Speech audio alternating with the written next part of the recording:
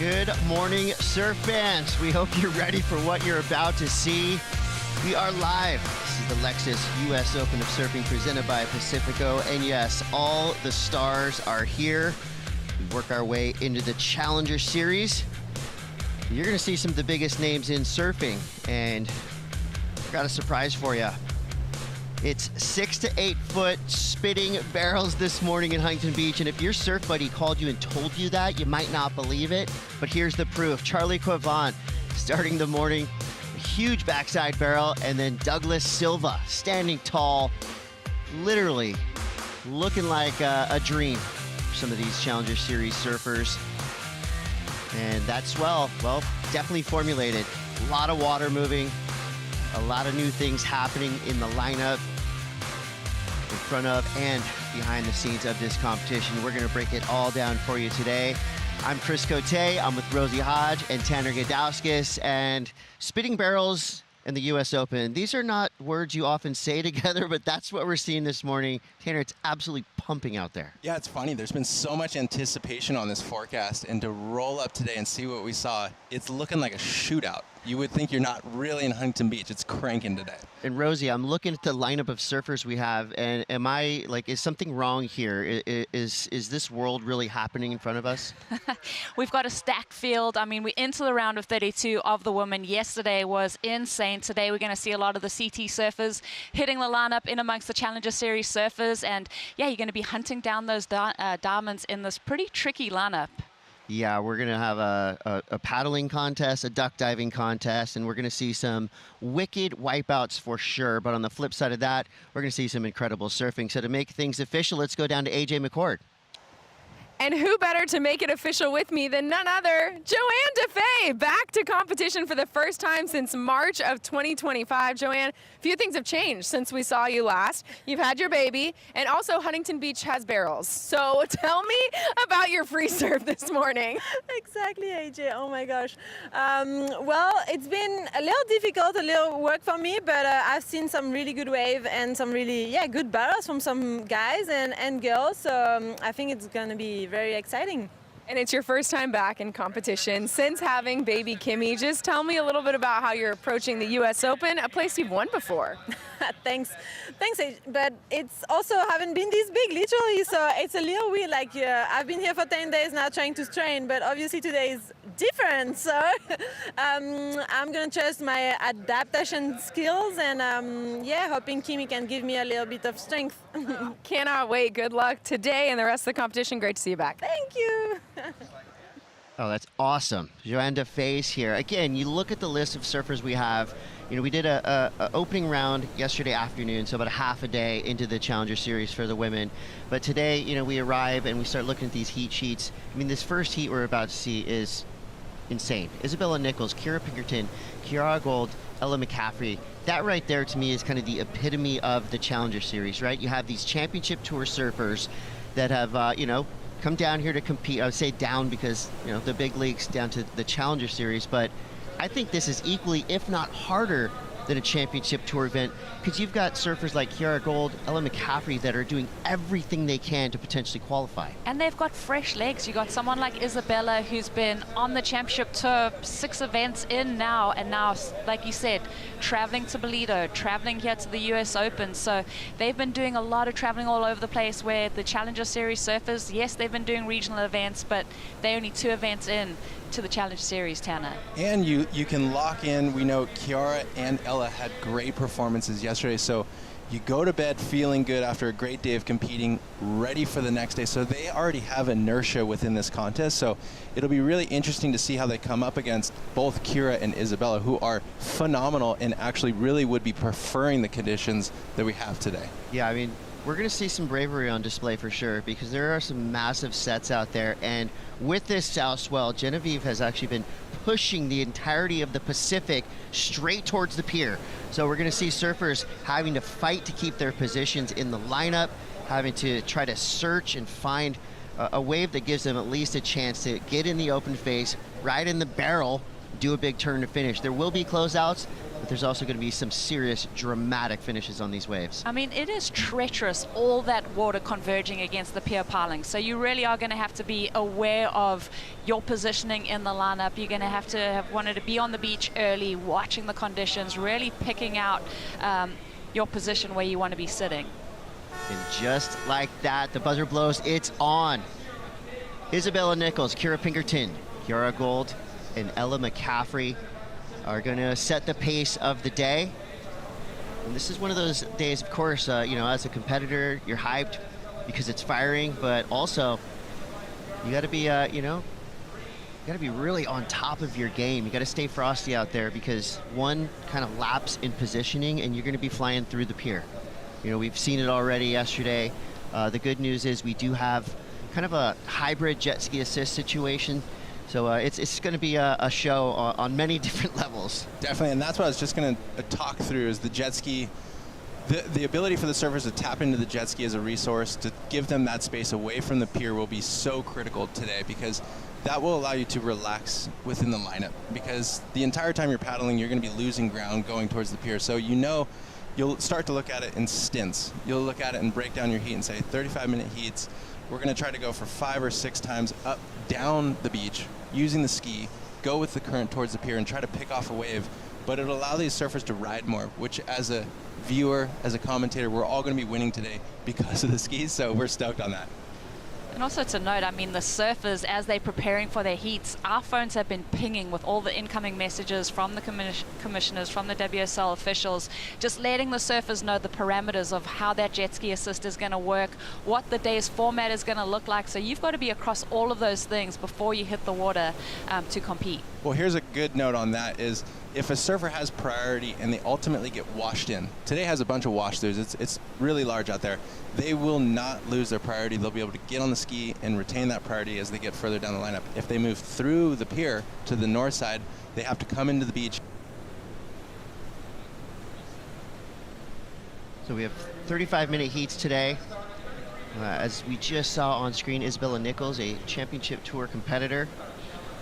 And it doesn't matter where you're ranked, it doesn't matter where you come from. When you hit the lineup, you're going to have to work for it. We're talking about 35 minutes straight of paddling just to keep your position, and that doesn't even count paddling in and out and paddling for the waves you're about to ride.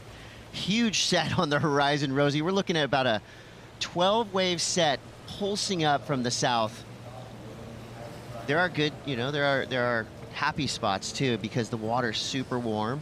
And all of these surfers have plenty of experience here in Huntington Beach. And most of these surfers just surfed in Bolito, where it was kind of pretty similar, double overhead, thumping beach breaks. So they're prepared. You know, we're not worried about their safety today. But what we're worried about is them being able to put themselves in the proper takeoff spot. It looked like Ella McCaffrey had a look. No priority yet. Yeah, they are fully tuned for these kinds of conditions. I think packing the board bag would have been crucial for this event, really looking at that long-range forecast and being prepared equipment-wise while you thinking about what you're going to be taking on. Here we go, Ella up and riding. The Ella just finding this kind of mid-sized insider, belts it a couple times, nicely placed on the second turn. I think that's smart. Get out there and catch a wave. It doesn't have to be the biggest bomb set wave. Put a number on the board because I have a feeling we're going to see some of our competitors lost at sea. There's just that much water moving around. And I think that also comes from yesterday's momentum builder. She got the 8.5 in her heat. Oh, Kira going down there. But she got the 8.5 in the heat. I think that was the highest of the day. She's carrying that momentum today, starting early, getting that quick start. Impressed with her heat strategy. Having a first heat on a day like today is actually quite tricky. When you rock up, and we even heard Johan say she's been free surfing for 10 days, today looks a lot different. You have to scramble to figure out how you're going to utilize that hour that you get before the event. Free surfing, how many waves do you get? What are you seeing? To then create a game plan to have a 35-minute heat. So sometimes I think getting an early start allows you to engage and impose yourself into the competitive scene. So I feel like that's a really good strategy playing out. So we saw a quick look, Kira Pinkerton suffering the wrath. Genevieve going straight over the falls into the flats. But she's tough. She's competed out here a million times. She's had huge success in Huntington Beach. She'll be right back to the takeoff zone as we see flash of Kira. So recovering quickly, finding this gem and hammering the end section. I mean, that shows how much experience Kira Pinkerton has out here in Huntington. She just went over the falls, grabbed her board, spun around, and caught a wave, and now she's in this heat. First scores coming through for Ella McCaffrey. Going to be a decent start. So Kiara Gold had a quick up and down as well. It's really cool when you see these quick little, resume flashes of the girls on screen, right? Everybody is coming here with some kind of momentum, and of course a history. Kiara representing French Polynesia, Tahiti, so she's no stranger to waves of consequence. Inside of 30 minutes now, first score for Ella McCaffrey, a 4.17. So we'll wait and see what Kira Pinkerton did. What do you think of the idea of riding some of these kind of mid-sized set waves? I like it. I think just getting that score on the board, like starting off early, start building into the heat, but also just recognizing managing your energy throughout. I think Kira and Ella, to me, with how many reps they've had at Huntington Beach, are going to be so impressive. I love this wave from Kira, Tanner. Yeah, it's a tricky section, that first section, and she did so well to read it. The pocket is so tight. She was able to place the board vertically and accelerate out of the turn to get into that second turn before it was really going to converge against her. So Kira did a really great job with that, and here's Ella on her scoring ride as well. So this heat is starting to unfold. I think the thing I like about Kira Pinkerton is I know she feels relaxed in conditions like this. You can tell it in her approach. She's not stressed. She's not trying to force turns. And I think that'll be a factor that we see through this heat. She just loves heavy water surfing. And when she would have woken up and saw what she was dealing with today and the forecast that we had this entire week, she needs that sort of energy in the water to bring her surfing to life. She's already been at the top level. She was down in El Salvador putting down great heats. She knows what it takes to be at the top level. And sometimes, like, dealing with a forecast, what we have this week, it opens that door a little bit for her to get that little energy, that kinetic spark that she'll be able to get a great result here. So good start for her. Yeah, 5.5 for Kira Pinkerton's opening ride. I feel like all the surfers in this round just need to channel their inner Courtney Conlogue. Go out there and attack. These are big sections. These are board-breaking sections. But at this level on the Challenger Series, or even these early rounds, I mean, you have to earn every bit of every point you get. And it's that mindset of just loving what's in front of you, looking at today's conditions and just rising to that challenge, being well prepared. As we watch Ella doing the run around, she's probably going to hop into the water and climb on a ski or do the run around with her coach. I think that's Reynos Hayes that's in her ear there. I like that point, Rosie. You really have to feel comfortable and enjoy what you're dealing with. Chris, no better example than Courtney Conlogue. She would literally have a smile on her face the entire time if she was looking at conditions like this, and she was so well known for the formula of reaching the biggest sections with her big maneuvers. And that was, like, honestly, when I remember her competing here, it was so exciting because you almost knew if there was 8-foot waves, 10-foot waves, she wanted those, and she was definitely going to throw backside turns at the pier. So I feel like everybody should be channeling that energy today. Well, speaking of energy, excitement levels are reaching an all-time high already this morning. We got Mitchell Salazar in the Red Bull Athlete Zone. Yeah, good morning, guys. Big point of emphasis, though. I really agree with Tanner. You need to really have that desire and really that intuition to want to go out there and compete in really difficult conditions. Just talking about the sweep, the current is nasty this morning. But guess what? With the combo of swells in the water right now, especially with that hurricane swell, Tower 3, 5, it's actually not that bad over there. It's literally right in front that it's becoming much more difficult. And I truly think that, optimistically thinking, and you have to be realistic out there on a day like today, if you're catching 3 to 4 waves within those 30, 35 minutes that you have available, you're doing way better than average. Emrod right here, he's coming up. His coach, Vinny Fornari, they're doing some game planning before they paddle out this afternoon, but it's not easy. You truly got to have a big desire to want it this afternoon. More than anything, guys, especially with the clean conditions we have out there, take opportunities as a big advantage to yourself, because guess what? If you only get 2 waves, that's really all you're needing to make it all the way to the final. And talking to head judge Bill Seitz this morning too, commitment is going to be the biggest thing. They don't want to see you on a 3-foot wave. They want to see you on a proper wave out there and actually go for things. Thank you so much, Mitch. Getting us fired up there. Go for it, right? That's like it should be in the judging criteria. Going for it. Fully committing yourself to these big closeout re-entries, these huge snaps that, will excite the judges. going to be a huge factor today. 25-21 to go. Pinkerton in the lead for now. Isabella Nichols out the back, holding priority. And she's just looking for that special wave. Very calm, you know, she's a veteran on the championship tour. So not quite worried about her just yet. There's plenty of time. I like that we've kicked it up a notch, added 5 minutes to what we saw yesterday. And, you know, the difference between a 30 and a 35-minute heat can be everything. Yeah, and I think today's conditions really go towards that extra 5, just giving that equal opportunity to all 5 competitors. And looking at the numbers right now and touching on what Mitch said about, you know, the judges really wanting these surfers to utilize these bigger waves with the, you know, the subdued scores in the mid-range as we see Kira up. But I do think, like, that's a note from the judges that the surfers need to zero in on. They want to see you on the biggest, best waves today and attacking those sections to get into that excellent range. Right now we're seeing mid-range scores. Kira's got the 5-5 for the 2-turn combo, where maybe yesterday that would have been a 7. Today's a whole new day, and the judges recognizing the quality surf that we have on offer. That was a brutal wipeout for Kira Pinkerton, but she's right back on her board paddling out. Here's a look at your Surfline forecast, the official forecaster, the Lexus US Open of Surfing. And look at all this energy. That's Hurricane Genevieve in the perfect place, just pushing swell right in our direction. And I love that she's just kind of hovering out there, right? She's not trying to affect land too much. She's not trying to do any damage. She's just trying to send us good surf. And look at all this energy in the Pacific, Tanner.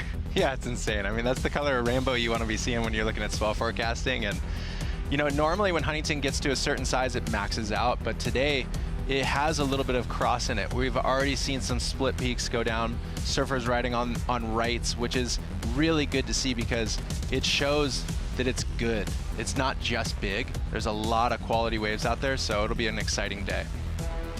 Yeah, when I have a term for it, when it's just too big, too washy, the big dumb swell. This is a big smart swell, and there's 2 words that I have for both of you. Combo swell.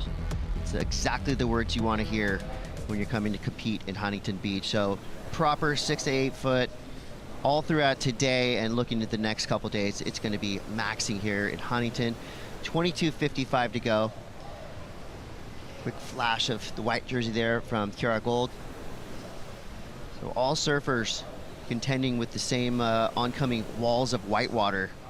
This is where the training comes into play. You know, I feel like most of the time these surfers are training. They're not necessarily training for what they're doing on the waves. It's everything around getting onto that wave. The paddle out, the duck dives, you know, the mental fortitude and the strength to just hang on to your position in this lineup.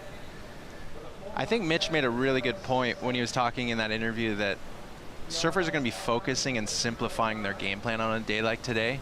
And even if you are thinking you're going to get 3 to 4 opportunities to surf waves in a 35-minute heat, that means you have an opening ride, you have your backup score, and you have your closing ride.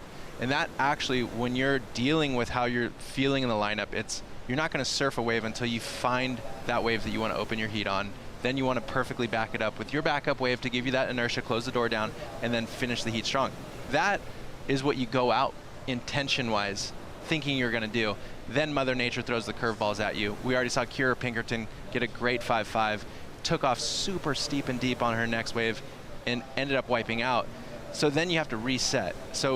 But I do think Mitch is making a good point. On a day like today, when it's really big, a lot of current, you really have to stay calm and have a simple game plan.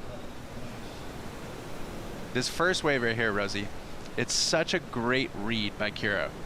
It is, and that's the high mark of the heat so far. That's the 5-5 for Kira, and just that would be maybe a medium-sized wave today. And looking at what she's done throughout this heat, I mean, she's had a couple falls, she's taken off on some bigger waves and just kind of not had that open face to work with. But you know, her last wave, she took off and then got smoked all the way into the inside and is having to take the ski back out. So yeah, you got to make smart decisions when you're looking at waves, and wave selection is so important today. And you guys talked about size of wave, right? We were talking about that's a middle insider. Would you ride that? We know the judges want commitment, big set waves. So the strategy, in my opinion, is being able to control the water on the smaller waves is a little bit easier. Kira's wave actually gave her more opportunity because she was able to handle what she was traversing over, where when it gets so big, you're kind of basically throwing Hail Mary turns on these big sections and kind of closing your eyes and just being like, please come down with this and make it. So I think competitively you build your strategy off of those middle waves, and then if the big set wave has opportunity, then you're gonna ride there.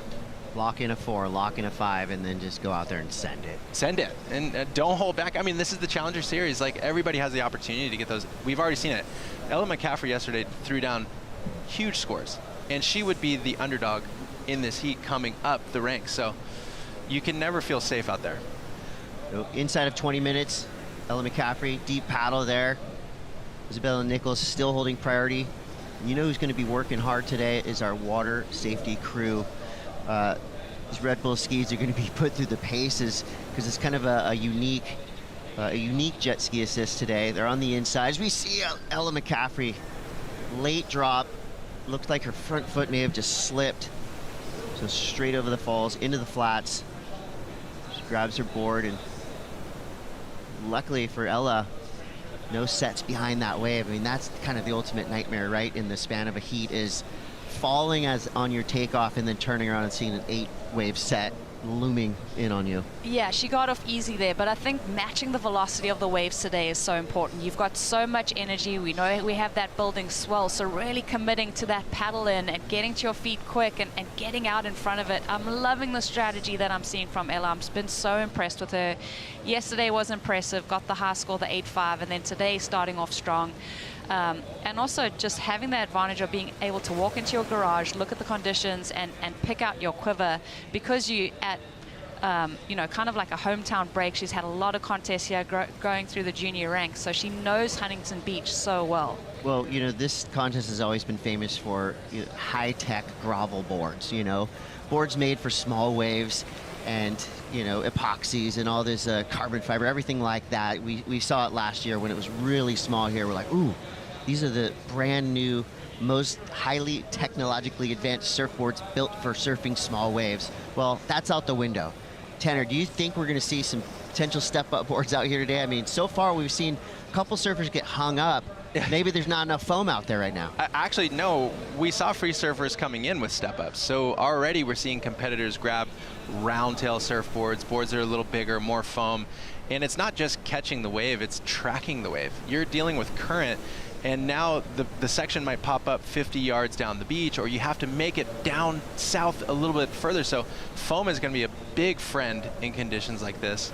That's a great point, Chris. Huntington really challenges equipment because it can provide days like this where this is ornery. This is definitely challenging conditions. And then in another way, it can provide, last year was so minuscule and you really had to be on the highest performing small wave equipment. So Huntington always throws something at the competitors, and I think that's why it brings out such well-rounded winners. 100%. And the Challenger Series itself is always throwing curveballs at our surfers, and as we see now, Ella McCaffrey, another one of these kind of mid-sized lefts, snaps it again, surfing a really smart heat. So she's currently in second place. She has a 4.17. I feel like that wave's going to be somewhere around that score. It was 16:50 to go. Ella's going to come in, or signal for the jet ski. So you do have options. You can come all the way to the sand and run up the beach, or you can signal for that jet ski. Here's a look at Ella's second scoring wave. I think, just identifying a wave with a corner, being out on that open face, and then just also having that scratch-in mentality when she was paddling into this wave. She's going to increase her scoreline. She's going to go into the lead, and as we head into, the final half of the heat, she's going to be in a really strong position. I'd love to see Kiara get started, as well as Isabella. We haven't seen her catch a wave yet. Yeah, and Ella actually building momentum from yesterday. She has so far locked in the highest single wave score of the Women's Challenger Series event, and what a difference a day makes. This looks like fun, playful summer afternoon, and Ella just ripped into this wave for an 8.5. Yeah, Ella McCaffrey is on the rise so quickly. Of course, coming from the surf family, has an older brother who rips as well, and she put it down on her forehand yesterday, so it's really great to see her executing on her backside on that last wave here. A change in conditions for sure, but not a change in aggression. Oh, here we go. Kira Pinkerton. drives it off the bottom. Finds some open face to work with. This wave pretty shouldery, just meaning that there wasn't a lot of critical sections that she could really just hunt for. So she did get one turn in. So we see now our first look at Isabella Nichols. Finds a sneaky right-hander. Nice and tight top turn into a pretty wicked foam snap. So our championship tour standout, I should say, Isabella Nichols, finally on the board, over halfway through, 15 minutes left in this heat. And that's gonna tighten things up. So Ella, her second score, a 4.23. So a little bit better than her opening ride. That puts her in the top spot. Kira Pinkerton with a 5.5. She's looking to something around the 2.9 or above mark. She did one pretty good turn on that last wave, so she could be switching spots with Ella. Kiara Gould out the back with priority. You see her in that white jersey. Just, she looks like she's a mile out at sea. This is wild. And this was a look from Kiara. Let's go. Kiara, just a frothy wave here from her, looking for that open face. You know that the right-handers are kind of going against the grain. It almost sucks you in and keeps you closer to the pocket, but they shoulder out really quickly. I feel like it's happening on both sides here. As we see it on the left, the pocket condenses. I don't know what's happening. I think with the energy of Genevieve pushing towards the pylons and it's creating these wedges, the wedges actually don't have extension in the pocket, where Isabella did a great job of kind of maximizing what little energy there was in the pocket with the carve, and then ultimately it condenses on her. So I think that'll come into play today, where you have to have the timing that when it's available to hit it vertical, you're definitely there, because if you miss that little moment, it's going to be gone, and really you'll be taking it to cutbacks. Yeah, Genevieve's going to be the 5th surfer in all of our heats today. She's a huge factor in what's happening right now. 13:30 to go. Ella McCaffrey on top for now as we wait for Isabella Nichols to lock in her opening score. We're going to take a quick break, but we will be right back. This is the Lexus US Open of Surfing presented by Pacifico. Stay tuned.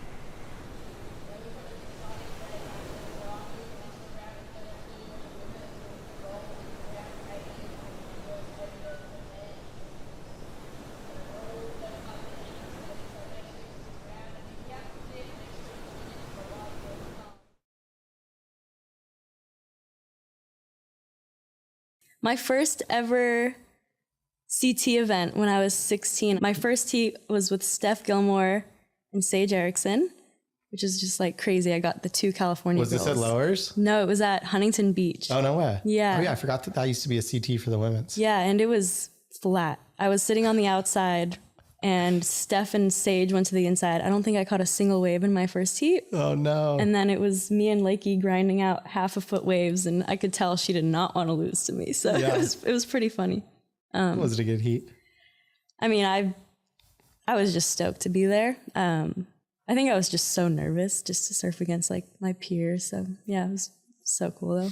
That is weird when you get into your first CT and all of a sudden you're like, oh my God, I'm surfing against like my favorite surfers. Yeah, and you're like, wait, I can actually do this. Like I want to do this so bad. And yeah, it was.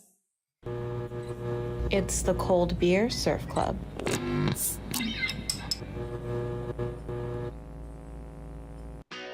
Cool moments from Kira Pinkerton appearing on the Cold Beer Surf Club, presented by 805, hosted by Connor Coffin. I'd love to see what Connor Coffin could do out there on a day like today. You know, there are so many surfers that come to mind when Huntington Beach is flexing like this. You know, you're looking for power surfers, surfers that know how to ride the barrel. You know, and it's pretty funny because the U.S. Open really is an unpredictable event. You know, it seems like every other year you see either all that Huntington has to offer, like we're seeing right now, or you're seeing the flip side of that, surfers really having to do everything they can to get scores out there on a smaller day. With 10 minutes left, Ella McCaffrey is putting together a nice heat, 4.23 and a 4.17. She's in a bit of a precarious position, though, because Kira Pinkerton has a 5.5, and Isabella Nichols has just dropped a 5.10. So both of those surfers have put themselves in an enviable position as having the 2 highest single wave scores of the heat. Here's a question for Rosie, for you, because you know Bolito pretty well. As a competitor on the Challenger Series, I feel like these 2 events are very similar. They have the potential to throw at you a 6 to 8 foot day that's barreling, a 0 to 1 foot day that's onshore, really hard to surf, and that actually could happen in the same event forecast window. Also, you deal with tidal that affects the wave very heavily. You get the Huntington hop here, and Bolito, it's that same sort of thing. Is there similarities, and do you feel like that'll come into play with the people who've got rhythm in Bolito coming into the US Open? It's so funny you say that, because I was just thinking to myself, there are so many different faces of Huntington Beach. You'll see absolute carnage, dead flat surf. You've got to be prepared for anything. In the same breath, Bolito can be that same way. And yes, like the sand, like what's the bank like at both of these locations? So there are so many variables that you kind of have to be just like a mad scientist, thinking all of these things through as you watch Isabella trying to back up her opening ride. Great snap to start this wave. I love that decision because, you know, Isabella Nichols, veteran surfer, super smart in heats. I mean, she has really been through all the scenarios that you have on the championship tour as well as the Challenger Series, and you know, she dropped that 5.10, and to me this is just your prototypical approach to a heat on a day like today. Get that one big opening score, back it up quick, and then you put yourself in a position to go out there and hunt. And we were like kind of a little bit sketched out on Isabella, the fact that she hadn't caught a wave. There were 17 minutes remaining and she's fighting back, and it just shows the caliber of competitor that she is on the championship tour. She looks really calm and in control in this moment, Tanner. Well, also we noted that Mitch in the beginning of the heat was saying, hey, you might get 3 to 4 opportunities to surf. So Isabella's has taken her quite a long time, but she's well and truly got her opening score. Now that's a backup score. Now she's going to build into her closing ride. So it's how you choreograph these heats. You can start real strong in the beginning and try to keep that flavor through the heat, or like Isabella was very calculated, I would say. And I'm a huge fan of her surfing, so I feel like she's clicking into gear. Wow, late drop. Pinkerton, big snap. So with that last wave, Isabella Nichols put herself in first place, so it came through at a 4.23, and we just had mentioned that Ella McCaffrey's in a bit of a precarious position, hanging into 2.4s, and Kira Pinkerton might prove that point on her last wave. So Kira with a 5.5, just trying to get rid of a 2.67. That turn was pretty fiery, so I have a good feeling that she's going to get it with 6 minutes 55 seconds left. It was just high quality surfing. One big maneuver, that was a bigger wave as we watch her, Isabella paddling into this one, quick in and out for her. But when I look at Kira's surfing, take us through this one, Tanner. Yeah, this is the gear that Kira has. Huge maneuver. Nothing overstated. It was clean, it was simple, but it throws up a massive amount of water. And that is when Kira's in her form, she's able to link multiple maneuvers that look like that, and she can become unstoppable. So that's basically just a glimpse of what she's looking to bring this entire week. So far these rights kind of been the money makers for the surfers in the water. You know, Ella had a couple good running lefts, but when you look at the score lines, 5.70 for Kira Pinkerton. So the judges have just sent a message: one big turn, and you can put yourself in a really good position. So now she's sitting on 2 high fives. Isabella Nichols just dropped to second, so now Ella McCaffrey needs a 5.10. 5 minutes 45 seconds left. That is going to fly by with so much happening in the lineup. Also, I want to note with Isabella, even though she's been a little bit quiet in the beginning part of this heat, she's competing, and she came out early. She was putting time in at lower trestles. She was actually working with Chloe and Dino, grabbing his insight there at trestles to get ready for the event. So she wants to compete, and I think she's using this event to do so. Wow. Kira Pinkerton. Oh. Wow. Okay, that's Kira doing Kira things, right? We knew she was going to get out there and get involved with some of the heaviest waves of the morning. That was a vicious turn. And the way she rode out basically behind the whitewater was gnarly. She's got a huge smile on her face too. She should. This woman, she's a world junior champ, and to me, Tanner, if I look through the list of names in the mix from the last few years, Kira's caliber of surfing belongs on the championship team. Yes, yes. And I mean, this is as good as it gets right here. That is a crazy section. The timing looks like the board comes out from underneath her feet, and then the lip lands directly on her, and she's able to stay on her board. Comes away with that. If we've seen mid-range fives, where do the judges take that one option maneuver? On sort of a set wave, chunky section, committed surfing. They're going to love it. I think they're going to lap it up. They're going to love it. I mean, that was just explosive, and that was everything that the judges wanted to see. 8.33 for Kira Pinkerton. Launches herself into that top spot, into the teens, a 14.03 total. Line in the sand drawn with a samurai sword. Kira Pinkerton just went berserker mode on that last wave. And that's why she'll be such an X factor in this event with waves like this, because there's not many surfers who can hang on in a turn like that. That's one turn on a set wave. So realistically, she didn't have to do too much. It was a conventional turn. She just put it up there and pushed through the lip. So Kira could be in the mix for the finals day. I mean, a section doesn't really get more critical than that out here in Huntington. That thing was dumping, and the timing was just so perfect. So the high mark of the day of the event set by Kira Pinkerton, 8.33. Now Isabella Nichols drops to second. Ella McCaffrey is holding on to second priority. Still, needing that 5.10, so that's attainable too. And these opening rounds are so bittersweet. They're actually heartbreaking, because your favorite surfer is probably going to lose today. I mean, we're going to cut through about half of the field, which is just so heavy because so many stars are in this round. And I can't even count out Kiara. I mean, the woman is a powerhouse in waves of consequence. She's just a teenager, celebrated a birthday about 10 or so days ago. Coming into this event with a lot of confidence, she would have been looking at the forecast and really liking her chances, knowing the type of waves that she's cut her teeth on. Isabella on kind of the smaller inside wave. Whacks it in the lip there.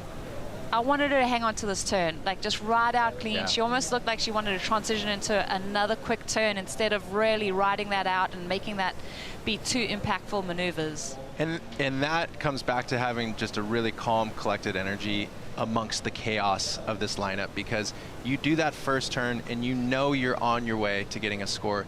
You're doing anything you can to produce the second turn, and sometimes it's funny, you overcook it. You get there a little early, it's a bobble, this or that, and it'll be a challenge throughout today, especially if the wind does anything other than what it's doing right now, which is laying pretty dormant. It's just going to get harder and harder to place these turns in those sections, so it'll be about relaxing as much as you can and just allowing your surfing to do the talking. Well, Kira's surfing just did the shouting. I mean, that was huge. I feel like that's going to send a message to the rest of the field. Yeah, these mid-range waves, or these mid-sized waves, are going to give you opportunity, for a mid-sized score. But you got to go big if you want that big number. So Kira Pinkerton now jumps on the list with an 8.33. This is pretty cool because Ella McCaffrey, with the highest single wave score from yesterday, that 8.50, she has that feeling. She knows what she needs to do, but it's about getting herself on the right wave. There she is in the green jersey, scanning the horizon for something, and time is going quickly with 1:12 seconds left. Can Ella McCaffrey do it? She can. She did it yesterday. This is the exact situation she found herself in yesterday, needing a score against Leilani McGonigal, and got the 8.5. Kiara, she needs the 8.5. Ella only needing the 5.10, so she's not going to count herself out. Just having a look here. Right-hander. Good section in front of her. Nice snap. Good combo right there for Ella McCaffrey. She's going to try to work this wave for everything it's worth. That's going to make things interesting. So looking for a 510. I felt some spice on those waves, and there you see the camp right there. Matt Meyer's mentorship camp. High fives going down. Notes being taken.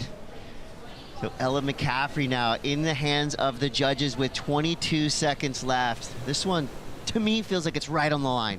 It is. I think if I'm looking at that wave, the only downfall was the size of it. I think the surfing, the caliber of surfing that she was doing, she did everything right, Tanner. I'm just gonna have to see how the judges consider that wave in, you know, the story of the heat. Yeah, I feel like they'll juxtapose it against Isabella's 5.1 and maybe take it to a pass-fail level there and say, hey, is it better or worse than what she did on her ride? So I think you're right. I think the wave size will come against her, but really, she did great. She did tidy work here in a tight pocket. This turn is electric and then gets the timing right to explode off of the oncoming section. So I don't know, Rosie. I like it, actually. Yeah. On the second look, it was vertical, it was critical, both turns, there was no lateral movements. I think it's gonna be there for Ella. I'm gonna wait and see what the judges think, but I'm very impressed with her. It's one of those scores that if it does go over, you agree with it, and if it's slightly under, you kind of also have to agree with it. It's so close.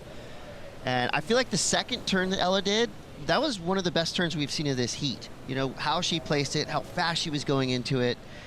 This is, I thought we were going to have a nice chill morning, you know, coming to work, and there is no chill right now in Huntington because the waves are pumping. You know, every score is coming in as a big factor.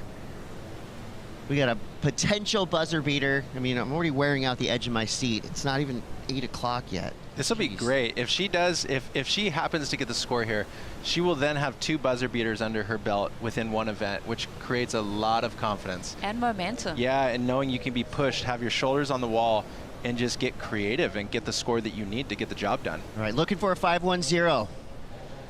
Scores are starting to come through. And yeah, there it is. The heartbreaking side. Challenger Series surfing. Got a feel for Ella McCaffrey. She did the work. Her dad, her crew. I mean, it's going to be bittersweet all day long. You got to celebrate the incredible performances by the surfers in the water, but you also got to feel for these surfers that put so much into this. For Ella McCaffrey, I mean, she's going to be pretty proud of what she's done already. 8.5, highest single wave score of the event so far. But at the end of that heat, it's Kira Pinkerton dropping the hammer. 14.03 heat total. Isabella Nichols, championship tour surfer, moving through in second place. We lose Ella McCaffrey as well as Kiara Gold. But if that's how things are going to be for the rest of the day, buckle up because you're in for a wild ride. We're going to take a quick break. Don't go anywhere. We got Sally Fitzgibbons, Alyssa Spencer, Sierra Kerr, and Laura Robb coming up next. Come on.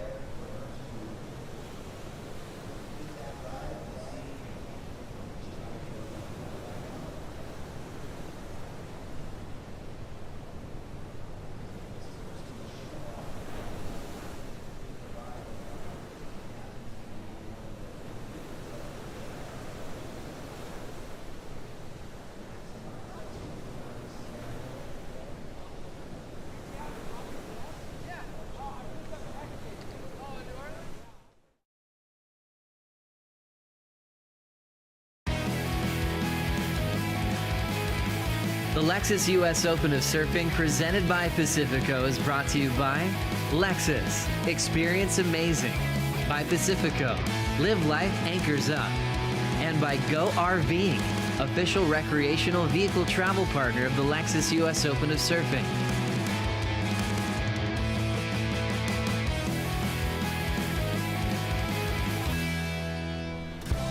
Kira Pinkerton absolutely thriving in wild conditions. This is the Lexus US Open of Surfing presented by Pacifico, and it's pumping. Chris Cote here with Rosie Hodge and Tanner Godowskis. And stop it. This can't be true. Sally Fitzgibbons, Alyssa Spencer, Laura Ropp, and Sierra Kerr all in one heat and barreling 6 to 8 foot peaky Huntington Beach. I mean, this is a documentary right now we're about to watch, and it's going to be exciting. I guarantee it, or your money back. Both of you. This is a nuts heat. I mean, this is like, okay, you got Sally, who's won at the US Open, and then you've got Alyssa Spencer, former tour surfer, Sierra Kerr, junior world champ, and Alyssa Spencer. She's unbelievable. She's so sure-footed, isn't she? You know, driving into that bottom turn, big snap, well placed. She's got a lot more experience now, being on the championship tour, of course, re-qualifying via the Challenger Series. And I feel like when Alyssa Spencer shows up to a lot of these events with a chip on her shoulder, and you love to see it, right? She knows she can win. She knows she has the capability. Given the waves, you know, with 3 Challenger Series wins already behind her, she's an absolute threat to take this entire contest down. This is a really interesting turn, Rosie. I love her placement of it. We saw Kira Pinkerton take it a little further, but I think the trick tip of that turn is getting in front of the converging water and getting out of there with all of the speed. I'm sure Sally Fitz thinking the same thing on a different scale. It's about riding out with the right-hander coming off of your shoulders behind you so that you're not engaging with that water. Sally, nice way to just open it up. There is a little 2-for-1 factor. That was a great first turn, and she tried to button into for the second, but honestly, a great way to start the heat. We know a 5.3 is a score of substance today. That's a great little building block. But Alyssa Spencer, I think, will see that a lot. Coming at these big sections that are actually coming at you, it's not about actually hitting them. It's placing your board correctly, but not doing that too early, because then it's going to look safe. And that actually, nobody wants to see that. So we want to see the level get pushed, but not interacting in a way where it'll knock you off your board. It's like the cut and run. You know, the convergence of water, and we saw it on Sally's last wave, right? Stay away for when that explosion happens, when these 2 waves come together. But I like what you said, Tanner. It's like placing that turn and then getting out of the way of the white water. And I think that mentality will change as the heat wears on. Like if Alyssa gets that same wave come the end of the heat, she's going to belt that section. Yes. But right now, it's that opening wave for her. She wants to get a score on the board. She wants to get a mid-ranger. Nice, clean surfing, and she's already put herself in a really comfortable position in this heat. It's perfectly said, because we saw Kira, that was her 6th ride in that last heat, where she then felt comfortable to push the limit to where she did. And I think in the beginning parts of these heats, Alyssa did a great job of reading that correctly. Alyssa now obviously hunting these lefts. So far successfully. Her first wave comes through a 5.83. That was probably the biggest wave we've seen ridden of the day. So I feel like the judge is appreciating, you know, her not only getting herself on that massive set wave, but that big turn, riding out super clean.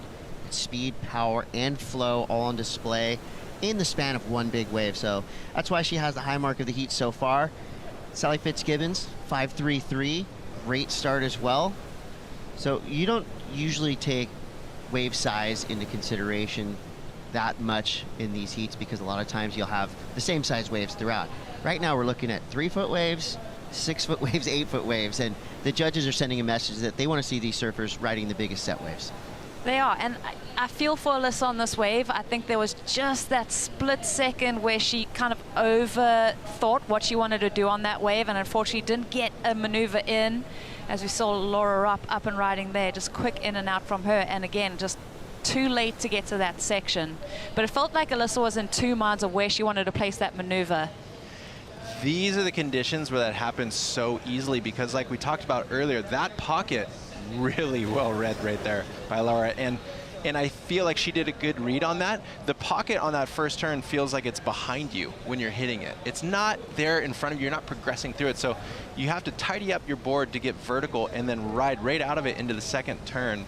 But it's really tricky. The timing of it, if you don't go for it right away, then you're in the bottom, and I feel like that's what Alyssa had on her last wave. It's hard to then time your bottom turn into that second hit, so it throws off your cadence of the wave itself. And I think as we watch Alyssa, wow, she's been so active in this heat.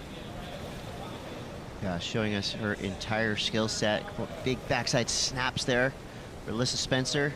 And that's going to be kind of a two-for-one, because not only is she going to get a decent backup score, but that's also going to be a good wave for her position-wise as she makes the call for the jet ski, just giving herself a slight advantage to get away from the pier. And it's so fun in Huntington when you kind of work the peak inside out. You catch a left, then you get into the reform of that pier bowl, you catch a right, you make it onto the inside, you catch the ski. So you can just tell, like, she's gone out there with a game plan and she's executing it. Also, she has been surfing down an Oceanside at the pier on the south side. She's been training for conditions just like this, and how you, just like you said, Rosie, you start further down the beach, you ride a left. This is perfect case scenario. Then you get the right coming back at it and take the ski. Laura Ropp, I mean, watch this last maneuver. That wave really stood up and bowled out nasty for her and just created that beautiful section for her to get critical. Good score for her. Yeah, and then this is the right that Alyssa got here before getting on the ski. That first turn is so good. For me personally, I love watching Alyssa when she's attacking on her backside. I feel like she has that extra gear, and that should come in really high. Well, this heat is living up to all the expectations and more. Sally Fitz opening up on a right-hander. So scores are starting to come through. Alyssa Spencer's last wave, a 6-point ride, puts her well into the lead with an 11.83 total. Laura Robb comes through with the highest single wave score, a 6.17. So power reigning supreme. That last turn that Laura threw up into the lip was just perfectly done. But give it up to Alyssa Spencer. I mean, you know, going right, going left. Right now she's the one with her pedal to the metal, and it's showing. The scores are following. Sally Fitz now, she's dropped her second score. This is a 3-point ride. Yes. Not a lot to work with. Yeah, this is a tricky wave for Sally. It had that green open face to it, and then unfortunately hits into that like kind of milky section. Sally's got a score to settle in this heat. She actually lost out to Laura Ropp in the round of 16 in Bolido. So there's a competitive history with these surfers in the lineup. So such a stacked heat. I mean, don't forget we've got Sierra Kerr in this heat too. I know, I was just going to mention, like, who's laying quietly is Sierra Kerr, who ultimately would be loving what she's seeing today, condition-wise. Well, we're going to see her unleash. We know that. 24:56 to go as we wait for the next set to roll through. Let's go down the glass. Kira Pinkertons with AJ McCord. Hello, good morning. What a way. Kira Pinkerton to start off the day. Talk me through that 8.33. Yeah, it's not easy out there. Even just the paddle out before the heat just took a while, and then the current is just sweeping. There's no getting back once you're next to the pier. So I had a strategy to just keep taking the ski back, and I had 2 decent scores. So I was like, okay, now I can open up and go for it. And I went up for that turn, and I honestly was just like keeping my legs bent. I don't know. I didn't think I made it until I came out. I was like, oh my gosh.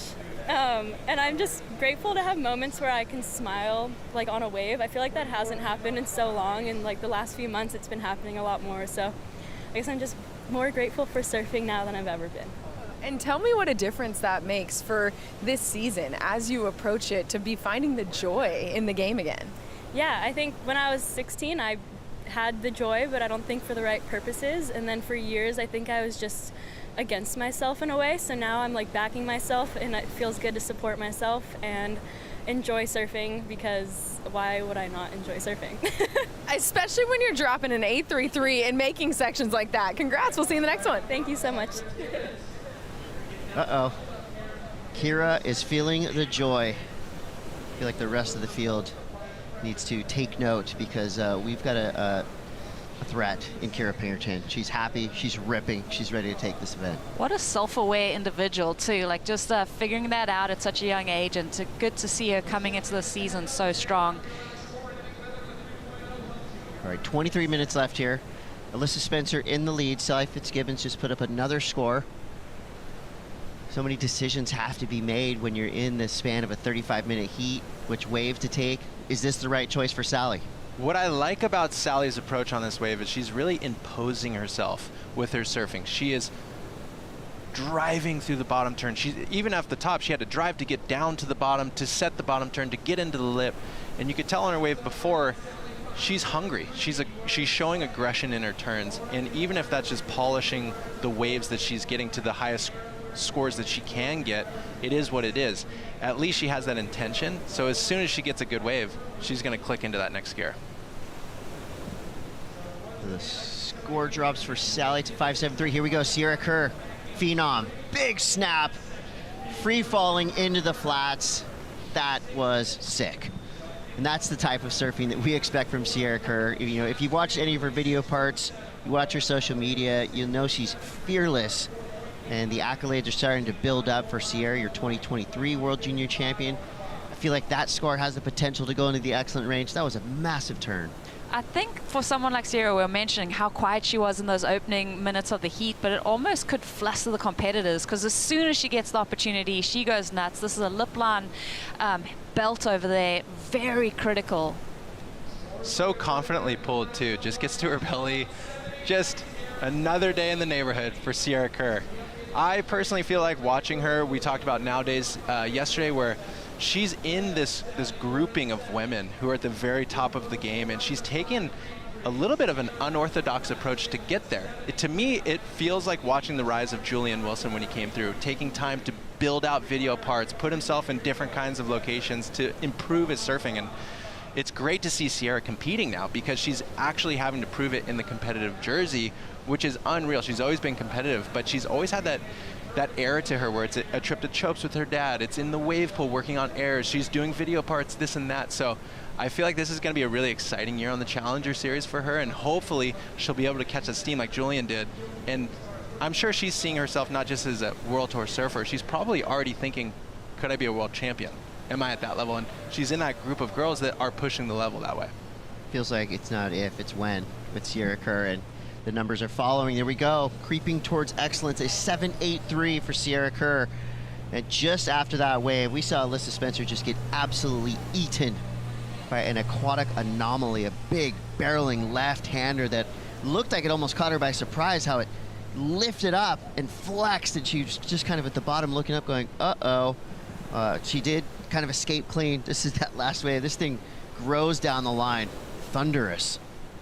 Oh man, it just kind of has that sweep to it where it just sweeps your leg off the board. I am feeling a little bit more of that southerly breeze start to pick up a little bit there, Tanner. You see a little bit of texture on the face of the waves.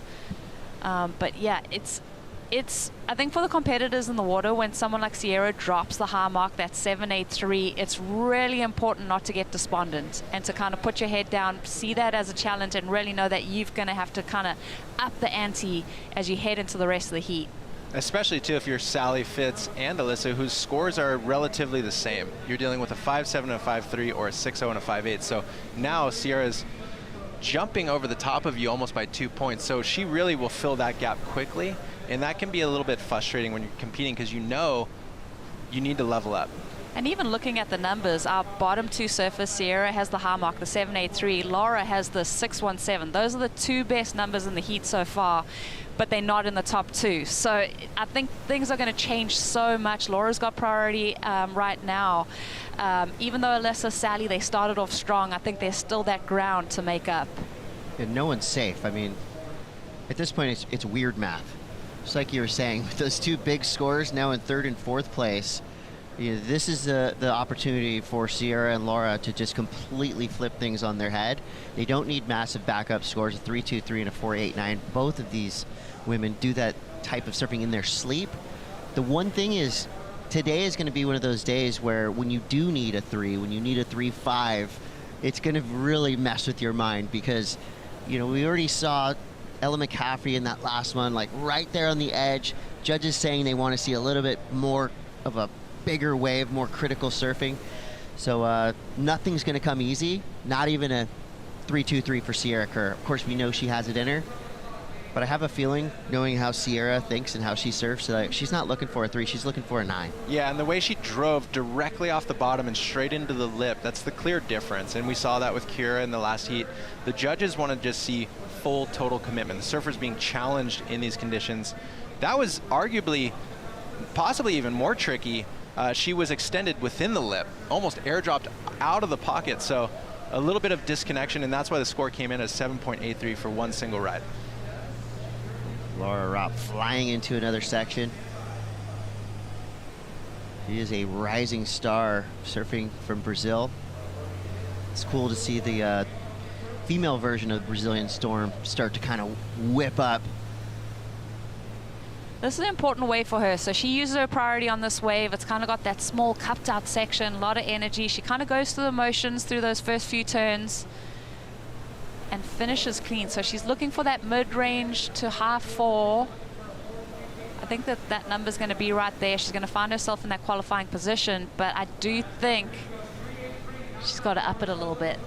Even if it's just wave size. We've seen her take to the middle size waves throughout this heat. She's done a great job of timing things, but when Sierra changes the bar, right? When she gets those set waves and starts throwing the hammers at the lip, I think the judges want you to stay at that level. I think that you mentioned it earlier, like turns like what Alyssa did on her first scoring wave are great, but later into the heat, everybody needs to push the level up because things are getting more serious and frenetic. There's less time. And so I think for Laura, she should really recirculate herself out the back and look for those set waves and just close the heat down. Her surfing's been great. Timing's been great. She just needs to kind of level up on the wave size. Yeah, this heat is still wide open for all 4 of these surfers. 16 minutes, 15 seconds left while we wait for a pulse to strike the lineup. Let's go down to the stand. Mitchell Salazar standing by with Travis Logie. Yeah, thank you, Chris. Travis, good morning. Longtime CT competitor yourself, now a senior manager of tours right here. You've competed here multiple times in your career. The use of the skis today, why do we see that purpose this morning with the increase in swell? Good morning, Trav. Morning, Mitch. Thanks. Yeah, it's challenging out there for all the reasons you don't normally associate with Huntington Beach. We've got the whole oceans moving from south to north, and the waves are incredible, but without the skis, there'd just be way too much paddling, way too much wash. Surfers just continuously getting washed down the beach. We've only got 2 skis and 4 surfers in the water, so we can't do full jet ski assist. But what we're doing is just taxiing them up down the beach to Tower 5, and then the surfers paddle out on their own steam. But it's working out nicely. We're getting a lot more surfing than paddling at this stage, and we'll take all the swell, man. It's great. Stop 2 of the CS. We've scored at both ones so far. I mean, Bolito was incredible, and now here in HBA, how stoked are we so far? So stoked. Bolito, it was the best year in Bolito's history. We had waves from day 1 to the end. We ran out of heats. We just couldn't stop running. It was just pumping the whole time, and looks like more of the same here in Huntington Beach, so we'll take it. Appreciate your time, Trav. Thank you. Chris? Thank you, Mitch. Thank you, Trav. Cool update there. So yeah, I mean, we want to give our surfers the best advantage we can, and paddling's cool. Surfing's better. Come on, we want to see a lot of waves ridden, and we have, because every surfer right now involved, Sierra Kerr, she has 2 waves, but one of them super impactful, 783. Big backside snap for Sierra Kerr. Laura Robson in a pretty good position, even though she's on paper in 4th place. With that 617, she now needs a mid-range score of a 489 to get up into one of those top 2 advancing spots. So if you're fresh to surfing competitions, here's how it works. We got 4 surfers in the water, 2 surfers, number 1 and number 2. At the end of these 35-minute heats, advance through into the next round. 3rd and 4th place surfers, doesn't matter how far you came, it doesn't matter the name on your jersey, doesn't matter where you're ranked. 3rd and 4th place surfers are out. This is an elimination round. So with 14 minutes left, we're gonna take a quick break. The round of 32 will continue right after these brief messages.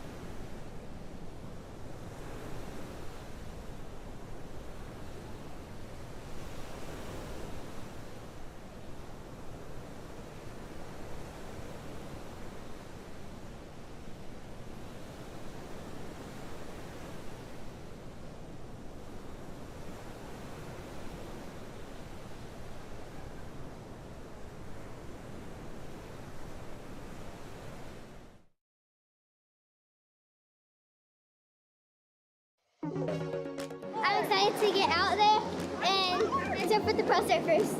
I'm so excited.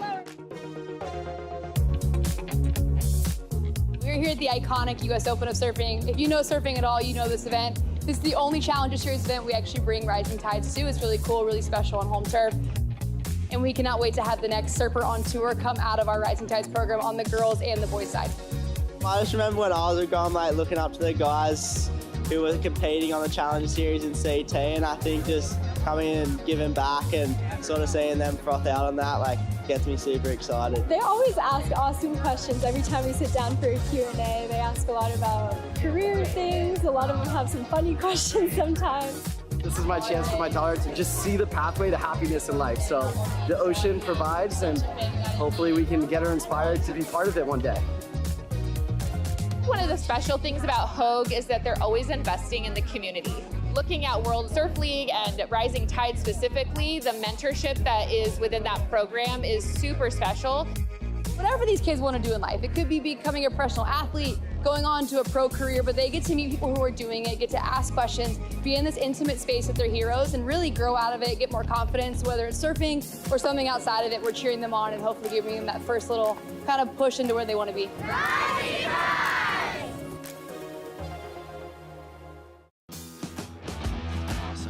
I mean, really, WSL partnering with Hogue to invest in the future of surfing and just character building. You know, it's not all about bringing up the next CT surfers. It's about these youngsters, learning from some of the best. And you love to see it, guys and girls included in Rising Tides 2026. So thank you, WSL. That's always a fun thing to see. It just builds the stoke levels as well. You see the future right there on the beach, mingling with our current surfing superstars. That's awesome. 10 minutes, 15 seconds left. It's getting serious in this lineup. Look at the sweep. Major set just rolled through. All surfers fighting to stay in position. 10 minutes left. Alyssa Spencer in the lead with a 6 and a 5.83. Sally Fitz in second. Sierra Kerr needing just a 3.23 to get up into one of those top two advancing spots. You got Sally out the back with priority. Laura, I mean, she's right in the mix as well, needing a 4.89. This is wild. This is an adventure.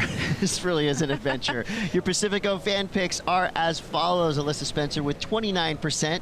Sally Fitz right there, 27%. Sierra Kerr, 25%. It's a pretty even match all the way down.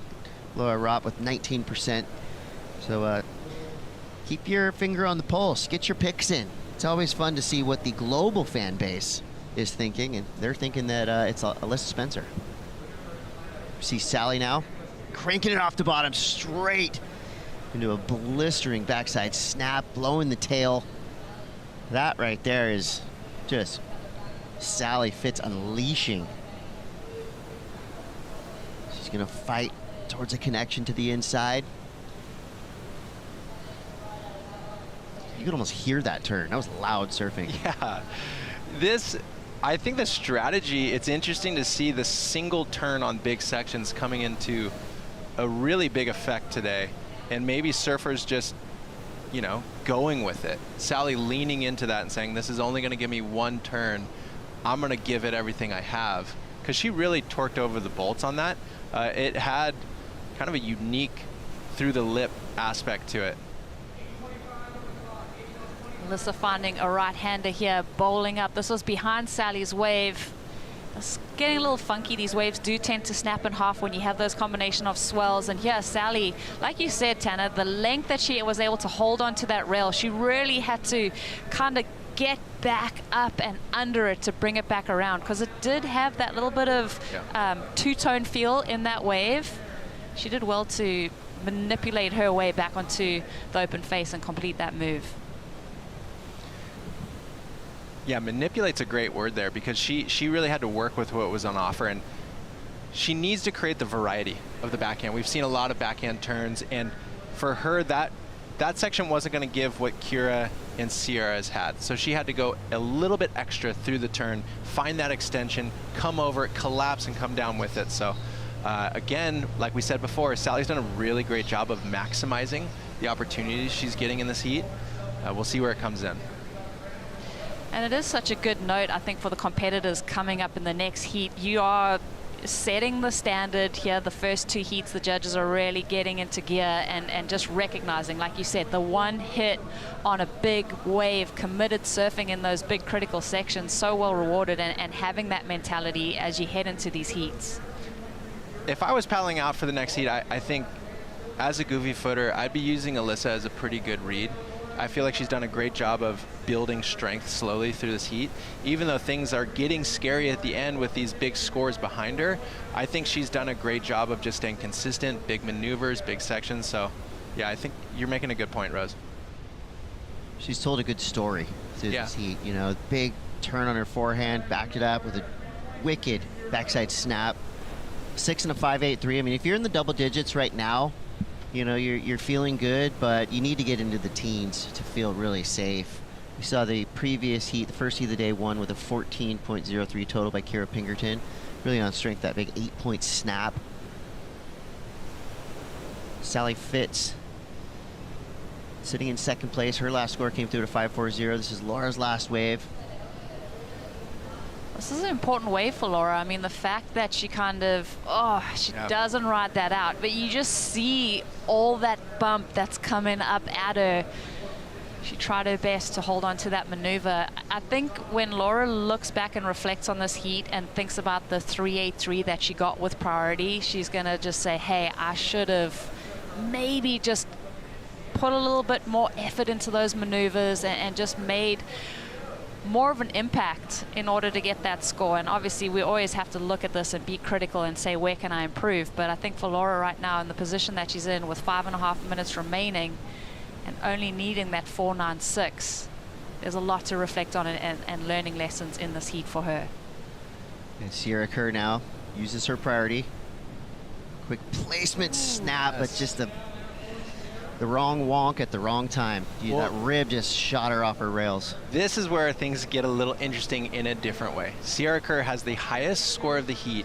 The clock is ticking down. She still has 5 minutes, but you feel it. Every decision you make, you just want to get that score. You know you only need a 3.3. So let's just get it. Let's get it done. So she's trying to force it in that wave, and it creates a bit of a frantic energy, which sometimes you just need to take a big breath, relax, and make the most of the full 5 minutes, not force the issue right away. It's almost better if she needed a 7.5. Kind of. Because sometimes surfing for like that 3, you surf for a 3. You're looking everywhere. Yeah. Is it this wave? Is it that wave? Is it one section? And it scatters you. And I think the advice that Kira kind of gives everybody with her turn is just get sendy. You know, you gotta show a lot of risk, because 5s are, you know, a great way to start your heat, but as we've seen so far, you know, it is those 6s, those 7s that are gonna be the huge factors with these surfers in the lineup. And I feel like Sierra needs to just put the 3.83 out of her mind and just surf like she surfs. You know, you could tell, you said it, Tanner, she kind of forced it a little bit on that last wave. And I think it was a good call because, you know, she had like 5 or 6 minutes right when she took off, but one big turn and she's got that number, a 3.3. This could be the most impactful 3.3 of her rising career. Totally. Well, she's only ridden 3 waves in this heat, and realistically, the 7.8 is the only one of substance. So she, not only does she has had a quiet heat, let's say, in general. So now she's feeling a little bit of that pressure, that angst to close it out. She only needs a low score. So hopefully this is where it gets challenging competitively in a different way. You have to stay calm when it's just fire and chaos all around you. And big props to Alyssa and Sally, because to me, from the get-go, they looked like they went into the lineup, they had a substantial plan, and they played out that playbook to perfection. They've controlled the heat, so to speak, by catching multiple waves, giving themselves opportunity, and built on their score lines. Now, these waves are just relentless. We've seen Laura duck dive about 17 waves already, and these are not easy duck dives. There's a lot of power in this swell. And so she's trying to fight through the white water, but also getting swept towards the pier. Another chunk of the ocean right on top of her head. That is not an enviable position. Needing a 4.96. Yeah, and Laura actually got the ski but has been pushed by these sets. So such a frustrating position to be in as a competitor. You've already got the ski. You think you're going to get that clean line from Tower 5 to get back out to the outside. A set comes along and pushes you all the way back to the starting point. That's like the classic California south swell energy, where it could be dormant for 20, 30 minutes, and you're like, oh, wow, the swell's not here. And then all of a sudden you get a surge, and it's like 15, 20 waves back to back to back. And Laura is feeling like when you need that score, and that's happening to you, and there's current, and you see the pier getting closer and closer, it is so frustrating. Yeah, this is going to be a test for every surfer that enters the water today. 1:40 left. Alyssa Spencer in the top spot. Sally Fitz in second. Sierra Kerr doing anything she can to find a 3.3. That's got to feel like a 10 at the moment. You see some priority positioning happening. Looks like Sally Fitz maybe trying to find that white jersey in the lineup. Here we go. Sierra Kerr. Quick snap there, looking for the 3.3. It's a smaller wave, but she's putting in the work. Adds a third turn. A little spice in the third with the fourth. 5 turns down the line. All right, so it's in the hands of the judges with a minute left. There's Dad, Josh Kerr. It's harder to watch your kid surf and compete than it is to compete yourself, I feel. I mean, you saw Josh Kerr's face right there. I'm such a Sierra Kerr fan. I think it's so cool, and she shows a little bit of emotion mid-wave because for her, she feels like she's done the work after that third turn. And that little bit of exaltation is maybe what the judges need to see too. It's body language. When you're a surfer and you're competing, you're doing the very best that you can, but Sally doesn't want that narrative to get too far away from her, so she slams some hammers. That was a big snap. Yeah, I feel like, you know, using the phrase manufacturing a score, that's exactly what Sierra just did by any means necessary. But watch out. Sally Fitz finds the connection. So remember, big snap out the back, working it all the way through. So Sally's putting in work as well. The wave just kept rewarding her through to the inside. Wow. She stands tall. Now we got Laura Ropp involved. Oh. So Laura's looking for a 4.96 before all the other scores start to come through. This wave potentially keeps on giving. Oh, we have a first shot of the pier. Rosie, make it all the way through. How sick is Sally Fitzgibbon? She loves being tested. Oh, she thrives in it. You see the smile on her face. She wants that challenge. She's taking off on that wave, knowing that Sierra's got that wave, and she's surfing for a score. So she's trying to up the ante. She's just tic-tacking away through the reform. She's waiting patiently to hear the numbers. Sierra, finding that reform, just where did that wave come from? This is a wild way to finish our second heat. We're going to need more coffee. Yeah. This is just going to a whole new level. No, so every surfer right now waiting for a score. And what about Laura out the back? That was a crazy first turn. If she was able to get anything of substance after that, she would have been in the conversation as well. Well, this is, numbers-wise, so tight. You got Alyssa Spencer in the lead at that 11.83. Everything could potentially change. Before all these scores come through, Sierra needs a 3.3. So this is the wave that we feel like she did just enough. Every turn nicely placed, a smaller wave, but she put in so much work. The caliber of surfing is there. As she's paddling for this wave, I'm like, how are you going to get a 3.3 on this wave? And she just surfed this wave up, but she gets the score by just wow, that's what I was going to say. 3.57. It was going to be on the cusp, and she gets it. Now, what is Sally going to do? Sally now needs a 5.68. Ooh, big snap. That was a huge turn out the back. That was a huge turn out the back, but this is where it gets punishing. And also, Sally did a great job on the inside of just tidying up whatever was available. But Sally Fitz needs to better a mid-5, where Sierra only needed to get the 3.3. So now the pressure really is on Sally in this wave. And as you can see at the end of this, she literally comes out smiling. She loves these moments because it challenges her, and that's why she still competes. Sally's been in the game for a while. And then Laura, too, she knows that she needs the number. That first turn was so nice. She gets a little bit hung up there and then almost goes over the heels. A shock and awe, and there you see the relief that tells us that Sierra Kerr has done it just enough to put herself in second place Sadly, we lose Sally Fitzgibbon after a brilliantly served heat. Laura Rupp was right there in the mix as well. But give it up to Alyssa Spencer from Encinitas, California with an 11.83 heat total. A convincing victory there, but wow, a buzzer beater for Sierra Kerr. That's exactly why we love the Challenger Series. What a way to finish, and guess what? We got a whole day of this coming up.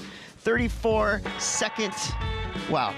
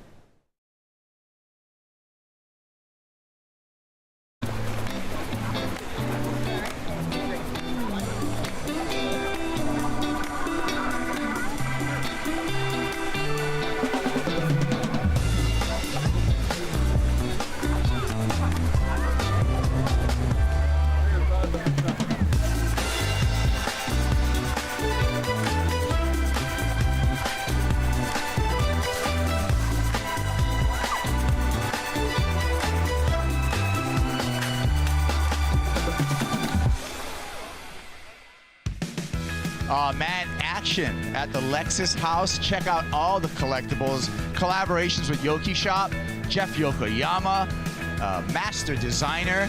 We got a lot of stuff going on here at the Lexus US Open of Surfing.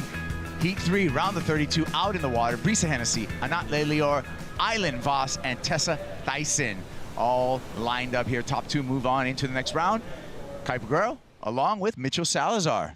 Good morning, Kaipo. It's pumping out there, looking super fun. We got a big day of action right now, and of course, I'm just really soaked on the mixture of swells we have out there in the water right now. It's not necessarily just the one left from start to finish. There's peaks available too. I'm kind of stoked to be in your semi-home break right here. Of course, yeah. This Mitchell, is one of the spots. Rolling out the red carpet for me. Hey, we always do. What are you talking about? I love hanging out with you. But no, this is, of course, an iconic spot. A lot of people have won here before, but I just think, you know, when it comes to consistency, this place always has something to surf. It has a lot more than just a little something to surf today, Kaipo can tell you that. Yeah. Well, this is for a lot of the CS surfers and the CT surfers like this, Mitchell. Brisa Hennessy, she wants to back herself up on the Challenger Series, so that's why she's here at the U.S. Open. Nice start for Hennessy. Pretty mean turn, especially she didn't do good in Bolito, so she's trying to make up some ground right here. And Tessa, a surfer in green right here. The surfer, as you said yesterday, from St. Barth originally, but does represent France, so it is a French territory, but comes from the French Caribbean. Great surfer. She's made a Challenger Series final before. That was in Brazil a few years ago. Here's Anat. Anat Lelior. This was a 4, so also a decent start. I've been really impressed with the way they've competed so far, really with the way they've used the several different peaks available, and I think they've just acknowledged that you don't want to be fighting the current out there right now, and this is just a small backup for Tessa, just a 1-point ride, and fortunately right here just loses her ground underneath her feet. So, you know, I think 4 or 5 waves at the most is probably what you're going to be catching in the 35 minutes that you have out there. And realistically, 12 points is a great heat by today's standards. I'd be very, very hopeful to see a couple of 8s later on today, but I think that's going to be doubtful, Kaipo. Well, Brisa with that 6.83, she's halfway there. Oh, 100%, and that was with a single turn. Yeah. You know, so I think experience prevails. She does surf for Costa Rica, but as we all know, she grew up in Hawaii for the majority of her life, so had the chance to compete here a lot at nationals and other amateur events on the south side of the pier. She's back up at it again. Hennessy on the backhand this time. Nice carve, gets down nice and early, make sure she gets the completion. That's going to count for a completion, even though she got clipped riding out of the whitewater, but she showed control through the ending stage of that maneuver, so she will add to that 6.83 and go out to a commanding lead. You know, another big change too, another factor right here as we see the result from last season at this location. She got third, so this has been a good location for her in the past. The water's warm. And I mean, for certain people worldwide, it might not be as warm as the tropics. It's Cali warm. It's California warm. But for summertime for us, I mean, you got an hour to surf. You're putting on your trunks and paddling out, you know, and 3-5 waves is a session. And Brisa understands that right now. No need to wear a wetsuit if you truly don't need to be in one. And that's a great turn. And as you said, that is complete. The whitewater just knocked her off once she was actually riding out in front of it. But a great maneuver, and it's going to be a solid backup. So she's demonstrated going right.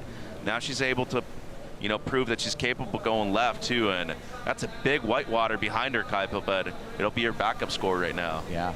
The completion earned her a 5.5, so as we expected, a commanding lead for Brisa Hennessy. Looking at the board as she was riding out, looks like she's on a MFEB shortboard, new model out of Channel Islands. Yep, they've been doing a lot of work. A lot of team riders have been on that MFEB. Oh! Ooh. Up and down, that's Island Vas. Yeah, and she comes from Tahiti, so used to the kind of power out there that we have in the Pacific at the moment. So still has plenty of time to regroup, Kipes. Yeah, 28 minutes on the clock. And also, there is a ski assist. It's a ski assist that will take you up current, but not out to the wave. Correct. You still have to do the job to be able to make it outside yourself. So Island Vas, she qualified through the Hawaii-Tahiti Nui region. On the qualifying series, Hawaii and Tahiti are combined as one region in the qualification series. So we have events at Sunset, Ala Bowls, Papara, and a couple other spots too that were popping this year. Yeah, sure is. Hey, you know what? Let's talk to Alyssa Spencer, fresh out of the water, fresh on the glass with AJ McCord. Thanks, Kaipo. You guys were just talking about the jet ski assist. Alyssa, that's one of the things that you mentioned right when we got to the class was how critical that is. Tell us about the conditions out there. Yeah, it's definitely a lot different to what we usually see at Huntington Beach. It's not every day that we get a huge hurricane swell that comes through, but there's a couple of really good waves out there amongst the challenging water moving and current and everything else going on, but it's definitely really exciting, that's for sure. Well, and you've had a few incredible results on the CT this year. What makes competing at Huntington Beach something that you were so excited about? Yeah, I always love competing in this event because it's right at home, it's right down the street for me, so I get to have all my friends and family and everyone down here to support, which feels really special. And I feel like this is one of the most prestigious events in California. It is the most prestigious event in California, and being from here, it would mean everything to win this event. So that's a big reason of why I'm here doing it, and that's a big goal for me. So I'm hoping that I can make it happen this year. And how does having a heat like this, where you needed the strategy, you needed the scores, also give you some confidence as you get ready for the next stop on the CT? Yeah, I'm not gonna lie, when I looked at that heat on paper, I was like, wow, this is a really gnarly first round heat to draw, and I was really excited for it. You know, it's always fun to surf against the best girls in the world, and I'm always up for the challenge, so I was really excited when I showed up this morning, and yeah, I'm super happy to take the win. Congratulations, see you in the next one. Thank you so much.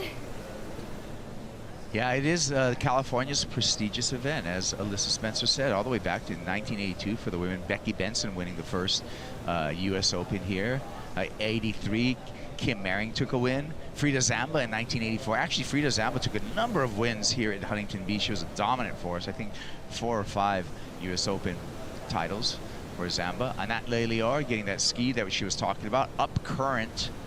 Mitchell should get dropped off and paddle out, but at least she doesn't have to deal with the river right now of sweep that's happening. And that's really the main thing. You don't necessarily see it too much, as Uncle Chris Grimm right there going to drop her off. And as you said, she still has to make her way back out herself. But it is a big difference maker, especially in 35 minutes. You get that chance to be able to avoid this as much as possible, because this is closer to the pier. I mean, you're really seeing this a lot more closer to the pier. If you go further south between Tower 3 and Tower 5, it is way less difficult over there, and that's because of the combination of the swells that we have in the water. Say if the competition wasn't on today, Mitchell, would we see a lot of surfers out here? Good question. Probably not. Probably not, right? But a lot of the competitors would be out there. But I mean, just your everyday surfers? No. It's difficult. There's other spots to surf, spots that are much more manageable size-wise and current-wise. It's a workout out there today, you know, and a lot of people have to work too, and you got to work those 8 hours afterwards. You don't want to be gassed heading into those 8 hours of work. You catch a left on the south side and you ride it all the way to 17th Street, get out of the water there and call it a day. Oh, head up to Long Beach, shoot the pier, everything. But, I mean, what are the chances of that? Maybe 1 in a million that you're doing that out there right now? So it's possible, but... You know, I'm saying it's very improbable, though. We want to create legends, bro. Let's go. Oh, this is the place that does it, you know? It's true. It's so true. And that's the whole reason why Alyssa's doing the comp. She wants to be able to win this because of the prestige. And same thing would happen for Tessa. I mean, we've really never seen a whole ton of Europeans do well here at this event winning. And, you know, coming off of that interview with Alyssa Spencer, Alyssa and Tessa shared a final in Rio, Sacktown in 2022, which was an all Goofy Foot final, and both of their surfers, both Tessa and Alyssa, were clearly the standouts. I feel that year over at Itaúna. Yeah, from start to finish. Right. And Tessa shines in these types of waves too. She grew up, you know, in the French Caribbean. There's a lot of great reef breaks over there. There's actually a good angle to show you. I mean, that's a mirage right there. That pier that just happened right now. I mean, that was 1 in 1,000 that happened at the moment. Look at how easy it looks on the screen. What's everyone talking about? It's so easy. And then you show this, and you're like, might want to, you know, be having a little bit of doubt of paddling out today if I'm just a normal person. The Stingrays are heading to deep water right now because they're getting washed all over the place. Which is good. I mean, for everybody on the beach, definitely keeping the lifeguards less occupied in that sense, more focused on the actual surfers out there. Did I tell you I'm terrified of Stingrays? I've gotten hit 3 times in my life. Oh, don't tell me that. Yeah. Twice actually here on the side. So make sure to shuffle your feet. It's Stingray season right now. PSA. Big shout out to our men and women in uniform too. Everybody, our first responders. Courtney Conlon was in with us the other day. She's doing the lifeguarding. She was up on Tower 0 the other day. But most of those lifeguards that we have here for the city Huntington Beach, great surfers themselves too. Yeah, Courtney Conlon, a winner here in 2009, and just an absolute legend. It was pretty similar to right now actually that year. Maybe a bit more south in the water, predominant, but still pretty big. Brisek and Kaipo. Hennessy. Things are going her way. She slips off of that one, but no harm, no foul. She'll stay in the lead with 22 minutes to go. It's a smart approach, though. She already has the 5.5 as a backup. The only way you're really improving on that is either with a larger wave or you get one of those that kind of comes against the grain towards you, and you really need to hammer that last section shot. But she's looked good and comfortable out there right now. She shines when it's big. I mean, she's won over at Sunset Beach. She's finaled in Tahiti as well. We all know what she's capable over at Bells, too. She's dropped 9+ rides over there, Kaipo. Yeah, powerful surfer in Brisa Hennessy. So, gosh, yeah, and she's had a great career. I mean, 2024 ended up 4th in the world, 7 years on the championship tour for Hennessy. Doing some insurance, like we discussed at the beginning of this heat. We will see throughout this competition, both on the men's and women's side, we will see the CT surfers who are a little bit lower in the rankings competing in the Challenger Series to make sure they have a backup plan to stay on tour. Right, and then you have people like Aylan Voss who qualified really her first real shot after graduating college right now, pursuing the Challenger Series. She was the last person to qualify in that Hawaii, Tahiti, Nui region right there. So only 3 spots available. They have some incredible locations to compete at regionally. And JoJo, first event back for Joanne DeFay, Kaipo. Yeah, Yufu from Sharp Eye giving some advice to Joanne DeFay, who's a mom now with her daughter Kimmy.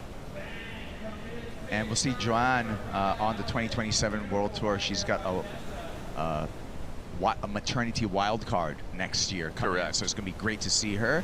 Finishing off here, Tessa Thyssen. So Tessa completing her ride, taking the whitewater in, being smart, using the jet ski assist. Now is going to hail one of the Red Bull jet skis and get up current. Yeah, and I know she's been dealing with a couple of small injuries. She worked with Dr. Louis Rice, who's a great chiropractor right here from the HB area, and got adjusted right before the event started. He works with the Lexus Jorgen Kuzene when they're in town too. But yeah, I mean, the timing right there was great by Tessa. Definitely going to improve by a long shot on the 1-point ride. And I'd say, 10, 11 points, you're looking really solid to make it out of the heat right here. But it really is going to come down to timing and whether or not you're able to get up into the lip for those bigger set waves too. A big characteristic of here HB, as we see Aylan right here, this is going to be her second ride. Well, I was talking about the timing right there. Perfect timing on the smaller one for the surfer out of French Polynesia. And then this one right here. I mean, you really want a bottom turn in the top 2/3 of the wave. You don't want to go fully all the way down. You lose too much speed. And you got to match the pace of the wave, especially when there's so much swell in the water right here on the south side. And the Red Bull jet ski back inside, going up current, the south swell, pulling a current from south to north throughout the day. Big, and as this swell, and it's a long period swell, as it continues to increase today, that pull is going to be more and more.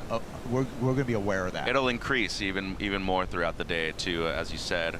The good thing, even though it's the predominant one out there, with the other angles, at times they negate each other. Yeah. And that's good for us. It means that we get more surfing, them being in better position for the majority of these heats. But yeah, I mean, you want to be one of the best in the world, you got to be able to prove yourself in all of this. And that's the cool thing about Huntington Beach, in my opinion, is that you get those events where it's 2 to 3 feet rippable, but much more complicated, really be focused on wave selection. Whereas here, it's really making you focus on commitment and degree of difficulty in maneuvers, right, Kaipo? So it really has a bit of everything right here on the south side of the pier. I love the action. I love that, it's so consistent. There's so much swell.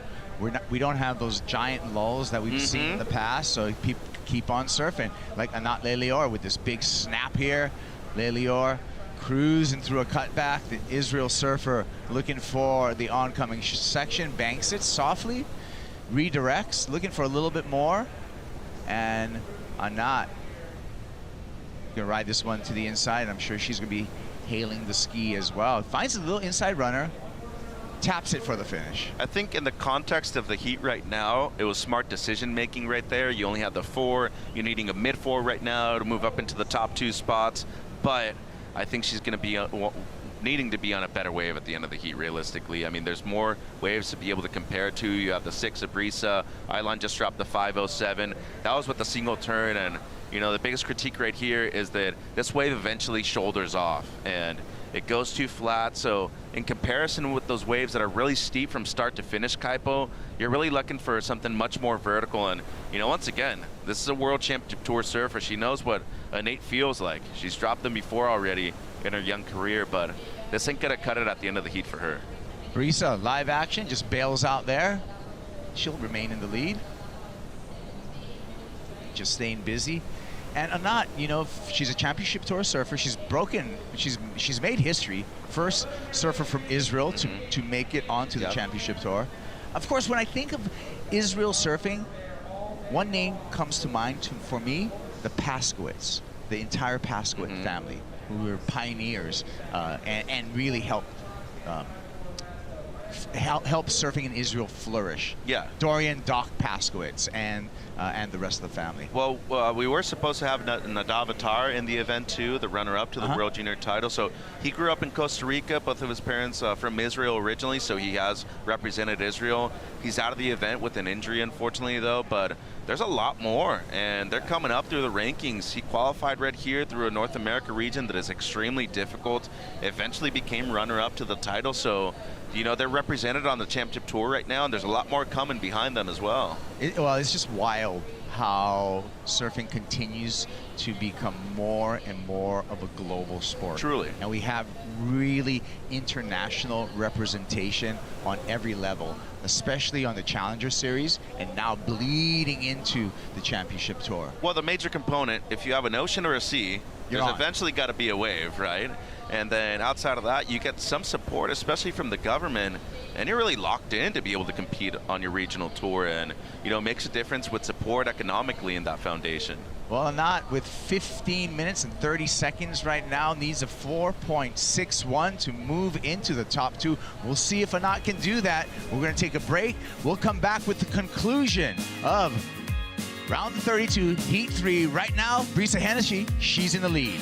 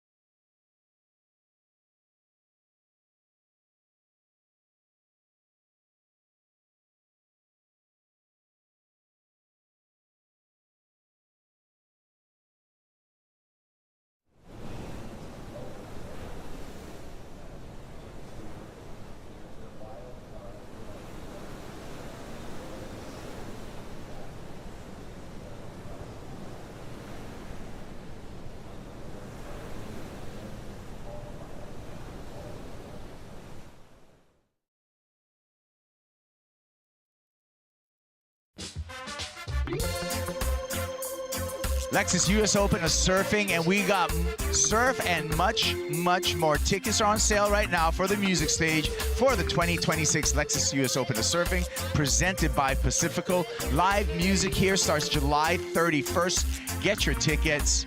Real estate, local natives, RC Drive, all happening. Scan the QR code, buy your tickets, come on down here, enjoy sun, sand, surf, and singing. I got our tickets already. Nice. It's 2 for 1. So I got you one. Got a couple of people coming later on Friday, so should be a fun time, guys. Backstage. I know some people. All right. I think we can work it out. I don't show up unless it's backstage, bro.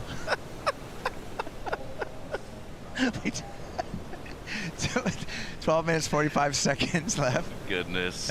How do we put up with you? I'm sorry, bro. Brisa Hennessy out in the league. Tessa Thyssen is in a vulnerable second position because Anat Lelior just needs a 4.61 to move into second. Island Voss in the white jersey just needs a 3.54. One surfer that didn't need a wave is our leader here, Brisa Hennessy, and that wave actually spit. Oh, yeah. It's out there. Anat actually said this morning that there were a couple real throaty barrels out there, so there's proper ones. Here goes Tessa now. Okay, she wants to defend her second place, holding now, banks the oncoming section and gets smashed by that whitewater. Well, only looking to improve on a 3.5. She was on her way if she rides out of that second one. Important wave here. You know what? Kind of a conservative approach right there, but wisely conservative for Anat Lelior. She needs a 4.61. Yeah. She did that kind of lip line glide off the top, put it down. I think she's going to turn the heat right there. Yeah, she chose the right angle on this one too. This is one of those against the grain rights that we're talking about that just comes from the deep south primarily, and all of a sudden it converges with that next peak where she's dropping in on. And if they deem this complete, which seems like it was, it's going to be close to the 4. And then Brisa right here, that was a beautiful looking wave from takeoff. Just a bit too far on the shoulder. That shouldn't change things for her, but still a technical maneuver on the back end by the surfer out of Costa Rica. So with 11 minutes on the clock, she's still in first place. And then Tessa behind her. This is the one where I was thinking, okay, good decision making right here. You only need to improve on the 3.5 in second. You pull this last turn, pretty much guaranteed that you are improving on the backup, but it's incomplete. And this approach, appropriate. Yeah, and really interesting. I mean, once again, the way she places her board, very important to be able to ride out, knowing that the right angle right there was going to get you a completion. And I mean, I think she did. I just think in the end, you know, she'd already gotten the ride out, and then the wet water just dumped her off. But 10.5, 4.61. I feel like she's changing situation right here, Kipes. Yeah, checking the Apple Watch on her time and situation, waiting for the new score to adjust theirs. Judges are still deliberating, and they've made their decision. And Anat Lelior clocking in. That score's coming in right now at a 5.77. Good decision making. I mean, remember the one before, shouldered off. She recognized that in order to get something, you know, in the mid-range, she really need to be on something much steeper right here too. But she's only caught 3 waves, and that's what we're talking about. If you're going to get those few but important opportunities out there, you really have to capitalize on them right here. Yeah. So Brisa Hennessy, Anat Lelior, you know, doing the blackup plan here on the Challenger Series. And making sure that, hey, they want to stay on tour. You can do it one way through the CT. You can do it a second way on the CS, top 6 on the end of the season, top 4 results for the women. You're on the championship tour. Yeah, and we're going to see double qualifiers, so it's possible that we see new names still. Names still, yeah. Yeah, good point. But I like the return to the old format right here. You got to pull double duty in. You know, it's gritty, it's complicated, and, you know, financially very expensive too. But if it's out there and you really want it, you still got to pursue it, Kipes. Yeah. You know, globe trotting on the World Surf League, it's a responsibility, and there is a burden as far as costs. But you know what, Mitchell? It's all worth it. Lifestyle makes up for it, huh? Lifestyle wealth. You know, you don't need nice shoes. You know, you only need a couple of T-shirts. You only need a couple of surfboards. One pair of trunks. One pair of trunks. Let's keep it simple. And then just the foo wax on top of that. And get the board all. If you don't want to slip, you use the foo. Wow, it feels like it's cleaned up slightly since we showed up in the dark this morning, and maybe just, you know, a bit easier in a sense. Right, closer towards the pier, but you know, the placement of the buoys is super important and kind of determines really where you're at position-wise. And you know, for those people that have been up against the pier, and especially that use of the pier bowl, if you're right there, you got to be taking advantage of the first wave that comes through. Island. Whoa! And in unison. That was an impressive turn by the Tahitian surfer. Unfortunately, not able to put it down, but I love the effort. Oh, the approach right there, I mean, it was the only thing she could have done. And she pulls that. We're seeing something excellent right here, Kaipo. It's a full schwack right here. And, you know, got to give her props for going for it, too. Just unfortunately slips when she lands. And Brisa, once again, I mean, she's been in a great rhythm in this heat, Kaipo. Hennessy just looking unstoppable here in her opening heat at the U.S. Open. That board looks sensational, too.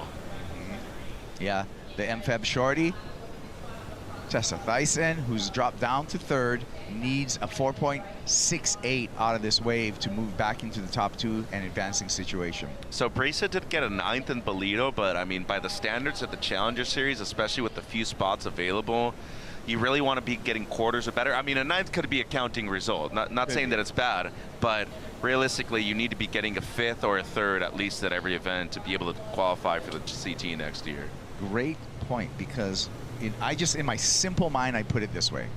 If you take 6 surfers out of the women, you need to get 6th place or better in every event. Excellent point. It's pretty simple mathematics when you break it down that way. So 6:30 right here. Tessa, well, she got dropped down to 3rd because Anat got the score on the last one. And that ain't going to be the 4.68 that she's needing. And just talk about being in a rhythm and, you know, not being complacent out there. Under the lip snap. And I love the way that she maintained her speed right here and was just able to catch up with that converging section. This right, looking good. Bully on the inside well. So adds on a little bit of extra points right there with that, you know, 2nd and 3rd turn. And with 6 minutes to go, I mean, easily one of the most comfortable surfers we've seen so far this morning at the pier side.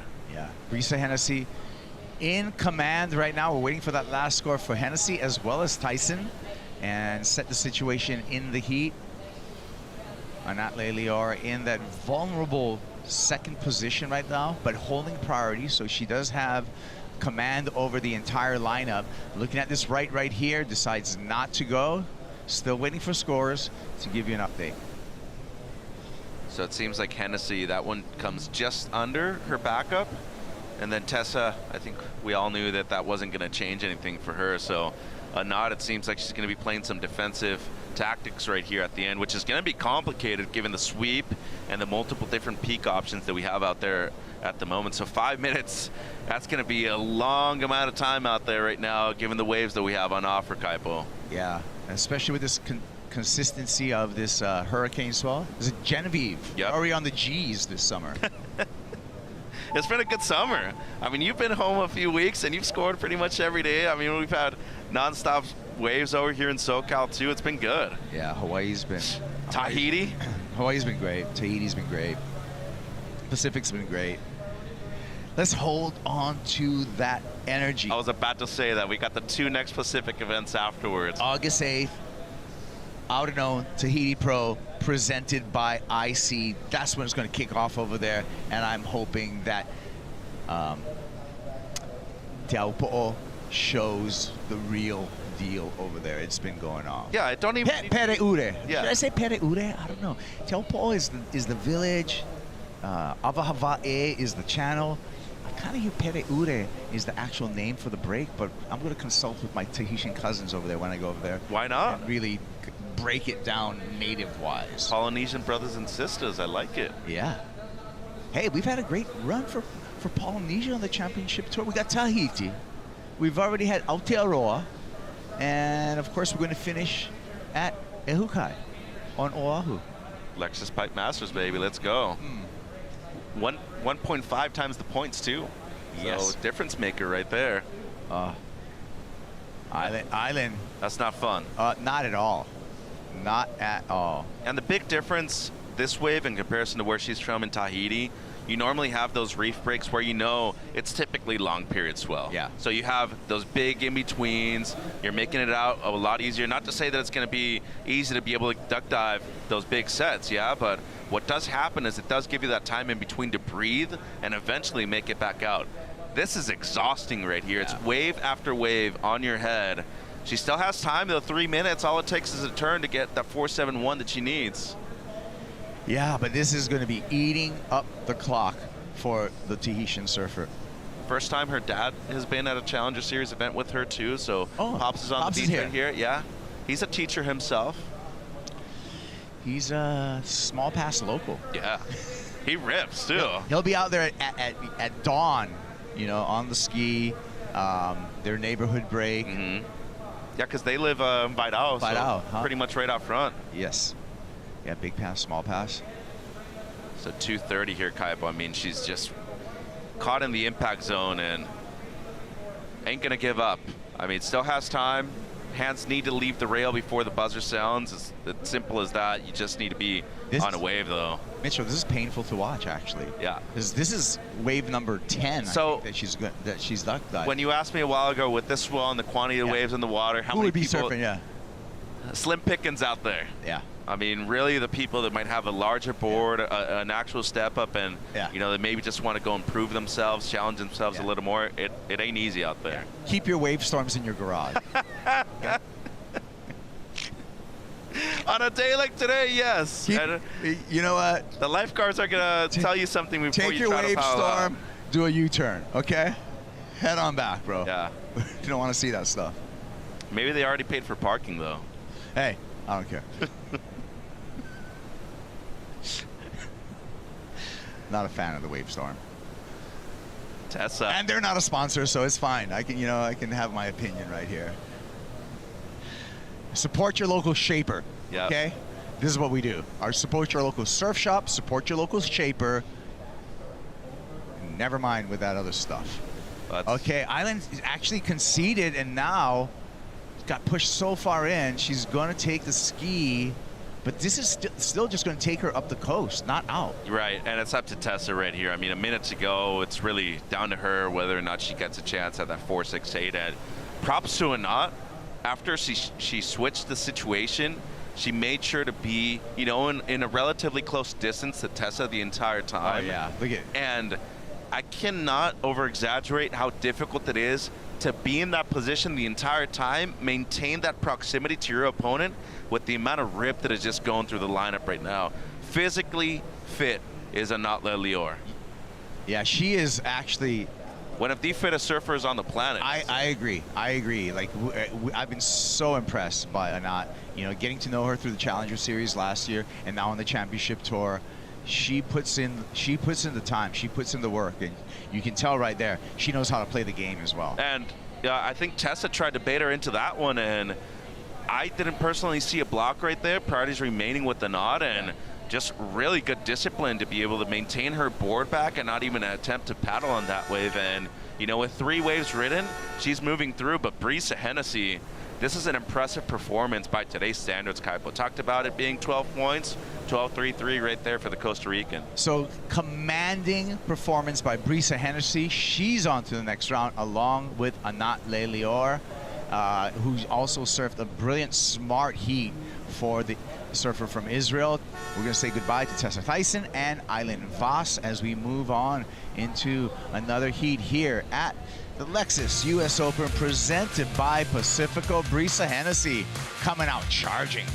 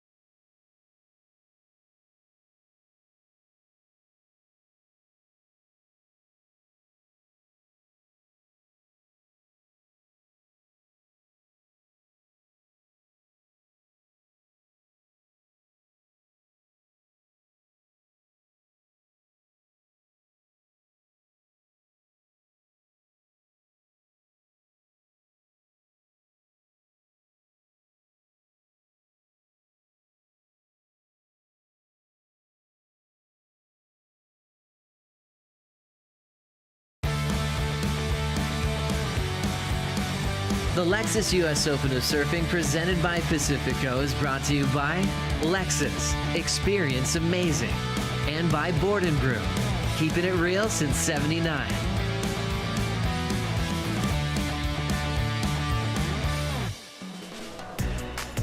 Take your Board & Brew, put in your Lexus, drive on down to the beach, enjoy the day, have a Pacifico, make sure you have a designated driver on your way home. And just another beautiful day at Southside Huntington Beach Pier for the Lexus US Open of Surfing, presented by Pacifico, and a happy Costa Rican here with Brisa Hennessy coming out of her heat and with a dominant performance. Kai Pugura along with Mitchell Salazar on the call here. Yeah, at a Matapalo, southern part of Costa Rica, pretty close to Panama, and very well done right there. Extremely well competed by Hennessy, more than 12 points in her heat total, but really that 6.83 set the standard for the heat and took away a W, a necessary one right here. She's ranked at on the Championship Tour, so this is a big one. Moving through as much as she can on the south side of the pier, Kipes. Yeah. New heat out in the water, and it's an exciting one. Bella Kenworthy, Joanne DeFay, Eden Walla, who's the 16-year-old who's been impressing us for the last couple of years through the qualifying series, and Sanoa Demphley Olin from Tofino, Canada out there. So really international field. couple of CT surfers doing some, Bella Kenworthy doing an insurance policy here on the Challenger Series. Joanne DeFay, we're going to see her on the 2027 Championship Tour with that maternity wild card that, she's been granted. And Joanne, with her new addition to the DeFay family, Kimmy, her daughter. Yeah, and she brought down here to the Open. Joanne's mom's actually here too, so grandma. You know, grandma taking care of both of the babies right here. And you know what, Mitchell? And if any of you want to know more about Joanne DeFay's journey, wherever you get your podcast, dial into the Powerful Podcast. AJ McCord sat down, had a great conversation with Joanne DeFay on everything surfing and motherhood and her life. She's a 2015 U.S. Open champ, Joanne DeFay, and it's really good to see her, back in the jersey. Yeah, totally. Mom power. This was her first CT event win too, back in 2015, but since then she's been able to win that event that we finished, that started in Margaret's, eventually finished in Uluwatu as well. She's really good everywhere. You know what? This is great. Good point. She's won here at Huntington, Joanne. She's won in Fiji, Uluwatu. You said she's won the Surf Ranch. She took a win in G-Land. She's won in Portugal. Pretty impressive. Yeah, I mean that's a diverse lineup right there. At the Surf Ranch victory, for how good Lakey and Carissa are at that location, I think Joanne was always overlooked a little bit when it came to her barrel riding abilities, and she proved it right there. The depth of the barrel really mattered at that location, and she came out and just start to finish was the best surfer out of the event, and props to her. But just looking at this round and looking at these heats, I saw this one on paper and I'm like, whoa, this is gnarly. Bella Kenworthy on the championship tour, one of the best surfers from North America the last decade or so in the juniors. Eden Wall, the same thing. She's only 16. And Sanoa Denfleolin in these kinds of conditions is gnarly. I don't have a draw in front of me, Mitch, but I believe out of this round, the round of 32, we go into the round of 16. Yeah. I think round of 16 we go head to head. Yes, that's a ninth place finish secured right there. So really, I mean, you're making two heats starting from the round of 48. You're already getting a ninth, but as we said before, fifth or better is what you're looking for. Yeah. Oh, late drop here for Bella, and she just has to bail out. So Sanoa, I mean, being the Canadian, this is still a local event for her. She's been able to win events on the California coastline, just up the road and slow. And for Joanne, got a golden chance right here, Kaipo. A good-looking wave for DeFay. Off the bottoms, nice carve off the top, patient off the bottom again, picking the space, nice slash through a foamy whitewater section, and a great finish there for Joanne DeFay. Hasn't skipped a beat. Gosh, we talked about mom power. This is mom power on display here. Whoa! And the finish. That's how you start. As you said, she hasn't skipped a beat. Dude, from the very outside all the way to the short break right here, I mean, this is excellent surfing for me. There's just so much variety on this wave right here, and found a gem of a wave too. Put herself in the right spot at the right time for this one, and what a way to start off her campaign at the U.S. Open once again, Kaipo. Yeah, just great surfing. So we anticipate a big number from Joanne DeFay. Longtime CT surfer running the sharp eyes, and then Sanoa. So this is a 4.83 to start things off for the Canadian.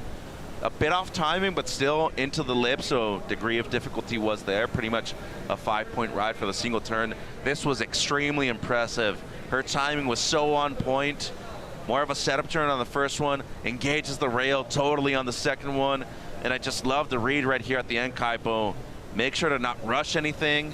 Goes back to the whitewater, and you just see right here, kept the speed up, got some momentum, and timed that last section perfectly. Explosive stuff by JoJo. What a way to start off the U.S. Open. What a way to return to competition, too, with what seems to be one of the best waves we've seen in the first 2 days of the Challenger Series so far. Sharp Eye looks incredible under her feet, but once again, the variety of maneuvers, how distinct every turn was right here, but there's no hiccups. And that's what we talk about, using speed, power, and flow. Just excellent stuff from the multiple-time top 10 surfer, bronze medalist in Paris 24 as well, Joanne DeFay. I thought that was excellent surfing. Eden Walla on the backhand here and just tosses that one away. I thought that was excellent surfing from Joanne DeFay. The judges, they're a little more picky. Well, there were 3 that agreed with us. They're a little more picky with under that 8.1, 7.83. I'm not going to rush the tower quite yet. Four heats into the round, baby. not quite yet. 7.83. That's a great for the effort. Feeling on the set from non-judge. Thought it was excellent. Close enough, I guess. But hey, an 8-point ride would have been nice. Longtime competitor, though, Kaipo Guerrero, former national team member, too. Yeah. Competed here multiple times. So, yeah, you're entitled to your opinion. Thank you. But no, I mean... And that's just my opinion. Exactly. Yeah. Thank you so much. But 3 judges agreed with you. And, I mean, it's right there. It's a 7.83. It's just under excellence. Yeah. But what that does for your confidence... Regardless, it's a great start. Bruh, I mean, you kidding me? And this is your first wave in a jersey since becoming a mother. Against people that have already done well in the first event of the season, too. So they're building off of rhythm. They've got the mojo going for them. And you have pretty much 3 locals out there regionally in the water right now. So they look up to you, of course, but, like, they don't think you're the top dog right now because you haven't competed in a while. Hey, Basque judge, you're good. USA, stoked. Brazil, good job with the 8. Second guy, I don't know. I'm just having fun. It's just opinions. The judges are the real experts, okay? Well, in the end... They dissect everything. They know what they're looking at. The surfers only need to impress those 5 people, too, so... The 5 wise men. Five wise people, actually. It's not just only men up there. But, I mean, 10 minutes into the heat right here, you start off with that. You're halfway done in this one. You know, you've done half of your job already. But for the other 3 surfers, they got to regroup because... I mean, even Sanoa right here, the 4.83, just given, you know, the competitive abilities and how well both Eden and Bella know this location. I mean, the Kenworthy family here in Southern California, like, that's a name that has big reputation when it comes to surfing and to competitive surfing, too. And Bella, the oldest out of the children, I mean, she's really set the standard for how good they've been lately. Kenworthys, a.k.a. Instacrowd. How many surfers are in that family? Like a lot of them. 14 or something. And they all rip, too, is the thing, they all too. Rip, yeah. Speaking of ripping, Tanner Gudauskas is a ripper, and he's on our VIP headset in the Red Bull Athlete Zone. Tanner. No, you guys, I loved hearing you chat about the Kenworthy family and the Snapping Turtle Productions. But coming from San Clemente, you know they're the Hall of Fame royalty family. I mean, they were putting content down at Chris Ward, Jason, forever and ever, and it's crazy to see the family develop. And Bella, of course, surfing so great. I was just down here for the first time, checking it out in the Athlete Zone, and noticing. That's what I want to share with you guys. It's the surfboard equipment. I feel like in the booth we've been just calling rides. It's so exciting, but it's great to see these athletes check in with the team managers for the brands. We got Yufu right here in front of me with Sharp Eye Surfboards, and Brent Powers is down on the beach watching the athletes, and so. I don't know, it's crazy because a day like today challenges you on what you're going to ride, and you might have been warming up a different board and all of a sudden it's 8 foot and cracking. So the quiver has to be diverse and it has to be deep, and that sort of effort takes a full village to make it happen. So you can see that love and support on the Challenger Series pretty well. Tanner, I love the history that you're giving us with Snapping Turtle Productions with Jason Kenworthy, Ryan Dival, Ryan Ray putting out a number of surf flicks back there. You got a favorite Snapping Turtle production? Yeah, no, honestly, the Psycho Award that Snapping Turtle did was one of my favorites, and it's crazy. So Jason Kenworthy, not only through that Snapping Turtle Productions, then he team managed the Nike 6.0 era, which was Leave a Message, is that surf movie that everybody references for all female performances when like Laura Enever and Chris Amora were on the cutting edge coming up. So it's crazy because we're talking about it now. Bella is that next generation and really the beneficiary of all that work that Jason put into the community. And with movies like Nowadays, the level just keeps going up and up and up. And Bella, like you were saying, Mitch, she's the oldest of a big family, and you always see those guys down at Lowers. Every single one of them rip. They have positive attitudes. They're such a joy to be around. So it's funny because when you watch those Snapping Turtle videos back in the day, they were raw. You know, they were like thrash and surf. And Jason's been in the game for a long time, and surfing at large has changed, but it's incredible that he's given so much. Hey, Tanner, you won this event as a pro junior about 18 years ago now, I want to say. I mean, preparation for this one, I mean, everybody's on a shortboard. How many people have actually brought a step up? How many people thought they were going to need to step up here? You know, that's a great question. I don't know the answer, but I saw like multiple snap boards back in the board rack. So it's proper, and it's great to get a look at it from the athlete zone and see it's stacking. So it's fun to watch, huh? Definitely. Whoa. Really fun to watch, and fun to watch surfing like getting put down by Joanne Defay, nearly pulling that one off. That would have like taken the heat. She could have paddled in if she completed that ride. So still looking for a backup for the 7.83 for Joanne Defay on the paddle back out. Let's see what happened here. This was a good wave too. Large in size, was in the right spot from the takeoff right here. Timing seemed on point. It just seems like she got a little hung up coming out of the turn right there, and it just put her a little off balance and let on that battle right there, Kaipa. But a good effort. It's going to be a small backup, but at least she has a backup at the moment. And then Bella, this is going to be a significant score in this heat right now. Great timing under the lip snap, and that's the experience we've been talking about, having to compete here multiple times as an amateur on the south side of the pier, Kaipo. Nice. And getting that Red Bull jet ski ride back out. Hey, Mitchell, how do you say congratulations in Spanish? Felicidades. Felicidad to Brisa Hennessy, who just took out a win and is on to the round of 16. She's with AJ. Well, Brisa, looking right at home out there. You were crushing every single section of those waves, it seemed. Talk me through how you identified the ways you could attack. Yeah, it just honestly brought me back to NSSA national days. The amount of times I've surfed out here with crazy current, and if I could handle it when I was 12 years old, I'm like, Brisa, you can do this. But yeah, it's actually, I mean, beautiful. I mean, it's so nice to actually get waves here, and we timed it so well. Really grateful for the WSL for the jet ski assist. That was like life-changing. Just gives us so much more opportunities. But yeah, it was nice to get that first wave and kind of breathe a little bit. Speaking of opportunities, it's so good to see you here in Huntington making heats. We talked a little bit before the event started of just the championship tour and what your goals were here on the Challenger Series. How are you approaching the Challenger Series this year?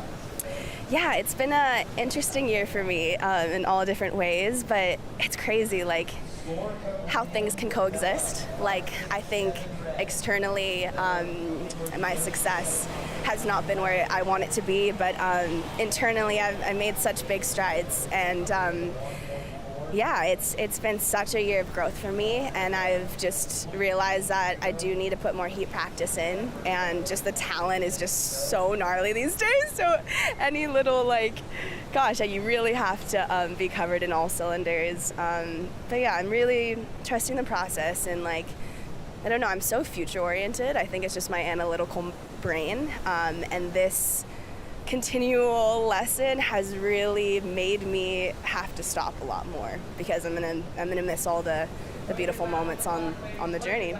Well, watch the replays, because you had a few beautiful moments in this one. Congratulations. We'll see you in the next one. I appreciate it.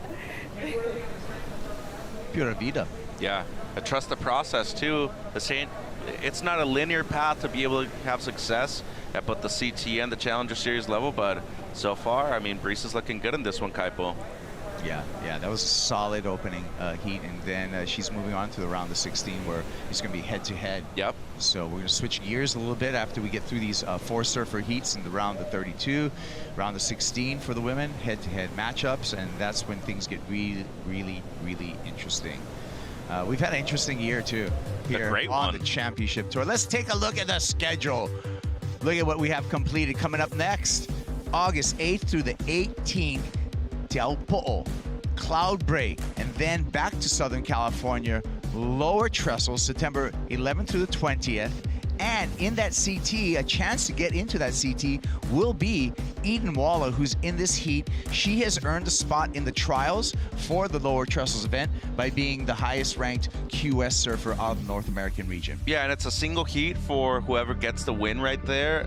Both Taj Lindblad and Eden Waller won the regions right here in North America, and she's looking to eventually qualify for the tour right now. I mean, she got a 5th over there in Bolito. Peniche, I mean, back in the fall. Cloud9 being added right there in the Philippines soon. Of course, Lexus Pipe Masters, baby. December 8th to the 20th. Oh, boy, I want to give a big mabuhay to the Philippines, because I'm looking forward to getting over there in for Cloud9 in the Philippines, eat some pancit. some adobo, some fried rice, all that good stuff, and get barreled. Here's Eden. We were talking about her, and here she is performing. Inside section coming through here. Already just at 16 years old, but just a veteran of surf competition. I mean, I feel like she was almost born in a jersey. Yeah.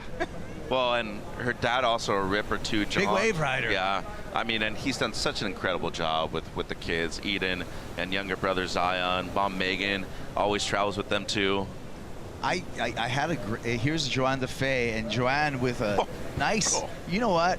She's going to put a nice bow on that 7.83 and add a nice backup and remain in the lead right now. So mom power on full display with Joanne DeFay. You know, she looks comfortable in a jersey once again. It doesn't seem like the time off has really affected her at all. And Bella, if she can pull this final maneuver up to a big number but unable to do that, you see the crashing of whitewater, sweeps her off her heels. So close too.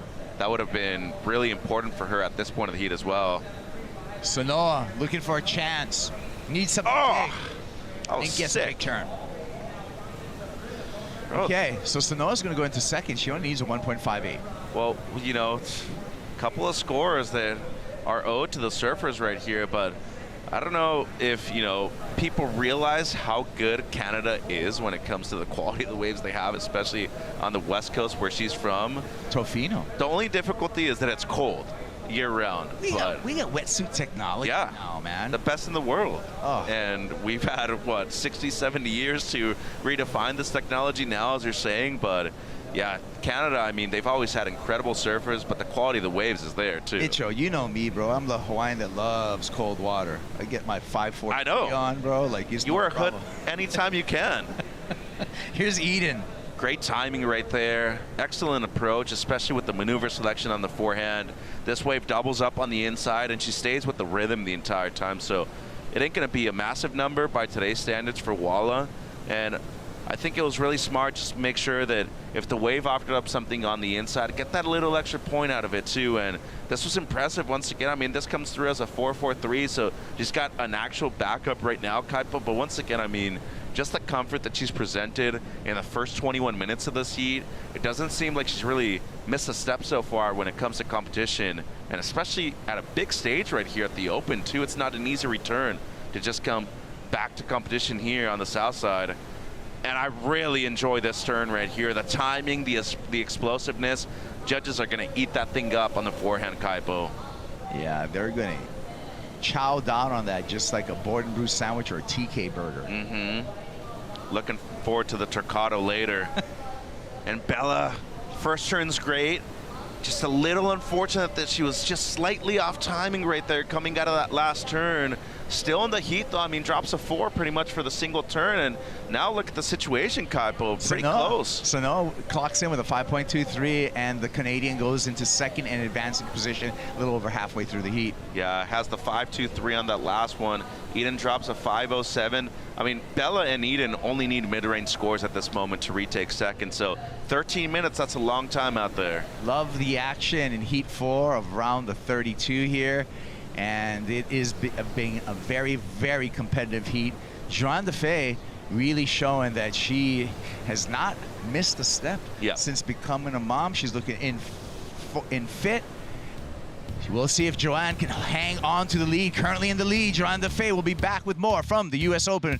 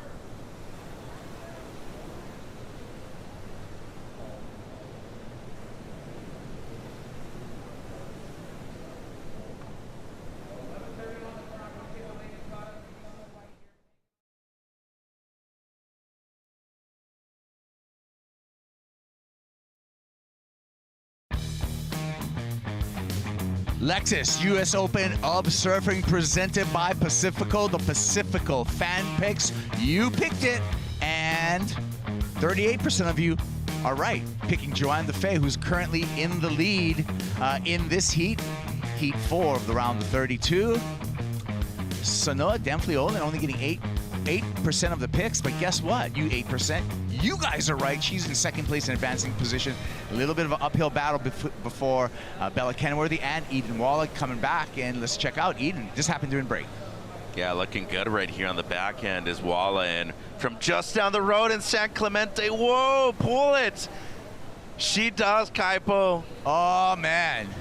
Talk about just going into the bouncy room and coming out. Eden Walla. Just, look at the smile. She knows she turned the heat right there. Well, that's going to be a pretty decent number right now. She needs a 5. She's going to get the 5. She's going to go into second place. So talked about her dad, John. He's a firefighter. He actually took this year off to be able to travel with the entire family, and they're going to go to every stop together as well. But I mean, really, the focus is here, knowing that she qualified, she won the region. She wants to get on tour. Her younger brother rips. Zion. Yeah, he charges too. So we Zion and I shared a session over at the Surf Ranch. I called you. You didn't pick up the phone. What? That's not true.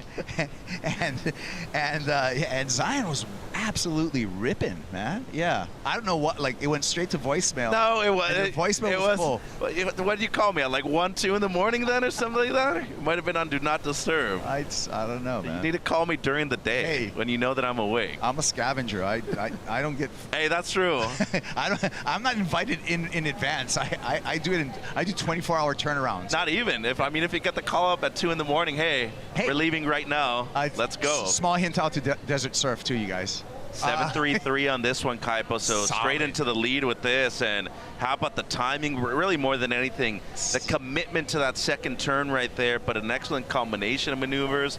And I'm really digging the surfing right now that Edith's been presenting in the first 2 events. Over in Bolito, she presented different styles, rail surfing, getting into the lip, but she's also very good and savvy in the barrel, and that's something that you brought up. John, her father, made sure to bring both of them to a lot of different places in their youth. It's really paying out right now. Yeah, I've seen her doing step-offs and Pascuales, a couple other places, waves. Yeah. Hey, look, she goes right to the lead. Eden Wallace, 16 years old. And another impressive thing with this 16-year-old San Clemente surfer, she's already got a quarterfinal from Bolito. A good result here at the U.S. Open. She's got a foot in the door for the championship tour. And she's already had a chance to compete in Saquarema before. She qualified for the CS a few years ago, didn't do very well, but that was her first run at it. Bro. And now second time.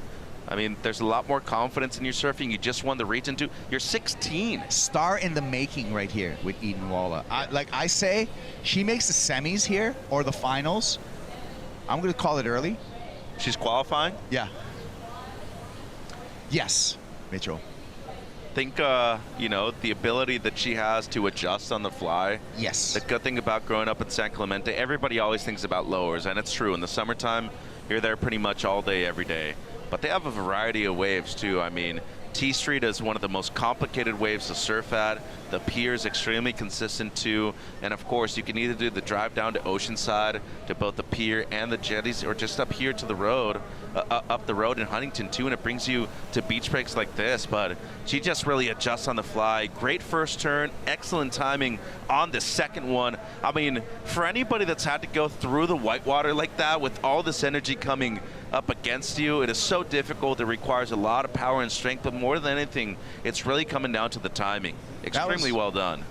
Super mature surfing to have that pace and pull off that wave for Eden Walla. So ability far beyond her years. Yes. I'm feeling like Tia Zabrowski kind of vibes from that teenager right there. I like that. Yeah.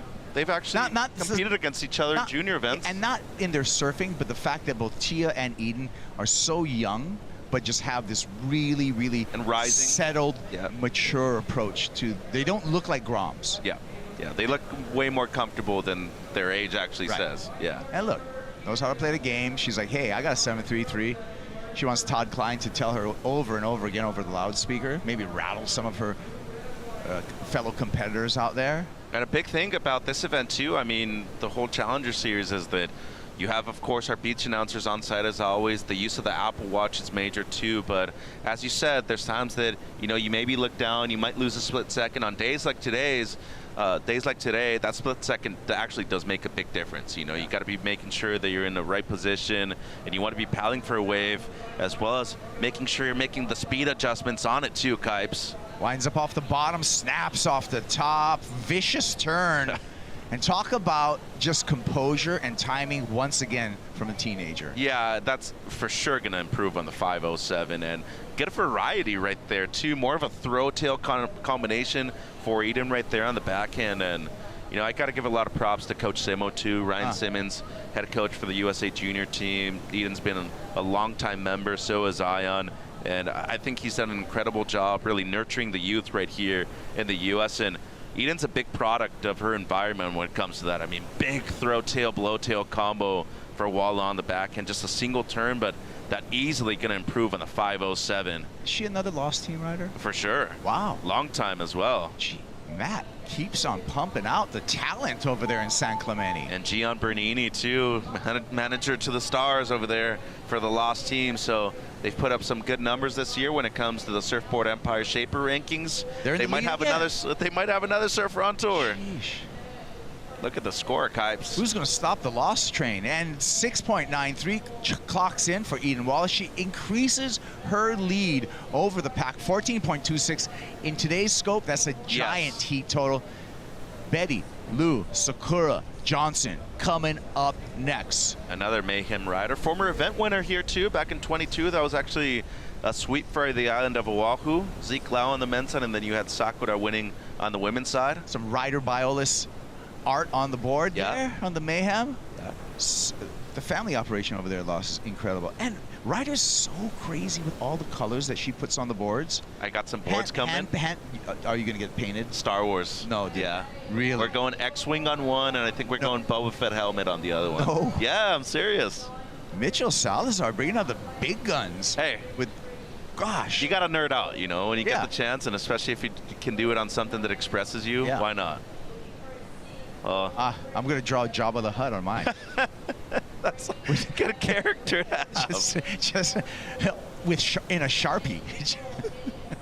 As long as it looks pretty, as long as you're satisfied. It won't. I just Well, big heat right here for both Sanoa and Bella, and time winding down for the two of them. Well, there's already been an example set that you can get a 7 with a single maneuver. You need to be on the right wave. The timing needs to be there. And of course, we've seen Eden already do it multiple times in this. Oh, what's going on right now? Okay. But you got to fall off at some point. the door's open for both Sanoa and Bella to achieve that right here in 3 minutes. Yeah. The issue is, are you going to be in position for one of those waves, for one of those scoring opportunities? Yeah, they're the need. 7-point ride for Sanoa. She needs a 6.6 for Bella to get into that top two and boot Joanne DeFay. Here she goes. Speaking of the Canadian Kipes. Here we go. Good looking wave here on the takeoff. Well overhead, off the bottom for the Canadian. Nice carve. Doubles it up, gets caught up. That's unfortunate. Not going to get the score. Tried to go for the 2 for 1, and in her defense, it seemed like it kind of rushed her a little bit. That wave ended up having a different opinion, and there's a couple gems out there. That one spat and stayed wide open for a good amount of time, but you know, Sanoa needs to regroup. Still has 2 minutes 20, and luckily for her, there's a decent low right here. So you actually need to push right now, make it back out as quickly as you can, and try to get back out into position. And meanwhile, Joanne DeFay has her eyes on Bella Kenworthy, Joanne with first priority, so she's guarding the lineup.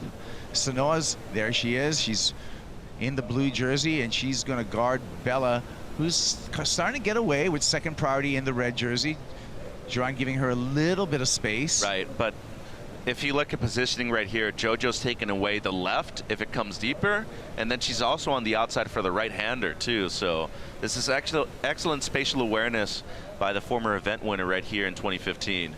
Spatial awareness, that's an IKEA term, isn't it? I've been going there lately. Have you? All those small things that you need every now and then for the house. Oh my goodness. Mitchell Salazar. You get lost in there though, the back rooms. Salazar's nesting, I love it.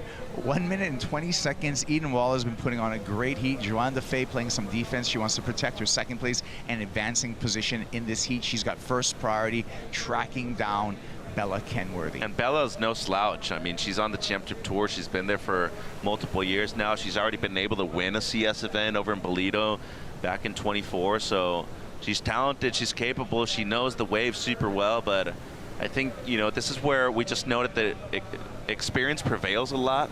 The way Joanne competed, the 783 opening things up, it almost seems like that break benefited her to be able to enjoy something like this. But Bella's got a chance. Try to sell JoJo on that one, Kaipo. Yeah, and let's also acknowledge Joanne DeFay. She does have the highest single wave score in this heat. So what a way to come back into competition for Joanne DeFay. 100%, and 30 seconds right here. Bella breaking away just slightly. More waves coming through. Here we go. Sanoa with a chance, sneaks away on the backhand. One turn here. Second turn, banking on that one. Hanging on, the Canadian. She needs a 7-point ride, basically. Looking pretty good. I don't know if this ride's got a 7 in it, but she's giving it her all. Another snap on the inside. Are we saying a heat turn there, Mitchell? Personally, just, you know, live reaction, I'd say it's under. The first turn had a lot of quality in it.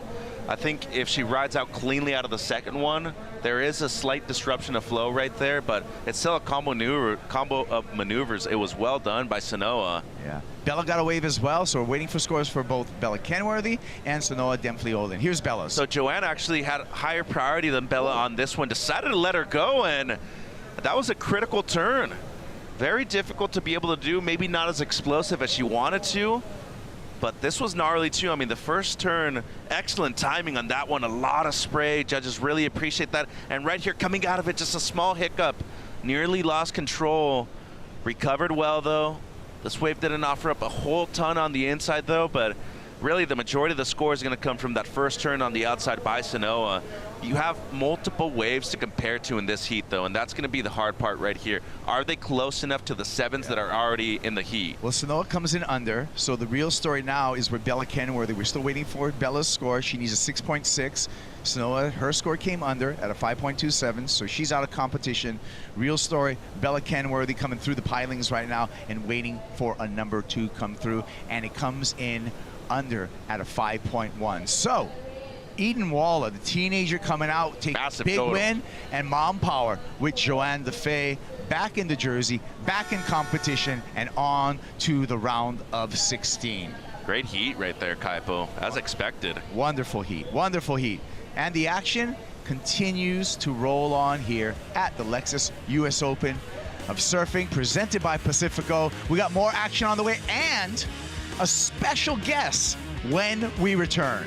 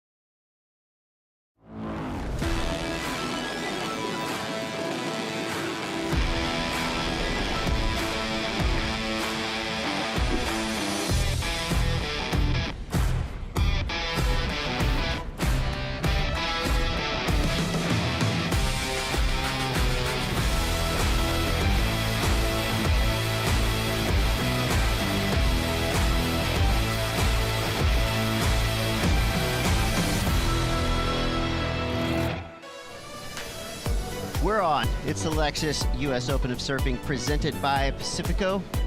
See Eden Walla coming up the beach triumphant with a 14.25 total. She got through that heat along with Joanne DeFay, so the return happens. I'm Chris Cote, Tanner Godowskis, and we are so stoked because the standout of the day so far, Kira Pinkerton, welcome to the booth. Welcome back to Huntington Beach. Thank you so much for having me. Well, you went through it out there, not only doing some of the biggest turns we've seen of the day, but also going through some of the gnarliest wipeouts of the day. Tell me about that 35 minutes. It seemed like the Odyssey, like a major journey. Yeah, I think paddling out, I actually had the breeziest paddle out. And so I was like, okay, I'll just cruise my way down. And I didn't realize the current is so strong, you actually almost can't get back. So then I had a feeling, I was like, okay, I'm going to be catching a wave and getting on the ski every single time. And so I was really grateful that we got the skis because that makes the biggest difference. I've ran up this beach probably hundreds of times and it's not fun. So Well, you put in the work out there, and you've competed at every level of surfing. You've had your time on the championship tour, some wild cards, of course, QS Challenger Series. But is it as shocking to you as it is to us when you look at the draw and you have names like this already competing here on basically day one of the Women's Challenger Series? You got Betty Lou, you got Sophie McCullough, you got Kana Nakashio, and Maria Salgado. You have these surfing superstars, rising names. I mean, every heat is so gnarly. yeah, no, I mean, Betty Lou, and her, she's just always on. She just got a good wave to start. Seems like a lower's right, almost. Betty Lou, her sweeping forehand carves are really a thing of beauty, and it's been very hard for people to link that many turns on waves today. Seems like it's been more punchy turns, exactly like what Sophie did here on her backhand. That reminds us, of course, of the wave you had earlier. Yeah, that was full commitment up into the lip and came down. And Sophie is a pretty small person, so for her to commit like that, that was pretty sick to see. Yeah, she's always just like a tenacious competitor, and great start there for Sophie. So, Kira, you were in that similar position, right? You did that huge turn. You got an 8+ ride. Does that kind of change your attitude out there? Like, okay, the judges want us to go for it. Let's go for it. Yeah, I think I knew if I overdid it, obviously it could go the other way. So I really wanted to start with 2 decent scores, which is what I did. And then as soon as I got 2 5s, I was like, all right, I got a chance to open up. And I did. And honestly, I think myself and everyone thought I was going to fall. And the ocean was like, nope, you're going to come out. So. We believed in you the whole way. Oh, obviously. But I love that insight because we're in here in the booth and we're trying to make sense of it. And those big sections, what is it actually like coming off the bottom and having to readjust in the lip on something of that size? Well, I mean, the lefts are pretty out to sea, so getting the speed into the section I think is probably the hardest part. And then coming out of it, you want to get in front of that white water. And so I think I just had enough speed to where it was pushing me out rather than like kind of taking me to the side. Because with the current too, it's taking you down the beach, so you almost want to go against it in a way. And Sophie just did a really good job of that. We've actually chatted a bunch too. The perspective, I'd be curious your thoughts on this. Born and raised here in Southern California, having the U.S. Open, as we watch Green up on a really nice left-hander, great first turn. As she's looking to finish this out strong, this could be a really great wave. Yeah, Maria was ripping yesterday. We did run half day of the Women's Challenger Series in the opening round yesterday, so that's what set us up to have Kana and Maria here in this heat, going up against top seeds, and she is still going. That wave was just kind of the gift that kept on giving. It wasn't a huge wave, but a lot of opportunity, a lot of options down the line on that wave for Salgado. So as it stands now, Sophie McCullough just went out there and she got to work early today. 8.67 and a 4.73 on the strength of one massive backside hook and then a combo of turns perfectly placed. And Sophie now is just sitting out the back with the luxury of being able to wait and just find something special. Try to get rid of that 4.73. Betty Lou starts off with a 4.33. And just like that, Sophie's way out in the lead. 27 minutes, 56 seconds left. We've got a heat on our hands, and I'm just already so surprised of some of the names that are out of the draw. We just lost Bella Kenworthy. It's a championship tour surfer, and this is an early round, so the mighty will fall today, folks. It is the Challenger Series. It's a challenge for everyone, even the CT surfers. Yeah. Well said there. But Kira, I feel like I'd be curious your perspective, because when you were surfing the heat, you had a smile literally on your face. I know you like surfing in heavier conditions, but what does the U.S. Open mean to you, coming from Southern California, growing up and watching it your entire life? What's it like competing in here? Yeah, I think most of the events I've ever done have been here in Huntington, and this is going to sound a little funny, but I thrived off of the bigger waves here in Huntington growing up. Like, everyone in my heat would be a bit scared, and I actually think I drew off of that feeling because I knew that I was pretty solid to commit to anything that was going to come through. So having that confidence from being really young, I think it's still stuck with me. And so today, like, as much as it's a really challenging day, I felt confident the whole time. So. We talked about surfers having to channel their inner Courtney Conlog, and I think you're carrying the torch for Courtney going up into some of those sections. So fun to watch. So with 26 minutes, 30 seconds left, we've got Eden Walla standing by on the glass with Rosie Hodge. Solid surfing, Eden Walla. Already your second heat win here at the US Open. You surfed yesterday. How have the conditions changed, and how did you anticipate that change coming into today? Yeah, it's super different from yesterday.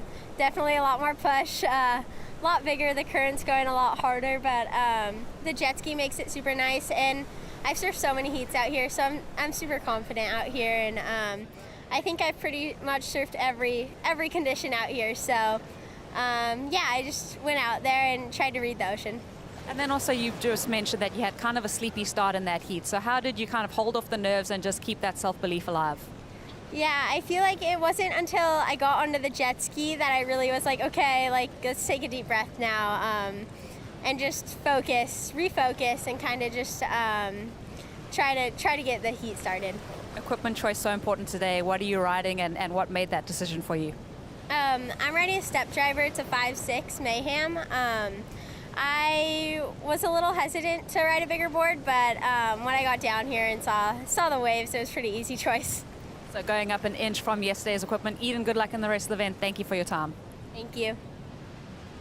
Rising star, rising through the ranks of the Challenger Series, Eden Walla. Kira, I know you've probably watched Eden surf since she was about 5 years old. You know, she has been a super grom, and now she's turning into a real threat. Yeah, I think she's got a huge future. Just watching her heat yesterday and how smart she was to just stick next to her other competitors at the end. It's sometimes like hard to just do simple things that are competing, but she's really smart with her surfing, and then also just like playing the game. And I think she's got a super big future. I'm really excited for her. We got a little highlight clip from your Cold Beer Surf Club conversation with Connor Coffin, and you were speaking with him about competing out here when you were about 16 and it was a CT. I mean, I'd be curious your perspective as well, being young in the draw, coming up, these are big events. Like, what's it like competing against Goliath competitors? I think during that time, I think I had Steph and Sage, and I was just kind of starstruck, to be honest. And it wasn't breaking. It was so small. I think I caught away with like a minute to go. So it was like a bit of a sad heat, but I think when I was 16, I had so much confidence. I was like, I belong here. I want to be here. And then you know, losing sometimes can take that away from you, but now it's like, okay, I want it even more, and I'm gonna take it. So that's the new mentality, I guess. It's so deserved. We've been watching your surfing this entire year. Some great performances in and out of the jersey in El Salvador. You had a little bit of an injury there.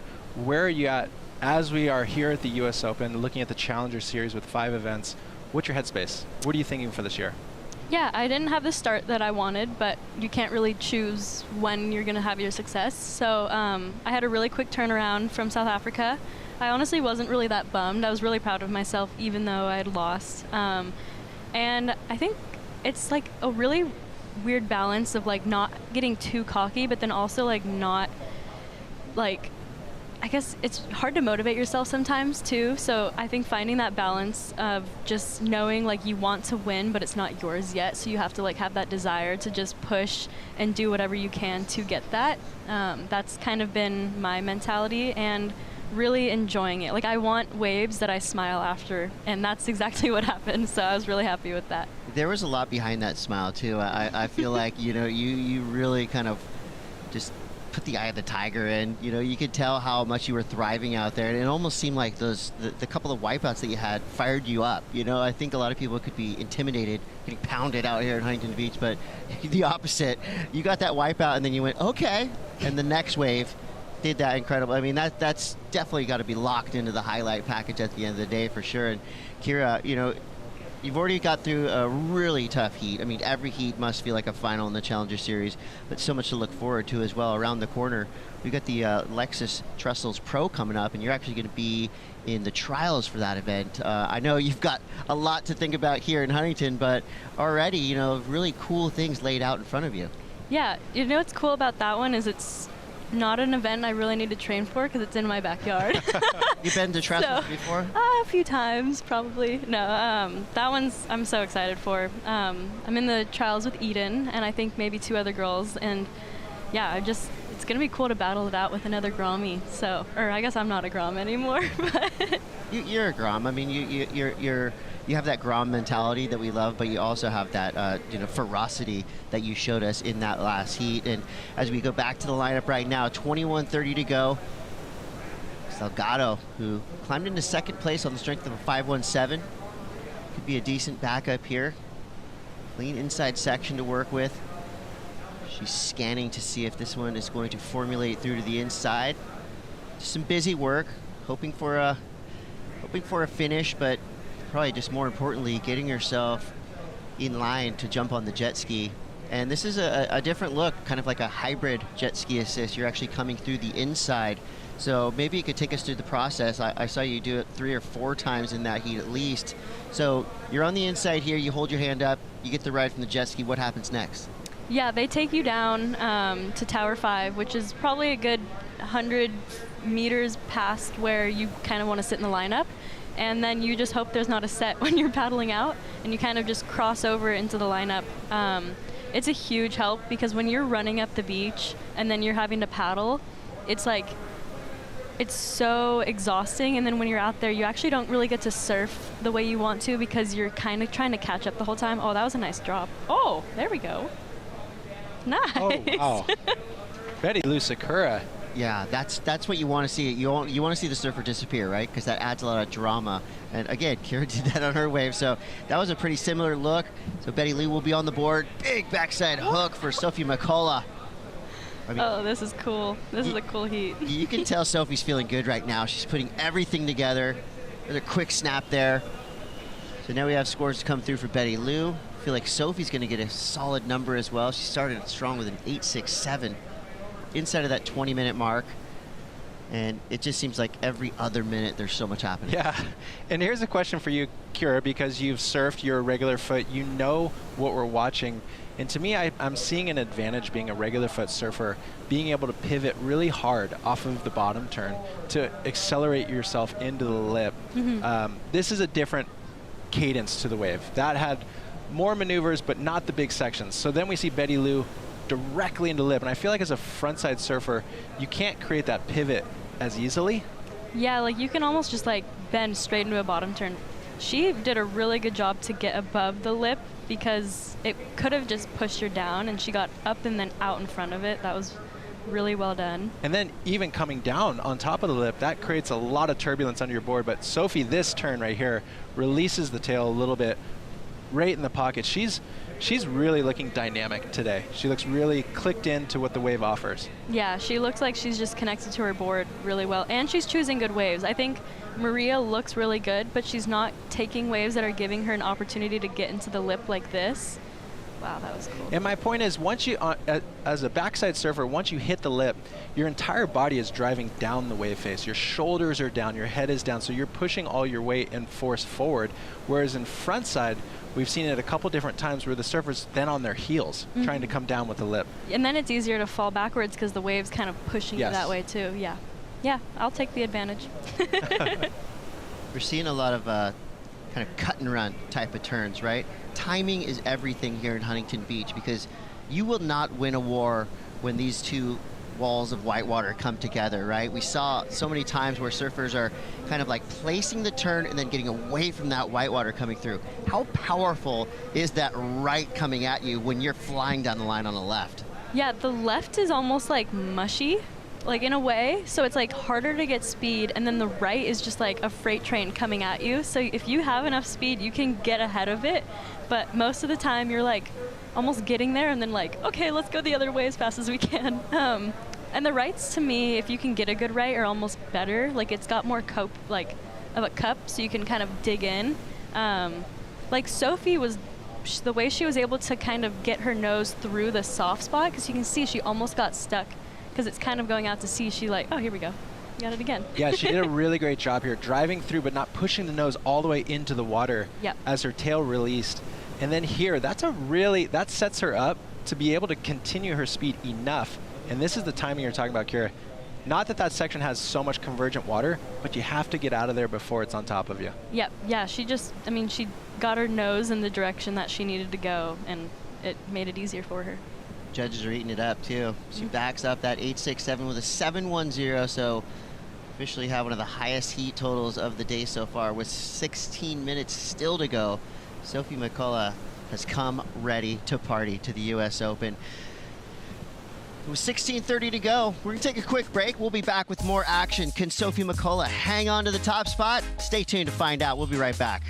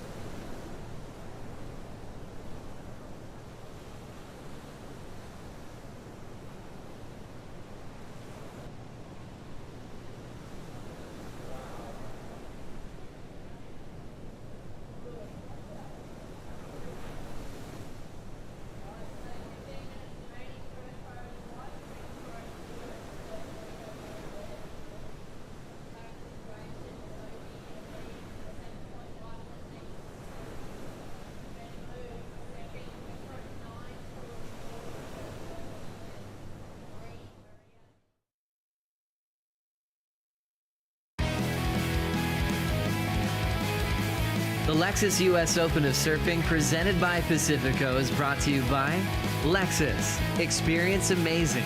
By Pacifico. Live life anchors up. And by Go RVing, official recreational vehicle travel partner of the Lexus US Open of Surfing.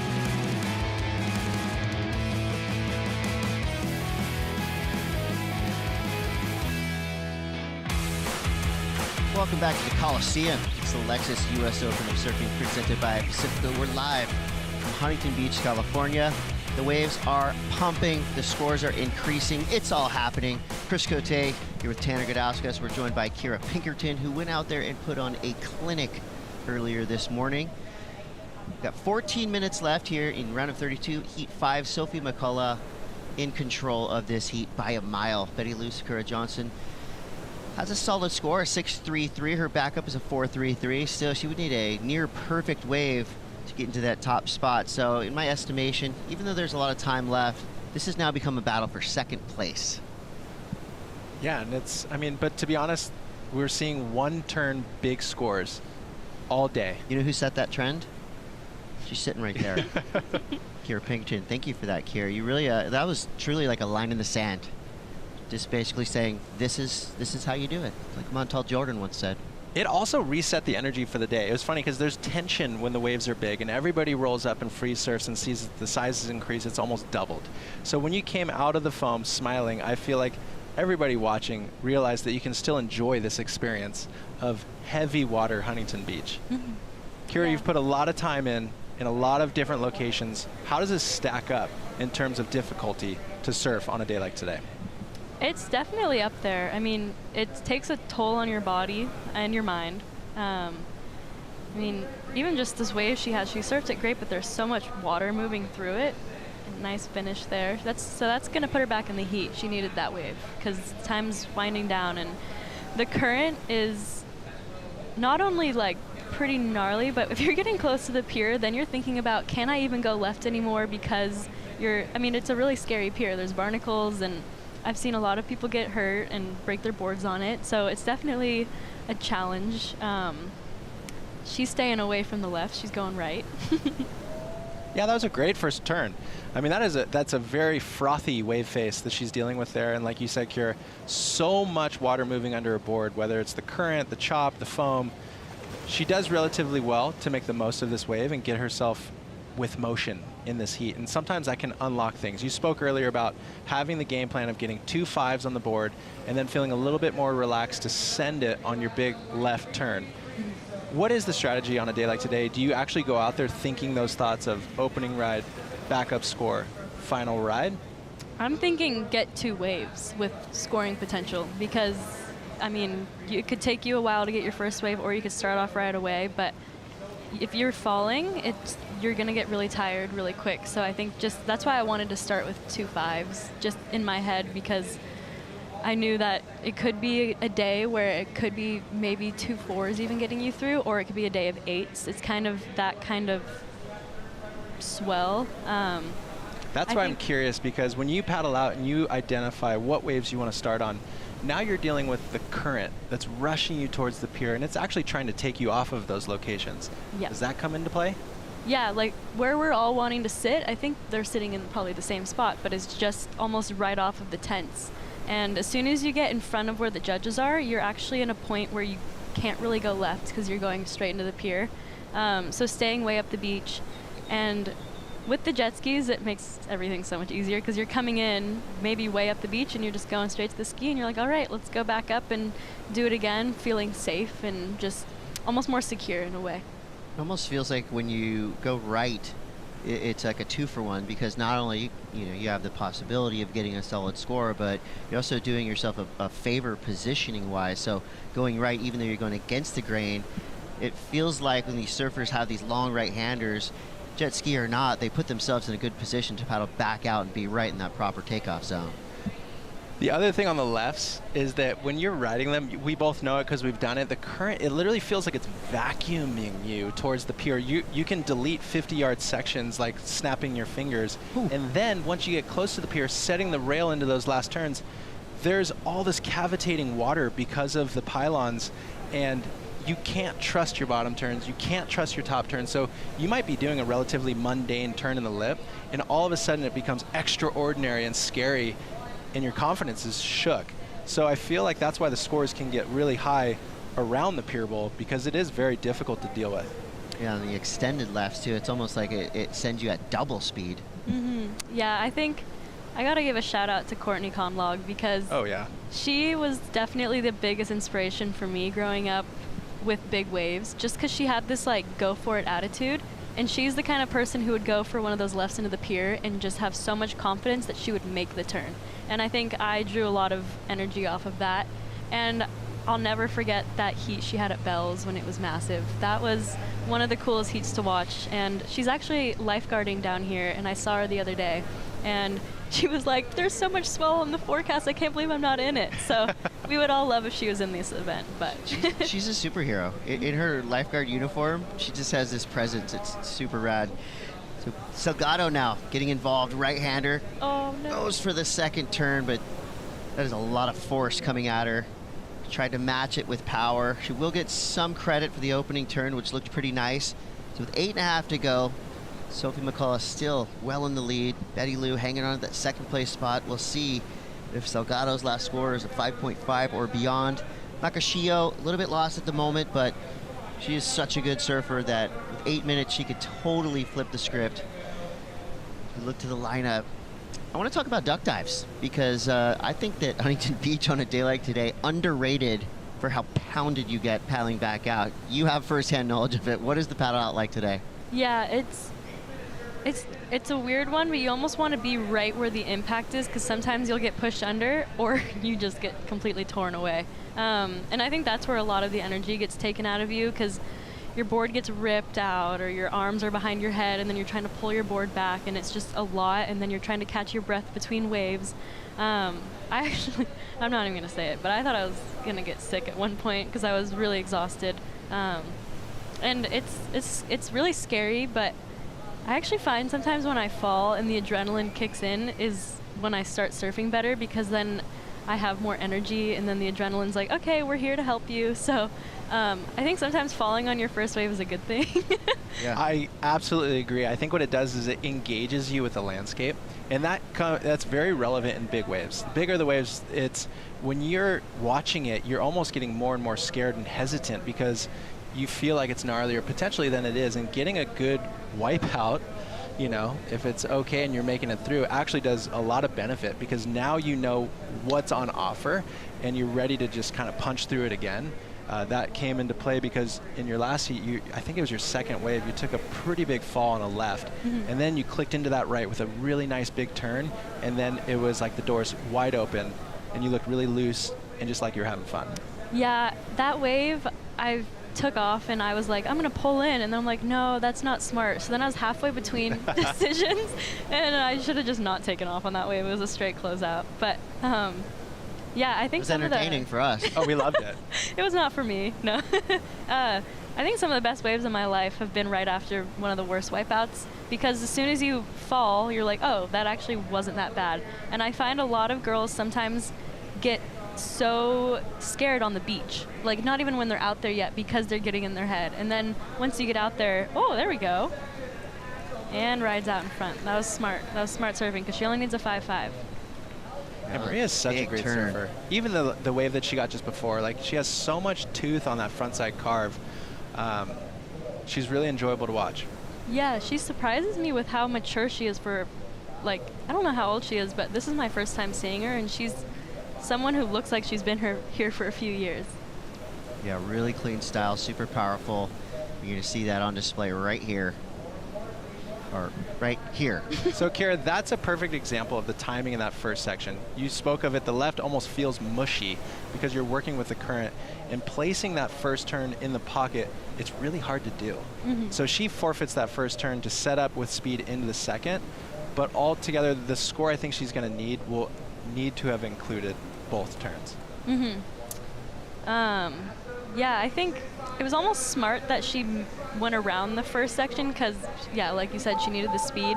And she got the score, so she got into the lip and got in front of it, and it was clean surfing, and that's all she needed. 6.57. There you go. That was really precise. It was powerful, and it was just done in the perfect spot. And I like the little confidence booster, little ollie that she came out. You know, she was going so fast out of that turn, and really smart too, because she started fading to the right. Just even, you know, this is a game of inches, even giving yourself that little advantage to go as far south as you can go to battle this current. Super smart surfing from Maria Salgado, and she is now in second place. Betty Lou Sakura Johnson drops to third, eating a 5.42. Kana, she's still in it. She has a 3.33, but now she needs an 8.41 if she wants to stand a chance of advancing through. Top two surfers survive. Third and fourth place surfers, their run is done. So here's something that's kind of interesting, just a note. Maria forfeits the first turn, gets a lot of speed, connects with the second turn. Now, had she reversed that order, if she had started with a big first turn and then missed the second turn, forfeits the second turn, would her score be the same? Do the judges like the presentation of finishing the wave strong versus starting the wave strong? I think the section was bigger on the second turn, and she probably realized that more scoring potential would come out of the second turn. She's also chosen waves that are easier to surf, so she's actually making it easier on herself to make the turns, whereas Betty Lou's 6.33 was a really short, quick wave. Here she goes now. See, this wave just didn't give her that face that she needed, but Maria's chosen waves that have almost been like, okay, like here's a section for you. It's like presenting itself. Yeah. And then some other waves are more like, this is a really gnarly section. You got to be up there and ready to get it, because if not, you're going to fall. Well, she's no slouch. Yeah, she's the 2025 European Junior Champ. She knows how to get heats done and get clinical with it. But to be able to surf and make those adjustments, really high level. Here's the story of the heat so far. Sophie McCullough starting strong and finishing strong. She's done it proper this entire heat. She looks so connected over her board. I love her approach. And on this one, safe. Gets the job done, finishes it. Gets the second score on the board. And then Maria starts catching fire here later in the heat. Yeah, gets up there and gets into the lip and then smooth out on the way out. That's a radical approach. I mean, that second turn had so much spice on it. But really, Sophie and Betty has had a turn just like this, come straight off the bottom into the lip. That's the recipe for the U.S. Open. That's what the judges love. And that one big turn just shows us how good Sophie is to be able to hang onto your board through that airdrop in insanity. Sophie McCullough with the highest single wave score of the day. Sorry about that, Kira. She dropped down to third, but got to be so proud of that 8.33. So the 8.67, why was that the best wave we've seen of the day so far? So multiple reasons, and I think we should go there. The way that she came off the bottom was so tight. The pivot was just arcing in a very, very quick manner, and she was able to get into the most critical section, hit the lip, projected out, and coming down on a backside turn at that level, it almost feels like an air. It's a very awkward position that you put your body in. So we've seen actually multiple waves go up into the 8 range for just those backside turns. Sierra Kerr today, Kira yourself today. What's your take on it? Why does that kind of turn, why is it so difficult, and why does it score so well? I think just when the wave's coming down that strongly and you're able to get off the bottom and get so much speed and then control it off the top and then get in front of it. This is going to be interesting because it was oh no, that's so That was a very meaningful wave. Yeah. Betty Lou Sakura Johnson, and it was a smaller wave. She's looking for a 5.42. I wonder where it'll go because it was well surfed, but it was small. Betty Lou is such a clinical surfer. She can manufacture sections. She can make it happen on both her front side and backside. Right here, she's tapping into that veteran knowledge and getting whatever job she has to get done on a wave that the quality is not that great. Mm-hmm. She really upsurfed this, riding over the jet ski wake at the end. She's putting it to the judges. Let's say that. She's making them decide. She did not make any mistakes. And that was a mistake right there because she could have maybe bettered her 5.17. So she is going to hope that she gets another wave in the next 20 seconds. Betty Lou's come to the beach. She gave it everything she had on that last wave. Was it enough? Was it a 5.42 as we see out the back? Kana Nakashio getting involved. Nice combo of turns there. She goes down. Just wasn't her heat. 3.33 and a 0.63. So back to the drawing board for Kana. And so it all comes down to this. What are the judges going to do for Betty Lou Sakura Johnson? I feel like the first turn was really great. The last turn had some punch to it. Some good busy work through the middle of the wave. Smaller wave. Maybe it wasn't super fast. It wasn't as impactful as either wave that Sophie had, but this is when you don't want to be a judge because this score right here, I mean, this is like a career maker.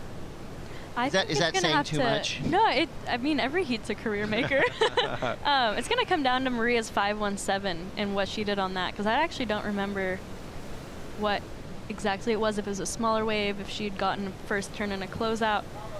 So they're probably rewatching that wave right now, and maybe also, because the 6.33 that Betty Lou had is different than her last completely, so there was just one big turn. I don't know. So honestly, it could go either way. And sometimes you have to factor in the buzzer beater energy. Yeah. Where it's like Betty Lou is coming in strong at the very end of the heat. The judges watch it. She finishes the ride, and Maria out the back ends up falling the next wave. And that sort of subconsciously starts to, you think this narrative is developing like, whoa, Betty Lou on fire. She's getting it done. So who knows? Does that affect the score? Sometimes, for sure. Does it affect it today? We'll see. You know, I think the reason why we all tune in, the reason why we just love the Challenger Series is the drama. And there you have it. More happening on the sand right now as the score comes through for Betty Lou Sakura Johnson. Just enough, a 5.5. So the judges loving the work she put in on the last second.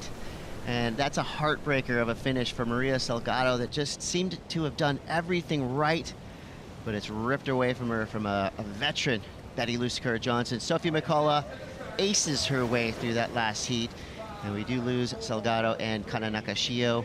We want to thank you so much, Kira Pinkerton, for joining us. Check out Kira's episode of the Cold Beer Surf Club, brought to you by 805, and of course, keep your eyes on Kira for the rest of this event. I feel like the waves we have, the attitude that you have, we're going to see a lot of good things happening from Kira Pinkerton. Thank you guys for having me. That was super fun. Thanks for coming in. Yeah. We're going to take a quick break. We'll be back. We have Vahine Fierro paddling out with Teresa Bonvala, Sarah Baum, and Ziggy Aloha McKenzie. Stay tuned. We'll be right back.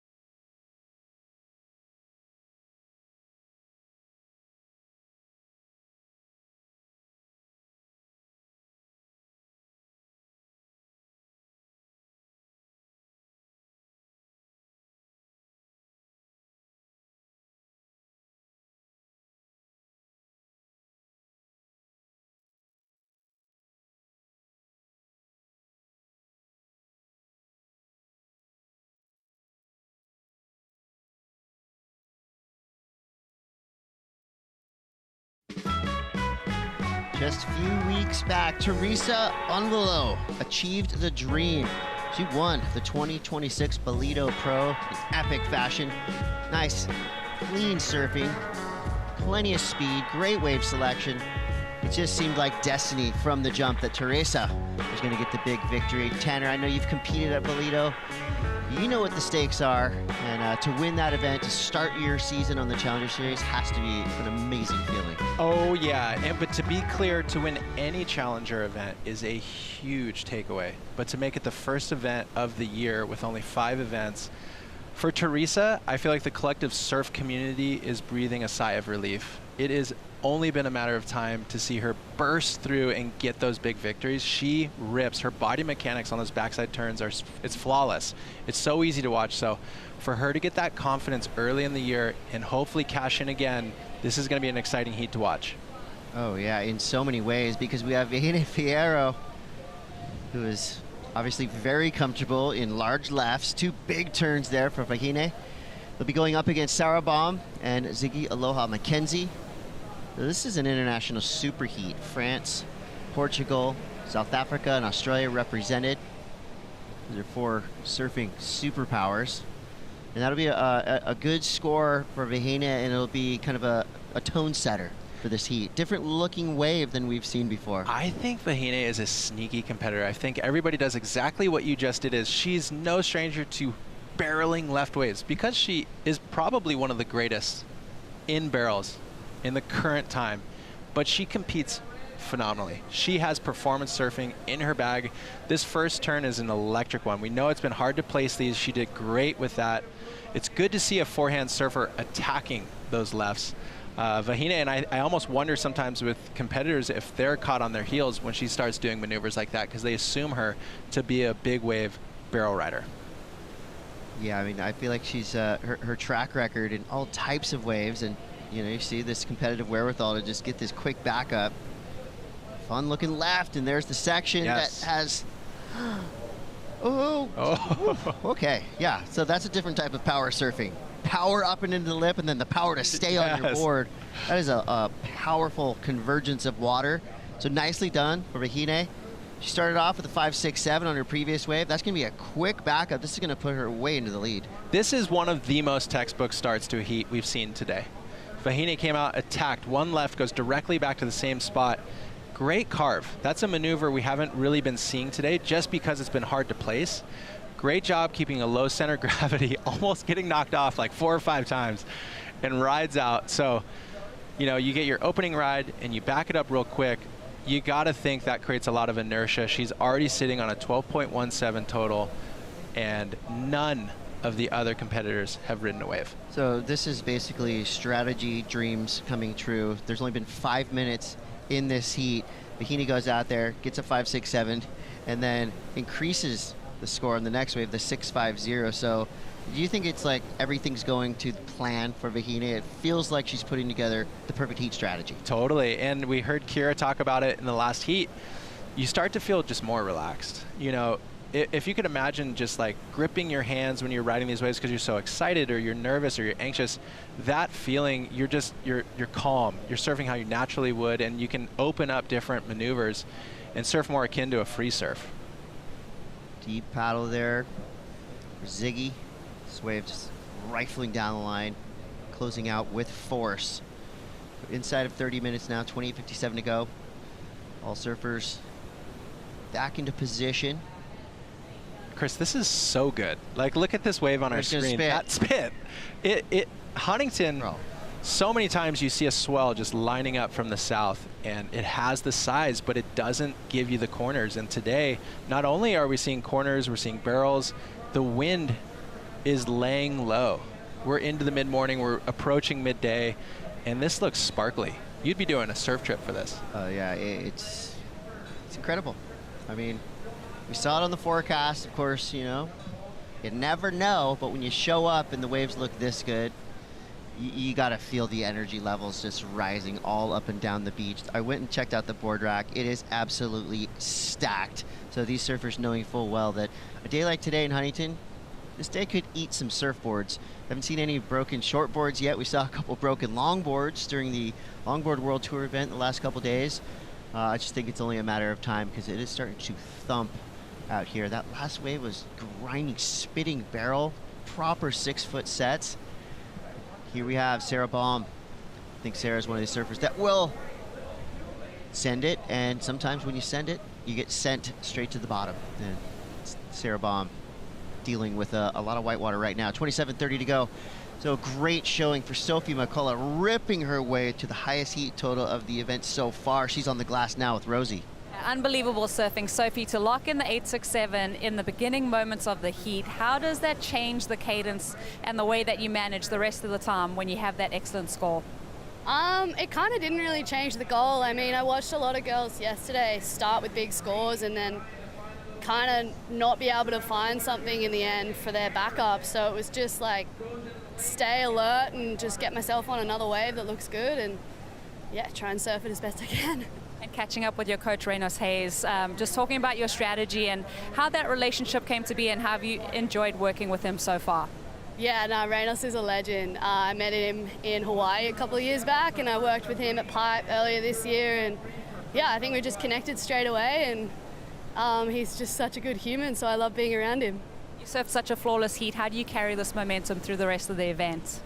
I don't really know. It's been a while since I've had a heat like that, so I'll just try and like start from scratch again and yeah, just keep trying to find sections and hit them. And confidence-wise, what does that do for you? Yeah, it does a fair bit. Like I said, it's been a while, so I'm happy I was able to like show some of my true surfing in the jersey. Love it. You got so much potential. Can't wait to see what you do in the rest of the event. We'll send it back to you guys. We're with you, Rosie. Can't wait to see the next heat with Sophie McCullough because she just showed us something really special in the heat that she just surfed, putting together just the ideal scenario for any surfer. Get a huge score straight from the jump and then back it up with another sizable number. And that's exactly what Vahini has done in this heat. There's still 25 minutes, 45 seconds left. She's already got a 6.5 and a 5.67.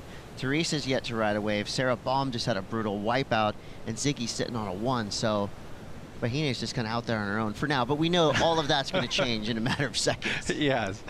It is interesting being in the booth and we're watching, and it condenses this lineup, right? Like we're seeing the surfer to the far south versus the surfer to the right, and that distance is probably about 2 football fields. And that with the current, it's interesting. When you're surfing competitively, you try to surf at another person. In these 4-man heats, like you're saying, Vahini is all by herself. Like in the end of these heats, it can get real strategic.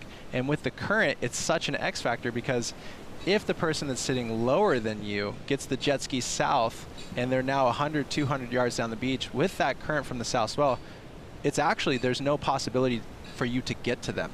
So now you have to just focus on yourself. And I think that's a really interesting aspect in this Challenger event specifically, because a lot of times, especially in these opening rounds, the four-man heats, it gets to that strategic sitting on each other and closing these heats out. So it keeps this very open for all competitors to just keep activated. I think the jet ski assist today has been really clutch, and we've seen so much surfing because of it. So I think we're all winning.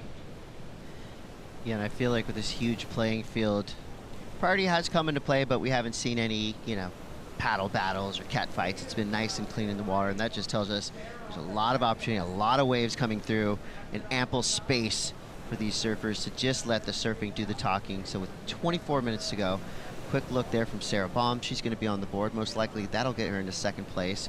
So when you're sitting way out there in the lineup here in Huntington, and you look to the south, is there an indication, like you can see the sets coming from a mile away, or do they pop up pretty quick? You can see the sets coming. Iconically here with big south swells in this region, you go all the way from Newport is where it just really hits. And obviously you're not going to see that, but you see it marching down the coastline. So you are innately looking south all day because of the current and the swell direction, but you can actually see it. Not that you can change your position in the lineup too greatly unless you're going to head north and work with the current, but you definitely should keep your eyes on the lineup and be aware of what's coming. Yeah, that's a cool angle, because you can see the sweep of the sets rolling through, and gosh, it's got to give you butterflies when you're sitting way out the back. You need a score, you hear the beach announcers tell you how much time, and then you look in the distance, just marching up from the south. Yes. Lines coming right at you. You think you know exactly what's going to happen, but these waves definitely have a mind of their own. Some of them can look so perfect as they come to you, and they can change so quick. And two, we're seeing, as this wave approaches, it creates a cross. There's a wedge, and we see the surfer in white looking at it. And normally when you have a really strong south swell, you won't get that much cross in the wave. It actually will be a closeout that you're running with. So today is very elite conditions for Huntington Beach, and I feel like we've already seen so many good scores, and we'll continue to see that. I'm going to look here. This is Teresa Bonvala coming off a win in Bolito, hoping to build some momentum here. Nice carving snap to start this wave. It's giving her some room to work. Got shouldery quick, so yeah, we all, as a surfer, you gotta love a wedge, right? You see this TP come up, and it's just a perfect triangle. It can't be too wedgy, though. You have to give yourself a section to work with. As Sarah now looking down the line, this wave really frothy on the face. It makes it a little bit harder to read, and then she rips into the end section. So you almost want to close out section at the end, because that's where the biggest numbers have come from. If you can get your headspace there, that's exactly what you want, Chris. You want the biggest wave you can find with the biggest section that it has. And Sarah, a relatively quiet start to that wave. But I do believe she's going to get a great score, because not only was that a big section, but she hit it in a really critical spot. A lot of times you've been saying cut and run, which is the approach to get there early and get out of there. Where on this turn specifically, she chose to engage directly with the oncoming water. And I think that makes it just another level difficult than what we've seen from some of the other surfers. Yeah, if you were going to a punk rock concert, that would be called cartwheeling into the pit, where you just basically throw everything you have at what's coming at you. And the judges, again, they've been saying all morning long, the more risk you throw, the more we're going to reward you. So we'll see where these scores wind up. Teresa Bonvalo, she's got a 2.50 to start. Sarah Baum with a 1.33, but she's just backed it up quick with a 5.77. So now that's her high mark. So again, that's really on the strength of one big turn. Yes. Power surfing, which we know she is famous for, is definitely going to help you today. Bonvala now in third. McKenzie, the 1.07. Yet to get things rolling here, but she is out the back with priority. Have you seen priority really become a factor yet today? We were talking about it a little earlier, and I think everybody would be competing with an open mindset. And I think there's been so many waves ridden in so many different locations within this competitive area. The priority actually isn't a big factor. I think you're trying to just continue to ride and move around the lineup. But I think a side note with the Teresa story, really interesting to win an event and then go into the next event pretty soon and try to keep that rhythm that you've accrued in the prior event. Real quick, Chris, let's talk this out. Sarah forfeits the first section. We saw Maria do the same thing in the prior heat and gains all that speed and rips directly into the lip, where you can see she had to manage coming out of there a ton of convergent water around her surfboard. So she did really great there. Yeah, just staying on your feet in that section, in that scenario, deserves a lot of credit. And she got it from the judges with a 5.77. So on the strength of one big powerful turn, Sarah Baum is now in second place. Vahine is just still way out in the lead, 6.50, 5.67. She just threw away a 4.83. So things are going nicely for Fierro. So on the Teresa note, she's won Bolito a couple weeks back. Now she's here starting from scratch, first round. I feel like this heat, possibly this wave, is so important for her because this is what starts her back into that supernatural rhythm of competing. So she needs to get that pace going. She needs to make it out of this because you really want to cash in on that heat. Everybody's talking about her right now. She's the it girl in the Challenger Series. She's the top dog. So when you can start to get that inertia early in the events, you can steamroll into the finals day actually utilizing that confidence. Yeah, I mean, she's been so good for a long time. We've heard her name for years at the top of the top level of surfing. And so for her to win Bolito, I think it just kind of gave everybody a nice reminder of how good she surfs. She's a CT level competitor for sure. She's had experience on the championship tour. And right here, she's got a nice looking right-hander. I almost wish she would have just pushed a little bit harder on this wave. Yes. Second turn was cool. And with Teresa, she has a really delicate style. She places things very technically. That was a good wave, but sometimes you do want a little bit more bite on the maneuver. Ziggy's a super speedy surfer of Australia. Great style. Nice whippy tail slide. So pretty similar, I think, to Teresa's wave, but maybe just a little bit more spark to it. And I think that just goes down to speed.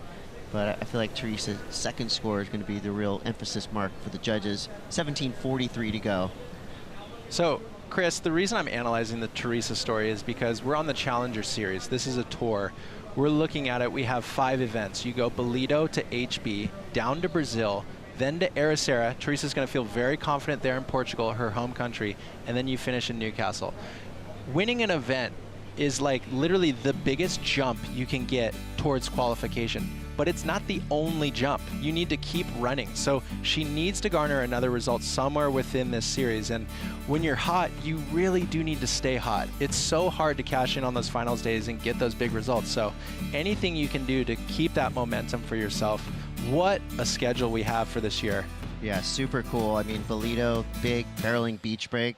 Huntington Beach, wildly, is a big barreling beach break today. You know, down in Brazil, that'll be a cool venue for sure. Ericeira, I mean, a long right-hand point break, super rippable, and then wrapping things up in Newcastle.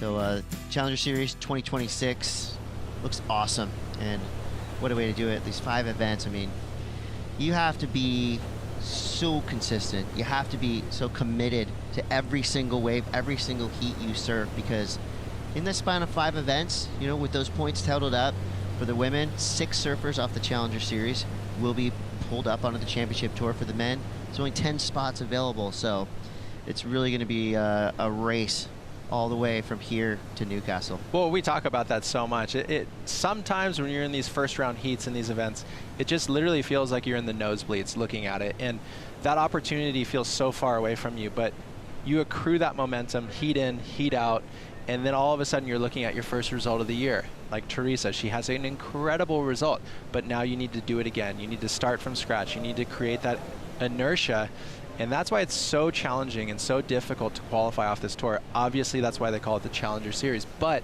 it garners competitors that come onto the World Tour with so much strength, steam, resiliency, and I think that's why you're seeing a lot of the rookies come on tour with so much fire in delivering against the biggest names in the game. Yeah, they just achieved something that not a lot of surfers in the world would ever even dream of. So with 15:23 to go, Vahine Fierro way into the lead, 12.17 total. Sarah Baum's now in second. Bonvelo comes through in third with 3.6, but a lot of surfing left to come. Stay tuned. You're watching the Lexus US Open of Surfing presented by Pacifico.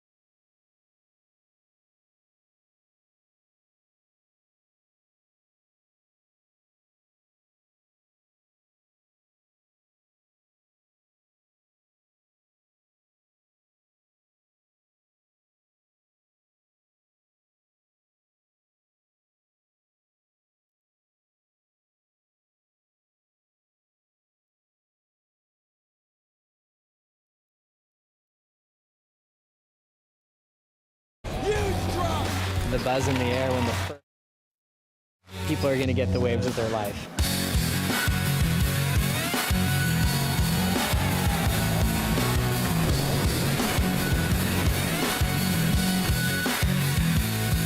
The amount of energy that comes over that reef, there's no other way of really like it in the world.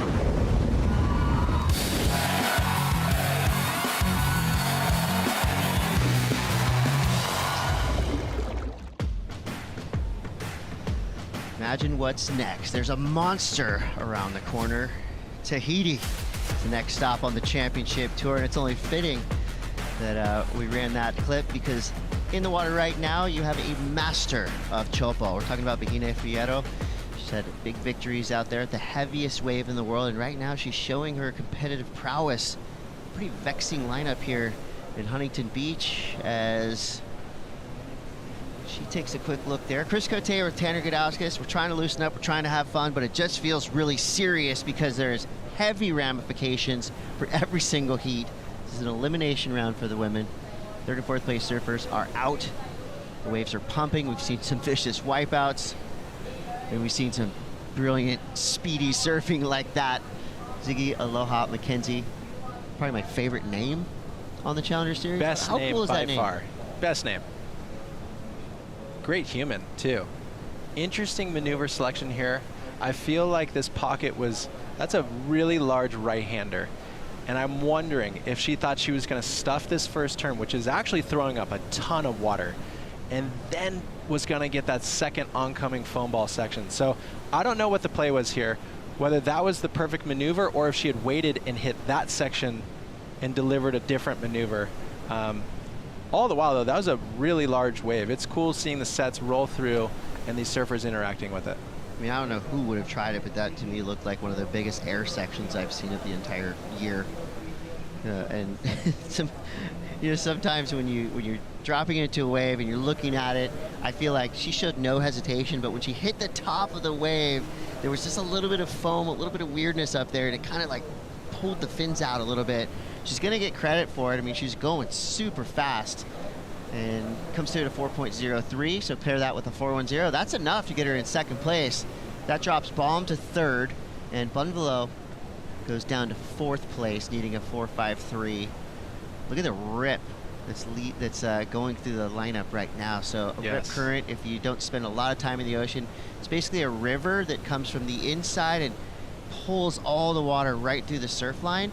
And you can identify it kind of with the white water that looks basically like a river.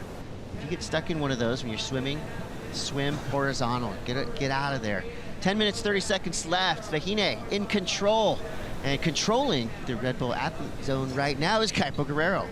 Thanks, Chris. Yeah, things are filling up over here just because it's nearing lunchtime, and that's when everyone kind of fills up. We're going to get into the men's competition after the completion of the second round of the women and the Red Bull Athlete Zone. The energy is all coming together here. I tacked some salsa from Mitchell Salazar, some volcanic salsa also.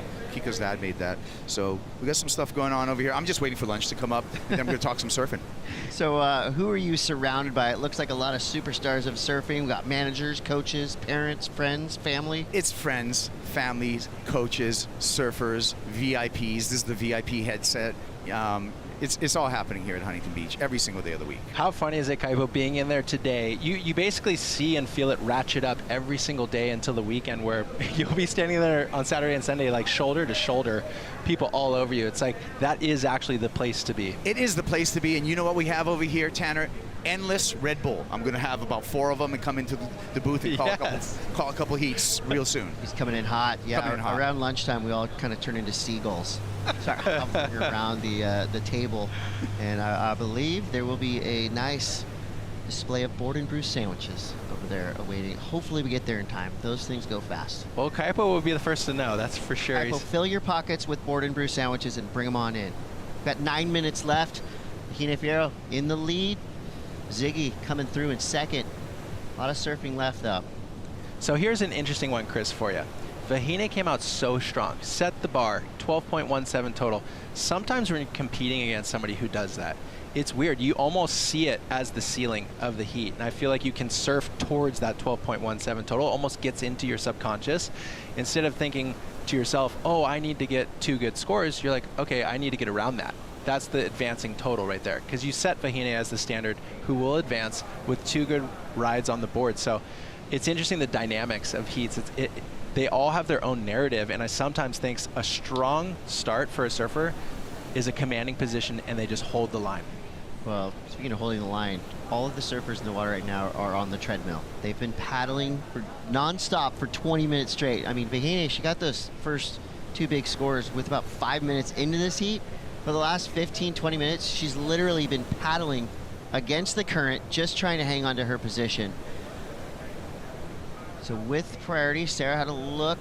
Vahine now gonna take a crack at this wave. Looks like a good little left-hander. Big snap, tons of spray on the first turn by Vahine. Another solid layback into the closeout section. She's just showing so much consistency, you know, poise and prowess on every wave that she's surfed. She's throwing away 4.8s, which is saying something because that's basically higher than any of the other scores we see on the board for the rest of the surfers. You know, we just brought up the Chopu clip. We know Vahine feels so comfortable. That's her home spot. She's going to be going back, competing in a week or 2. But here, you see, she utilizes the U.S. Open to create energy within the industry. The California scene here and the surf scene is so important. And this event has been like a legacy piece ever since growing up here. And you've always seen international competitors utilizing it to get in front of people and do dynamic performances like this. She really is surfing clicked into gear. These turns are perfectly placed, throwing a lot of water. She's not overcooking anything. She's realistically surfing how the wave wanted to be ridden and doing a great job. You know, when she won her World Junior Championship, when she won in Tahiti, she basically put herself like on the radar of one of the most well-rounded surfers on the planet. To be able to charge Chopo like she does, and to be able to compete in 1 to 2 foot slop as well as she does, is huge. I mean, that puts her on a short list. Yeah. You know, the 2 to 20, the 2 to 30 club, and you know, when you're talking about a wave like Chopo being your specialty, yep, that is amazing. Almost overshadows the fact that she's a weapon in all types of waves. Totally. She can do airs. She showed us on that last wave how fast she can surf. So Vahine Fierro, while her results in the championship tour this year probably aren't where she wants to be, I think she's come down to the Challenger Series to compete with some kind of revenge in mind. Totally. Right? She wants to remind us all how good she is in waves like this, and she's doing it. Just increased her second score. 5.97 pairs with a 6.50, extending her lead. Ziggy would need an 8.37 to get in the top spot. Sarah Baum, and she's in a dangerous position right now, needing a 2.36, and Teresa's right there in the mix as well, needing a 4.53. Oh, the edge of our seats are just going to get worn off today. Yeah, it's so exciting, dude. It's honestly exactly where the level should be. In these opening rounds of the Challengers, people are just punching through it, giving everything they have. Great example of that, Sarah Baum just throwing it at the lip. I think, you know, we've spoken a lot about the communities that surround these surfers as they are globally located, and the Tahitian force, just a second here. That was a whiplash wipeout. That was gnarly. We talk about Vahine, and you have to go back to the beginning of the Tahitian competitive scene with guys like Poto, and then that goes into the Hiratera Tanufa, the Michelle Perez, Jeremy Flores now coming off to be a big guidance for all of these surfers that are in the mix now. So you're talking the Vast family, Vahine, underneath them, Kiara Gold. Like, the scene is just blossoming, and I feel like not only, like you're saying, Chris, they're so well-rounded, it's just such a joy to see that. I feel like they all have very polished styles and competitively are so savvy because they're able to tap into the generations before them and gain their knowledge. Oh, Mackenzie now, back-to-back waves that do not go right. So 4 minutes, 15 seconds left, and it's almost like you don't even want to throw this into the universe because this would be the ultimate heartbreaker. But Teresa Bonvalo is in a precarious position right now. Remember, she's currently sitting at number 1 on the Challenger Series after a huge win in Bolito. This is the first heat she's surfed here in Huntington. She's currently in 4th place. There's inside of 4 minutes left. There is no easy way to get a 4.53 here today. And look, can you hear the worry in my face? The drama's building again. Yeah. I just want a nice, clean heat end, right?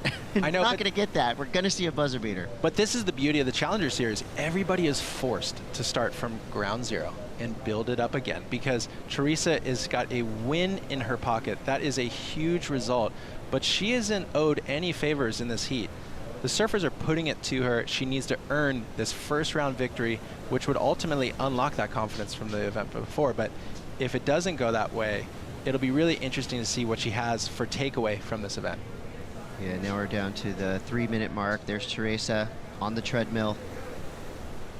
You know, she doesn't need the biggest wave, but we've seen a couple times so far today, you know, surfers who try to manufacture and try to kind of trick the judges with a bunch of turns down the line on smaller waves. Well, it's only worked once with Sierra Kerr, right? So for Teresa, she needs a pretty sizable wave. She needs to at least do one big turn if she wants to give herself a chance to advance through this heat. Looking for a 4.53, 2 minutes, 40 seconds left. She does have priority. So Yes. She's got that ace up her sleeve, but she needs to choose wisely. But this is where the dynamic we're talking about, the consistency of the swell in Southern California, that hurricane energy is big pulses, lots of waves in a set, and then relatively dry lulls. So Teresa has to assess the situation and say, at what point do I break from wanting to sit for a set wave and ride something smaller just to give myself that opportunity? Here we go. Looks like a set rolling through straight towards Teresa Bonvalot. She's sitting with priority. She needs a 4.53. 2-minute warning time. So this is that time. In case of emergency, break glass. Go full send mode. She lets this first wave go by. Good call. Total closeout. Not going to help you at all. Minute 45. Tanner, I'm stressed out, man. I know. You just want the best for all these competitors. You know how much they put on the line, how much they're invested in this. You just want to see them ride. You want to see them get that opportunity. It looks like opportunity may be knocking. Will Teresa be in position to save her campaign here in the Lexus US Open of Surfing? And this again, Go Marias. we were talking about how the current comes into a factor. Teresa's all by herself. She is down the beach. Nobody can actually get to her because of the current. So she's going to enjoy at least having that opportunity. Of course, she has the priority, so things will be working in her favor if the wave comes. And for all of you Teresa fans around the world screaming at your TVs, we hear you. We're with you. We want to see Teresa get a shot inside of a minute now. So Ziggy Aloha McKenzie in the precarious position, second place, knowing that Teresa still has a chance. Chris, we're about to watch the hold my hand. The ratings leader, Teresa, after Bolito win. Don't say it. In a possible situation that would take her out of the event in her very first heat. 30 seconds left. No. I mean, what more can you say? The ocean seems to have taken a break at the worst time possible if you're Teresa Bonvalot. 15 seconds. Oh, Chris, this is where you start to go in hindsight. Look in the rear view. What mistakes were made? What could have been done differently? Hold up, 5 seconds left. Is there a chance? 3, 2, 1. A shocking finish for our current Challenger Series #1, Teresa Bonvalot, a heartbreaker. But give it up, Bahina Fierro. Masterclass right there. 6'5", 5'9", all done within the span of about 5 minutes. Coming through second, squeaking by Ziggy Aloha McKenzie. Speedy surfer representing Australia comes through in second, and unfortunately we lose two titans of surfing. Sarah Baum and current Challenger Series #1, Teresa Bonvalot, out. Ouch. I can't even believe that, but it's the reality of the Challenger Series. Every heat is so dynamic. You really have to have the hustle at the end of the day. Yeah, and from wherever you're watching in the world, get yourself a glass of warm milk. It's going to be a long day. Tons of drama, tons of excitement. Of course, a lot of waves and a lot of surfing yet to come. You're watching the Lexus US Open of Surfing presented by Pacifico. We'll be right back.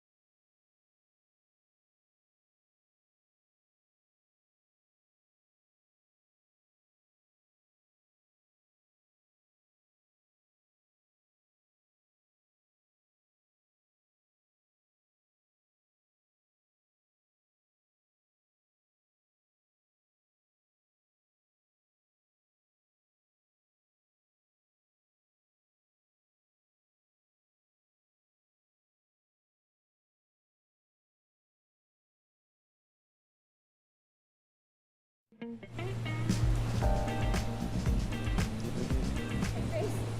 so excited. We're here at the iconic U.S. Open of Surfing. If you know surfing at all, you know this event. This is the only Challenger Series event we actually bring rising tides to. It's really cool, really special on home turf. And we cannot wait to have the next surfer on tour come out of our Rising Tides program on the girls and the boys side. I just remember when I was a guy, like looking up to the guys who were competing on the Challenger Series in CT, and I think just coming in and giving back and sort of seeing them froth out on that, like, gets me super excited. They always ask awesome questions every time we sit down for a Q&A. They ask a lot about career things. A lot of them have some funny questions sometimes. This is my chance for my daughter to just see the pathway to happiness in life. So the ocean provides, and hopefully we can get her inspired to be part of it one day. One of the special things about Hogue is that they're always investing in the community. Looking at World Surf League and Rising Tide specifically, the mentorship that is within that program is super special. Whatever these kids want to do in life, it could be becoming a professional athlete, going on to a pro career, but they get to meet people who are doing it, get to ask questions, be in this intimate space with their heroes, and really grow out of it, get more confidence, whether it's surfing or something outside of it. We're cheering them on and hopefully giving them that first little kind of push into where they want to be.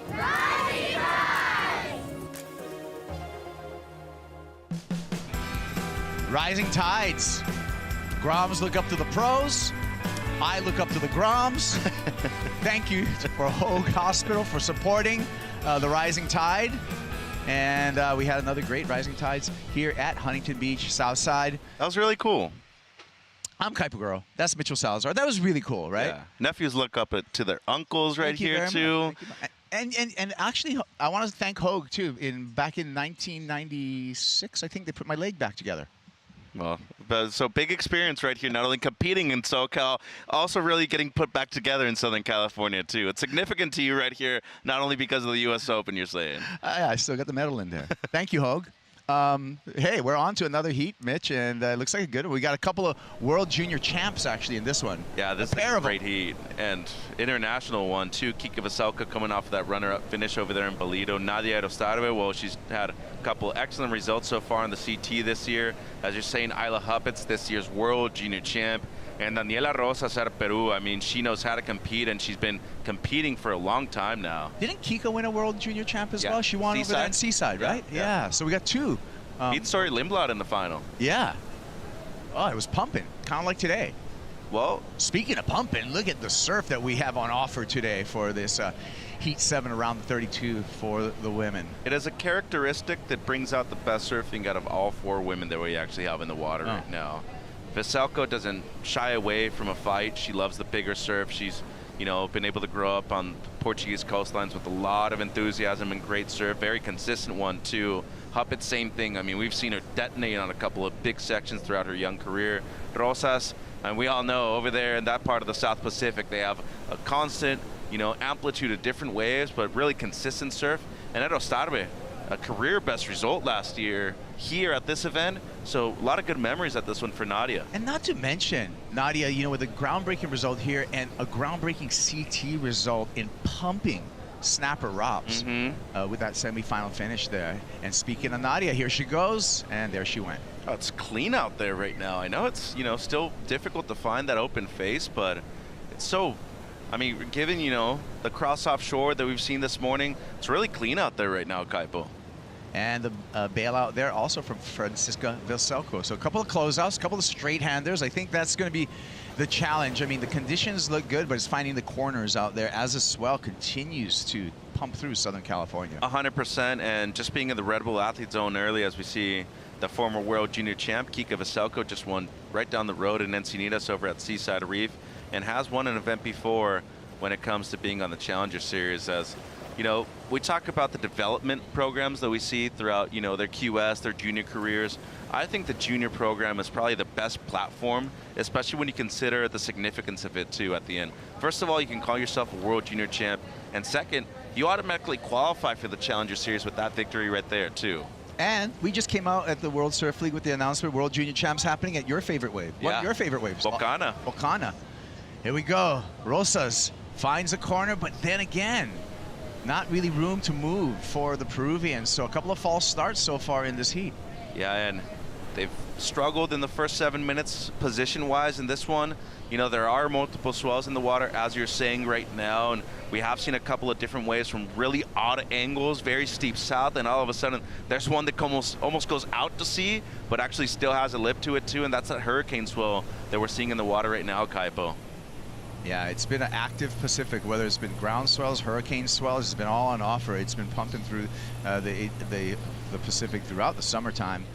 Signs of an El Nino kind of pattern is we've had kind of that weather talk. Yeah. The baby might be showing up.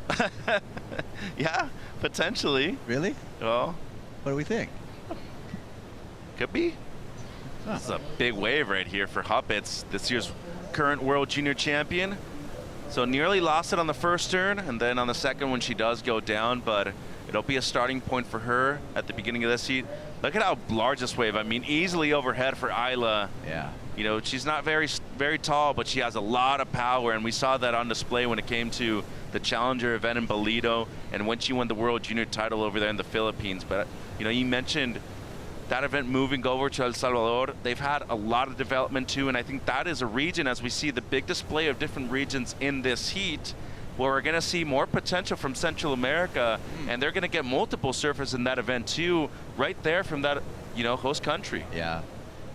That's going to be a great event. La Volcana, such a consistent wave. It's one of my favorite events, if not my favorite event to work all year. And then, you know, Isla, she won over in the Philippines for her World Junior title, and the Philippines now hosting a championship tour event this year. Yeah, and they're also going to host one of the World Longboard Tour events too. So that, you know, there's really a lot to be grateful for when it comes to, you know, the globalization of surfing, how diverse it is worldwide. What do you think about Lumpias? They're great. Yeah. I had one either yesterday or the day before. I was trying to avoid them over there on the beach because not again, you know, a couple extra kgs every time I go over to the, you know, Sun Ninja shade that they have over there, but they're good. I mean, some of the best cooks in the world though from the Philippines. Yeah, lumpia is a great Filipino dish. Go straight to the hips though. Air dropping into this one. Isla, and controls that hook. That was so well done. Steep airdrop into that. Had to compose herself on the bottom and hooks up into the top. Nadia has to kind of tap dance through that one, coming up in a cross section. Is able to stay on her feet. Aristabe continues to Huntington hop, maybe just right onto the back of the Red Bull jet ski. Now she's going to bypass that and find this little inside runner and get one more snap there for the Basque surfer. So unfortunately off balance on the last turn. It's going to be incomplete, but seems like she did a good amount of work on the outside. But you know, you did mention right there, just handling that drop by Huppets, that goes to show the strength that she has, and has won a CS event before. That was last year in Bolito, in order for her to qualify as a full-time championship tour surfer, because last year she was an injury replacement for a good number of events, Kaipo. That's right. And you know, and I feel her first round on the CT, she was kind of in shock and awe, to tell you the truth. But I think this year on the championship tour, she's really come into her own and showed us some great surfing so far. Couple semifinals so far, and you know, I honestly think, especially with the change in format this year being very cutthroat, last year surfing a couple events, you know, with the old format helped her out tremendously. So this is what she did on the outside, the one setup carve, and then was able to get into the lip. Very difficult to really handle a whitewater with that converging lip line, the two waves coming together. And as you said, it almost seemed like she was just going to hop off, you know, and go straight onto the back of the Red Bull ski right there. But tried to get a finish, and just a bit off timing right here on this last one. You know, with all that whitewater and all that movement in the ocean, it's really difficult to stay on your feet at the end. This is so impressive, though. I mean, you don't necessarily get scored a whole ton off of that, but just making that drop, making it to that point of the wave, a lot of strength in those legs by Huppets, and she's going to drop a decent score on that one too, Kaipo. Yeah, that's right. A 5.5 for this effort. I mean, that's easily overhead, maybe even double overhead for Isla on this one with the late drop. But the sharp eye responded, makes it to the open face, under the lip snap, great timing, and has to make sure that she straightens out to be in front of the whitewater, capitalizes on a golden opportunity at the beginning of the heat. Yeah. Great composure from the Australian as she hops back out. Red Bull jet skis in the lineup, taking our surfers up the beach, not out, but up the beach. Correct. And, you know, hats off to our water safety, because these today's conditions. They're working Not overtime. easy conditions to be driving a PWC. 100%. It's complicated out there right now. There's our lifeguards too, right from the city of Huntington Beach, also doing an amazing job as always, Kaipo. Yeah. Well, we talked about World Junior Champions. We got another World Junior champ, Vahine Fierro, Manuya. Congratulations. She's on to the round of 16, and she's with Rosie Hodge. That's right, easily winning that heat. Vahine, coming back to California, it's like a second home for you. How does that play into your favor when you come back to compete at the US Open of Surfing? First of all, I would like to thank the WSL for giving us jet ski assist. It's the first time that we have jet ski assist, and it was amazing because it's really, really hard out there with the current. So it's saving us a little bit of energy so we can perform well. So let's run that every year. It's fun to be back here. Finding a rhythm out there was right away, the first 5 minutes. That was kind of my goal, to try to play with trying to get 2 waves before the jet ski around, and I was able to get 3. So that was pretty cool. And then I felt just calm the whole heat and was trying to better the whole time. And as we head into the back half of your season, how have you felt so far in the last few events, and what do you think you need to change heading into the rest of the year?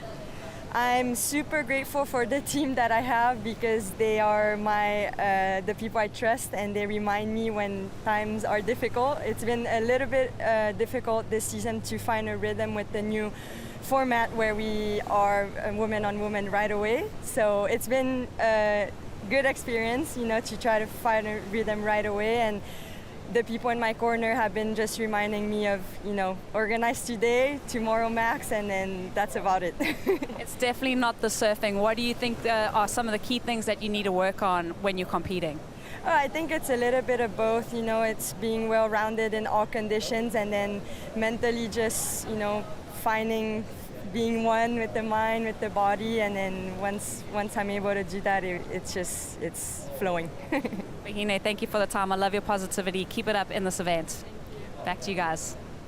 Yeah, there you go. So Vahine, acknowledging what we're talking about, Mitchell, just the jet ski assist, and that's been helping out our competitors. Yeah, it's been a difference maker so far, and for her to say that too, coming from Tahiti, and we call her the queen of the point over there in Tahupo'o. She's been one of the most dominant surfers in the history of that event over there. So it's the next one that we have on the championship tour, and she's pulling double duty too, same as Nadia out there right now. And Francisca Kika as well. Yep. So the insurance policy, right? If we're halfway through the season, where are we at? We've gone through 7 events so far on the championship tour, and so now the surfers are able to, the CT surfers are able to identify themselves where they're at the rankings. You get context. Yeah, and then jump on the Challenger Series as a backup plan. Well, it's pretty much, what the old school surfers had to do. I remember Drew Courtney, who was on the CT for a number of years, had to go straight to a 6-star prime, which is pretty much a challenger nowadays.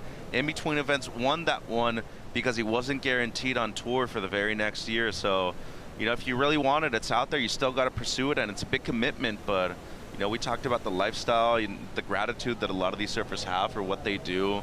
I think it's those small victories in between that really give you that extra motivation. And if you really want to be busy on the Challenger Series, there's also this year the introduction of the International QS 6000s.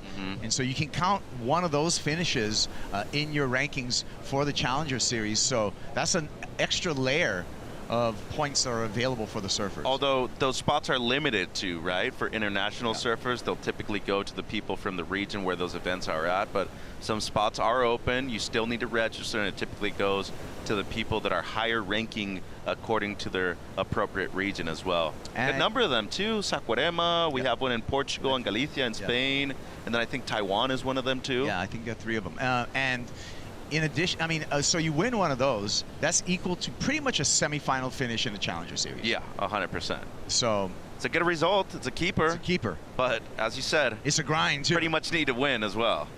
That's true. And you know what else is a grind? Paddling against this current right now. Look at that. It's a river out there. Yeah, welcome to the U.S. Open, where it could be 2 to 3 feet on any given day. It could also be 8 to 10 with a ton of rip like we're seeing right now. But this is what these competitors signed up for, and you want to be able to be considered the best in the world. You got to be able to prove yourself, in any types of surf, and I like that a lot about Huntington Southside. It really, showcases those people that are willing to overcome those challenges throughout a 9-day waiting period, Kaipo. Well, as surfers are paddling back out, we're going to take a break. We're going to step away from the action, but we'll be back with more from the south side of Huntington Pier. This is Lexus US Open of Surfing. The action continues after this.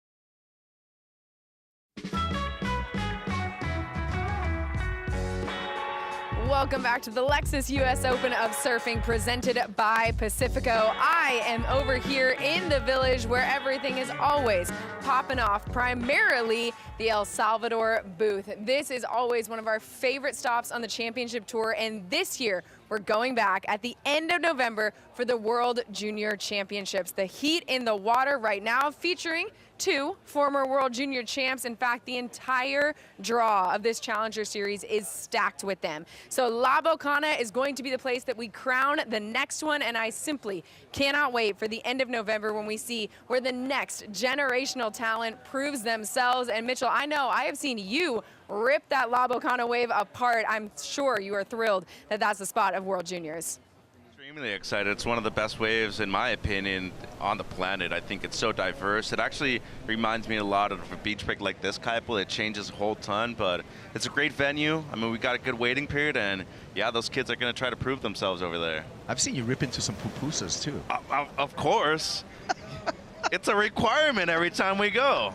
You're not truly in El Salvador if you don't have at least one pupusa. The pupusa combo. Watch out. It's happening. November.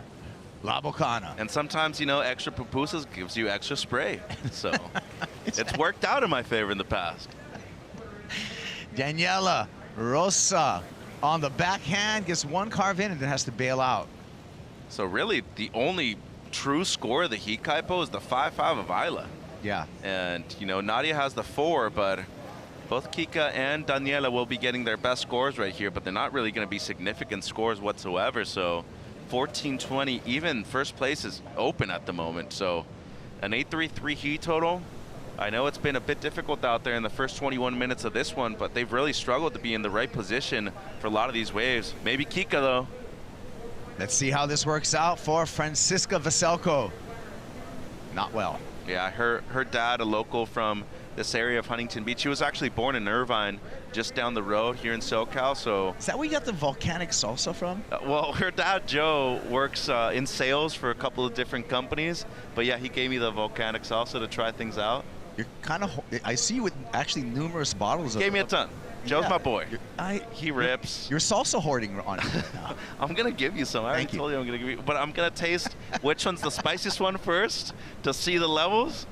He was like, oh, you can handle it. I'm like, dude, I got to be working all day, too. Like, I can't just be spiced off all the time. Okay.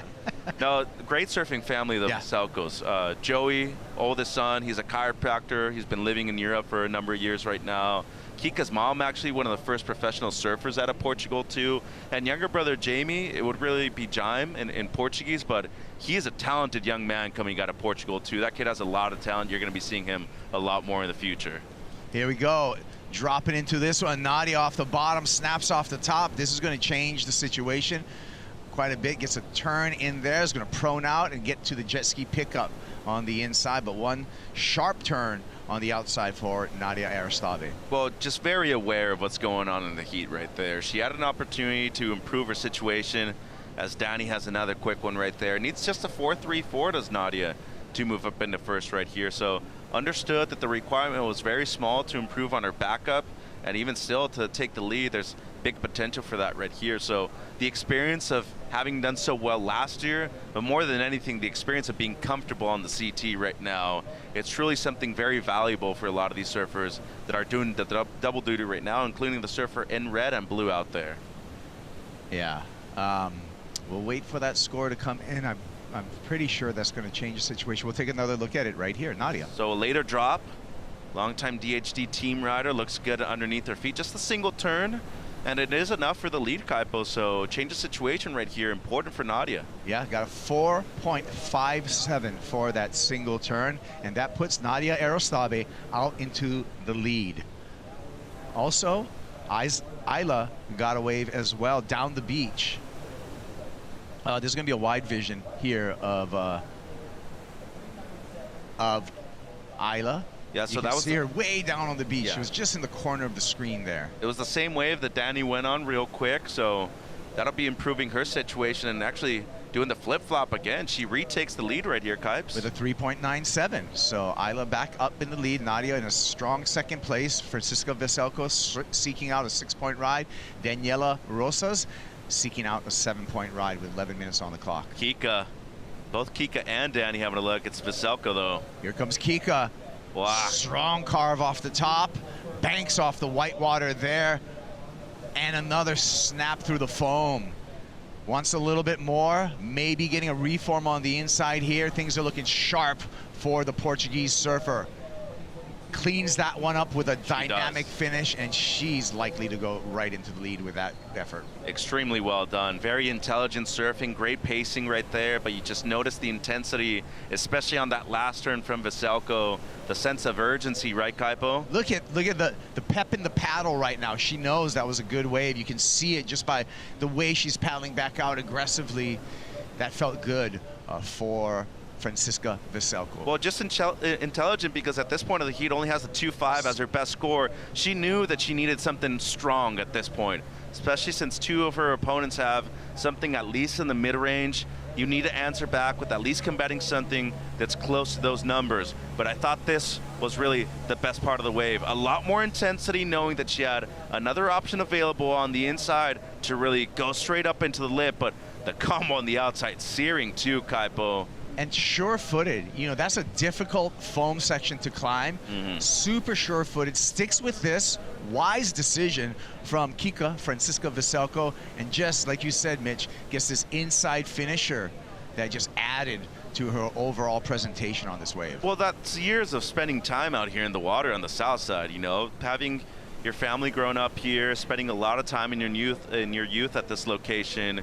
Especially in the summertime, you know that reform's typically going to be available on a higher tide, and she drops the best of the heat, Kipes. 7-point ride. You can see the spread from our international panel of judges right there, as high as a 7.5. Takes one the judge, lead. a low with a 6.5 takes the lead, goes straight to first. So the first time I heard of Kika, the first time I met her was probably about 7 or 8 years ago, maybe even longer than that. We have a lot of amateur events here in SoCal, as you know, but the city of Huntington Beach always has a summer surf comp. She dropped a 10 in that event right there, and I was like, who is this Francisca Veselko? And then I met Joe. I eventually got to meet the rest of the family. And look at this. I mean, years later, she wins a major event right here in SoCal, the World Junior title, and now she's a surfer on the championship tour. Yeah, that's right. It comes from, you know, the Portuguese side of her comes from a beautiful part of Portugal, Carcavelos right there. Really good waves, too. Yeah. Well, our Pacifico fan picks, and the fans picked Kika Francisca Veselko, 40% of them picked her to win the heat. Yeah, and I mean the 11% that know Daniela Rosas know how capable she is of getting, you know, that 797 that she needs right now at this point of the heat. 16% for Huppets. That's a good amount of respect for the current World Junior Champ. Hey, if you're watching, get involved. Go to worldsurfleague.com, go to the heat draw, and pick who you think is going to win on all of the upcoming heats. After this, we're going to get into the men's opening round to end the day. So make some picks for us. Yeah, and get a nice cold michelada this weekend over at the Pacifico deck too. Whoa. Yeah, 21 plus over there. It's open until we finish the event. So I know you're a fan of the michelada. I am. Well, speaking of Pacifico and the importance of that in my life. I like how you say Pacifico as well. So I am originally from the city called Mazatlan. Pacifico is originally from Mazatlan as well. I heard. So I have a deep connection to the brand. And I heard folklore that surfers were actually the first people to take Pacifico and bring them across the border into Southern California. Yep. Yeah. So they took those Pacificos and just snuck them in here until it became a great business, and now people can enjoy Pacificos all across the world. Ice cold in what we call a hielera, that is a ice chest. Ooh. So might be having some of those after work later today. Or, yeah. What time is it? Under 7 minutes, and Francisca Veselko out in the lead right now. The two world junior champs in 1 and 2 in the heat with a little over 6 minutes going. Well, now Nadia needing pretty much a 5-point ride, and Daniela needs about an 8. And you know, the surfing culture in Peru has been strong for 40 years, maybe even more than that right now. But they've had a former world champion in the Sofia Milanovic. And outside of that too, Alonso Correa, he's back on the Challenger Series. Luca Messinas, the former Championship Tour competitor. Maxim Agu de la Rosa. Yes. Titi de Cole. So many great. Cristobal. Sebastián de Romana, Gabriel Villarán. I mean, you could go down and have 50 surfers where you're just thinking to yourself, these guys charge. They have the waves to do it. It just comes down really to having consistency with good results in events too, and they come through a really difficult region in South America too, where the majority of their events are in Brazil. It's a different language, a slightly different culture too, so they have to put in a lot of work to be able to qualify for the Challenger Series and then eventually make it to the CT. Yeah, yes. 7 regions on the qualifying series that you have to go through internationally. Those 7 regions are the top finishers in those 7 regions qualify for the Challenger Series. It's a step-by-step process. Challenger Series is the gateway to the Championship Tour. And I would say the last few years, the regions that have been stronger or more dominant than others, Hawaii, Tahiti, Nui, has changed, you know, several times. In 2023, remember the number of surfers from both the U.S. and Hawaii qualified for the Championship Tour. We've seen the 2 Europeans out there in the water right now. They qualified last year. And of course the Aussies, we can't forget about them. They're slowly making a big comeback. And, you know, I want to bring up a point with 5 minutes to go right here.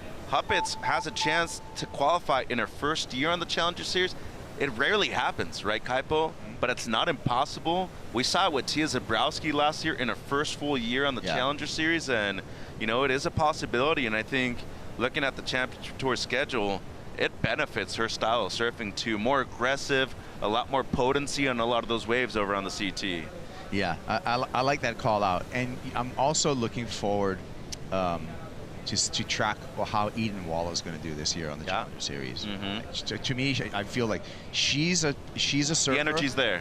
The energy's there. That like she could come through this first year and be just yet another teenager on the Championship Tour. Correct. That's a fun one. Like seeing a lot of diversity with the nations, with the regions, and I think this new system is great for the sport of surfing. Here comes Nadia, finds the left, looking for something, picking her spot, explodes to the lip, and the lip explodes right back on her. Great attempt, though. It's the only way, you know, you could have really approached that section right there, needing pretty much a 5-point ride. If you tone it down, there's really no guarantee that you're getting the score, so I think it was intelligent to be able to go for that right there, even if you don't complete it, and still has under 4 minutes to go. So there's a possibility of making it back out, but as soon as you see these waves die down just a little bit, Kaipo, you have to be going as fast as you can, Mach 10 out there to be able to make it outside. Mach 10, he says. Watched Top Gun Maverick once again the other day. So has to adjust her line, was on the bottom part of the wave, eventually gets to the top third. And you see right there, I mean, extremely explosive. And it almost seems like she jumped off even slightly before she even reached the bottom once again. But it was going to be pretty much impossible to be able to ride out of the whitewater, even if she would have landed on her feet. And it seems like Kika now, heat leader, only looking to improve on a mid-2. Long bottom turn, hooks off the top there, and likely going to improve incrementally, I feel, on her score line. If she does, small kind, yeah. But right now it's going to make a difference. I mean, anything you can do to help yourself as... Ooh, board bailing at this point. Leash test. Huntington's shown barrels. We've got the skis out right now for the assist. We've seen bails. I mean, this is pretty large surf for this part of SoCal. It's going to be an entertaining U.S. Open this year. I'm going to tell you that much with all this surf. Well, the main thing that you're always looking for as a competitor are opportunities. And they're out there right now. They're for the taking, though. And they're not guaranteed ever in any kind of competition, but you see a swell like this lining up, and especially with the different multiple angles on it, you know that there's going to be chances in those 35 minutes that you have out there, you know? So go compete. You've put in all the work leading up to the event, too. Go and demonstrate why you want to be considered one of the elite surfers. Because there are people on here, I mean, realistically speaking, they might be at the end of their careers, the end of their chances to either make it back to the championship tour, re-qualify through the Challenger Series. Economically speaking, too, it's a lot more difficult than your later years, Kaipo. Yeah. It's a grind. It's an international grind. But after this, our Challenger Series, they'll have a little bit of a break, you know, on the schedule before we resume stop number 3 over there in San Sebastián. Yeah, South Sebastián. Marasias. One of the better beach breaks in the area, too. So pretty much a 5 is what Nadia needs, and Donnie's still with priority. She's really good on the backhand, Kaipo.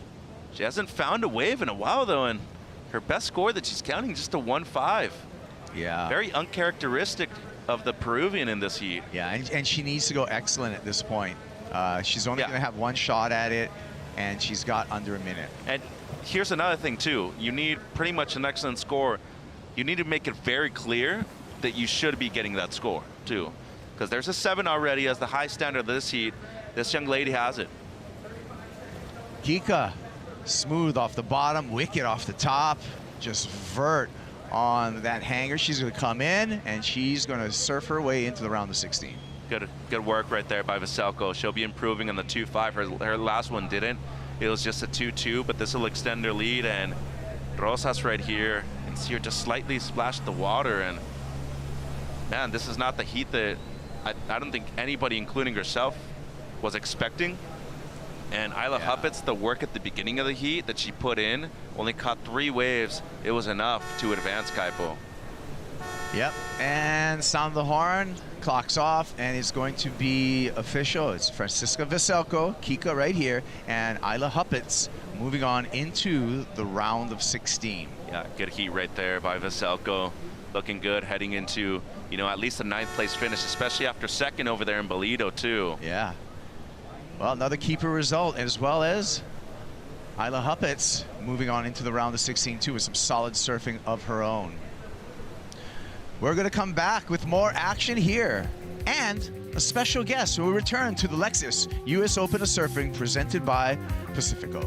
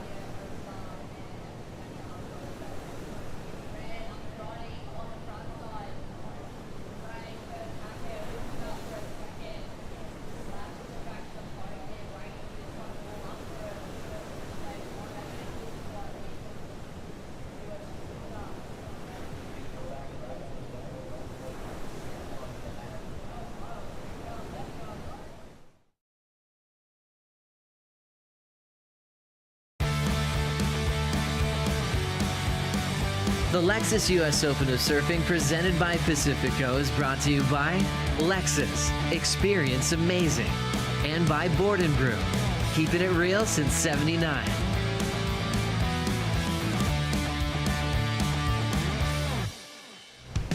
Hey, what a day. US Open on the way, and Kika's here to stay. She's on into the round of 16.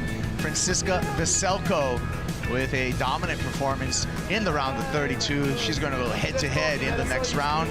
Getting some congratulations on the beach. And I promised you guys a special guest. Sophie McCulloch's here. Thank you for joining us. Hi, guys. Thanks for having me. Oh, man. So, well, first of all, congratulations on a well-served heat this morning. Yeah. Cheers. Thank you. What's it like out there? It's actually, well, for me, it was pumping. I was lucky I found a bit of rhythm, but it's challenging, but it's Huntington, so I guess we're all stoked. Yeah. Huntington and challenging seem to go always in the same sentence. Whether it's small or big or whatever, it always seems like it's a challenge out here. It is for sure, but I think the good thing about Huntington is, like, we come here and we kind of know what to expect. If it's small, you know you're going to be getting like a couple of turns into the pier or a nice pier ball right, and then if it's big, you know you're probably going left most of the time, and you're stoked if you get one good turn. You're wise. That's like excellent analysis right there. She's a professional surfer. Oh, yeah, I'm just saying. You want to hear a funny story? One of the best calls that Kaipo and I have together, it was in Saquarema, I think, a few years ago. And I was like, oh, Sophie ripped that thing. And he was like, oh, yeah, like one Sophie fits there. And I'm like, yeah. And he's like, you're like 3 Sophies. And I started laughing so much. And it was the day that it was really big and you made the final against Darren. Yeah. And we've had such a blast doing a lot of your heats so far. And I just always remember about all the good memories that we have, like doing yours. Oh, that's cool. Yeah. I'm glad. I've had great memories with Sophie. She actually, back on the Gold Coast, I exited the water after the competition was all done. Yes. After the competition was all done, and she poured a beer from the top floor of the surf club straight into my mouth. It was insane. It was like a beer waterfall. That was so fun. Like a Pacifico waterfall. Yeah. We were up in the surf club, and we were doing, because that event they had all Liam's head. Like they had the cardboard cutouts, and his mates, they're ridiculous. They started like folding the heads in half and pouring beers like into everyone's mouth through like the crevice in their head. It was so funny. We love burly board riders. We love the burly board riders. Yeah. They're kind of like a bit of competition for me. They are. Shortboard riders. You're adopted. But I don't know about that. How does that work, by the way? Yeah, do you get like a guest pass over at the burly board riders just because of your association with Liam? No, not even. It's a rivalry. Not. No. Yeah, I'm like North Shore board riders through and through. So I try and spend my time out the point, try and get my waves. But all the locals there are so friendly. So they've welcomed me a little bit, which is nice. That's awesome. Yeah. Well, let's take a look at some of the replays and some of the action that has happened so far. We got a 4.5 for Aaron Brooks, and right here, this is a 3.33, Mitchell. Yeah, Jessie Van Niekerk actually got the win yesterday in the opening round, so she's got some comfort levels out here on the south side of the pier, so that's just a small opener for her at 3.33. And then Aaron Brooks in the event too, very quick surfer and up into the lip multiple times right there. Longtime Mayhem team rider, and we just talked about somebody who has the potential to become multi-time world champion, Kaipo. It's definitely this young surfer on screen. Very quick and agile. And, another big thing about Huntington, too, is that you need to be quick on your feet, especially once you reach the inside sections like she does here. So, well done. It's a mid-range score, but it's the best of the heat so far. Yeah, 4.5. Back to live action. A quick bailout from Jessie right there. You got a good friend in this heat, Sophie? Yeah, Ellie Harrison, she's out there. She's become one of like my good surfing buddies and travel partners, so try not to be biased, but I'm hoping she does good in this. Hey, it's okay to root for your friend. it's fine. It's actually encouraged. Looks like she might be having a look here, or was that Bailey Turner? Yeah. The blues and the greens are confusing. Especially as we go into the afternoon and the glare hits us. It's real. It can be really bad here too. Even from the water, like when you're way down south, I was in blue and I was kind of looking and I was like, I don't know if I'm in third or fourth cryo. For the cryo. Yeah. I would not like to be colorblind. Well, it's a big playing field too, right? So like you want to use all different peaks available as well. Yeah, I think you got to like just there's multiple places where you can get good scores. So you just kind of got to read the ocean for what it is. It's like Well, we saw Red Bull jet ski whizzing by, and we see a potential set formulating here. Priority is sitting with Ellie Harrison. Let's see if Ellie's going to take one of these. And actually, it's going to be Erin Brooks with second priority. Ah. Wow. Was that? So she had second prio, right? And yeah, so it was higher than Bailey at that moment, though. And Bailey had third priority. So smart play by Erin Brooks. Yeah, well, and Bailey, unfortunately, you know, had to give way on that one, and it's going to cost her a few minutes to be able to get back out. Excuse me. But that was an explosive maneuver right there from Erin Brooks. And Sophie, there's one moment in the criteria this year, especially that the judges have really announced, and that is purpose. And they want you to be in control and truly have that determination and the variety of maneuvers right there. And that's what I saw right there from Erin on the first turn. A lot of purpose in that maneuver. Yeah, for sure. I think even I was watching Brisa Hennessy's heat before. She was a couple of heats before mine, and from the moment like she got to her feet, you could tell like what she wanted to do. There was like no doubt in my mind that she was gonna like attack the lip, and you can see that's exactly what Erin did there. That was pretty mean, Kaipo, and a good combo too. The wrap wasn't bad either, so that should be a major number in this one right now. Yeah, high risk there for that maneuver from Erin Brooks, waiting for the score to come in. Ooh, it comes in. Mitchell had a big number. 8.33 for Erin Brooks. Yeah, a lot of commitment right there. I think the degree of difficulty is one of those things too, but an excellent wave selection as well. Let's hear from the last heat winner, Francisca Veselko. Kika is with Rosie. Yeah, she has been on a magic run, hot off a final in Bolido, but we were just chatting about the conditions. It's so easy to watch it from the beach and think that it's perfect out there. Tell us about your account of the conditions. Yeah, that was actually one of the hardest heats probably I've had. You know, just so much water moving, so much current, and waves that look good end up closing out. Like I kind of only started getting ridden like 16 minutes after my first two waves were closeouts, and I was just always trying to, you know, when I was in the jet ski, just breathe and try to reset. I knew that, you know, one big turn, like we just saw Erin, you get really rewarded with she just got an 8.33, so I knew nothing was, you know, done there. I could just go out there and try to get one big turn. But yeah, I ended up getting that nice right. It was a little bit smaller. I wasn't too sure if the score would be, you know, so like that high because there's bigger waves, but you know, I surfed it well and read well the wave and even connected in the inside, which is so hard to do out here. And yeah, stoked to make it through, and yeah, I feel tired. That was so hard. Well, before we let you rest, the pre-heat prep that you did, we knew that today the swell was going to be filling in. How did you prepare for this matchup? Just went for a free surf in the morning, then just watch through heats and, you know, just analyze what the judges want to see. And yeah, just, you know, I don't know, I was just trying to, you know, like in front of Tower 5, I think, or like 7-ish 5, there's the rip kind of calms down, so try to get one over there before you got dragged down. So that was just kind of the goal, just try to stay active, you know, not be too picky and not wait around too much because the current catches you so fast. And I don't know, just move around and get a lot of waves. I'm sure a lot of Portuguese fans tuning in. Can you give us a couple words in Portuguese? Olá a todos, acabei de passar aqui o segundo round.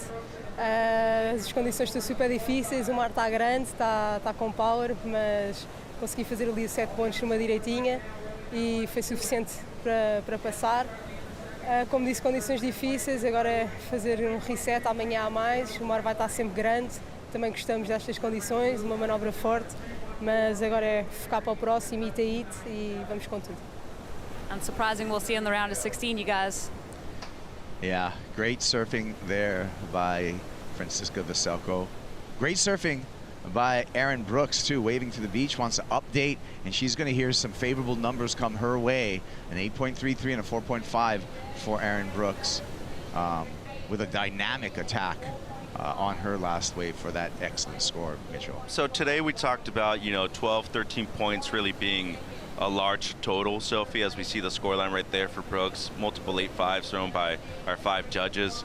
You dropped way more than that, and for that, not only congratulations once again, I think you just steamed in rhythm, but you see right here, Aaron, those golden opportunities, but that purpose of these maneuvers right there, but really using those critical sections to your advantage. Those split-second decisions, like what do you do in those moments, just knowing that the lip's right there, and you really need to take advantage of it? I think for me, like, the faster the wave, the simpler it is. Like, you just got to throw it up there and, trust in your technique, and that's exactly what Erin did. Even that little free fall, she knew she was going to stay on her board. She can press nice and low and managed to flow into the next turn as well, which is really hard to do after a free fall. Sometimes you don't have as much speed. So that was an incredible wave, and to be honest, it could have gone higher in my eyes. That was incredible. She's just she's such a weapon, and I love watching her surf, especially on her forehand. Sophie, congratulations. Check out our top 5 waves today. You're at the top of the pack right there. Well, yeah, that's it's been a while for me. It's nice to get more than 15 points. I'm I'm really proud. I think when things don't go your way sometimes, and you feel like you're constantly sort of working uphill, you do really start to doubt yourself and doubt your surfing, and that's something that Reynos has really helped me with, and just believe that I can do it in the jersey. Ooh, you got Captain Aloha in your corner. Reynos Hayes. Here's Ellie. Ellie, here she goes. She's got an incredible backhand.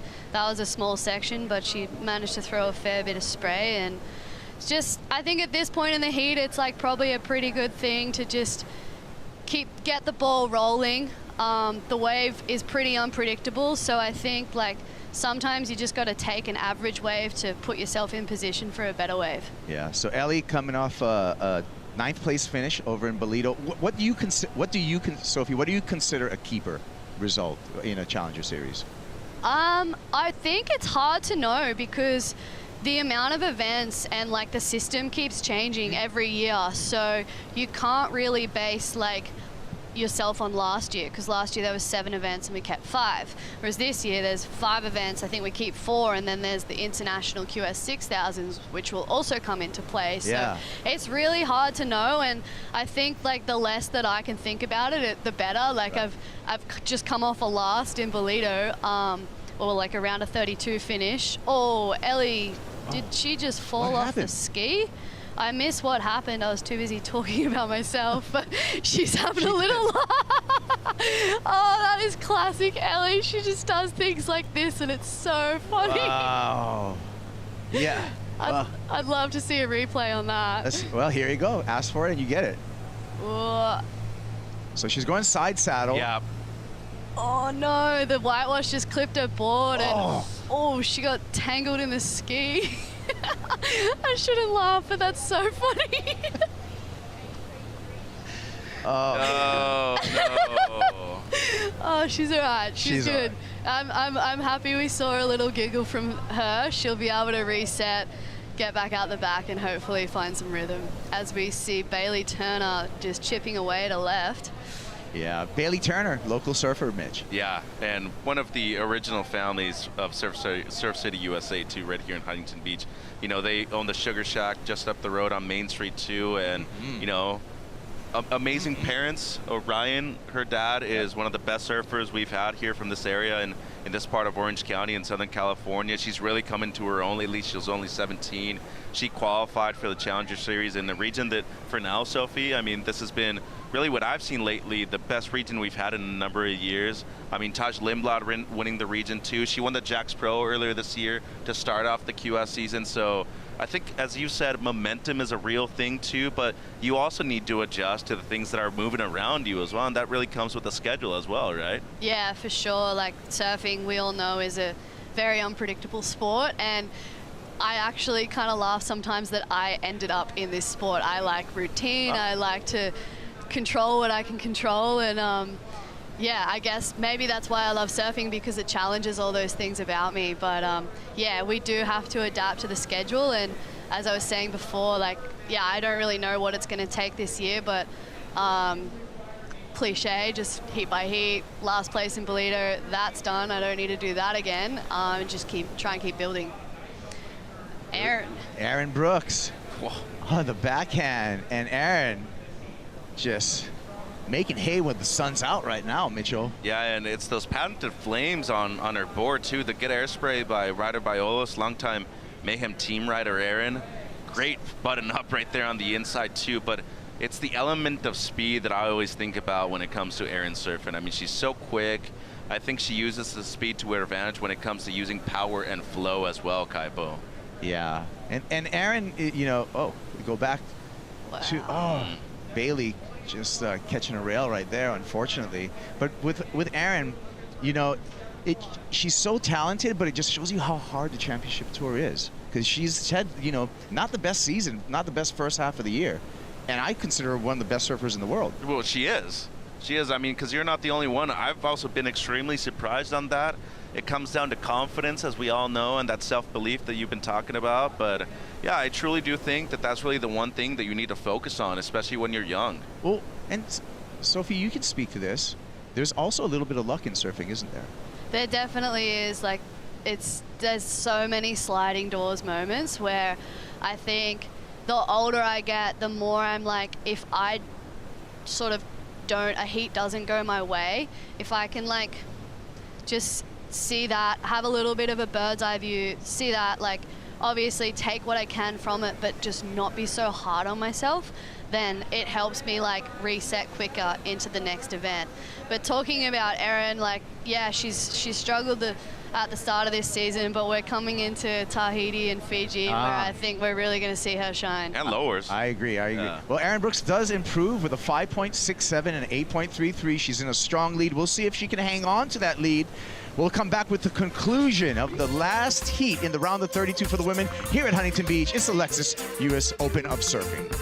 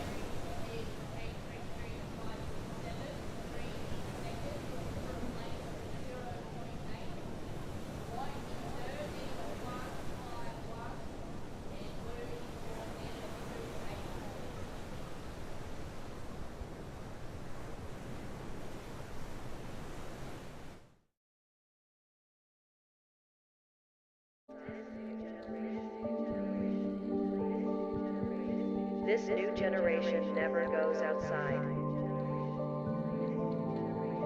This new generation is lazy. This new generation needs to wake up. Wake up.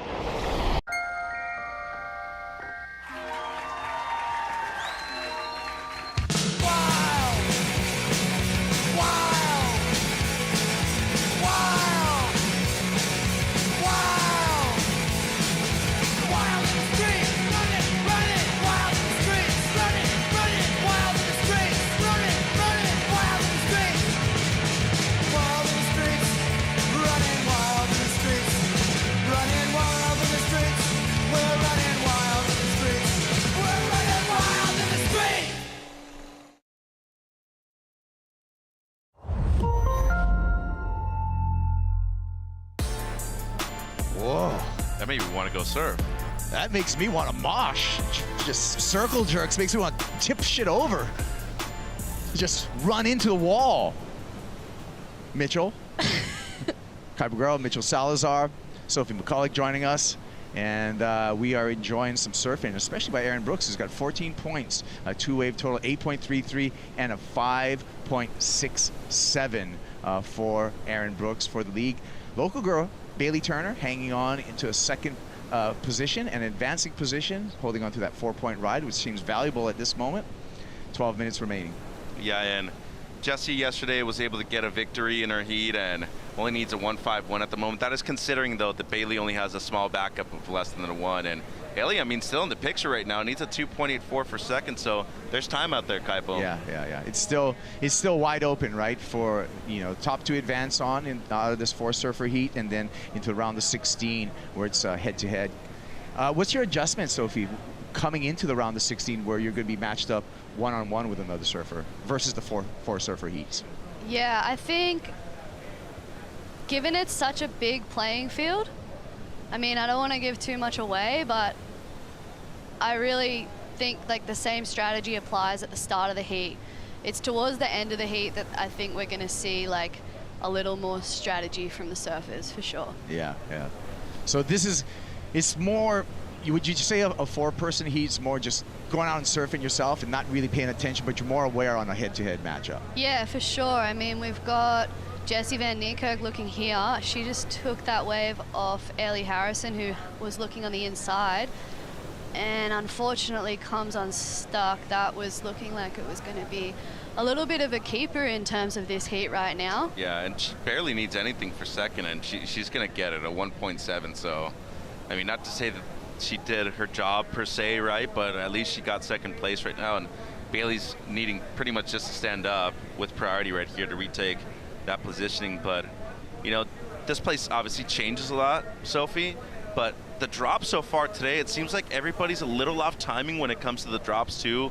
Can you just really explain how difficult it is entry points today to be able to get into a lot of these? Yeah, it's interesting, especially as the wind comes up. That kind of just creates a little more bump as you're paddling into the waves, so you really need that forward momentum. Yeah, I think the best surfers we see, they're paddling really hard at these waves. Like, I even watched a few of the guys this morning, they missed waves, so that to me was like, all right, I gotta make sure I get under it, and I'm like paddling as hard as you think. You know, guys, there's some great minds in surfing. One of them, Jake the Snake Patterson, is a master strategist, master surfer. Let's hear from Jake. He's with AJ. Thanks, Kaipo. And Snake, you actually have 2 surfers in this heat, Aaron and Ellie. So give me a little bit of the strategy for each of them that you laid out before the heat. Oh, it's basically a wave catching contest right now, AJ. It's pretty tough for the girls and hard to get back out. Lucky for the jet skis is helping a lot for the girls, but I just told them to kind of like ride waves with substance, because you can get a really good score for one big turn. So there's a couple of soft waves, like we saw Erin's first wave, she surfed really well on it, but it was only 4.5, but the wave was soft. And then we saw her 8.33 with one big turn, so the wave with substance is the key. Well, and it's so different than most of the times we see conditions here in Huntington Beach. As they've been going through their free surfs, how have you honed in on each of their strengths and being able to showcase that in the conditions we have today? Yeah, all the Huntington poxy boards are in the car still. It's so refreshing to come to Huntington and actually see some consequence, I guess to say, instead of like the tricks, you know. So I'm really looking forward to tomorrow morning to see the next round of guys to see some barrel rides and stuff, because tomorrow morning could be insane, but I forgot the question. Well, you got so juiced about the answer that's why you forgot the question. We've got great surf. He's doing great coaching. We'll let you get back to it. Yeah, thanks guys. Snake. Hey, Sophie, speaking, you know, he brought up boards. What are you riding? I'm riding Sharp Eyes at the moment. Yeah. I was really lucky. I ordered an epoxy and like a small wave board for Huntington, but I also threw in a 5.7 HT2, which is like my go-to step up, and that board is feeling magical. So that's what I'm riding at the moment. As we see Bailey Turner on this wave, she's going to foam climb over that section and kick out. What I noticed about Bailey Turner yesterday, I was watching her heat. If she can get a forehand carve section, it's like resemblant it resembles a lot of Sawyer Lingblad, which I think is probably that, you know, Southern California influence. Well, here she is again. And just working this wave over. Let's see if she gets the finish. That not able to do that, gets kind of sandwiched there. But Bailey Turner looking for just a 1-point ride to get into second place. Yeah, and I mean, with her previous ride, she was going to get that too. Seemed like Ellie had a look at that one right there, but Jessie did have a quick wave in and out. And this one right here for Bailey going to be, you know, much more substantial in the last 8 minutes of the heat. But you're absolutely right. I mean, we do see a lot of shades of Sawyer and Bailey's surfing as we see Erin up again. Zooms off the bottom, snaps off the top, unfortunately catches a rail, but she'll remain in the lead, Erin Brooks. But I think the main thing right here is that, you know, Jake brought up an excellent point, and we use different terminology as surfers. We use these words soft, heavy, you know, really attack. But that is really the one thing that we are seeing really judged by these, you know, 5 people upstairs very well today. They want to see you on the appropriate section on the right wave too, Sophie. Yeah, for sure. I think that was made very clear at Bolito, where the waves were actually pumping. I think the Challenger Series is becoming the dream tour. We've had such a good run. Yeah. But yeah, no, it's so key to just attack the lip and just be really committed and solid. That's what they want. And even still on this one, Kaipo, like, she gets second place again, right? And this wave a bit soft, but in the context of the time remaining in the heat, this was an intelligent decision. You need to go on a wave, exercise your priority and your positioning right there, and make sure that you were improving on your backup. And Jessie does improve on her backup too, but just a little too late on this one, just a 187. She now needs close to a 4-point ride to retake second. Yeah, and that ride that we saw from Bailey, that came through as a 3-point ride. You can see it on her score line. So Bailey Turner in second place with 7.2 wave total. Erin Brooks running away with it, and still everyone has an opportunity in this heat for that second advancing spot. Yeah, that exchange between Erin and Ellie before was quite interesting, which is something that I've identified when you're out there. So Ellie had priority for that wave.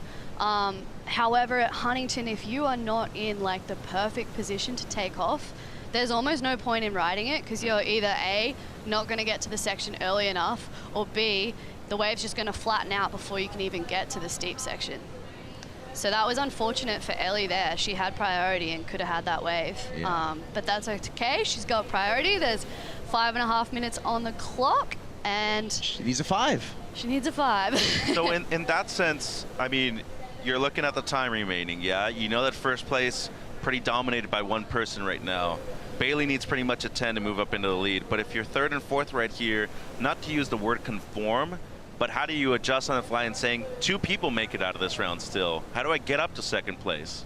Yeah, that's a really tricky one, especially with only 5 minutes on the clock. Like, yeah, she only needs a 5, but that's not saying that Bailey or Jessie aren't going to drop that 3 or drop that 1.87. So it's a really tricky call to make. I just think as long as you're clear on like the kind of surfing that you want to do, if you can just stay true to that and just really commit on your waves, then that's gonna be your best bet.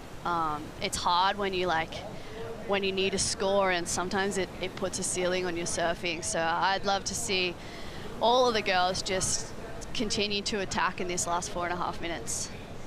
Yeah, it's this is, you know, where you gotta dig deep, right, and control this last heat. And I think someone like Ellie, I've seen her so many times being able to come back in heats. I mean, I remember her run, I think it is in 2024 as a wild card over at Bell's, and she turned so many heats. I think she made the quarters, and it was just an incredible run by her, and doing it time and time again. So she's just got to put that hat on right now and do it one more time. Yeah, for sure. I was in that event at Bell's. It was so cool to watch her like just progress through. I think she took down Tyler Wright in the round of 16 and just like really backed herself and her knowledge of those waves, being a local. Well, you've done it too. I mean, that event in Haleiwa where things, you know, the universe was against you and things just worked out at the end. You won the event and you qualified that year for the tour. Yeah, best day of my life. Kaipo was on the ski. I wish he had a beer to pour in my mouth. Where was my beer? I'm sorry. Yeah, that was tremendous. I mean, gee, Haleiwa, and it was pumping Haleiwa too. It was good Haleiwa, yeah. Yeah. The funny thing about that event though, like in the free surf before the contest that morning, I could not catch a wave and I was getting sets on the head. And I literally like had to put my head under the water and scream. I was so rattled. So, you know, I had Micro coaching me that event, so I was really lucky that he was able to sort of just bring me back to what my goal was for that event. And it really was just attack. I wasn't in like a crazy qualifying position. I knew I could do it, but it was just, I just wanted to show like my real surfing in ways of consequence. Yeah. And a win in powerful waves got to mean a little bit more than just any other win. For sure. Like growing up on the sunny coast, I think I always like wanted to conquer that like more powerful wave, bigger wave surfing. I wanted to like prove to myself more than anyone that I could handle it. So getting the opportunity over there in Hawaii was incredible, and I was happy like the work that I'd put in to like push myself out of my comfort zone like paid off. Yeah. Well, right now, Ellie Harrison not in a comfortable situation. Mitchell down to 2 minutes, still holding priority, still with a chance. Yeah, needs the 5:03, so mid-range score. She can do it with a single wave right now, and you know, Jessie's still the same thing. A 3.71 or better is what she needs. She's still not fully outside. We have seen some double ups on the inside. That could be a major turn in the shore break too, so don't count her out just yet. And I think the smart move here, if you're Bailey, even with third priority, I'd be moving for a wave. And I think, you know, there could be a potential double up where you see a right all of a sudden turn into a left on the inside, present something different on the very same wave. Yeah, Kaipo, you go one way first, you get the inside reform, and you turn it into something else. And seems like she's really deep on this one, but might be getting one turn out of it. Here we go. This is Bailey Turner up in the lip, hanging on, laying back, trying to ride out of it, and is able to recover. Was that a make, Mitch? A bit weird. It almost seems like she for a second sat down, it seemed, but it's going to be interesting the way they score it right here. Looking to improve on a 3, but I mean, even if she doesn't improve, really the pressure's still on the opponents in white and blue right here. So I think she improves. Like the judges will definitely take some heat off that score because it, you know, took so long for her to get back on her heat. But like massive credit to Bailey. Like that was hard to do, and she just gritted through that. That was incredible. As we see, Ellie's with priority, looking for a wave. She needs the 5. She's going to go right, and unfortunately, that wave does not pan out. 22 seconds on the clock. Yeah, so I think that's going to be it for Ellie Harrison. Erin Brooks just going to take a ride into the beach. Oh, why not? Felt out of that, but it will be Erin Brooks and Bailey Turner moving on into the round of 16. So the HB local continues through. Applause from the local crowd for Bailey and Erin Brooks with a tremendous effort with that excellent score of 8.33 for Brooks. Yeah, she looked incredible in this heat. 14 points. That's a really good heat total, especially by today's standards. But Bailey Turner, career best result in second Challenger Series event, Kaipo, into the round of 16. Sophie, thank you for joining us. That was really fun, and good luck. We'll see you in the round of 16. Thanks, we guys. resume with the women's. Thank you so much. And we are going to continue on. The men coming up. Opening round for the men. Next up after these messages, you're watching the Lexus US Open of Surfing presented by Pacifico. By the way, Erin Brooks is ripping.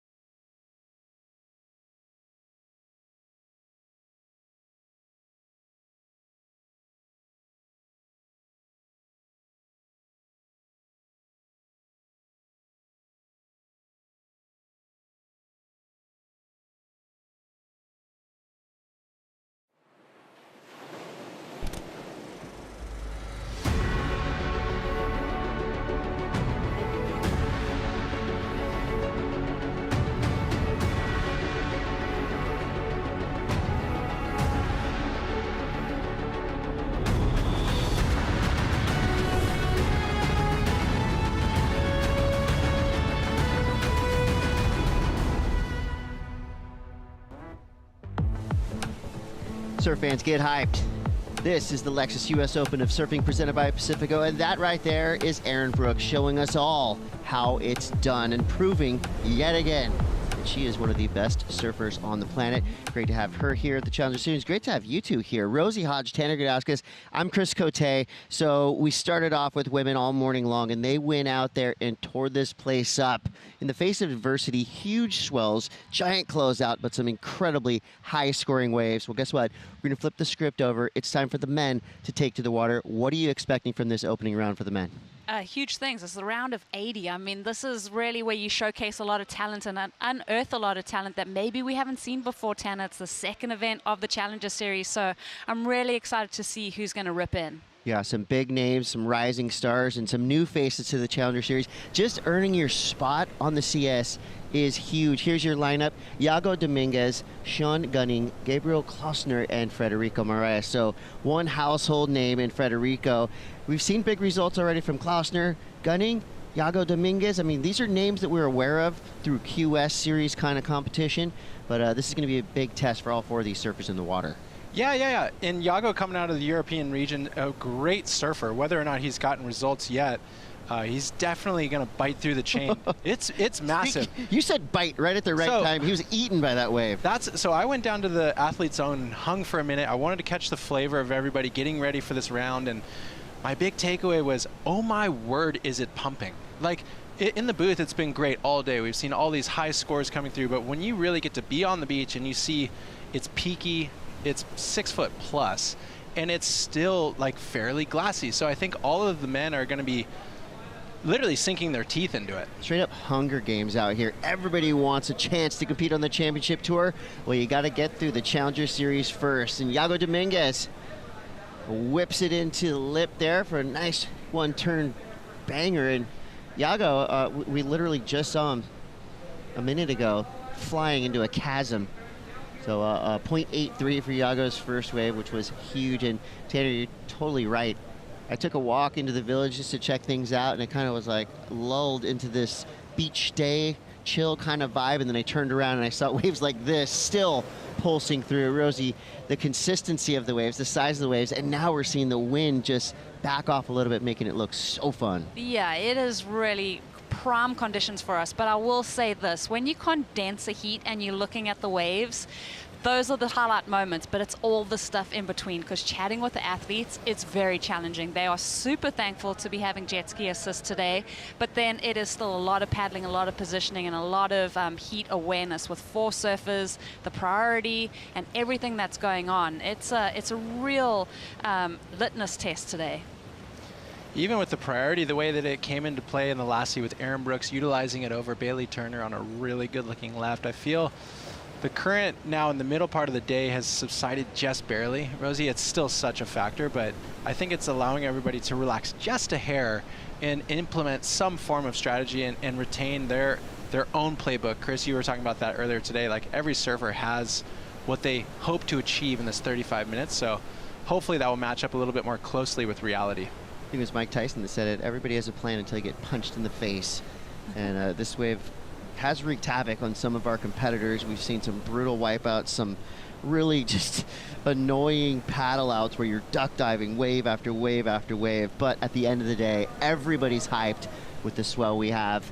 28 minutes, 46 seconds to go. Still waiting for that first score of note to come through from Iago Dominguez. Just one big backside snap. It'll be exciting to see Sean Gunning. This is a name that I'm not super familiar with. I've seen it a few times in QS events, but he's obviously good enough to make his way into the Challenger Series. So that's telling me he's an absolute ripper. And this is the stage. This is where you make yourself a household name. A big result, winning the US Open. I mean, you could seriously go down the line. You don't even need paperwork to remember all the incredible names that we've seen win this event. Definitely, and you think about some people that have made their career at this event. We see a little paddle there. I know that this was a marquee event for Ethan Ewing and a big statement for him when he was making his charge to make it on the championship tour. So, I mean, all the eyeballs are here. A lot of the industry, the surf industry is here. This is where you can really make your mark and create this the lifestyle that you want to chase. So here's Federico Moraes. He's definitely the most famous name in this heat. He's been on the championship tour, super powerful surfer. out of Portugal. And this is a cool heat because we really have this Euro force moment, right? 3 surfers representing the European region. You got Gabriel Klausner as the lone Brazilian in the lineup. 27:30 to go. First score comes through for Iago. It is a 4.67. So a decent start. You know, you look back at some of the scores that we have getting surfers through in the women's round. You know, Aaron Brooks, 14-point total. I feel like if you're in the teens, most likely you're safe. But these surfers, these heats have a way of really just shaking everything up.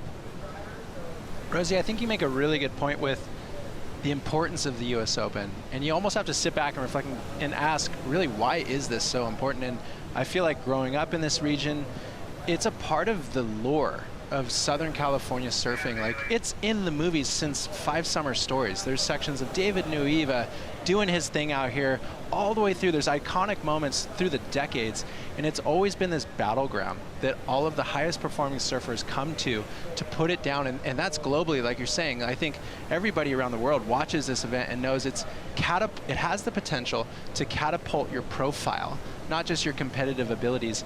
If you take a win home here at the US Open, everybody's really buzzing about it industry-wide. So I always felt like that growing up, even at the junior level, like great names like Felipe Toledo cut his teeth right here, got himself on the map, got picked up by Nike, and then boom, rocket ship up. So that's what you're gonna see throughout this week, and those narratives are so rad as they develop. Yeah, it truly is a special event for so many reasons. You know, and you look at what happens after the US Open, right? You said it, household names are made here. And, you know, the importance of giving yourself a launch into the rest of the Challenger Series. There's only 5 events on the Challenger Series, so you got to finish strong in every single one. 25:40 to go. We wait for scores to come through from the last wave of Sean Gunning. Let's go down the glass with a superstar of our sport. Aaron Brooks is with AJ McCord. Thanks, Chris. We chatted with Snake during Erin's heat about the strategy, and immediately she executed, finding this steep section, executing the great turn that we know you have in your wheelhouse. Talk me through that wave and then how you were so ready for these conditions at Huntington. Yeah, I actually had to take that wave off of Bailey, which wasn't my favorite. I kind of had to go like heat mode. Normally I would have just let her go. She's a local out here and she did so well, but I was just stoked to get a good section. I've been in Oceanside the last couple days, and I was kind of getting used to like surfing around a pier and a beach break because I've been in Candui Villas for the last month. Say hi to Jordan and everyone back there. Getting some super fun waves there, so it kind of helped me prep for out here. I've like never seen Huntington like this. The water's warm, there's like big waves, and I love it. I feel right at home. Well, you talked about needing to kind of get into heat mode, and you're here on the Challenger Series, getting a lot of really important practice. So what is the most important thing you want to take away from these heats at Huntington as you lean into needing to do the heat strategy?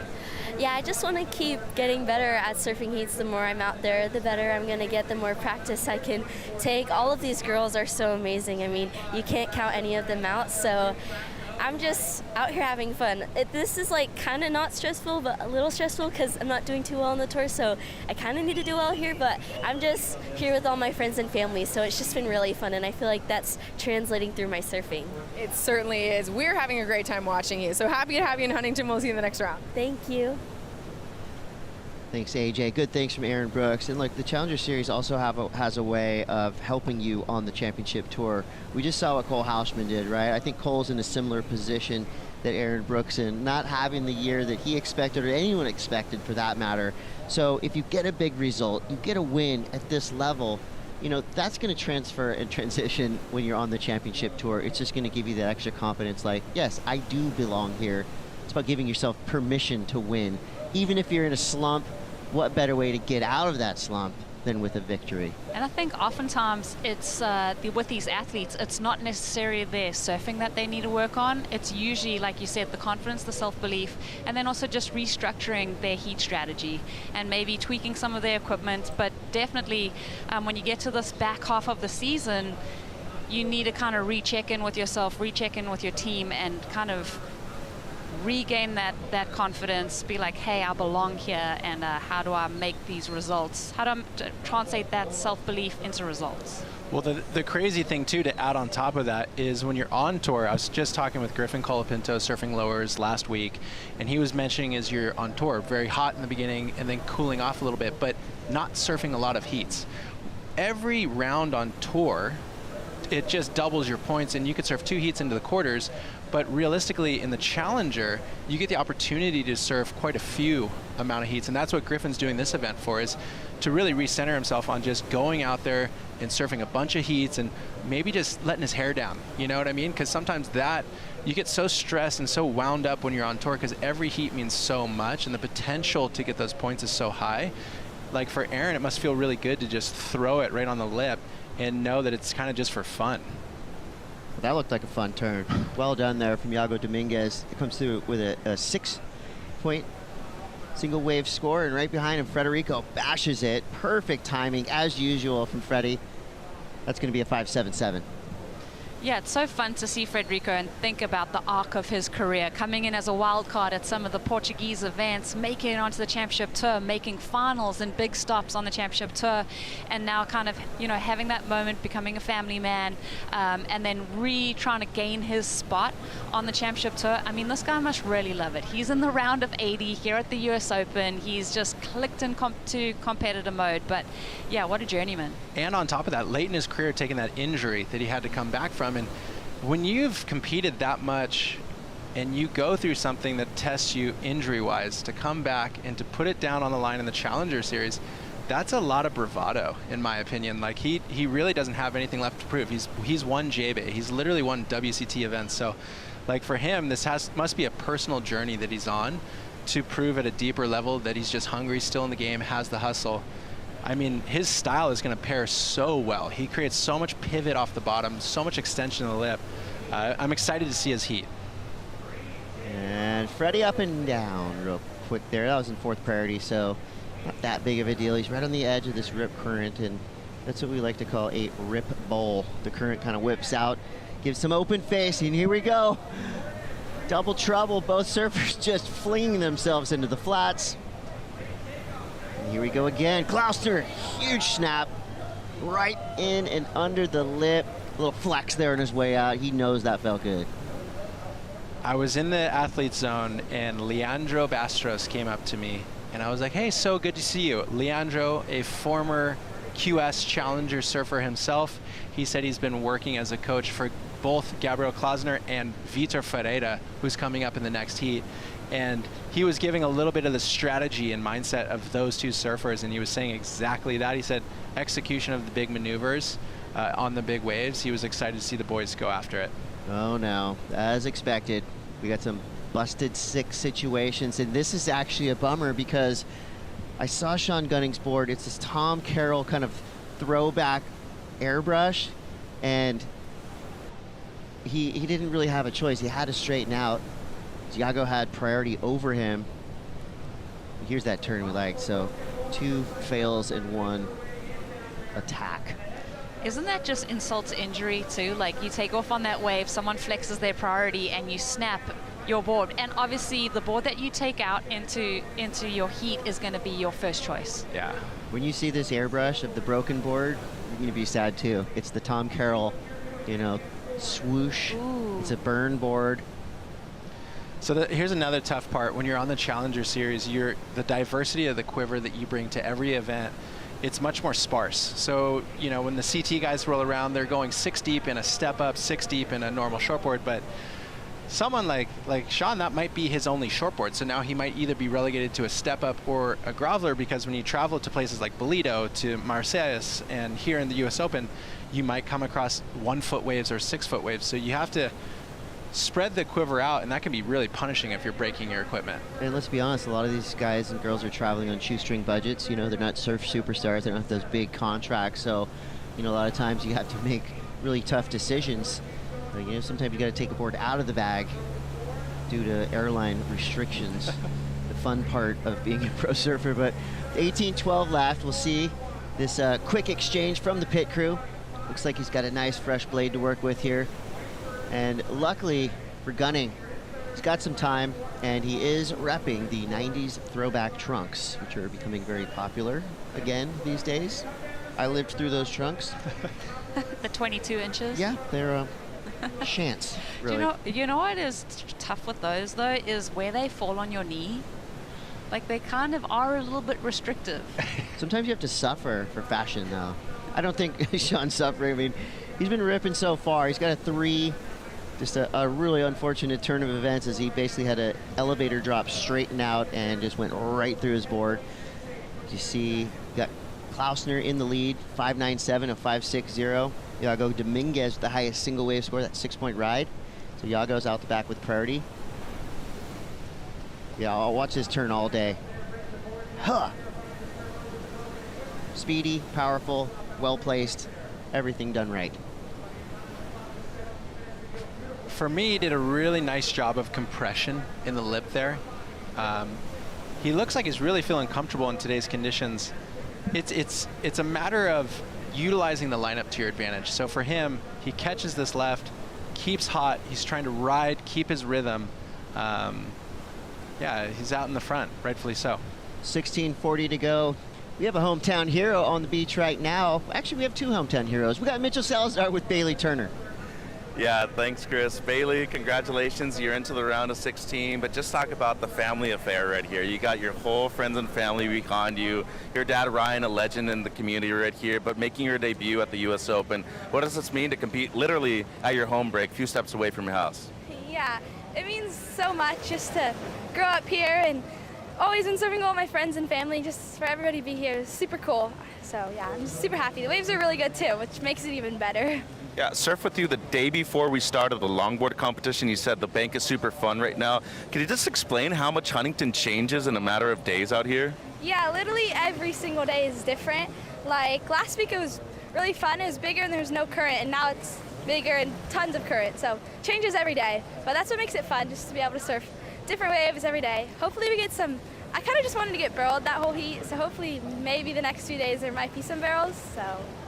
Appreciate the time, Bailey. Congratulations. A 9th guaranteed, at least, for young Bailey Turner. It's a family affair for the Turners right here in Huntington Beach. And guess what? We also have another family affair in the water. Sean Gunning, if you recognize the surname, his father, Rob, has been the longtime tour director for the European region. So he qualified for the first time for the Challenger Series. He's in the water right now after a board swap, guys. Right on. Thank you so much, Mitch. And yeah, the Turner family, I mean, synonymous with Huntington Beach. They've been, really flying the flag all over the world, from competitions to going on the gnarliest surf trips you've ever seen in your life. So it's super cool to see Bailey. We've watched her rise through the junior ranks. For her to get the shot in the Challenger Series in her home break, that's big local news, and it's going to be fun to see what she does next in this contest. As you see, quick snap there from Klausner.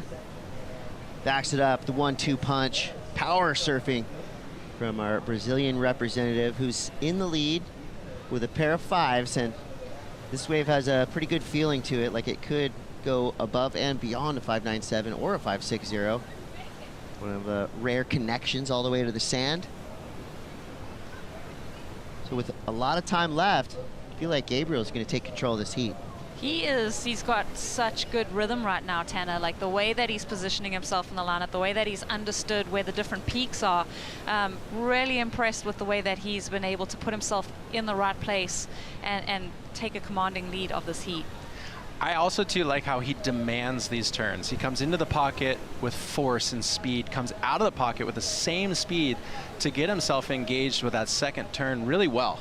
The timing was very, very correct, and yeah, like you said, sometimes there's a certain surf style that fits Huntington Beach very well, and it looks like he possesses some of the same qualities that we've seen some of the greats have with the Felipe Toledos, the Brett Simpsons, the Kanoa Igarashis, the Griffin Colapintos. So he looks like he's doing very well here.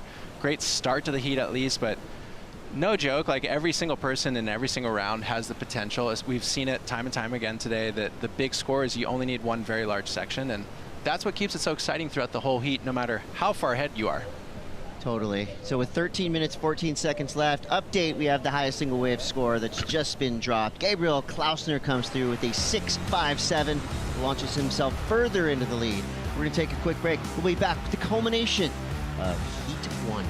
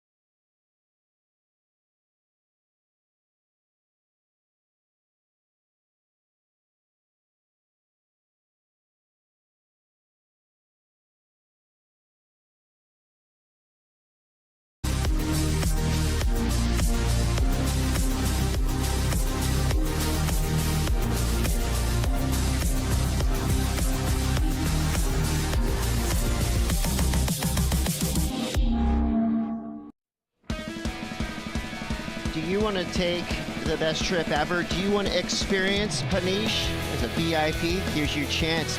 Get your phone out, hit the QR code, and book one of those last remaining spots for an incredible Portugal VIP experience. You'll be down at the comp, you'll be eating incredible food, you'll be mingling with surf superstars like Frederico Moraes, who's out in the water right now. So please, if you missed that QR code, check out worldsurfleague.com. I know Rosie's been trying to get one of those final spots, so if you can beat her to it, you'll be in Portugal experiencing the ultimate Peniche WSL experience. Oh, Peniche is the best. I mean, it came on the tour as a search event back in the day when I was on tour, and then it's just kind of been one of the stops that we've had ever since. Even the region that Frederico Moraes is from, Cascais, we've had women's CT events there, women's qualifying events there in that region, and I absolutely love Portugal. They've done it so perfectly, even to including Nazaré and the big wave scene there, and they've created the surfing reserve. So as a tourist, you can really plug in. There's signage allowing you to know where you are at, how far it is to the next location, but getting a VIP experience in Peniche would be really cool. It's a really beautiful, specifically a beautiful area within Portugal. Yeah, it's the easiest way to do it. You know, if you're trying to get a pass to the VIP spot at Lowers from Tanner, his mailbox is full. Everyone's already starting to text him. So that's the hard way to get the VIP experience. The easy way is to go to worldsurfleague.com and sign up there. And you'll see all of the cool things that you get with that. So with 9:25 to go, Frederico Moraes right now in a spot of trouble because time's winding down. He does need a 491. He is such a good surfer that this guy eats 491s for breakfast, no worries. Problem is, this is a vast playing field. Positioning is everything. I mean, if you find yourself on the wrong side of this rip, you're going to get sucked out to sea, you're going to get it ripped into the pier. There's a lot that can happen if you don't put yourself in the right spot, and here we go. He must have got the note. He wants to be part of that VIP experience, but that is not the experience that you want to have. Straight into the flats. It's a wicked way to fall. So I will say with Federico, there used to be an event at, I believe, his home spot, Guincho. Yes. And that wave can be quite formidable and have huge sections like what we're dealing with today. Oh my gosh, that is such a good call. It is almost like, yeah, if you're going to relate to a certain spot, Guincho waves from like just those windy, big, open ocean peaks, beach break scenario, yes. Current, so much to contend with. Yeah, he'd be feeling pretty comfortable out there, but that was a pretty awkward fall on that last ride. And it's, yeah, I think he's going to reflect on this heat and just be kind of bummed that he wasn't able to complete a few of his maneuvers. Yeah, that was a bummer too, because that was such a radical turn that I feel like he might have got the number with just that one big bash. You know what's crazy? Sometimes there's so much emphasis when you come into those turns and you almost feel like you've ridden out of it, right? He hit it super hard and almost appeared to be coasting out of the back end of that turn. And that's where the back foot kind of slipped off, leaving him in a pretty precarious position. And I think mentally keeping yourself engaged with your surfboard and staying focused to ride out of it, literally. Like when you do so much hard work with convergent water, it's funny, you're like, I did it. But you didn't really finish it all the way, and I think that is what we saw with Federico, where if he had stayed engaged for like just 5% more, he would have been walking away with a score he probably would have needed to now be in second or first. ABC, always be closing. Gotta make it very, just abundantly clear to the judges that you've ridden out of these maneuvers. Still some time to go, 7 minutes left, and we do have priority in play, but we haven't seen much of it. These surfers are kind of like all in their own areas. They're all on their own peaks. At the moment, you got Iago Dominguez in the top priority spot as we see Federico now.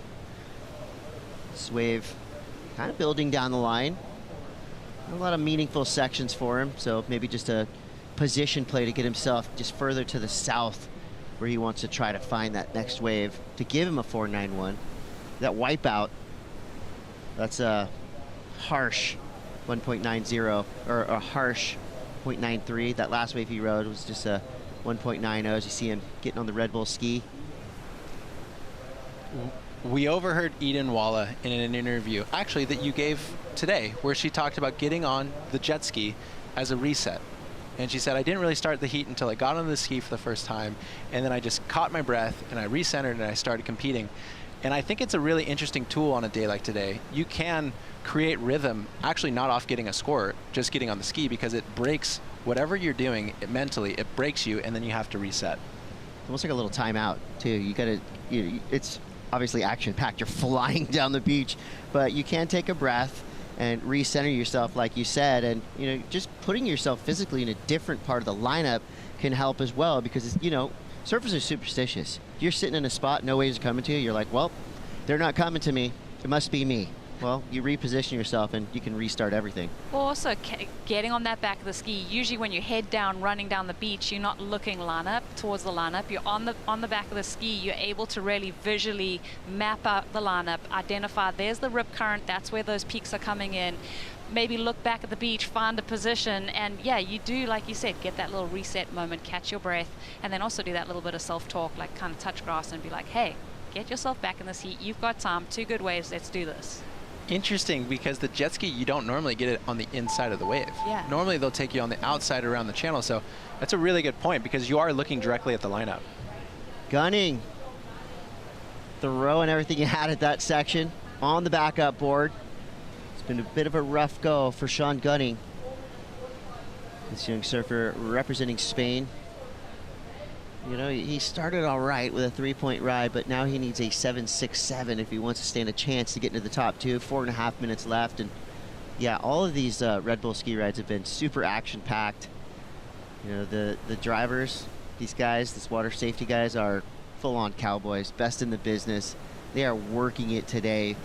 Usually you're going out through a channel, you're bypassing waves. These guys are going full face first into waves all day long. And it's for our entertainment and for, a utility for these surfers to just have them riding more waves. Iago laying into it. I do think it's tricky being the first heat of a round.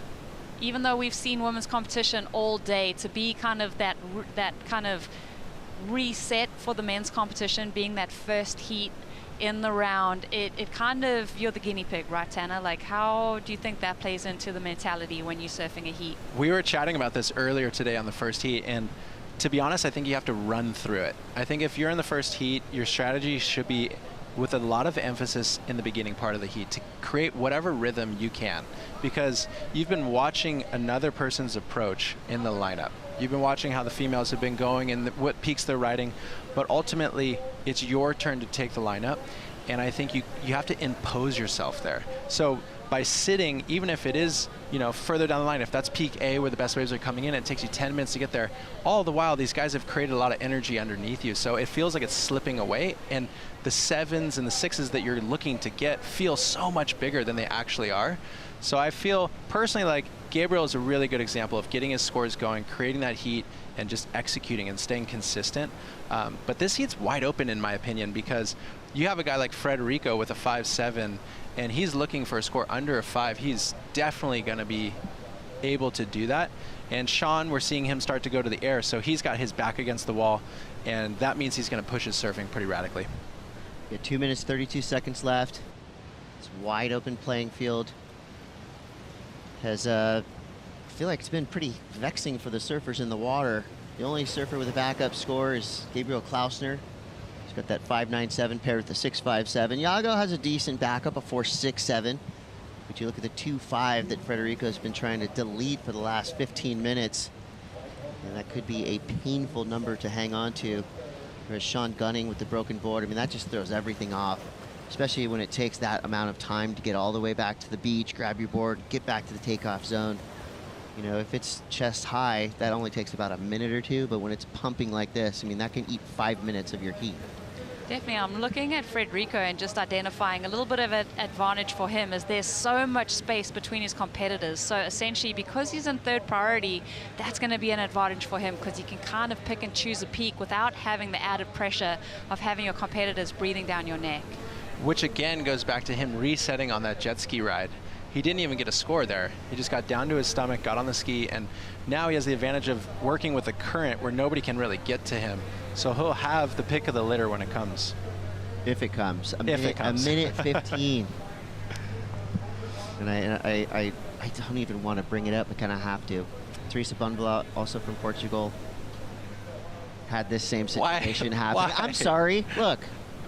No. I've got a memory for these sad stories, but you know, it just shows you that the depth of field we have on the Challenger Series is beyond the realm of what's normal. Every heat feels like a final, and even though, you know, you're looking at some names that you might not be super familiar with, all of these surfers could take this entire contest out, but it has to happen within a span of a 35-minute heat with 36 seconds left.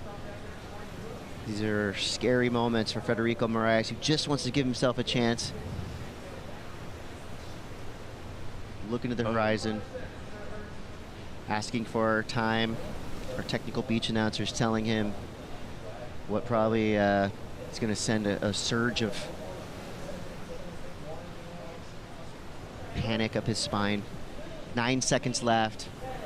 Wow. So again, telling on how good everybody surfs on the Challenger Series. We just lost Federico Moraes. This guy has been a top-tier surfer for decades now, and you know, you see the emotion, you see what these guys go through.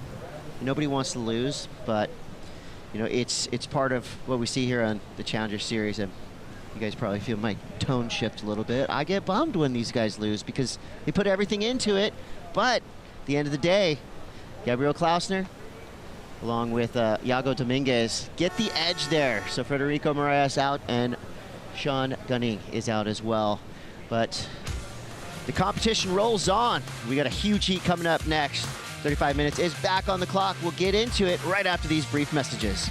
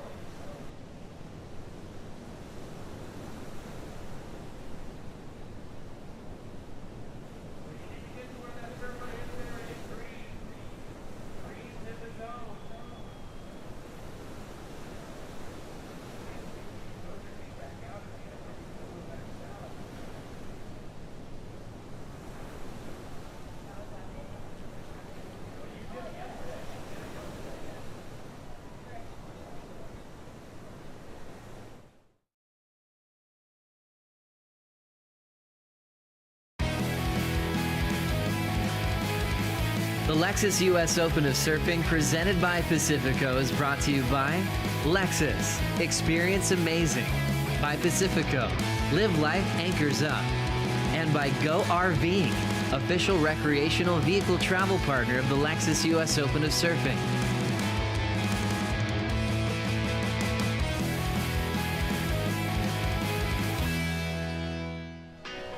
It's going off down here in Huntington Beach, on the sand and in the water. We've got men's Challenger Series surfing happening right now. This is Heat 2, round of 80.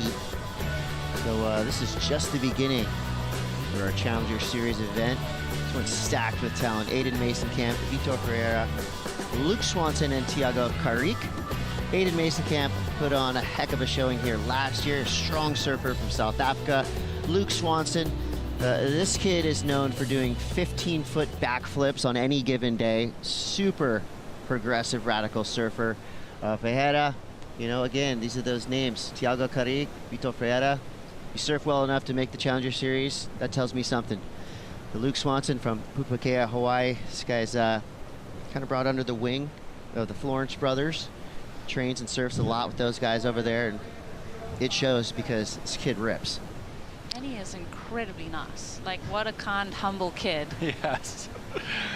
That's such a good point. I mean, it's almost off-putting. You wouldn't think he has that much bite. He's so nice and gentle, but when he gets on a surfboard, it's electric. So there's 35-minute heats. Top 2 waves will be tallied up for a heat total. Top 2 surfers will advance through. 3rd and 4th place surfers out. Those are just the basics for you if you're just joining us.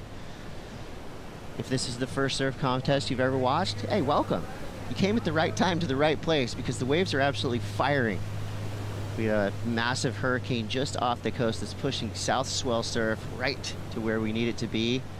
And sometimes these hurricane swells can just close out like freight trains all the way through. But today, we've got just enough of a cross swell to open up these waves like this. Luke Swanson, big turn to start. The wave collapses around him, but you can tell there's no hesitation with Luke, or really with any of these surfers. I mean, you haven't seen those pauses where in mid-bottom turn, they're like, maybe I shouldn't go up there. They're all going up there. Yeah, and Luke Swanson, I mean, just to get the tick of the quick start here, eyeing down the section down the line, really getting catapulted by that energy that's forcing him towards the pier. I think you could tell maybe a little bit in his body language, he wanted to get a second turn in there. That's what's always so tricky. As you're looking down the line and it's closing out, you do the first turn not expecting it to be your last turn, so you don't present it as the finishing ride. So sometimes it can feel a little unpolished. This is Blue Ferreira. Oh, just slips going up into the lip. And that's not when you want to make a mistake. That thing slammed him in the face. As we see now, Swanson back at it. This is the strategy that we've seen employed a lot in heats. Go out there and get 2 quick waves, and then start to build up. Rosie, here's a question for you. When you were traveling on tour and you would travel with other surfers and that surfer had made the heat, so you knew your crew you were with was progressing through the rounds, I'm asking if it affected your own performance, because what we see here is Vitor Ferreira is traveling actually with Gabriel Klausner from Brazil, who just took out the last heat. Do you think subconsciously you feel a little bit more free going into the water knowing, okay, whatever is working for him, I'm utilizing, and it seemed to get him a good heat? Yeah, I like that point. I think it definitely translates in like kind of handing over the baton of the energy to you. And just a little note on Luke there, because we saw him slip off his board. The water is really warm at the moment. I've been walking around Huntington Beach the last 5 days in my flip-flops, and my feet get like this kind of sediment on them. And I feel like that almost creates like a bit of a mud clay when you're surfing, and it is so easy to kind of still have that residual sediment on your foot, and it creates a slippery surface on your board. I wonder if that was maybe the hiccup there for Luke. The subtle challenges you face when you're surfing in contests. 28:35 to go. So Luke Swanson jumps into an early lead with a 5.83 and a 3.5. Thiago with just a couple throwaways. Everybody sitting on zeros for now, but here we go. Vitor straight up into the lip. I was just about to say that's more like it, but that's not what we want to see. We want to see you riding out clean. So 2 waves in a row. Vitor suffers the wrath of Genevieve. Now we see Aiden Masonkamp, super strong surfer, ripping into a backside turn. Love this guy's style. Every time I see his name in a heat draw, I get pumped because, I mean, who wouldn't want to surf like that? Everything is just so tight and compact, yet loose when he needs it to be. Thiago now, big section in front of him. There we go, there was the cut and run. The old cut and run. Yeah, that was perfectly executed. It's funny, sometimes those turns that look kind of quiet, it didn't throw up much spray, but from a technicality standpoint, that was really razor sharp, well placed, came down with the energy. Rosie? Yeah, Aiden's approach right here. We know he went on a magic run last year. I think he's trying to replicate that same kind of energy. Really wanted to make it intentional the way that he finished off that wave, showing the judges he was in complete control. I feel like Aiden has a little bit of a Taj Burrow influence to his style. And there it is. I mean, to disappear, you said it earlier, Chris. Anytime you're disappearing in the whitewater and coming out, that's drama. Look, and these are uphill landings. You see that real flat spot in the middle. You come down off a turn like that, you're literally like landing going up a hill in that trough. So full credit to Thiago for making it through. So 26 minutes, 50 seconds left. Swanson in the lead as our surfers race to get back into the takeoff zone. Let's go down to the glass. AJ McCord is with Gabriel Klausner. That's exactly right. First heat win on the Challenger Series. Congratulations. How did you get it done? Thank you. Yeah, I'm super happy to make it through. The conditions are super good. There's a couple laps. Feels like home. So, yeah, my board feels amazing. The Sharpeye gave me this board, model 77, and worked it really well. And with it being your first year on the Challenger Series, just how are you approaching each of these heats? I'm traveling with Vitor and my coach, Leandro Basto, and actually I'm kind of new of that, so I don't know, just step by step, like watch the ocean, and it seems to work well here. Certainly did work well here. Congratulations. On to the next round. Before we let you go, você quer dizer uma mensagem para o Brasil? Pô, eu quero mandar beijo para minha família e para todo mundo de Batuba. Tamo junto. Parabéns. É isso. Valeu. Thanks, AJ. Congrats, Gabriel. And this is another thing I really like about these opening rounds on the Challenger Series is we get to meet these surfers that we've just been hearing about. So for Gabriel, he said, I'm new here. It's cool to just get a little insight into his personality. And I think if you're his coach, you just say, you know what, Gabriel, just do that again in your next heat, because I think he was definitely the standout.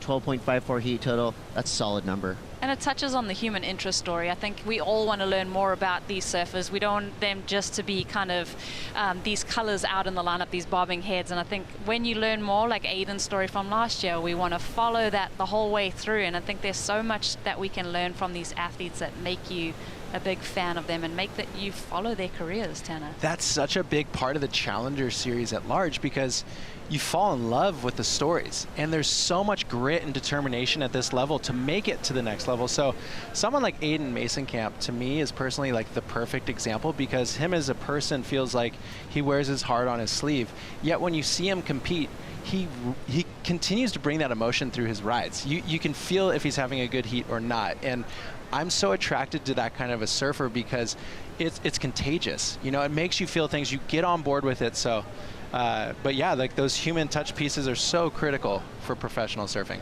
And that's what I'll say with the sideline reporting, and just a note to the athletes, like this is your chance to like show people who you are, and it really gives you that stage to present yourself in a way where people can learn more about you. So that's just like my little insight there. I like that. I wouldn't mind a little bit more kind of WWE influence in those post-heat interviews. Surfers just, getting on that stage. And here we go. Swanson, late to the party and not allowed past the front door. He goes straight into the flats. But I like the effort. I mean, you got to try, right? That was he was not going to be denied getting up into the lip, but unfortunately he falls. Now Vitor, a whippy backside turn. Nice and clean on the ride out. That was cool looking. That was a great approach there. I like how he collapsed over the board really tight. That was epic. Actually, it had a lot of foam on the wave face. He was able to stay engaged all the way through. And Luke Swanson, I mean, you got to give it up for the effort on that. He's tapping into some form of the air game to even get up over the lip like that and to attempt to bring it down. Like, for sure he wasn't seeing any water on his board. Look at this right here. Oh, that's so punishing. Yet he's trying to pull it, because realistically, when he's in the air at Rocky Point, rotating, that's the same kind of feeling he's getting. And this turn, so epic. Great utilization of the pocket, rides out clean. We're loving it. I just kind of want to bring as we watch Tiago here, is despondent in that wave, but just to kind of draw attention, you think about Tiago on that 5-point ride and how dynamic and theatrical it was when he burst through the whitewater, and then Aiden in the same time with his 3.43, it was a clean slice maneuver. He was in control the whole time, but we just love to see critical surfing in that critical, scary section. Yeah. It's so well rewarded. Like, can you create that kind of energy when you're coming towards that lip line? judges want to be surprised, right? Just like us, they want to be like, whoa, that was wild. That's when those big numbers come. And, you know, you're not going to fool them by trying to, like, overact coming out of your turn. But the ocean will do that for you today. I feel like if you disappear behind the whitewater and then reappear, it's like, ooh, points are going up. It's ticking that box of degree of difficulty. Yes. And I feel like if you created a Venn diagram and you had over on one side in control and then the other side out of control, the judges actually want you right in that sweet spot, but tending more to out of control, because that's like what grabs your attention, is to watch a surfer actually challenging themselves. Vitor. Oh. Whoa. That was a unique turn. I loved it. Hit the lip and his board pivoted. He didn't ride out, but I like that all these guys are just, there is not one bit of hesitation between, and the bottom turn, it's like they're not even looking, they're just going, no matter what, when I come out of this bottom turn, I'm hitting the lip. It's kind of got a little backyard brawl factor to it. Like, basically just throw the hammers at whatever's coming at you. Scrappy. I cannot believe how close he got to pulling that. That had every reason to not still be on your board, so. He just did that little bit of overcorrection, like coming through there. Like he kind of whipped it and then overcorrected with the body language. But yeah, if he had completed that, I would have been a big fan. So 20 minutes, 27 seconds left. Swanson's still in the lead. We haven't seen a successfully ridden wave in the past 5 minutes. So it's time for someone to break on through. And will it be Swanson? Here we go, building speed. Quick tube. Doggy door clamps down on him. Just got guillotine trying to come out of that barrel. That's just being a surfer, and you undeniable when you see a barrel like that. You're like, I need points, but I also kind of want to pull into this closeout. So the fight to stay in position unfolding in front of us. So all 4 surfers nice and spread out. See Luke Swanson on the very right side of your screen. This is a cool looking wave regardless of the outcome. It's interesting watching a lot of the takeoffs.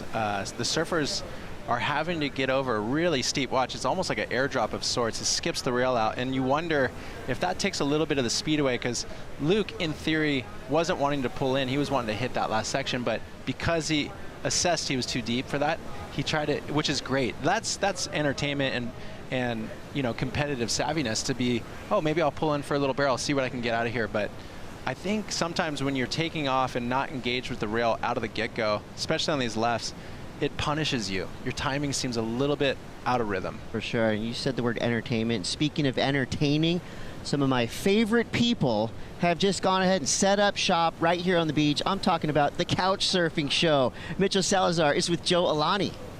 Yeah, thanks, Chris. Here with Joe Alani. If you're from Southern California, you know the significance and the importance of what the Couch Surfing Show means to the community right here. Joe Alani, first of all, congratulations on your success so far within the Couch Surfing Show community. You're doing the all-cast for the Challenger Series tomorrow here at the Open. What does it mean to be doing this right now, my man? Congratulations. Saw you a few weeks ago at the I Forget Air Show. Yeah, no, this is huge. It's classic, because this beach right here is kind of the roots of the Couch Show. This is where we kind of came up with the idea and first implemented this thing we got going, and I'm stoked that WSL, we got the call up. We're in the Challenger Series, so one more step, we'll be on the CT, who knows? What can people expect for people that haven't seen it yet? What's really the expectations for tomorrow? I mean, no expectations. It's loose, it's fun.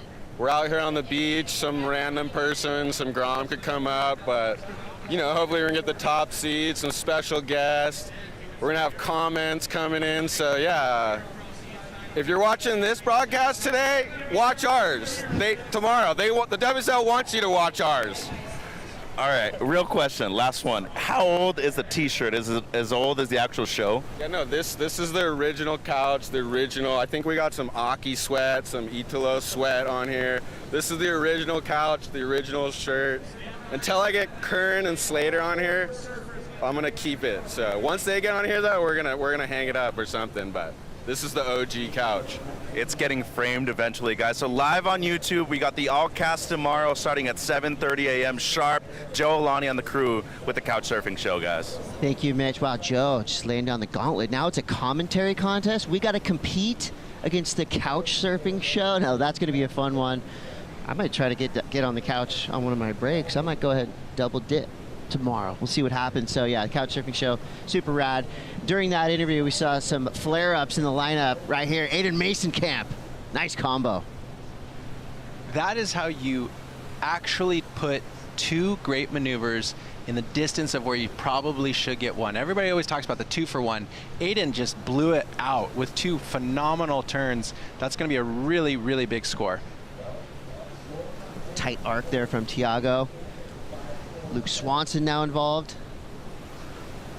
And Luke has a cat-like ability to throw different kinds of maneuvers in different sections. Really a fun surfer to watch, especially being a goofy foot. He reminds me a lot of Evan Geiselman in his approach. It has both radical surfing above the lip, it has carving performance power surfing. So he has a very wide variety of maneuver selection, and as you can tell there, he had a full wrap, an Air 360, a great finishing maneuver. It's always fun to see Luke catch heat because he has so much to offer. First air and first pure example of a Huntington hop. He made that section. That was admirable. I think everyone's got to do it at least once. I mean, it's kind of a rite of passage for any surfer to get through that flat section by using the Huntington hop. What's it really like, Rosie? With the Huntington hop? Yeah. Oh, doesn't it just feel like pure joy when you kind of re-enter into that little cupped out section on the inside, knowing you're getting that little 2-for-1 special, you're going to clean up your ride and finish off clean. You've done all the hard work, the legs are burning, the quads are on fire, but it's all worth it. It's so funny because I will say, sometimes you're coming in Huntington hop, whoa, bam, bam, and then all of a sudden you have to decide real quick, am I going right or left? And that can scramble you, kind of. You have to almost have a preconceived notion of, hey, I'm going to go out the back, I'm going to surf a left, and I'm going to try to get a right on the inside. And it's a small, you know, it just can trip you up, as I would say, as you're coming to the inside. It's kind of funny. A unique and fun element that makes Huntington Beach, Huntington Beach. 14 minutes, 50 seconds left. Swanson now in the lead. Mason Camp jumps to second. We're going to take a quick break, but we'll be back with the culmination. Round 80, Heat 2 for the men's Challenger Series. Stay tuned, please.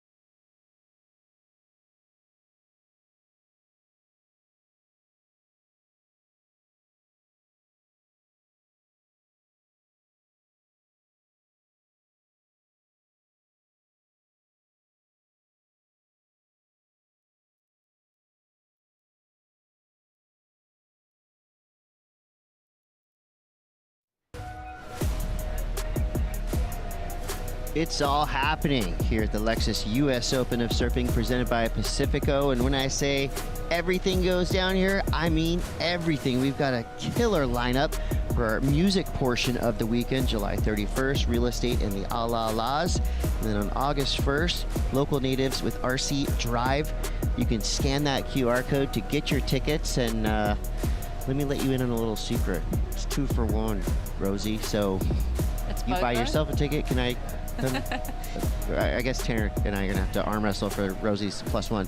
But those bands are really good. I feel like the perfect selections for Golden Hour in HB. Back to business, Aiden Mason Camp. Seems like Aiden building some momentum. That was a really sick turn. Wow. Tries to get the third, but the damage done on the outside section. So for Aiden Mason-Camp, he just dropped into third, so that wave couldn't have come at a better time. He's looking to better a 4.26. His previous wave was a 5.47. I got a good feeling about that one. That was laser sharp surfing. You can actually feel the froth as he's surfing this wave. Great placement and whips, gets all the spray in that turn. This arc right here is phenomenal. Throwing up a lot of spray out the back and maybe getting too fired up. The pace of the wave slows down. We know that as it comes into that final baby whitewater section, so Aiden might not have readjusted correctly. Tiago on the backhand, looking to regain his spot in the qualifying position of this heat. It's been interesting because I think we've seen 2 split peaks with all 4 surfers, and everyone's kind of got scores and got momentum, but we've seen everything shuffle in terms of who's in those qualifying positions in first and second.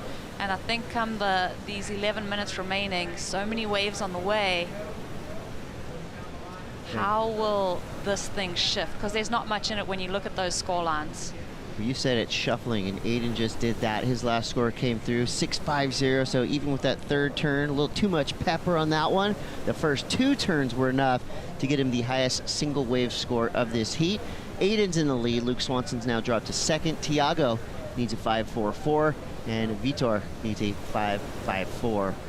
So mid-sized scores needed for Luke. It's about playing defense and trying to just keep yourself in that top 2. 10.5 left.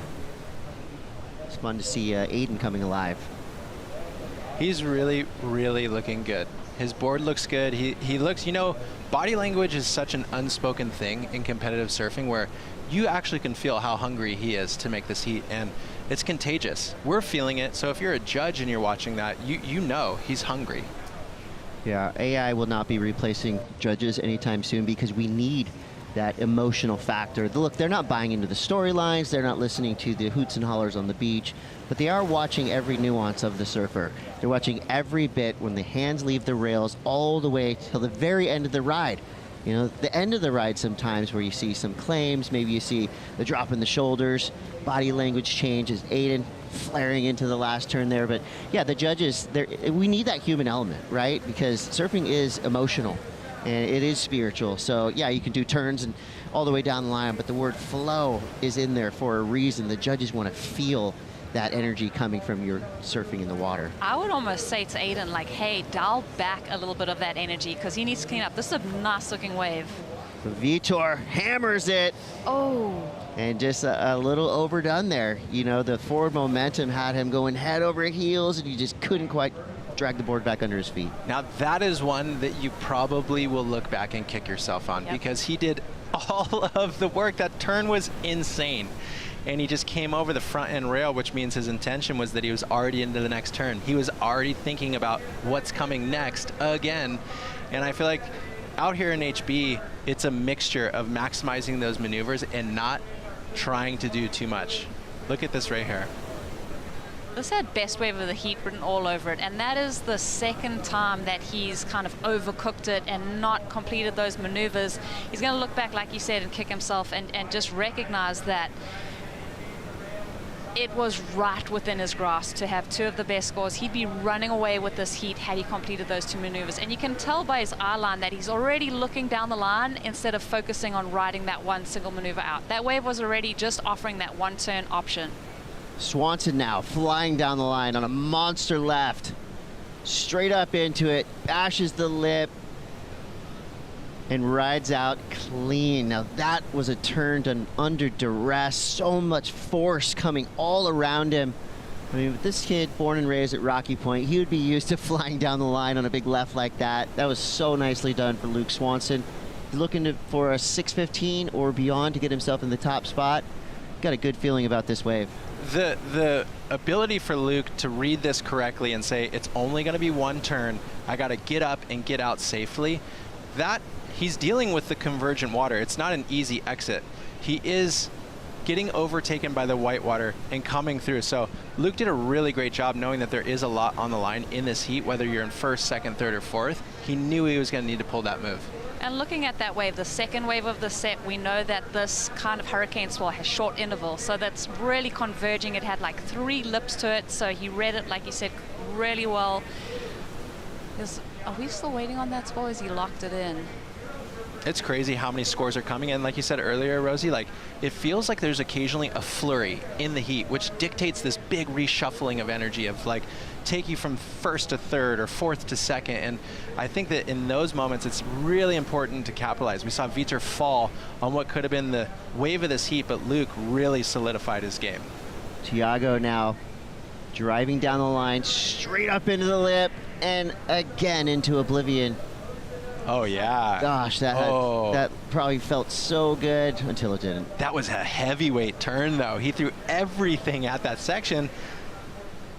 Swanson now on his backhand. Lights up a first turn. It's kind of a secondary floater, a little messy, but completed nonetheless. So Swanson coming alive as well.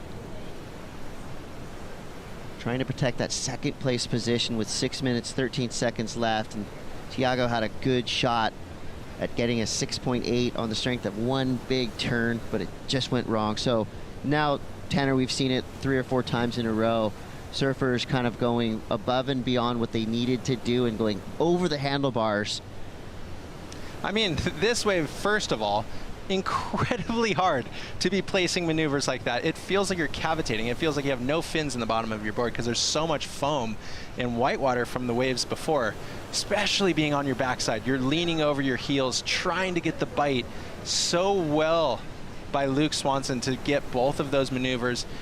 You know, neither of them for him are going to feel that spectacular, but that's a lot of work done on that wave. Comes to a 5.57, so his previous was that 5.97. So enough to keep him wedged into second place. Thiago's last score is a bittersweet 0.77. Will look good as a screen grab, but screen grabs don't do anything for you in the span of a heat. Getting into the 5-minute warning here. Swanson jumps off the Red Bull ski, straight back to the takeoff zone. And as always, I expect a wild finish to this one. Yeah, and I can't really stress enough, these sections at times feel like they look docile on the screen. You know, what Thiago is coming at look like, okay, you should be pulling that. But that is not only a lot of energy in the wave size, but you're dealing with the water that cavitates all funky by the pier. So there's so much potential for things to go wrong. And that's why we've seen those high scores. But gosh, I feel like he might have overcooked it just barely when that had a ton of potential for him. And I'm still thinking about Vitor's wave because that turn was electrifying as well. So there's been some missed opportunity, I would say, in this heat, and I wonder how that shakes out at the end. Yeah, it's such a good point. As Lucas actually at Victor, this is a really important wave. Straight up into the lip, nicely placed there. Only one turn available. Looking for a 6.90. Yeah, I agree with you, Tannen. And we do have to kind of look at this and be hypercritical. And we have this pulled back view, watching each wave as it comes through. Aiden up and riding now. Aiden blowing the tail over the top. Fighting for a foam ball. Ooh, nice little layback tail slide. It's kind of your prototypical QS style surfing. It was good.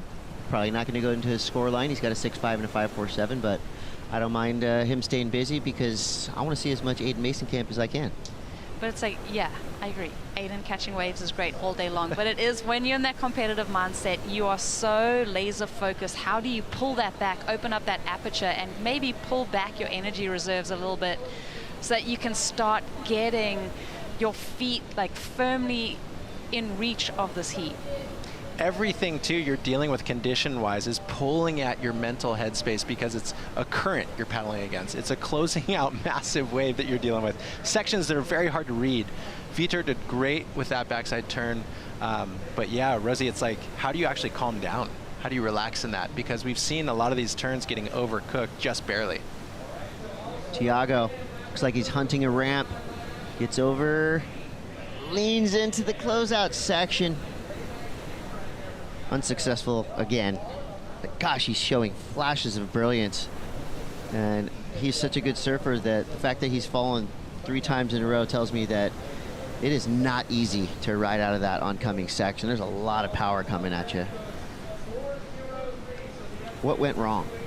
Well, his approach I love. He's gaining all the speed, and he sees this is the big section, and he hits it so critically. But, Chris, you're calling him the cut and run. I'd say that was all cut and maybe walk away. So he dealt with all of the water, and really he couldn't get out in front of it again. But his style is rad. It reminds me almost of watching, like when I was a kid, Corey Lopez always utilized those turns in big Southern Hemisphere swell U.S. Open conditions. So maybe it'll click for him. Yeah, and just watching that on the playback, I mean, you see him widen in stance in anticipation of knowing that he's going to get through that turn, but then there's that like lower third where that trough of the wave, he doesn't anticipate that. He needs that to ride out.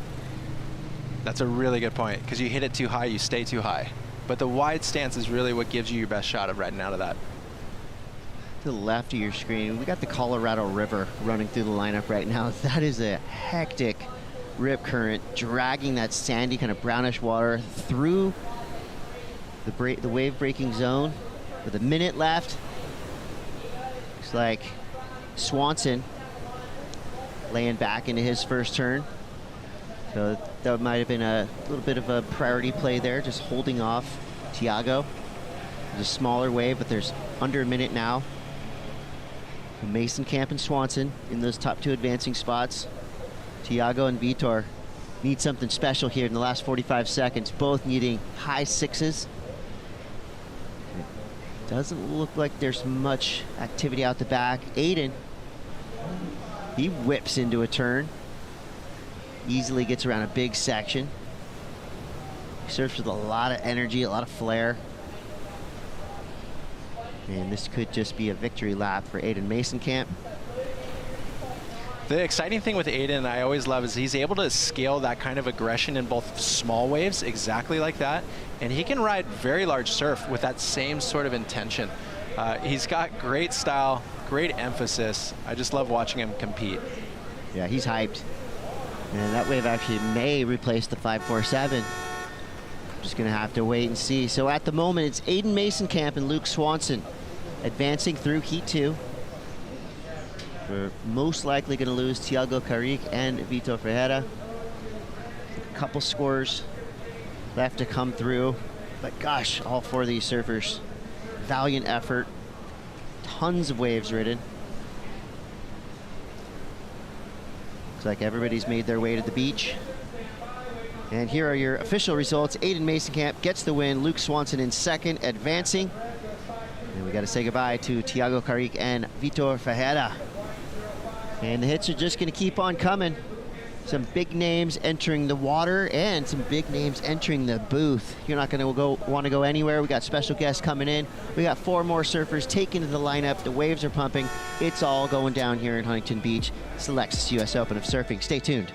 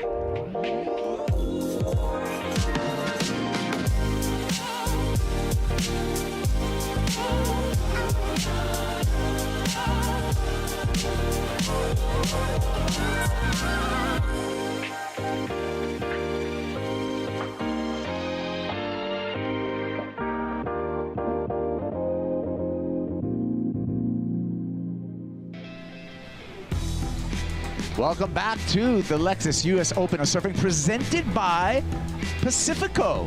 And the Pacifico deck, it's open. We're out of here.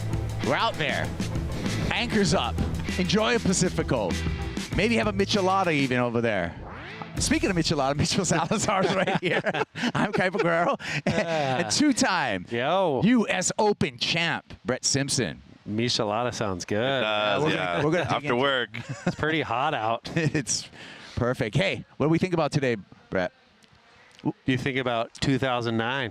Well, 2009, 2010. Yeah. 2009, 2010, back-to-back winner here. 2009 had surf. Yeah, solid. So, and your thoughts on today's competition? It's been epic. Yeah. I think there's corners. I think we all woke up like not really sure what. Is it going to be the Great Wall of China? Is it? And you're seeing guys just, and the females were tagging big sections. And you guys know, like from Bolito to here, that's what the judges want to see. They want to see big maneuvers in the most critical spots. Yeah, straight into action. Harley Walters looking for something and not finding it there. Good heat. Two Australians in this heat, yeah. Caleb Tancred and Harley Waters. Oliver Zietz is right here from Princeville, Kauai, but representing the Netherlands, and just, whoa. Slip. Busted stick.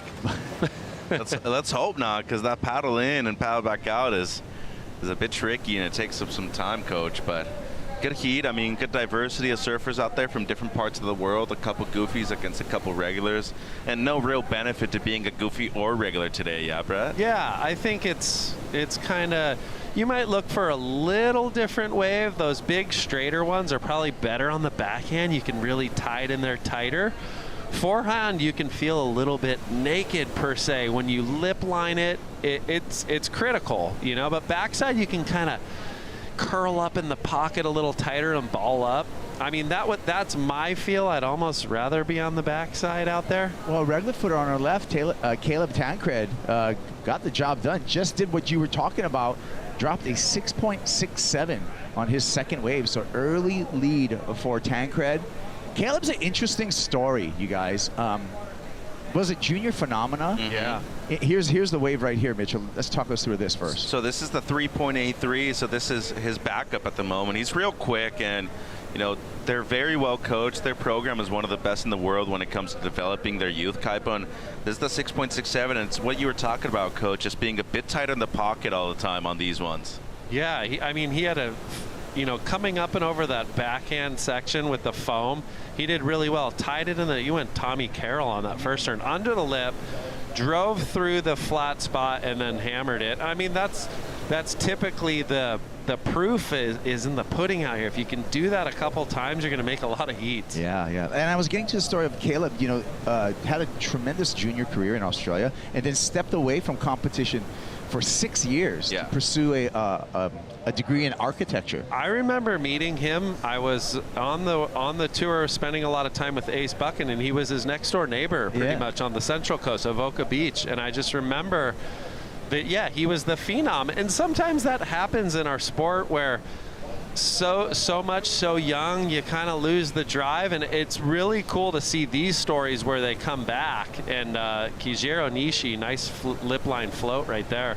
Yeah, call him KJ. Yeah, KJ. Yeah, he's always got some sick hair too. He's got the red right now, which is kind of matching with the board that he has out there at the moment. Good mojo. But no, that's absolutely right. Athletes experience burnout, and it happens in different parts of their life too. It's not always happening at the beginning or at the end. And people find success early on, but it doesn't guarantee you're going to have it later on in your career either. But there's already a good start for Caleb out there. Yeah. Replay here of KJ. Yeah, this kid rips. I mean, we've seen him do very well at beach rakes worldwide. Really good on the barrel too. He's excellent at pipeline. So real good in every kind of condition. And you see today, I mean, a lot of these waves, Brett, it might just be one-trick pony out there. Get to the lip and make it as big as you can. He went K-pop right there. He's got the hair, he's got the board. Look good, feel good, play good. True. There you go, yeah. Keijiro, a couple of quarterfinal finishes in 2025 over in Sakurama. In 2024, made the quarters in Bolito. Fast surfer, riding, I believe he's on Tokoro surfboards. Longtime team rider, too. Yeah, this is a good heat. I mean, Ollie's one of the best prospects coming out of the Hawaii Tahiti Nui region for a while. He does surf for the Netherlands. His mom is originally from the Netherlands. And Harley Walters, we've seen his brother Dakota do well here at this event. They got some of the best styles on tour as well. But Ollie really, when you look at that region right now, Josh Moniz has said that this is the next guy that they're looking forward to eventually getting on tour. Well, he's ultra competitive. Yeah. This guy right here, and just he, you know, lives for competition, right? And so this is just, I think this is his second year on the Challenger Series. Well, the Oliver Zietz. Zietz lineage, I mean, so Seabass is his uncle. Yeah, I mean, that whole family obviously are watermen and women, and like he looks like he has it. You know, he's like you said, Kaipo, he's a great competitor. He always seems like he's in the heats. He lost, I remember I think last year watching some heats, and he lost a couple really close ones that can kind of rip your heart out. But he doesn't look like one that gets too deterred from it. No. Well, coming through in the last heat, taking a win, let's hear from the Brew. Aiden Mason-Camp with AJ on the glass. Kaipa, we were just talking about Aiden's board, and this was a huge decision for a lot of surfers today, is with these conditions, what board do you ride? But what is it about this one that really had you feeling like you were able to surf your best? Yeah, I feel like this, I had to take the bigger board out there, I think. Sort of just sit better in the water through the bump. These Mayhems are going really good. I took a step drive out there, nice pintail, 6.0. So yeah, I just switched it up. Haven't surfed this board yet, so it was nice to get it out there and get a couple waves on it. And we were just talking, you had a pretty good start to the U.S. Open last year. You're off to a great start this year as well. But what is the biggest difference for you this year as you kind of move through the Challenger Series? Yeah, you know, I think for me this year, I'm just having fun, and I'm where I want to be, you know. Feel like I'm just living in the moment and having fun, you know, and that's what it's about, you know, taking the pressure off a little bit. Obviously, still get nervous in my heats, but, you know, I feel like I'm just having a bit more fun and feeling my surfing a bit more and just enjoying each turn for what it is, you know, and putting emphasis on each turn instead of trying to bang out a score, you know. And, man, you know, I just love surfing. It feels so good to just be surfing and doing what I love, and thank you to the sponsors supporting me. It's just so amazing to sort of be somewhat pressure-free and just relax into it, you know. So I'm super happy and just exactly where I want to be. So yeah. Awesome. Well, we're stoked to have you back. Congratulations. Thank you. All right, there you go. Aiden on his way to the next round, the round of 64. That is the seeded round, so we see where our top seeds come into play. Got a quick story on that kid. I've gotten to know him personally over the last couple of years. He lost his mom to terminal cancer 7 months ago. And last year, throughout the entire Challenger Series, he was going through that. He didn't want to miss certain events to be there with her, and spent the last few months with her before she passed away. So kid's gone through a lot lately, and really nice to see him bounce back with a couple decent results already in the first two events, Kaipo. Yeah, good to see. That happened during the replay, and KJ got one as well. Yeah, a little stoopy one. Nice click right there. Drives up and over this flat section, which is, you know, pretty traditional on some of these medium-sized lefts, and then connects the dots. Probably going to utilize the jet ski. It's great. The WSL worked that out to be able to kind of shuffle them back down the beach. We're going to see a lot more wave riding than paddling and running. I don't ever recall a U.S. Open with ski assist. Is this the first time? In 09 we did. In 09 you guys had it. I don't know if it was 4-man. It was man-to-man only that. It was there was maybe one 3-man round of 16 and then from there.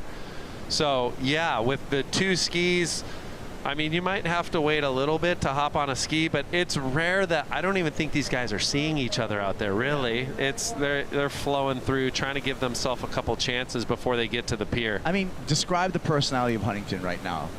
Yeah, I mean, it's unruly. Like, if you were to go free surf, you'd be down at the cliffs in 20 minutes. So for people watching at home, these guys are getting dragged down to Tower 7, which you paddle out, you get out, here's a Harley on the backhand. big section, so that was nice. That was cool. Whoa. And that's what we want to see. Big critical maneuvers have been getting rewarded big time. But yeah, you're going to drift so fast. So your goal is to get in the contest area, get a quick one, see if you get a score, maybe get one by the pier, utilize the ski, and take it back around. Oh, big section right here. What's he got for us? Oh, big form car for, and that's one of those kind of west chips. Like, that's a savior too, Kaipo, today. We do have west in the water, so it's crossing it up to, enough to where there's peaks. It could be, I almost feel like it's almost easier when it is the straight line. The game plan's pretty simple, where, today, and I saw some of the girls' heats where they were sitting out there and waves are kind of going around them because it's peaky enough that they couldn't find them, but I feel like these guys are managing a bit better. Yeah. As far as lineups out here, any tips? I know you're coaching. Yeah, I mean, I typically love that, like, we usually have a tower on the beach, like, I mean, if we're watching from home too, sometimes you can see the buoy closest to the pier. That little zone is usually a pretty good spot where you're not so close to the pier where you're going to run into it. You have time to kind of go for the, over to the pier bowl or a little deeper, and that really sets you up in a good spot to find a couple quality waves. Well, seems like Caleb's found a couple of quality waves. We're waiting for his last score. He's already got a 6.67 banked, and waiting to see how the judges are going to interpret his last wave. Currently, he's in the lead, looking to better that 3.83. I think he did that, Mitch. Yeah, he did. And, the kid's been on fire. He's caught 4 waves already in the first 13 minutes of this heat. And looking at another angle right here, as you said, these are the ones where you have a bit more wind swell in the water. It's that hurricane that's coming towards it too, a bit against the grain, but they stand up. I mean, they're a bit softer than the lefts, but it'll still give you good scoring opportunity. And those are the chances that you need to take advantage of, including this one here, Brett. Yeah, this is a big committed turn. It'll be interesting to see on the scores. Like, Harley probably will get the better of the score just because of the criticalness of the maneuver, but it looks like Caleb's surfing right off that pier bowl. And for me, sometimes with this current, if you get too close, you almost get pigeonholed to one type of wave, and it becomes a lot harder to find it. Where Harley possibly a little bit down, maybe second peak over to the south, and that's where you get those big sections running into each other, and we've seen that's what they want to see. Yeah, well, that coming out of the replay, 5.27 for Harley Walters, and a 5.37 last for Caleb Tancred. Yeah, pretty similar. Pretty similar, yeah. Well, and Caleb did get that kind of the first maneuver. He kind of clicked it, he climbed it, clicked it, got the fins over, and then did the big wrap carve, which, yeah. Bit of variety. Fair enough, yeah. Caleb, at the beginning of this year, the last event of the previous year for the Challenger Series in Newcastle, Caleb actually I think he got a wild card in that event because of his sponsor. He went deep. And he went on a good run. Yeah, he got to the quarterfinals. Wow. And he had a lot of backing at that event. And that's where we're finishing this year's season too. So Back good in memories Steel right City. there. Yeah. And that is a hard wave. I mean, it truly is called the Challenger Series for a reason. Newcastle's, to me, out of the beach breaks that we have, the hardest one, because it's either breaking on the outside. Lot of different faces for sure. I mean, coming here, catches the outside rail, but like, yeah, you have the rock break on the inside. You can have a big south swell and it's a point break. You have a west-east swell and it's they're surfing a mile down the beach getting barreled. It's at Bar Beach or whatever. So there's a lot of faces where here it kind of is what it is. And he's up again, found a beauty. Wow, sometimes you can just tell, Mitch, when the surfer's in rhythm, and that seems like Caleb's in the rhythm right now. It's the energy, the body energy, and maybe the scores aren't excellent so far, but 12 points right now, that's beautiful stuff out there, and looking to improve on a 5.37, just really good rhythm, as you're saying. And what's so funny, you mentioned the pier bowl, and it usually limits you to just being in one place and a certain wave. He found a left out of nowhere. I mean, he just moved a bit further south right there, but... What do the kids call it? The flow state. Oh, yeah. There's a tons of those in this event. You guys right in the here. flow state right now? It's hard to get waves off of these kids when you're in the free surfs because of that, too. They just keep on catching wave after wave after wave. Don't surf out at the U.S. Open if you're trying to get away on a free surf. It's intense. Look at these things. This Hurricane Genevieve, and there's like a underlying groundswell too. And we got the little west. It is. I will say it's probably for Huntington a little maxing out when you can't necessarily ride these waves or find a corner. I mean. But it's exciting. Isn't it supposed to get bigger tomorrow? I think so. Possibly. Yeah. That hurricane has been just sitting out there. So we should get 3-4 days of waves. It's not moving that fast. But it's spinning fast. But it's just spinning out there and cruising. Kaipo asked me earlier this morning how many people would be surfing. Right now? Free surfing today. Nobody would be out, really. Yeah. Not even, huh? Which is insane because you get all these best out there this morning. Guys are getting blown out of tubes left, right, and center. Yeah. I think it was either last year or the year before you and I surfed like Middle Peak North Side pretty much by ourselves one time. When it was solid. Yeah. But I mean, it weeds out the if you're not going to see many people free surfing, which is the beauty of it. You just start way down the beach and just go for a drift. Yeah.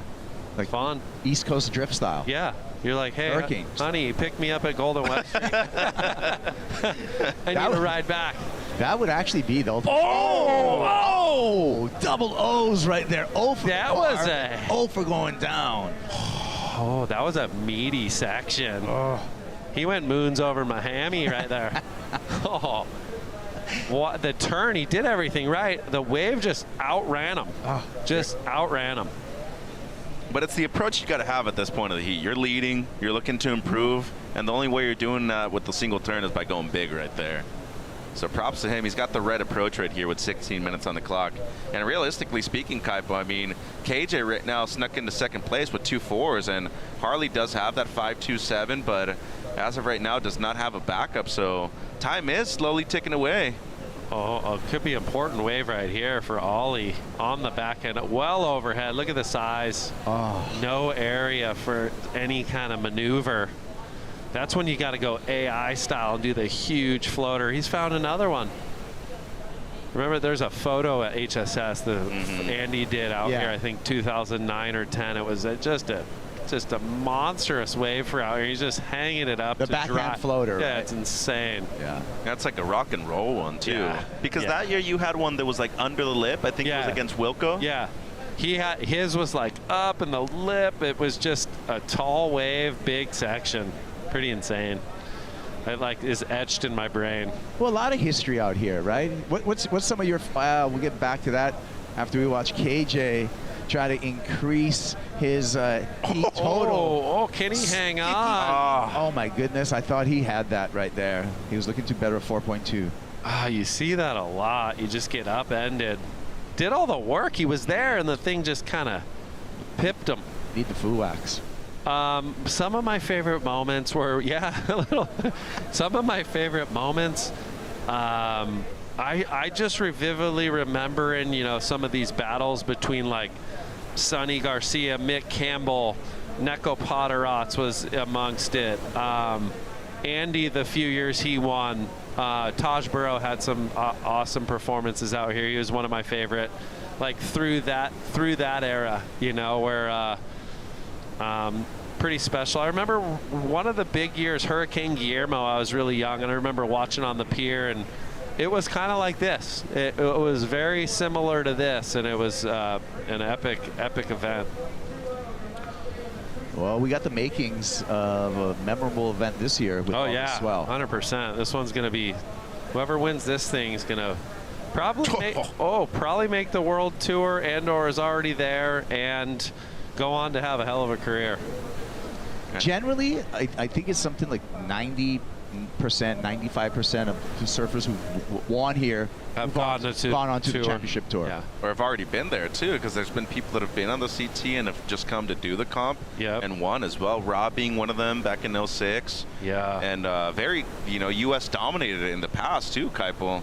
I mean, there's a stretch, I think, since 06 until you won in 2010, your second one. where 4 different U.S. surfers had won. Nathaniel, CJ, and yourself. Yep. Well, we're having a great talk here with Brett Simpson and Caleb Tancred out in the lead right now at 13 minutes and 15 seconds. We'll be back with the conclusion and more story time, more surf talk here. HB, stick around.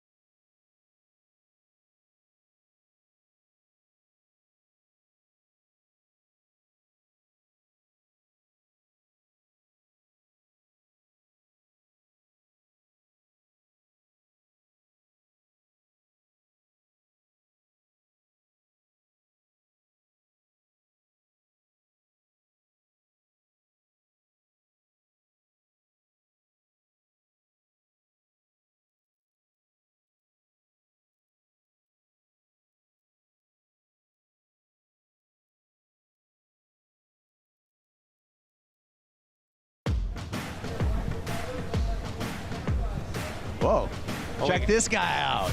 Throwback. Throwback. For the ages. Look at that. Was like one of those. We've seen some of those these waves today, those conveyor belt rights. Yeah.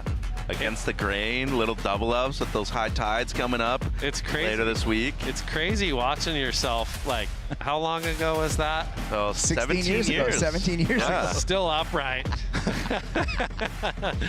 Dude, but those are such good times. I remember those were the early days of the broadcast the way we have it now. And, you know, watching that live, watching you see you beat Mick in 09 and then you beat Jordy in 2010 afterwards.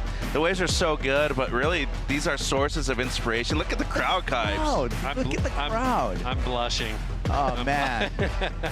There you go. Yeah, the payday wasn't too bad either. Look at that. Look at the numbers there. I'd probably be homeless without that. Well, that was era pre-kids too, so. Yeah. $100,000. I spent it right. I think. Then came back and did it again. Yeah, had my day in the sun. A little smaller this year, but still really fun. It was really fun. A little closer to the pier. Oh man. And again, the chair up. Look at those sunnies. What was the payday this time? A bit similar. Yeah. This is here. Yeah. I had the glory run. The glory one was pretty fun. Yeah, that was definitely a couple of back-to-back big paydays. Yeah, pretty much was able to get in a house when I could afford it, which has been nice. Yeah, it set me up pretty well. The board you were riding, what boards were you riding? That was actually a Hamish Graham, RIP, Wow. Super Sticks. Wow. He passed They away look not narrow. only. They It look was narrow as well. I was back in the day. I was right. Those. It's kind of what Mayhem's bringing back. Those AI like 6'2", like 18 3/4, 2 3/8. Yeah. In that realm. Yeah. I know. I look at my boards now and I'm like, dude, I'm on these like shorter, fatter, wider, but I don't know. I love the look of that kind of late, early 2000s, late 90s.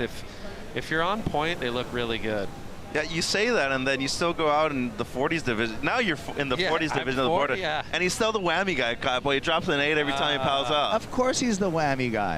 I probably love surfing more than I did then. In a way where I have so much fun now doing it. Obviously, my kids are out there with me, which is pretty damn cool. Here's Harley, important ride. He's gonna need this right here. Yeah. Well, he's actually in second. With that wave there. Oh, this is looking like a steep one. Don't go too deep. Turn. There we are. Can he get the finish? Important right here. Could be a keeper. Oh, I like that.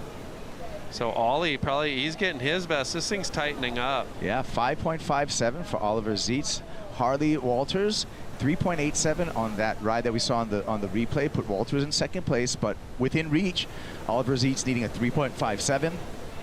4.42 is the mark that KJ needs to match. AJ's looking at, oh, that thing looked like it was teepee. Well, that's the thing about today, right, Brett? Because if you're not angled right before you're actually taking off, you're typically not making a lot of these waves. For sure. Getting some HB knowledge from you guys. Well, that's what we got. 2 parking lot guys. Oh yeah, Johnny West, the core lord. Oh my goodness, that surf guy. Watch out! If you say it's 3 times, he could just appear. You never know. Yeah, I saw him a while ago. Surfs. He actually surfs. He's good. He'll paddle out. Well, that's why I was saying on that left for Ollie.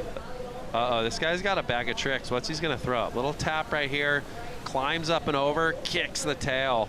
So Harley finding his feet in the back half here. This could be. I'm thinking it's better than what he has on his second score. Oh, for sure.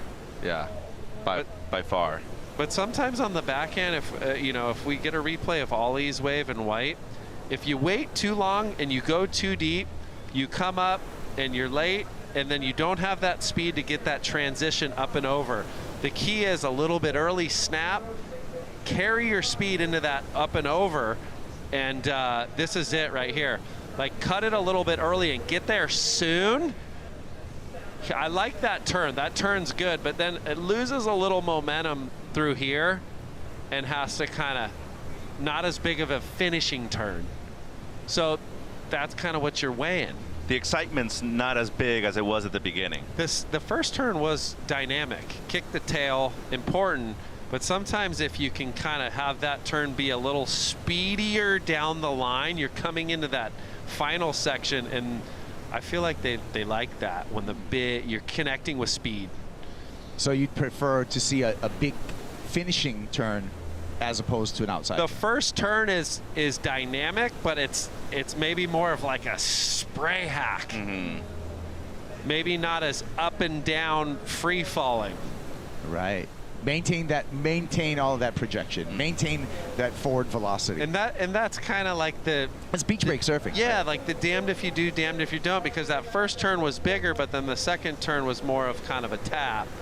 But well, I mean, he's gonna get rewarded. It's his best. And Brett, there's a tempo to beach break surfing, right? It's much different. Like, I come from reefs, right? Yeah. And it's like playing to a different beat. Yeah. You got to be quick. For sure. It also, it's like anything, it's timing too. You're like, these big old teepees are standing up in front of you. Let's see which way.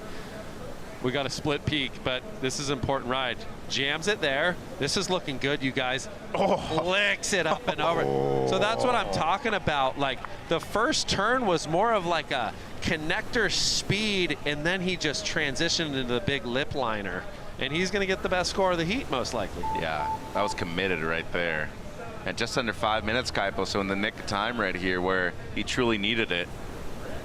Here's our heat leader. Wow. You know what? He looks like Ace. Yeah, a little like as a regular reverse. footer. Yeah. Yeah, if you flip-flopped him. The hand placement, everything. A little knock-kneed every now and then, too. For sure. His boards look good, by the way, what he's riding. Well, he's in similar to Ace. I think Caleb, like you said, great people in his corner, but he's just somewhat of a brainiac. Like, really understands heat surfing and timing and when to go on waves, when not to, when to capitalize with priority. Those things, like Ace was a guru and always thinking about those things, you know, and you have to at this level or you're going to get left in the dust. That was huge. See how he, like the speed, he even gained speed, and it was just like everything looked so much bigger and more dynamic. Obviously, the wave had a steeper, bully section, but he's going to love that. 7.5. Yeah. Goes straight to the top. KJ, there's the spread, Mitch. Oh, pretty unanimous right there. So good work by KJ. Back up 4.73 and still waiting on the last of Tancred, which, I mean, if he does improve in the 5.37, it's going to make things more difficult for both Harley and for Ollie at the moment. They're needing, you know, something in the good range now, Kaipo, in the 6s. So 3.5, they need to be on a certain wave, like Brett's talking about. It has to be an actual quality wave out there to get those scores. Yeah, it's just got to have that big like they're just rewarding that the big Houdini maneuver. And I've seen a lot of people looking for those little inside runner waves, but they've kind of been telling you 4-5 to upper 5 on those, no matter what you do, unless you really lift your game on it. Gotcha.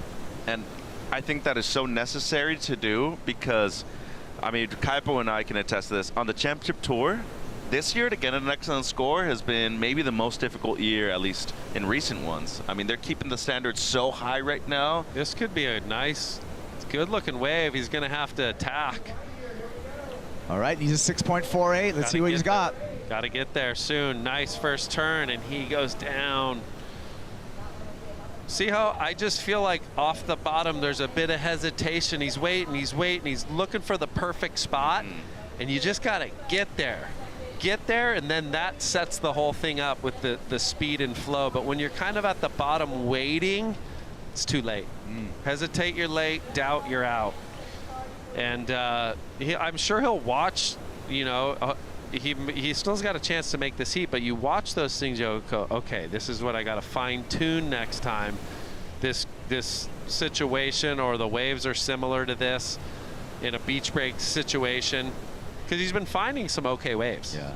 And there's, you know, to all these heats, there's so much gravity to all these heats because it's your top 4 finishes. So you don't get that many chances this year on the Challenger 6 Series. events? 5. Yeah. You get 1 throwaway, top 4 finishes. So 5, but now there's you get the international 6,000. QSs. Yeah, I like that. That's cool. I love the international events. I thought that situation is fun. It's exciting. Go surf another different venue. I think at this, a lot of these guys are at that stage where you're learning so much. Like, no matter where you're going, you're just trying to fine tune everything, equipment, learning different waves. And it's so hard to get here. You know, the process from amateurs to your regional tour, which is gnarly all around the world. You got to make the top 8 or so in that.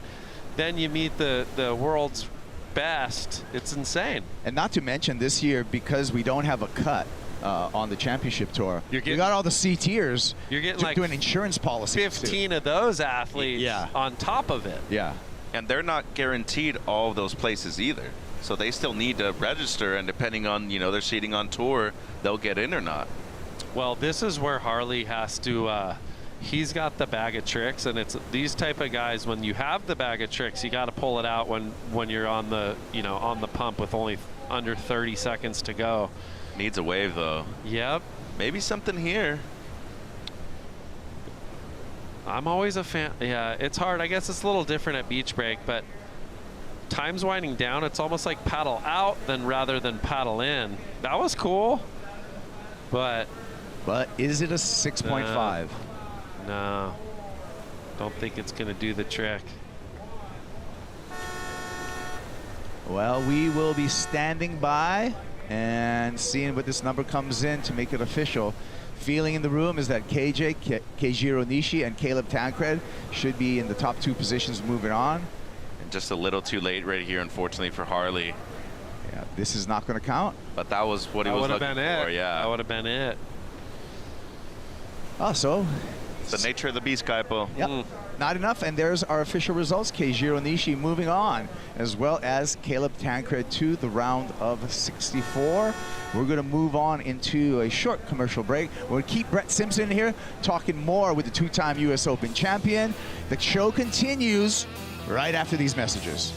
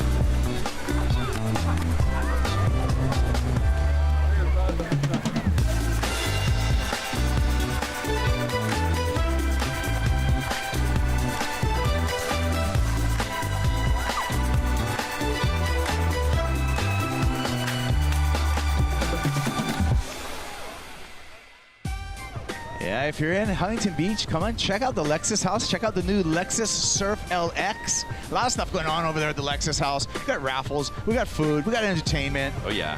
We got custom collaboration gear from Yoki Shop. Jeff Yokoyama working with Lexus with some of that gear over there. So much happening here at the Lexus US Open of Surfing, presented by Pacifico. It's Kuiper Grow, Mitchell Salazar, and two-time champ Brett Simpson on the call here. Brett, what do we think about this heat? Yeah, it's a nice diverse heat right here. Jarvis Earl coming off a third over in Bolito. Alonso Correa, he's an Olympian. Katut Agus and Lucas Cassidy, who's the youngster hailing out of Mexico, who's last year had some spectacular performances. Didn't make it, wasn't making it a ton of heats till the last event, but he's got a bag of tricks. Oh, nice first turn there for Katut. So our Indonesian surfer is going to start it off, and already you can see in the scorebug while we were in that break, something big happened with Alonso Correa. Oh yeah, the Peruvian. As Brett said, he actually was really close to getting the bronze medal against Gabe Medina over at Paris 2024. I mean, a matter of really maybe a couple feet whether or not he recovers priority and he actually gets the bronze over Gabe. But this one, excellent score to start things off, Kaipo, at the beginning of the heat. He comes from a part of Peru where has plenty of waves with the same power as this. Wow. So judges rewarding that highly. That's an excellent score for a single turn, and I appreciate that a lot. That was a meaty section right there, Kaipo. He just beat that wave up. Not scared. The lip is crying at the moment. High risk, high reward. He earned that snowman. Totally. There.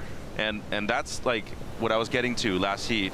You get to a standard on the championship tour, and if you give them too much too early here on the Challenger Series, once they get there, they expect to have that same treatment too early, and it's not the case. You get humbled real quick over there, Britt. I mean, you experienced that first couple years on tour. I don't know. I had events where I would go 7 events in a row, first round losses, and I tell people, like, you got to kind of be able to weather those storms. Like, they're going to happen in your career, and especially if you're trying to make this a long-term career, there's going to be those patches where baseball, any sport, you're just in a slump. Sometimes you're surfing good too. You're like, I feel great, my boards are great, I just can't make a heat. And the only way you lose is if you give up, and I think those are the moments that test these athletes, and the ones that are the best will get there. They'll find their way. And it isn't easy. It's not easy, but I mean, a kid like Jarvis, he's young, world junior champ, I think in 2019, 2020? 23? Was it? Yeah, it's Seaside, yeah. Oh yeah, we're in 2026. Yeah, not that long ago. Time's flying by. I'm living in, I don't know what year it is, but whatever. He's a freak. The kid's got the whole package. Charges, has the air game, has the rail game. There you go, world junior champ Jarvis Earl. 2022. Coming off a semifinal finish over in Bolito. Yeah, he's hailing from a great beach, Cronulla, Australia. Yeah. Some legends from Cronulla. Think about it. There is. The Dog Pound. Mark Ocalupo. Yeah. Richard Dog Marsh. Jim Banks. Connor O'Leary. Gary Green.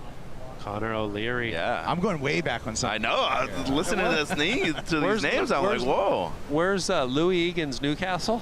Louis is in Newcastle, but he lives in Cronulla now. He lives in Cronulla now. Yeah, I knew I remember. He's originally a Newcastle. I think so.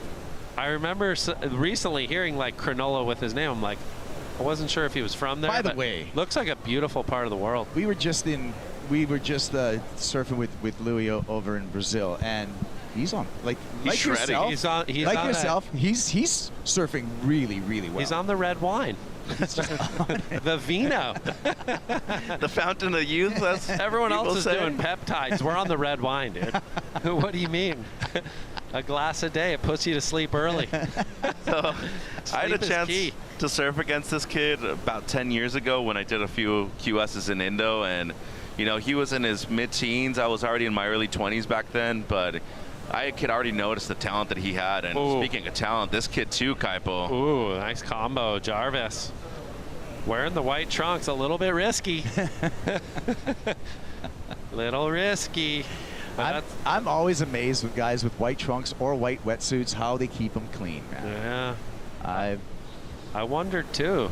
I've never, I've dabbled with a little bit. They get, especially in this parking lot here, they're cooked. You definitely have to change on something. Yes.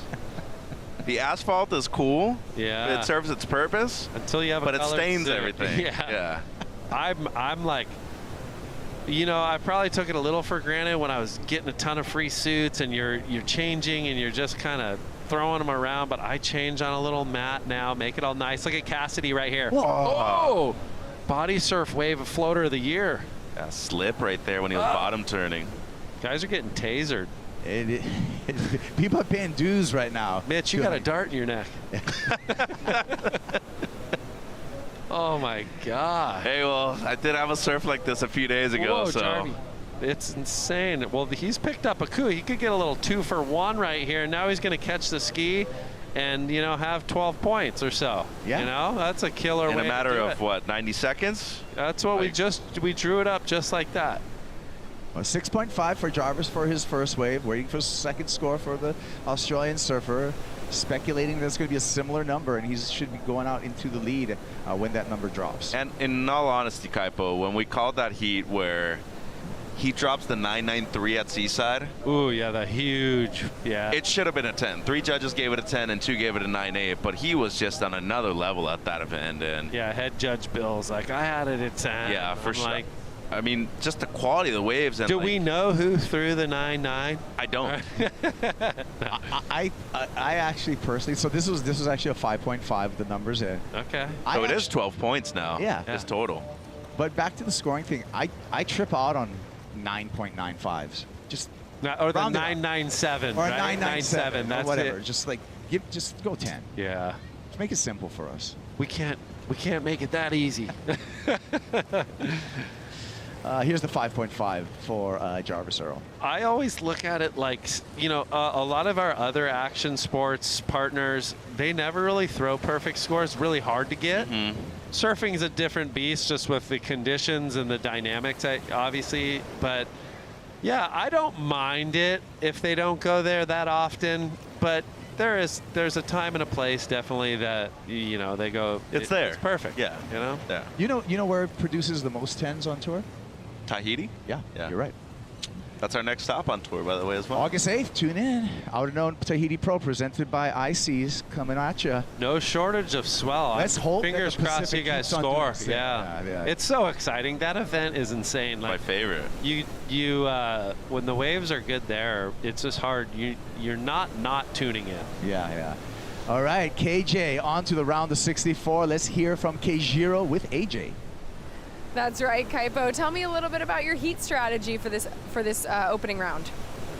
That's such a challenging condition here in Huntington, so I just had paddle and good ride for me. Yeah. You did great. You told me before that you spent a lot of the off season training, working out, doing surfing. It's certainly paying off here today. Do you have anything you want to say to friends and family back home?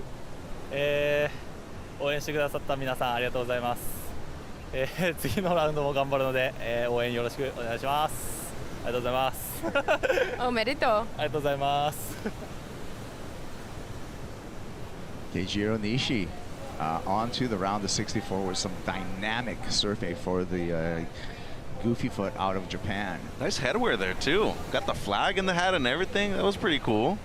Rep the country. Of course. They're staying a few blocks away, too. So him and Hiroto Ohara, I want to say, I feel like every time I get here in the dark, they're already in their suits about to paddle out. So they put in their time, and it's paid off, Kipes. Do you know where he hails? Is like, Hiroto's in the Chiba area with the jetties, and I've surfed it pretty big. It's can relate, like be similar, beach break form. I'm sure he's used to surfing this type of beach break.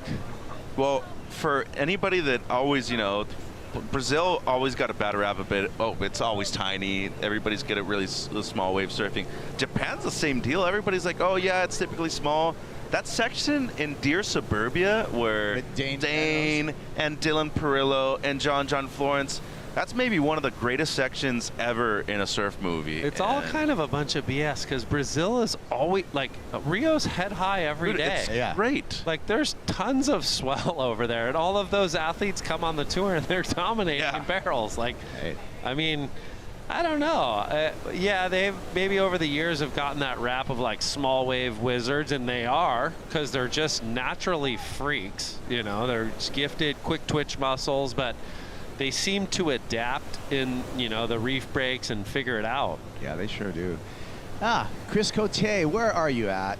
What's up, guys? I'm in the Red Bull Athlete Zone, and it's a good place to be because the big dogs are starting to arrive. We've seen some CT surfers show up, Al Cleland Jr., Oscar Berry, Joel Vaughn, and if you ask me, if you're in Australia, this is probably a really good time to go out and catch some waves because pretty much the entirety of the Australian surfing community is all right here. They've been watching these heats like hawks, and you can just feel the electricity, the excitement. Look, Doug Silva's behind me. All the cool kids are in here, so I should probably leave pretty soon. But for real, this place is it's popping, and obviously everybody is all eyes on the water right now. You can hear the hoots, the hollers, and the cheers when a good ride goes down. You can also hear the oohs and ahs when there's a radical wipeout out there. It's a really fun atmosphere. Oh, man. Red Bull Athlete Zone is the place to be. Next round, we're going to see some of our top seeds. We've got a lot of CTers in this event. Griffin Colapinto, former winner, is going to be out there, going to be in the next round. And slashing here, the young Lucas Cassidy. Been quiet for a lot of this heat, but now making an impact, Mitchell. Yeah, and as Brett was saying, I mean, this kid is naturally talented. He's really big. He's been part of the program here with USA Surfing for a number of years. He just graduated high school, so congrats on that. But last year was full-time on the CS. This year, you know, he was up and down when it came to the rankings here in North America on the qualifying series. Got the late call up to Balito, but it was a few days before, so didn't pull the trigger on going, but knew that he was in this event right here. Got to make up some lost ground, not surfing in the first event, but he's posted a couple amazing clips on his social media the last few days, Kaipo. The kid's really talented, and I think, you know, eventually qualifying for the CT is not only a goal, it's going to be something he's achieving pretty soon. Yeah, I definitely think there's he's been doing it really young, and he's still, I mean, how old is he? 17. 17? Yeah, I mean, he was trampling all over us over here, the youngsters, because he was that, and he was like, how old is this kid? He was like 14, you know, just, he has always had a, you know, bigger stature, bigger frame, and he's kind of filling out, and I think he's learning a lot. Like sometimes we were talking about earlier, you take a few lickings, you got to learn how to win again, and that part he's gonna figure it out. He's got the game. Well, last time he surfed in a Challenger, Lucas made the semifinals in Newcastle. Yes, he did. He dropped a 10 last year in Balito too. I thought he surfed great at Pipe, and he actually beat Kersey in that heat out there that he had when he made it through. That second turn is just nasty, though. I mean, anybody that surfed out here with that water coming towards you, that convergence, it's so difficult to maintain your footing on top of your board. Well done. Perfect timing. It's going to be a keeper score. Maybe one of the, there it is, what, 6.33 coming through. So nice. I mean, he needed that. Didn't want to wait much longer. And then Katut with a nice couple drop wallet pins. So he just unleashed the bag on that one. Yeah, got a 5 for that. So pretty tight heat still, other than Alonso kind of really running away with it with that. It's an outlier. Yeah, because he's got the outlying score right now, but his backup ain't that strong. Well, here he comes. Let's see what he has on the backhand. Ooh. And you see his plan, though. His plan is like he's on the bigger waves and he's going for one major maneuver. Whether it's a right or a left, if I see I could do a big hanger, he's going.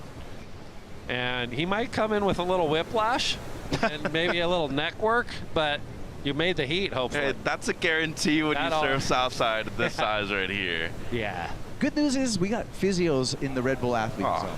John Pecora's over there, Dr. Tim Brown. The best of the very best right here for these surfers. I might need one for the vocals after this. Nah, I just you guys do.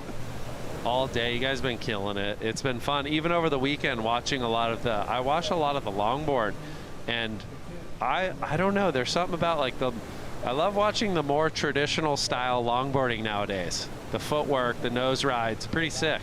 Fun to watch. I was stoked that the wild card kid, Tommy Cole. Yeah, Tommy. That was rad. He rips. He seems like he's just like a core longboard dude, like not really in the like maybe comp scene, but just fun to watch. Yeah, I mean, it's a fun crew in that longboard tour. Yeah. Well, you know what? You go to worldsurfleague.com and pick who you think is going to win each and every heat, and then we take all that information and we put it into our Pacifico fan picks.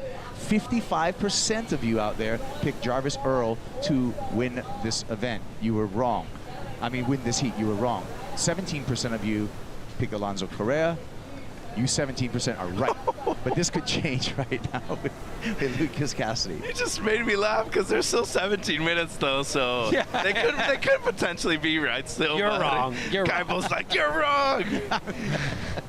I love you, Uncle. I know. Well, that definitely is probably going to push Cassidy the second, the top if not two. the lead. You know, so Jarvis is going to be looking, Jarvis and Katut probably looking for some scores here. Bigger wave, too. Yeah, one meaty section, draws it off the bottom, big blast. And you know what I immediately noticed right there, Brett? That's a longer board he's riding. I mean, just the way he came off of the bottom, you could see it. Probably an inch or two bigger. Yeah. Uh-oh, the madman. Bang, big finner, So there you go. That's going to help Alonso Correa. He wants to replace a 4.17. Pretty sure he's going to do that. He'll stay in first right here, and then Lucas definitely going to take second on this last one. Alonso Cospraya. He just spraying the field right now. Careful, though. The jump off of the ski. Oh, gosh. Whoa. Just, okay. They're not, yeah, for people at home, they're not giving them the ride all the way out the back. They're dropping him off. He was kind of like, take me a little further. I want to go out there. Hey, today is not a day you want to be driving a ski. Our water patrol is doing some serious duty. They're the best in the business, though. And Matt Rom and the crew, shout out to them. They're doing an amazing job. Wow, so Cassidy gets the... He gets a 6.1. Whoa. Goes into second. This is a really tight heat. And a 6.33 for Alonso Correa. He's in a strong lead with 14.33 two-wave total. Well, and Katut's not out of it either. 7.5 is pretty much what he needs right now, and more than capable of getting that. So watch out for him. He's got to be on the right wave, though. He's been on a couple smaller ones so far. Definitely needs to get on a set out there. As well as Jarvis Earl with the first priority. So he's got first priority for the Australian and just needs a 6-point ride. And you can see them waving their hands right there. So they have the use of the Apple Watch. Of course, we have our technical beach announcing crew on the sand doing their amazing work as always. But you still got to be able to pay attention. And there's so many distractions, especially with so many waves right here, Brett, going through all the wind and everything. It's hard to hear at times. Yeah, well, and there was just a lot of waves happening there and a lot of flipping of the script because Green gets the score. He goes into second. Alonso better. So there's...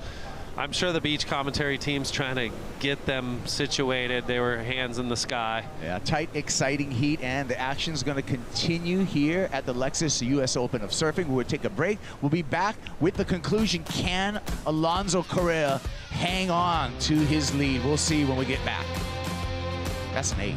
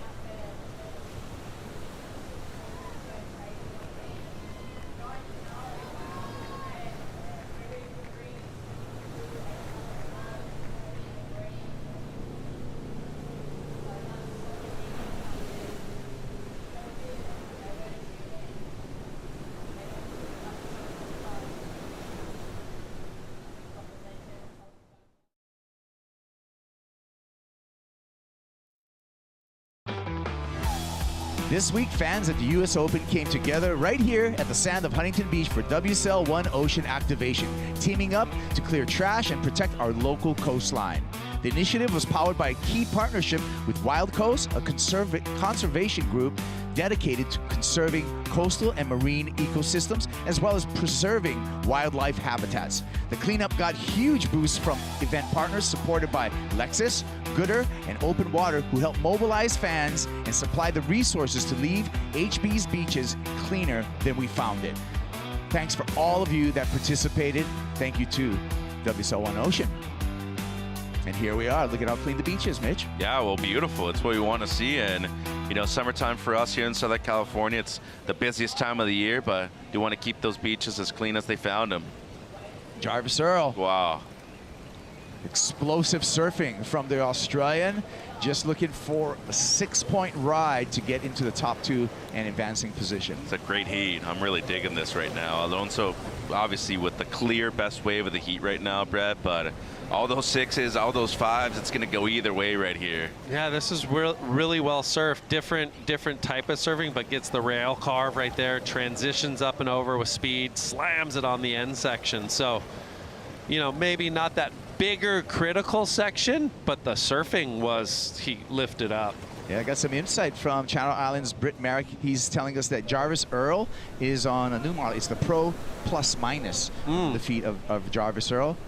Lucas Cassidy out there is also on a CI, 6-foot Mikey February shorty. And it was actually a trade-in from George Patar. Oh, wow. And then took the trade-in, Lucas Cassidy. Yeah, so just slightly longer than what he would normally ride, which I think, honestly, with today's conditions, I know it almost seems like the tides helped out a little bit and just accommodating things a little bit more, but I like the extra little length. Just getting a little bit more paddle, getting into the waves a bit easier, and including, you know, with getting repositioned with the ski, doesn't necessarily guarantee that you're always going to be in the right spot at the right time, Brad. For sure. I mean, you get thrown down there, depending on whether you're jumping off with a set or not, will kind of, you know, determine where you end up. Yeah.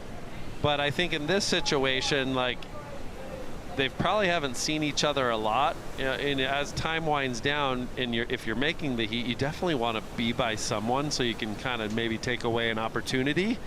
But it's tough with the current. You know, Mother Nature is dictating a lot what's going on right now, but these guys have done really well. I mean, look, whoever, you know, doesn't advance out of this heat had 12 points at this moment. And Jarvis just gets the score right there, gets a 6.23, so jumps past Lucas again. So it's just a tussle right now for that, you know, second spot. Yeah, look at the rip right now. Look at the current. Look at what the guys are paddling against. It's, you know, being from here, it's funny because, like, when you're at the lifeguard tower number 3, it's almost easy to, you know, it's easier to stay on that side. All of a sudden you get past that, and I don't know if it's the turn, and then as you get closer to the pier, it just becomes an absolute river rapids. Well, in the summertime, there's a larger amount of sand closer to the pier on the south side. Yeah. So whereas in the wintertime, it's usually further down the beach. So where he's saying between Tower 3 and Tower 5, that's usually where you're seeing those waves stand up a lot more. But this time of the year, yeah, that current going up against the pier, well, it ain't fun. And you're typically ending up, as you're saying, towards Golden West in a matter of minutes.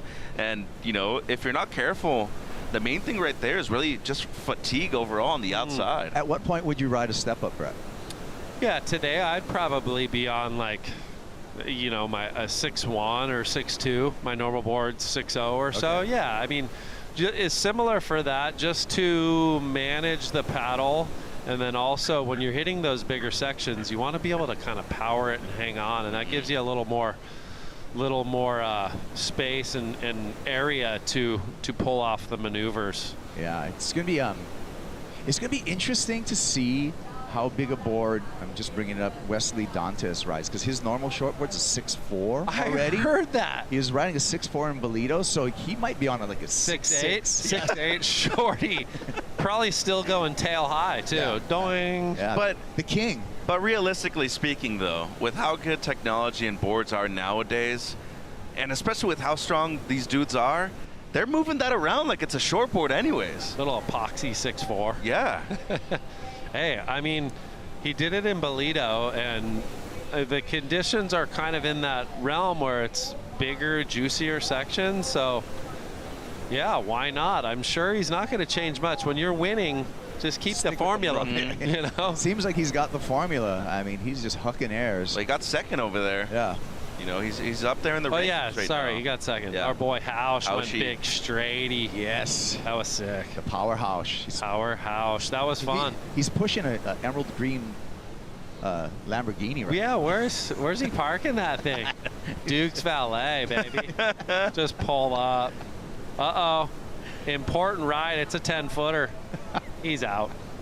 If he hits that, Mitchie, 14 points. Yeah, well, that's what you're talking about. You know, that commitment, that degree of difficulty, and you know, we've seen a lot of these scores really come down to just a single turn too. He's done it different ways. I mean, his best wave is a 6.33, and that was a combo of turns, guys. Here's our heat recap. It's been an epic heat, Brett. Look at this section. Hadoosh! Oh, he just wanted to jump off the bridge. That was 8-point ride, Alfonso. And then Jarvie's been a little more, you know, like spicy turns, but maybe not as, you know, critical of section. This turn, nice vertical, and then this, bang, kicks the fins.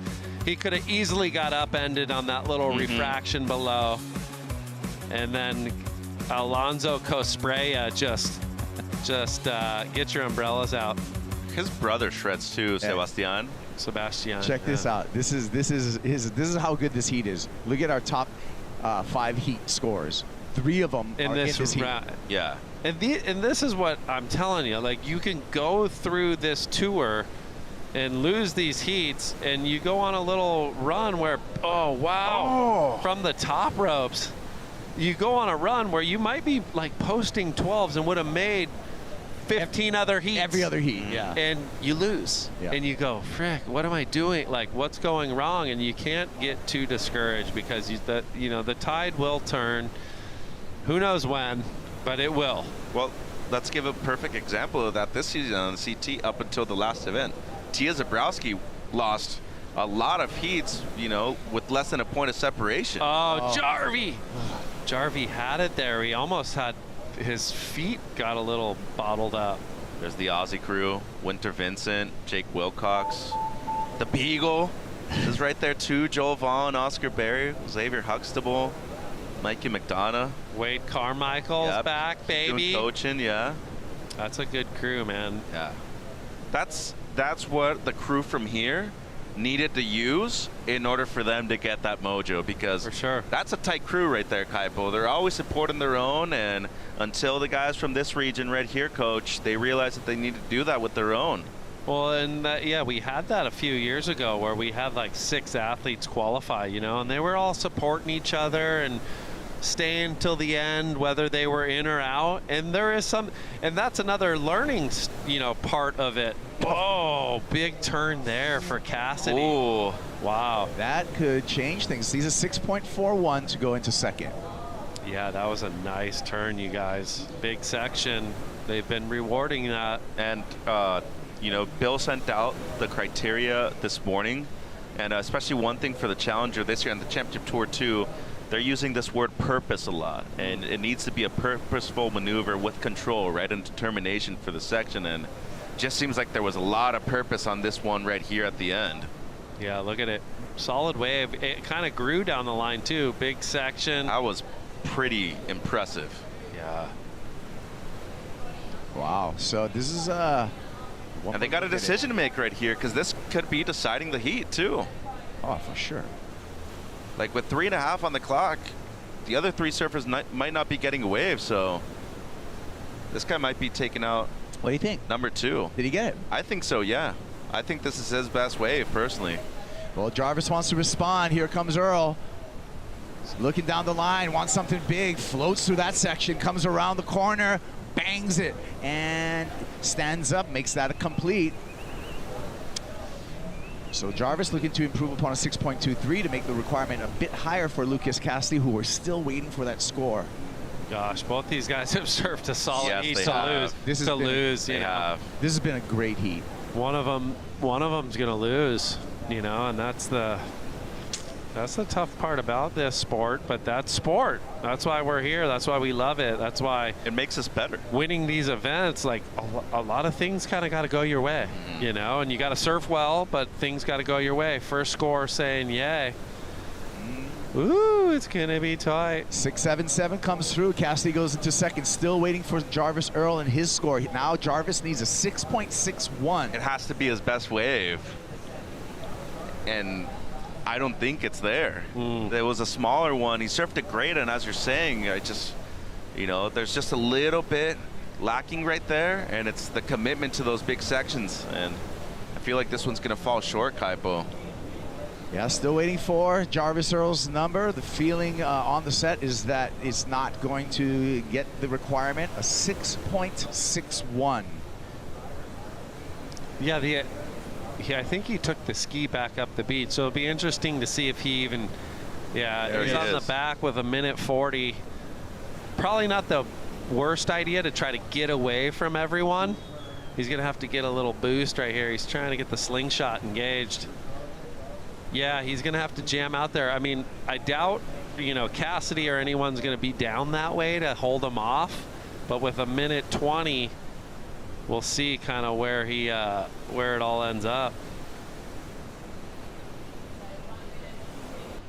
Still waiting for. I'm like antsy right now. I was waiting for that thing, and you know it's going to be a tough decision right here, as Brett's been mentioning. I mean, this is one of those heats where. Well, Jarvis has had the 2-turn combos, and then realistically, the 3 guys, 1, 2, 3, they deserve to advance. I know. You know, they deserve to advance, but. Unfortunately, that's not how this works. You know, it's only 2 people that'll be moving through into the next round. Well, where we are going to take away from this is that whoever's third in this heat would have probably made most of the other heats in this round. Well, they just look in form. Obviously, Jarvis is coming off a good result too. So, yeah, that's Cassidy's big maneuvers could be the difference. This is going to be really close, though. So down to 25 seconds. Still waiting for the number. The number comes through for Jarvis Earl. 6.3, not enough. That's the right call. It's the right call. The criticalness, I guess. You know, it was a float and then kind of a slash. The one wave looking back, that air, the air he pulls off could have been the deciding factor for him to really jump into that 7 range mark. Oh man, the roller coaster of professional surfing. So that's going to be it. A surprise, Jarvis Earl eliminated from competition with a 12.82 wave total. 13.1 was enough for Lucas Cassidy, who's feeling it on his way in, and a monster score. Monster heat for Alonso Correa. 8-point ride, 6.33, 14.33 two-wave total. Lucas, Alonso on to the round of 64. That was a great heat. Mitchell, always, thanks for having my back throughout this event and every heat. Brett Simpson, thank you so much. Thank you guys. Hey, love you, Coach. My pleasure. Love you guys. You know where we're at.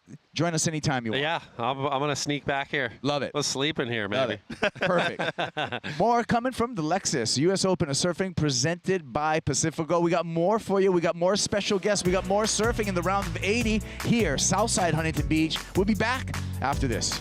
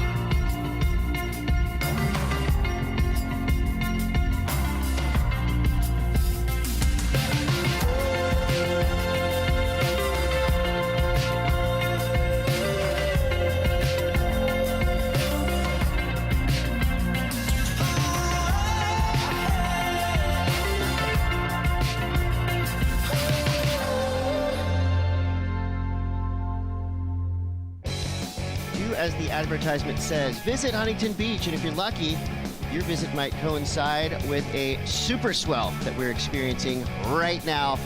Give it up to Alonso Correa. This Challenger Series veteran made mincemeat out of this lineup. Came through to get the win. I'm Chris Cote. This is Tanner Gadauskas, and we're very stoked because we're joined by Luke Swanson. Luke, welcome to the booth. Welcome to Huntington Beach, and congratulations making it through that first heat. That was a pretty gnarly 35 minutes.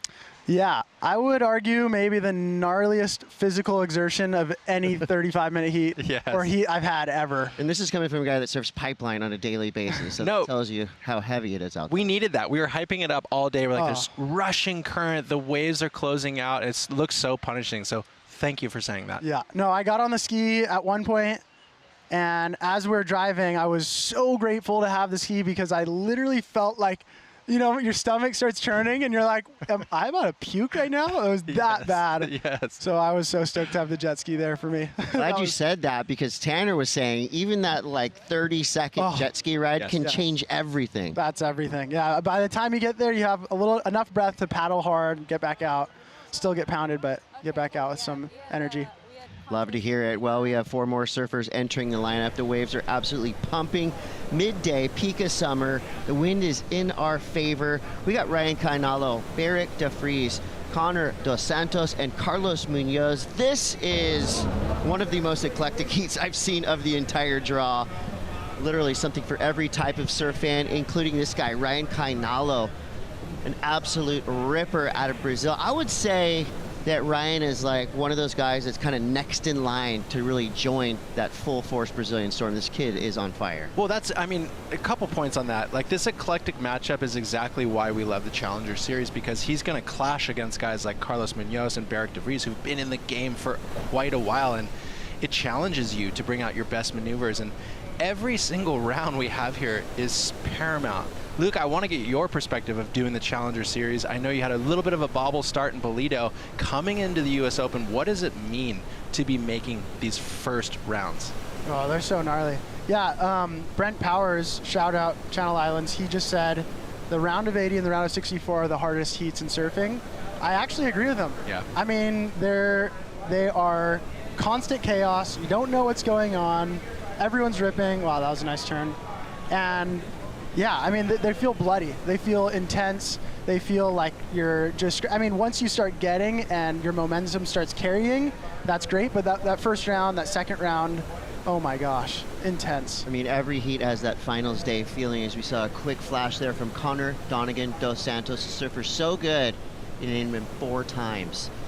30 minutes now, these heats are starting to fly by. So, you know, back to the draw, right? You're looking at the biggest names in surfing. You've got C-tiers coming down. You've got vets like this guy, Alonso Correa, who went out there, put on a clinic. He's on the glass now with Rosie. He did our first excellent wave of the men's division. Alonso, dropping in that 8 on your opening ride. What kind of validation does that give you when you hear that number from the judges and the energy that it maybe gives you for the rest of the heat?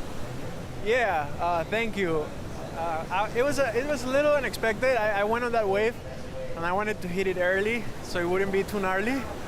But then I was just late, and there was only the end section, and I had to go for it, you know, for sure. It was the first wave. I'm glad I made it, and yeah, that gave me a lot of confidence. I got a little backup after, and then I was actually looking for the rights more. I saw a few on the heats before. I saw. Yeah, some good rides, so I was looking for them, and then eventually I got one and got the 6. And definitely battling against the elements there. You just came in and asked, you know, what was your backup score? How difficult is it to hear and know what the situation is, and how does that maybe impact you in the heat? Yeah, for sure. When you're a little bit further there, you cannot hear the scores and the jet ski as well, and there's like a lot of water moving. So that was a little tricky. I feel like I did a couple mistakes, like not knowing too much my backup score. Like I didn't know what the other guys needed to pass me, but it was all good in the end. But yeah, it's hard. It's awesome. It's incredible waves.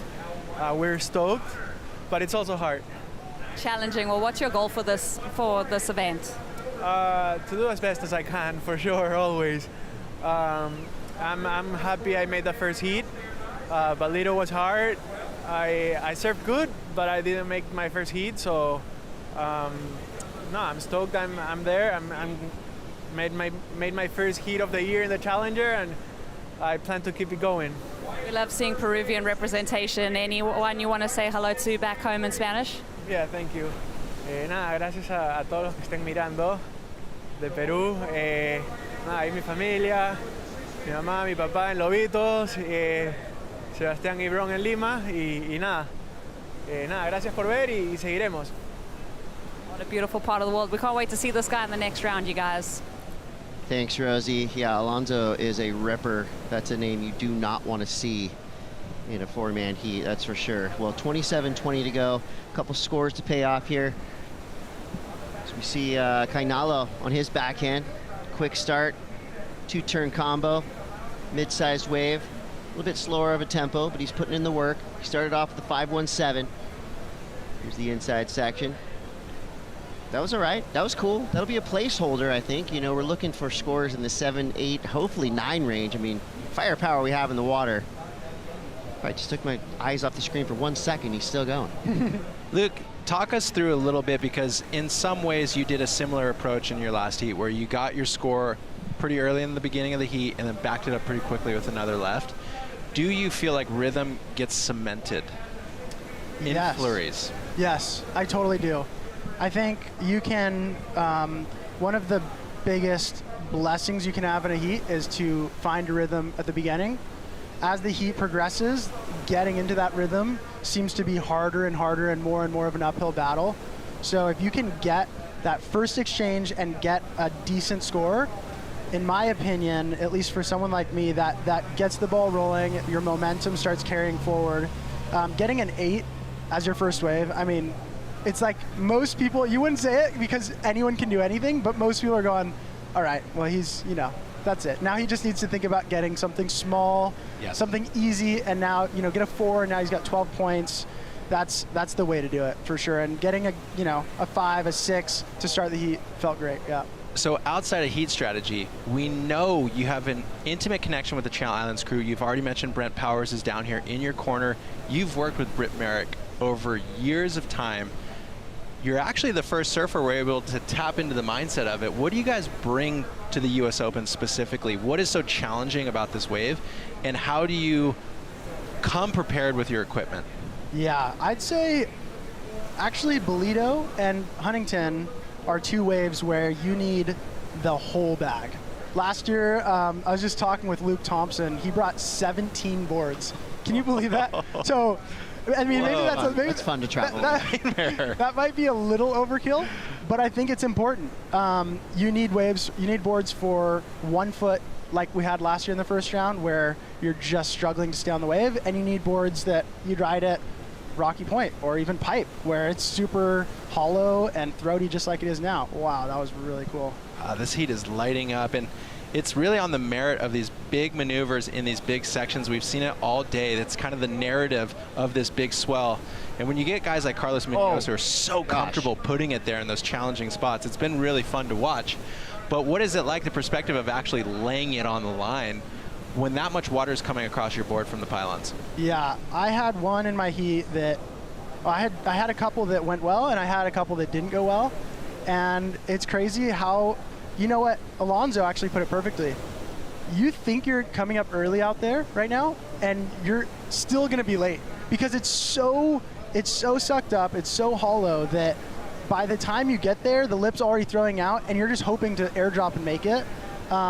It's pretty scary. It's either you're going to ride out and you're going to be really confident, or, let's see if he can, stand up. Nice. That was nice. Yeah, or, you know, you're going to be, I think I got launched in the air for like 2 seconds after I fell on one. I was like free falling. It's gnarly. You had the one kind of barrel ride where you it almost looked like you're like, what do I do here? This wave's barreling, but I see the whitewater coming as Carlos Munoz slashing this wave straight from the outside all the way to the sand. So Munoz is a international superstar. This guy, anytime he stands up on his board, you get excited. He's unpredictable. He can do every air in the book, super fast. So he started off with a 3.5. He definitely backed it up there. Kainalo's still in the lead. Connor Double D Santos is in second, but he has the highest single wave score, 6.33. Beric de Vries starts off with a 4.33. What a comeback story for Beric as we watch now Connor and this left-hander. Wow. That was brutal. Would have hurt. I mean, the majority Right of the to the time, face. that's how it's been ending, though. It is so tricky, and you see on the same exact wave, a little further down the line, maybe there's just a softer end bit, but it's kind of Russian roulette. You got to throw your board up on the lip and see what happens. But this, for me, is picture-perfect Carlos Munoz. You never truly know what he's going to do, what it's going to look like, but he always seems to have that cat-like ability to come down with the board. That first turn was right on the edge of out of control, and I'm here for it. He saw some air underneath his board, but he kind of made it like a power air. Landed it and actually built speed out of it all the way through to the inside. Strong surfing for Munoz. Nice and smooth. Watch him. Wow. Oh, it's almost crazy. poked on the takeoff. So Carlos is essentially a lion in the tall grass. He has this back catalog of WCT experience, but he hasn't found the rhythm in a couple years. And I feel like US Open has almost been this pivot spot for him in a lot of years. He uses this event to gain steam, and he has the ability. His style is perfect because, Luke, some of these rights are catapult air wedges. I feel like you were maybe one of the first surfers we've seen actually pull an air in this event so far. And realistically, it looks very challenging to do so. But guys like Carlos, if the conditions come around, maybe it's a little less waves, maybe it's going to take to the air. Carlos is a full air guy. Underground, super consistent air guy. He's done a few airs on me in heats, and he's going the right way for it too. Regular foot with this wind. The way, like you said, it comes against itself. Almost every wave that's a right now is coming into that southerly direction, and it's just coming against itself. Yeah, if you're confident in the air like Carlos is, or even just like a big blowtail like that, I think that's a great strategy. You're also not surfing down the beach, so if you can kick out and you're still right there, you don't need to take the ski. That's a smart decision, I think.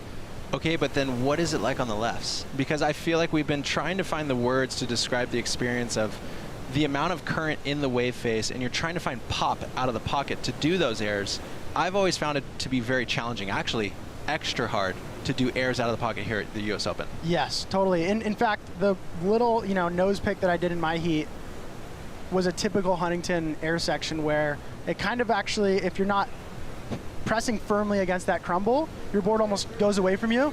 And so then you're like kind of trying to grip it with your toes, and luckily it worked out for me to just get like a mid-range score. But yeah, I would say the rights are probably a little bit easier with the southerly wind, a little side on shore, the way the wave breaks, the lefts are a little bit more bent out. If you hit a closeout on the left right now, you have to be really careful, because if you land in the trough, you're going to get destroyed. Yeah.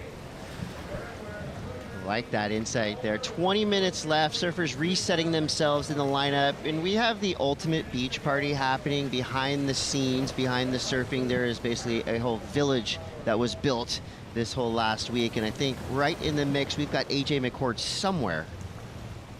That's exactly right, Chris, because the only thing better than a beach party is being able to take that same beach party on the road. I'm over at the Go RVing activation, where they conveniently have all the state parks, all the national parks listed, their distance, and I was just in an RV that, I kid you not, is larger than some apartments here in LA that I have been to. I have loved exploring all the different RVs that they have, all different sizes, all different price points, and then starting to dream, where's the next surf trip? Where's the next camping trip? Where's the next rafting trip? I have to answer those questions, but the only one that I know the answer to is it's going to be with Go RVing. Awesome. Let's go. Do you have room for 3? Road trip. All right, that was fun. Now let's get back to business. Here we go. Connor Donegan dos Santos sliding off the back of that wave. 18 minutes, 50 seconds left. Connor currently in second place. Everybody pretty much looking for a backup. Now, Ryan Kainalo, this is a trend that we've been seeing on the day. He's got a 5.17 and a 5.13. We've seen a lot of surfers lock in similar scores to that.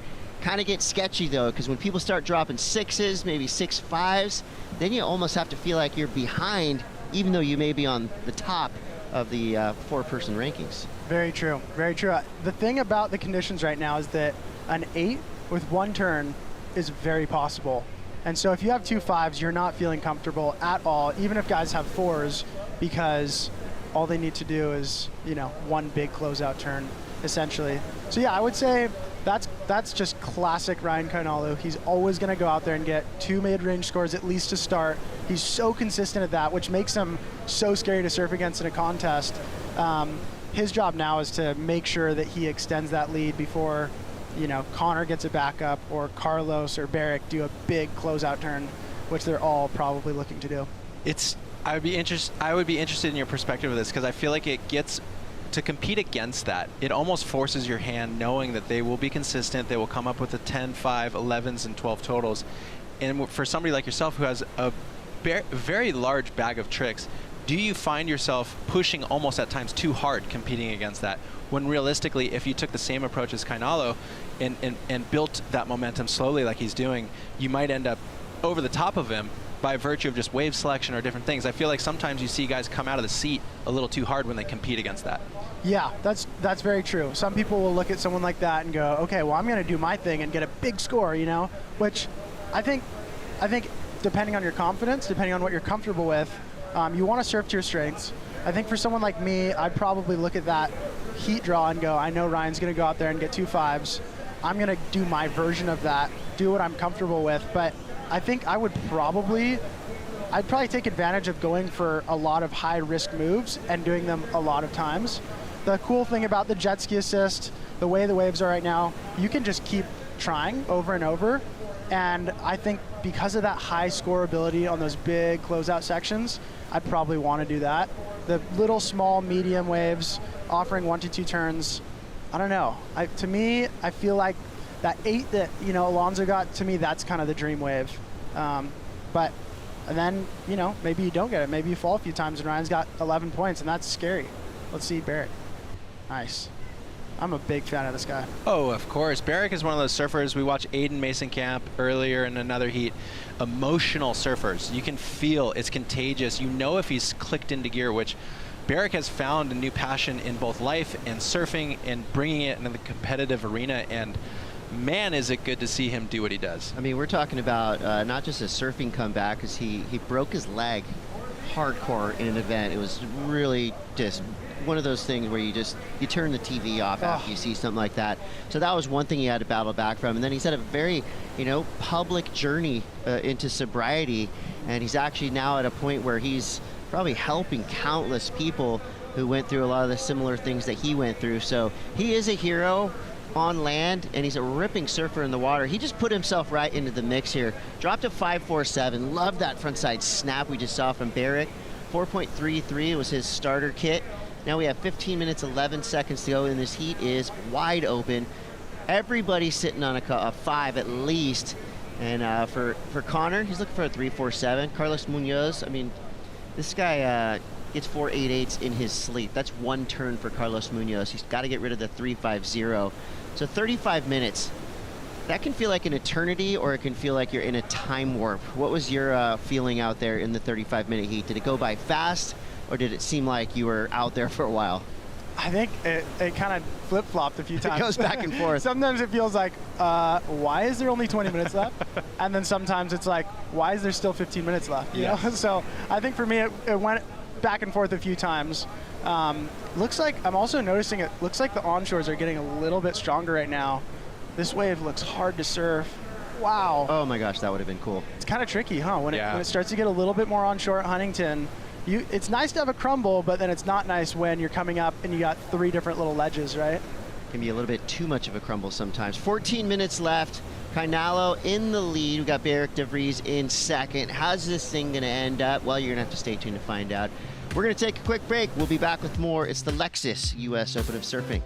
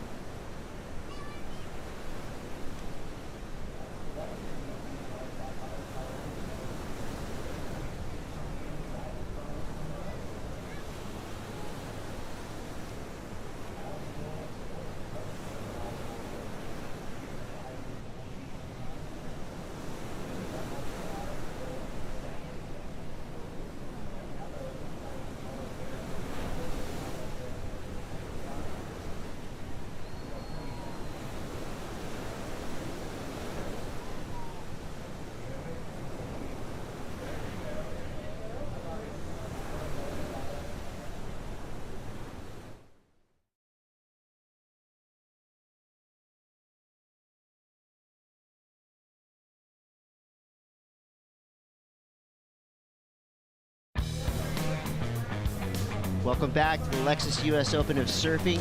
We got Heat 5, round 80 in the water right now.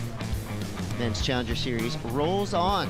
And guess what? Big party happening this weekend, July 31st. We got real estate, Alalas, August 1st, local natives, RC Drive.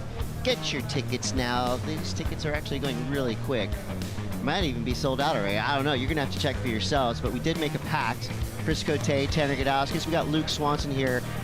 We know it's going to be crowded. We know it's going to be, you got to angle for your seat. So here's what we're going to do. A triple stack, all right? Tanner, I'll be on your shoulders. Luke, you get on my shoulders.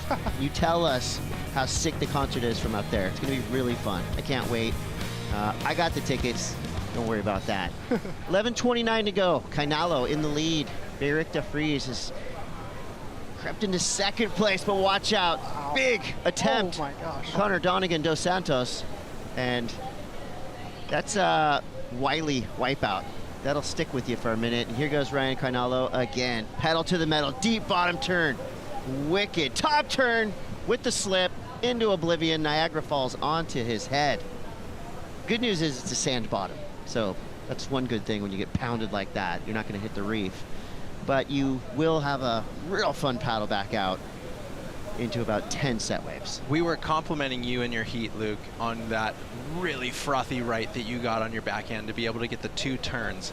And as a backside surfer in conditions like this, I find you do the first turn, get excited, and you sort of extend your shoulders forward over your rail, and it's hard to bite that bottom turn on your second hit again. I feel like that's maybe what came into play there. You have so much inertia, you can't really pivot the second turn. It's hard to relax and get that rail down. What is it like, actually? You just hit right on the head. I've actually seen that happen a few times today.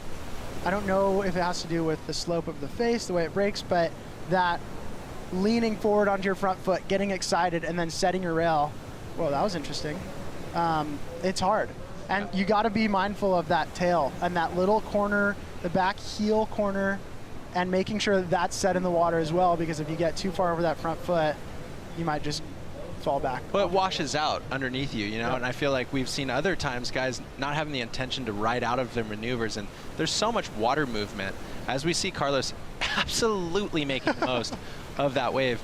But yeah, it's like there's no shortage of riptide, wind, convergent water. This is psycho. In my opinion, this is like, that's a ballistic foam ball that you're dealing with there.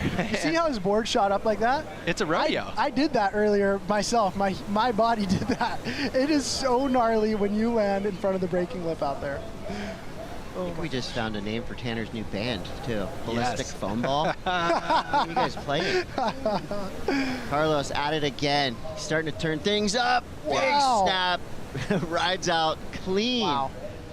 I mean, that was a nightmare situation with all that whitewater just trying to attack him. He's going to get the double up, too. Yeah, he stood tall through that one. His last wave, 393. We'll see what he got here for us on the inside. That was a pretty impactful backside snap. Super vertical, speeding into the inside section. Textbook. It's no joke. On the sand. This is what I'm talking about with Carlos. Like he has this crazy world tour energy that lies dormant within him, and he can do turns like that. That, in my opinion, is one of the more technically sound backside turns we've seen today, because so much going on around it. Tight stance, comes off the bottom, back, the whole entire back end of the board out the back, which we see. That's kind of been the kiss of death. When you're interacting with the lip, you're really having trouble coming down and riding through with inertia, and Carlos handles it, loving it. So true. That was just technically sound.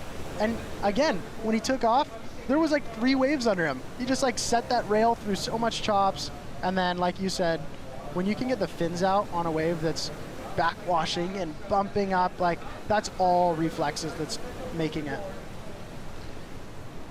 Wow. So the veteran boys here are clicking the gears over and really putting it down. You got to start to wonder. Ryan Kainalo had a great start in this heat. And Luke, you mentioned it earlier, on the merit of big turns, big sections, it can be one maneuver out the back that gets you good to excellent scores. So Beric doing his best rendition of what Carlos put down. Yeah, it's getting interesting now. I mean, look at this. Ryan's not, so secure now with just 2 5s. Once these guys start throwing up in the lip, coming out of it, you got to expect it's going to be a big score. It's the curse of the double fives. Carlos Munoz drops a 7-1-7. He jumps into the lead. Cainalo still in second for now, but we have a broken board situation. Looks like he's kind of hobbling almost. I hope he's okay. Okay, so Ryan now, insult to injury. So he's broken his board. He has to do the quick switch up. And he just got word that Beric de Vries dropped to 5. So Beric now in second place. Cainalo to 3rd. Connor drops to 4th. Surfer in the white jersey out the back with priority. He hasn't ridden a wave in a little while. In the last 5 waves he's ridden have been zeros. So strange turn of events for Connor Donegan dos Santos, who started strong with a 6.33.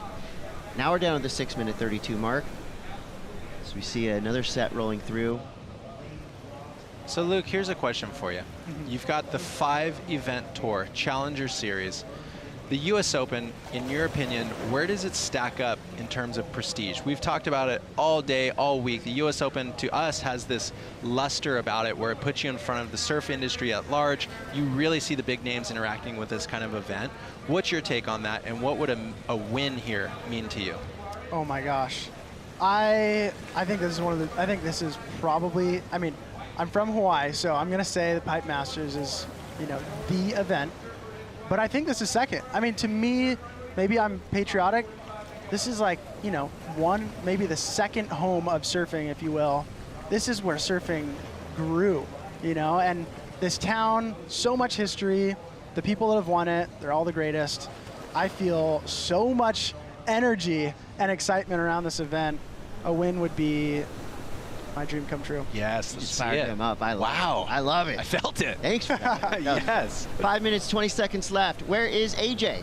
Speaking of energy and excitement, I'm here in the Red Bull Athlete Zone where there is all the energy, all the excitement. You got the waves out front, and you got the crew rolling through here in the back. Come with me, excuse me, sorry. We got to say a very special happy birthday to the one and only Griffin Colapinto, getting ready to surf tomorrow. Griff, how about these waves for your birthday? Oh yeah, they're big. Big swell in July. We love it here in Huntington. Excited to see Griff, Cross, Cole, whole group. Oh, here we go. It's happy birthday time in the Red Bull Athlete Zone. To you. Have I embarrassed you enough?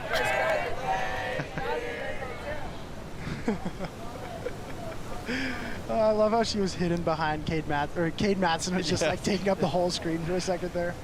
And that's another reason why the US Open is so fun. It really is like a family reunion of surfers from all over the world. One of the few stops that, you can get the CT surfers, you get these veterans coming through, guys like Carlos Munoz, and then you get, fresh faces that you might not know a lot about. And I'm sure for you on the Challenger Series, this is an excellent way to do a little bit of a scouting report, because these are the surfers you're going to be going up against basically for the rest of your career. So this is where you're going to be going, okay, strengths and weaknesses of Ryan Cainalo. How can I beat this guy in every condition? Are you studying in and out of the water during events like this?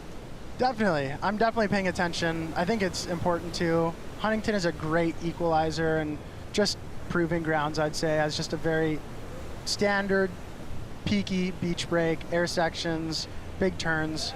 Like that. Going back to my point, Griffin, I think these guys want to do this event because of what it means to win the US Open. They've felt it. They know how exciting and how important it is, and how much fun it is. So I think that's probably a little bit of the motivation there for someone like him. Beric, maybe just better? What do you guys think? Turn felt pretty good. It's almost like you could hear it from all the way out here. 3 minutes left. Judges have some thinking to do as we see Connor dropping in, flying down the line. Big section in front of him. Oh. Hammers it, rides out clean. That's it. That's how you try to battle back into a heat. He's looking for a 4.14.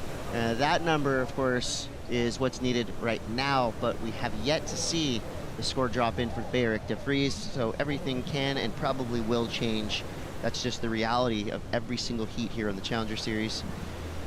2 minutes, 40 seconds. Here we go. I'm so stoked to see Connor put it down. I feel like he's been throwing hammers at the wall and nothing is banging in the right way, and that he tones it back just barely to control this enough to ride out of it. This guy's been through the washing machine this entire heat, and he just needed to ride out of one of these.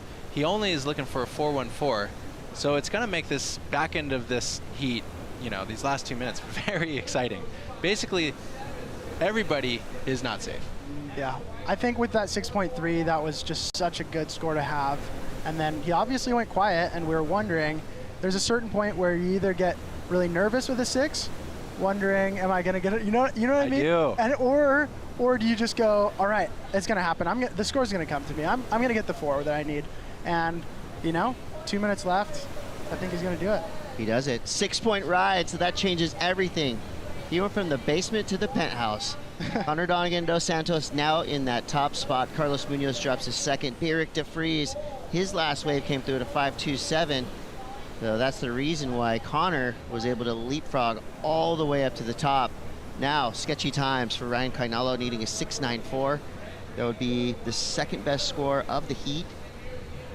Exactly what we were talking about. Ryan, 2 5s, and yeah, now he's 6.9 with a minute left. That's a tough one. Even to your point of the round 80 and the next round being some of the hardest rounds and heats in professional competitive surfing, it's like, it's absolute chaos. Ryan Kainalo can't control what is happening around him. Every single competitor starts to drop this zone, that zone, 6s, 7s, growing, and it's frenetic energy, and that's why I think what you're saying, they are very, very hard to compete in. Yeah, I mean, you could be so far away you can't see the competitors. You could be getting so pounded you can't hear the scores. There's so much different just chaos as opposed to like surfing a perfect peak with one other guy and you hear everything and it's more of a chess match. These kind of feel just like frenzies. Yeah, we've been calling it the backyard brawl. It's a dogfight. It's just like, you know, get in the pit, try to love somebody, because basically you got to give it the entire 35 minutes. You can't take your foot off the gas pedal. We've seen it happen throughout this day, and it's so punishing because these buzzer beater situations are in flurries. Multiple guys can get over the top of you, so nobody is safe. That's got to be one of the most, and will be one of the most memorable turns in Connor's career, as he basically flipped everything on its head.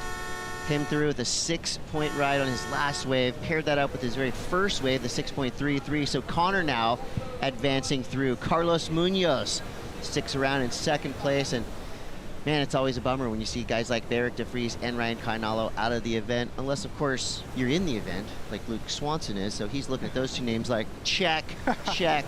Sorry about it, but that's the reality of the game here on the Challenger Series. You have an incredible list of surfers to contend with. So just like that, 2 surfers advance, 2 surfers are out. And we are going to send 4 more surfers into the Gladiator pit and put the clock back to 35 minutes. And we're going to keep Luke Swanson with us. He's just too awesome. We're not going to let him go yet. We're going to take a quick break. We'll be right back. You're watching the Lexus US Open of Surfing presented by Pacifico. Stay tuned.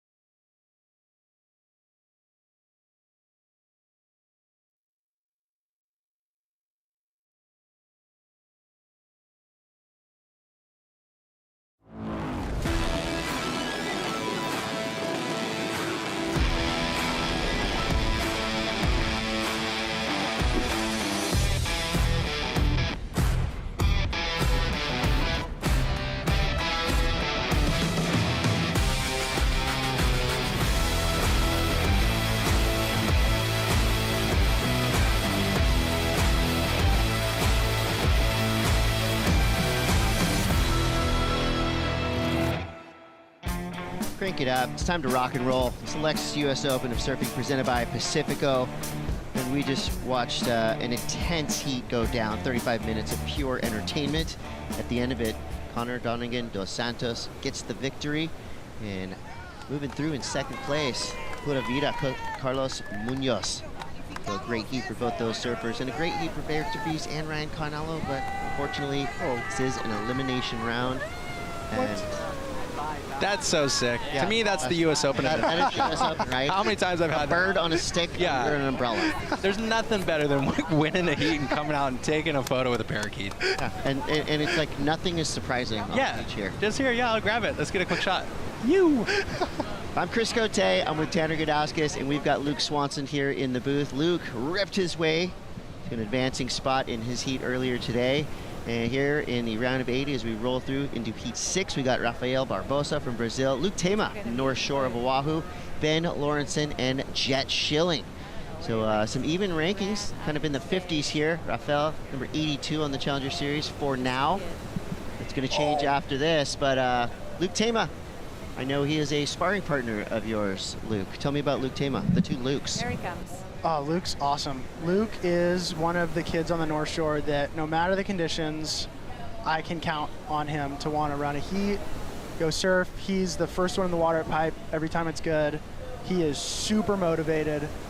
He pushes me to be disciplined and motivated. He's one of those kids that really takes it serious. And yeah, I think he could do really well. Heck yes, and both of you guys were saying during the break that I got to keep my eyes on Ben Lawrenson. You're saying that he might be my new favorite surfer after this heat? Yeah, actually, it's funny. We both were saying that he had just kind of come onto our radars in a very positive way, really dynamic surfing, electrifying. It really is contagious. When you watch it, it like kind of demands your attention. You know what I mean? Like you kind of can't look away. But this heat at large is radical. We saw Rafael punch through the bag on his first wave. But showing signs of what he's got intention to do. Jet Schilling, I know that fairly well. He is a local kid here, San Clemente. I think all of us know Jet at this point. A full variety, arsenal of maneuvers that he can tap into. His boards have been looking very strong. I know he's taking his health and fitness. I would say he's leveled himself up in that sense, and I think it drives him to be more competitive. And he's in that batch of crew that they just showed singing happy birthday to Griffin Colapinto. And that's a crew, just like you said, Luke, when you have an energy around you with people who want to train, who put the time in, it just makes it that much easier to tap into that mindset when you're being challenged. Yeah, that's the 2% effect. They were one of the people who started it. That was really nice. The Australians did it, but 2%, you know, that crew of them in San Clemente, they showed everyone what camaraderie does for results. And they made a really good point a couple years ago when like 4 of them qualified for tour in the same year. Everybody's talented, but when you can really feed off of each other and encourage each other, it does some things to your results. So he knows all about that. I was trying to call it the San Clemente Cyclone. I just kept saying it over and over and over. Didn't quite stick, but you know, you're absolutely right. You know, when your homies are making tour, and you know, you see your friends leaving town, you're like, I want to go. Oh yeah, and more importantly, there's so much spark on both of these turns. Great way to start your heat. Everybody knows what Jet Schilling's here to do, but it is crazy when your group of friends swing the door open for the World Tour. So Jet had to watch Cade, Crosby, Griffin, and Cole Hauschman walk through that to become World Tour surfers, and you know that. Not that it doesn't sit well with him, but you know he wants it for himself. So oh, yeah. He's putting in that effort, and he's doubling down on it so he can be a part of that crew. 28-26 to go. Jet Schilling had a good start with the 5.67. Let's take a look at Rafael Barbosa. Wow. Drifted in the air. Backside float. You know, I'm kind of sensing a lack of floaters today. I'd like to see more. Is it scary to do a floater on an 8-foot wave straight into the flat? Did you see Luke Tema's one? That looked so gnarly. So punishing. Oh my gosh, I'm surprised his board didn't snap. That was crazy. Well, surfers are making their way back to the takeoff zone. Connor Donegan dos Santos is on the glass with Rosie Hodge. He did the job in that heat. It was an intense one. That lead changed hands multiple times. Tell me about the relief of getting to the sand knowing that you got the heat win. Whoa, that was like one of the most relieving moments of all time. Like, starting the heat so well and then just couldn't find a backup. Fell on a couple of waves I shouldn't have fallen on, and just found that one with like 3 minutes left, and just getting to the sand knowing I had made it even in first, it's just such a relief. And yeah, I'm just so grateful to be here. I've watched this event since I was like 8 years old, so yeah, really grateful. And tell me about coming to California, summertime, first time at the US Open. There's so much prestige and history in this event. What's it like to be here? Oh, it's just amazing. Like, the stage is so big, there's always packed the beach, and we're scoring pretty good waves, which is awesome. And just the level with all the challenger guys is just amazing. And then all the CT that are doing it as well is awesome. And yeah, it's just overwhelming when you get here and you see the whole stage, and it's awesome. It's awesome. You're doing so well. You're staying with the Spaniards. Tell us about that camaraderie. Oh, it's really good. We're all getting along really well, and we're a really good group, really good surfers, and yeah, it's just great to be hanging out with them and training, and yeah, hopefully we keep the ball rolling. Well done, Connor. We'll see you in the next round. I would like to give a shout out to my family back at home and everyone who's watching me and friends, and also I'd like to dedicate this seat win to Aaron Strong, a friend of mine who passed away a couple of days ago, so yeah. Appreciate that. All the best. Solid surfing there, Connor. I just, you know, when you see a kid so well-spoken like that and is supposed to interview, it's like you just want to learn more about him. You know, we surfed a lot in the Canary Islands, born and raised there, and that's a heavy spot to learn how to surf, and it shows because he was charging through that heat. And you know, as an interviewer, you know, Rosie was probably watching that heat going, okay, who am I going to talk to? It's going to be Carlos, it's going to be Barrick, and then all of a sudden, last second buzzer beater, scrambling for the information. But well done, Rosie Hodge, and thank you for introducing us to Connor, who is an awesome surfer, and he seems like a really cool kid. That's the beauty of the Challenger Series, because it's the melting pot that brings these big names. He's even touching on it, like the CT surfer is doing this event, and for him, he's cutting his teeth. But as us, as the surf fans, we win, because how could you not be attracted to that story? Like, that heat meant so much to him. He's coming out of his skin talking about it and dedicating the heat, and it's just like it means so much to these surfers. They're putting so much on the line, so cool platform here at the US Open. Well, I felt it from him, I felt it from Alonso, I felt it from Luke. The word relief keeps coming up. You know, you make it through this round, and it's like, okay, now I can build some momentum, because on the Challenger Series, on the QS, I mean, those first round losses just sting. They stay with you. You're sitting on the flight home, reworking that heat in your head, going, oh, what if I would have been 4 feet over, if I would have made that snap. So making it through this first round is just, it's impressive, and it definitely will stay with you in a positive way. So 24:46 to go. So far, Jet Schilling, the high mark, that 5.67. 2 laser sharp, lightning fast turns for Jet, kind of as expected. He's definitely one of the fastest surfers in the entire draw here in Huntington. In second place for now. Other than that, no real scores of note. I've seen a couple pretty cool wipeouts, but that's not how you want to be talked about in the span of these 35-minute heats. Yeah, that's why you got to keep swinging. You know, you got to make sure you're putting yourself in a spot. It looks pretty ripped out right now. So you'd be paddling inwards with your back to the horizon. That's tricky, because then you can't really be seeing the waves so clearly, but keep giving yourself opportunities, keep throwing stuff at that lip line, and you might just get an 8. I think that's kind of what I'm noticing out there. Yeah. So as you progress through these events, you kind of mentioned it a little bit. If you can make these first 2 rounds, it seems like the game changes a little bit competitively. Once you get into the man-on-man, it's a different strategy. And then, of course, we add on the finals day and then into the finals. But for you, how do you reset making your first heat and now knowing you're going to have another pretty barbaric 4-man heat coming up tomorrow? Does it change strategy-wise, or do you implement the same thought process that you brought today? Yeah, I'd say you got to use the round of 80 to build your confidence if you're in it. Obviously, the round of 64, man, I can imagine it'd be nice to have to be able to sit out the first round and just watch, but I'd say the round of 80 is a nice preparation. Yeah. You come to those guys warmed up, and you say, I've already learned what it's like out there in a heat. And again, it's 4-man, same as first round. So I think you have a little bit more experience. Tomorrow, I think it's going to be a little bit bigger. I'm not sure if it'll run, but I think it would be helpful. Do you want to know who you're surfing against your next heat, or do you already know? I actually don't know. You don't know? Do you want to know? Oh yeah, I don't mind. Crosby Colapinto. Okay. He's pretty good. Mihimana Bray. Okay. Sure, you've surfed against him before. Uh-huh. And the third one was Taj Lindblad.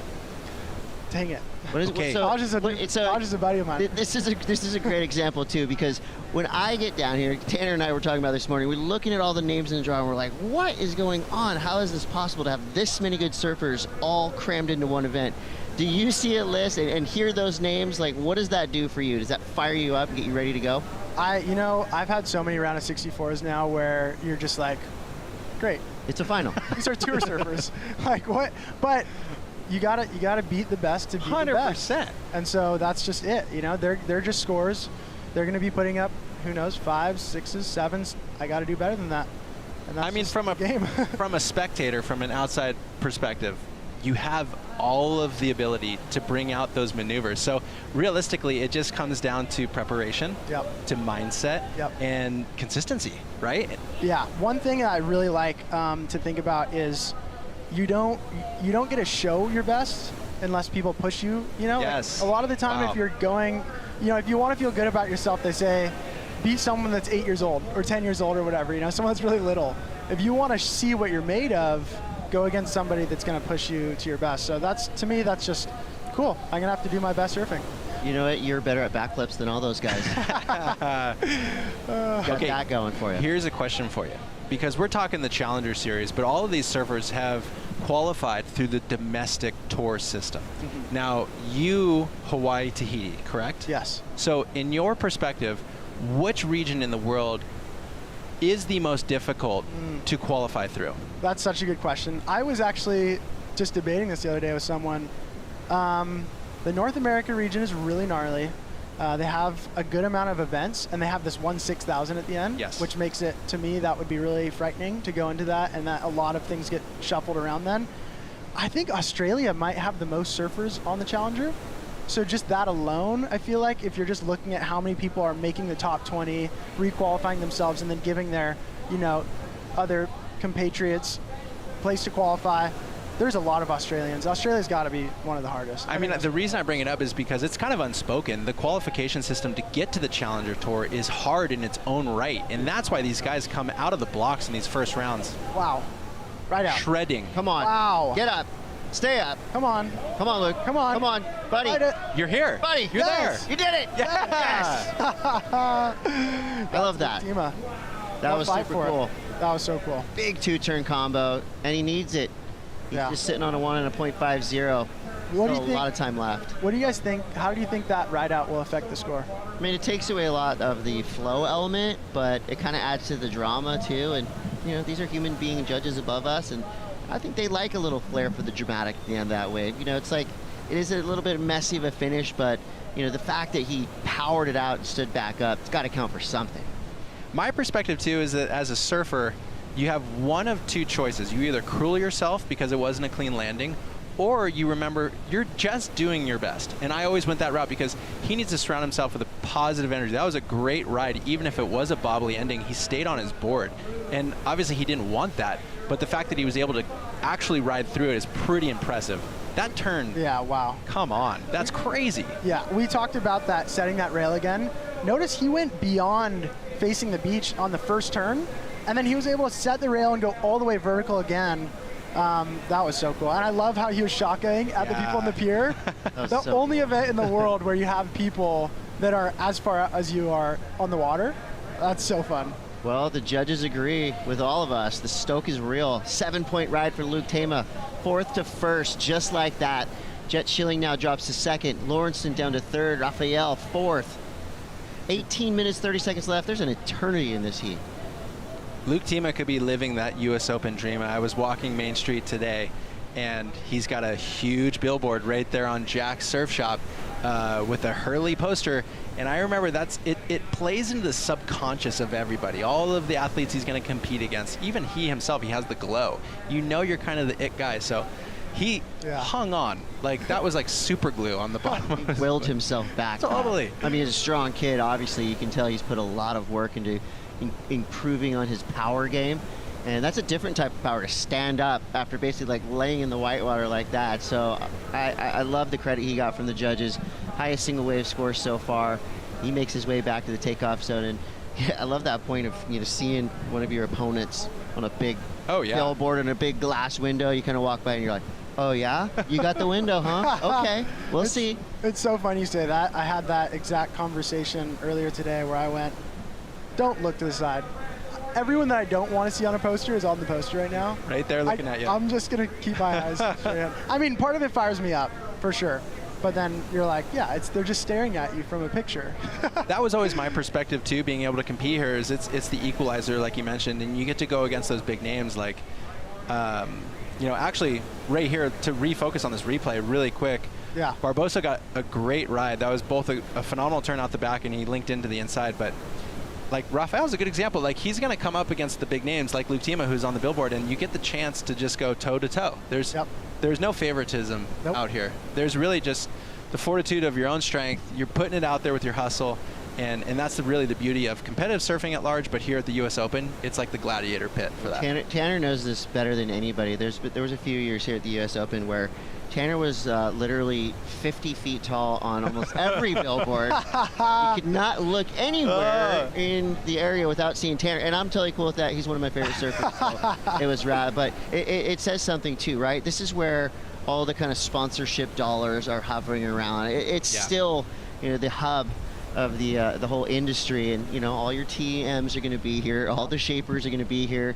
And all your friends, all your foes, they're all going to be here as well. So it's an intense week of, not only the surfing, but the social elements. Like, I'm sure you have stuff that you got to do on the business side of things. You're probably, 90% focused on the heat, 10% focused on the business and the fun of being in Huntington Beach? I think so, yeah.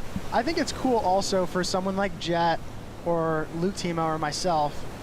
This has been the center for us in America since we were Groms. So we've actually come to Huntington for the Grom events, for nationals, for the Grom Search, and you kind of always have that pressure as you come to Huntington. You feel that, that nostalgia of wow, this place matters.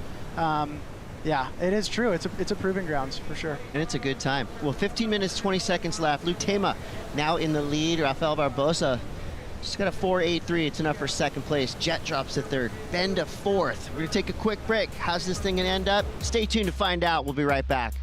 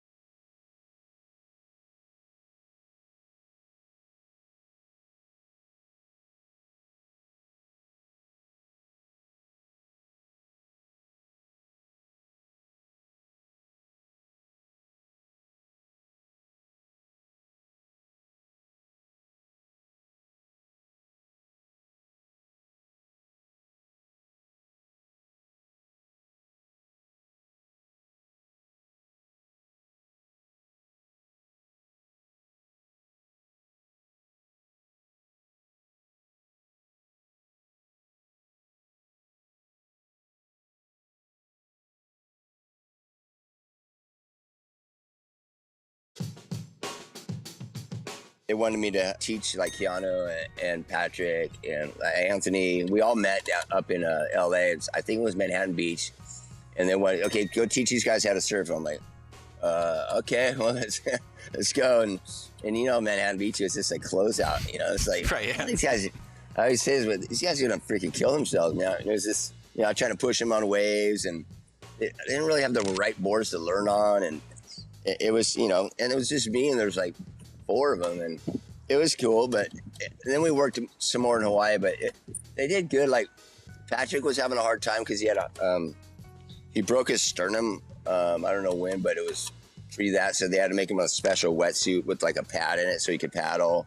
So he was having a little hard time with that, but other than that, he got up a few times and did pretty well. But Keanu, I know, he wanted to do most of his stunts. He didn't want to give up. He was just like, kept wanting to just do it and do it. No, I'm going to do this.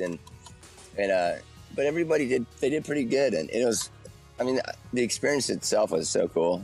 I had a blast. Everybody's really nice. Swayze he's intense, man. He was a fun dude. He was cool. He was really nice to me, and we got along good.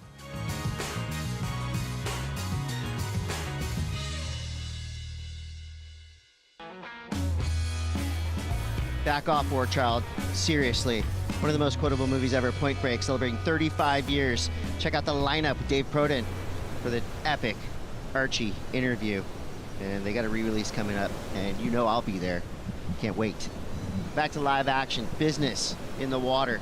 11 minutes, 30 seconds left. Tama in the lead still after the break, and it looks like he may have just backed up that 7-point ride.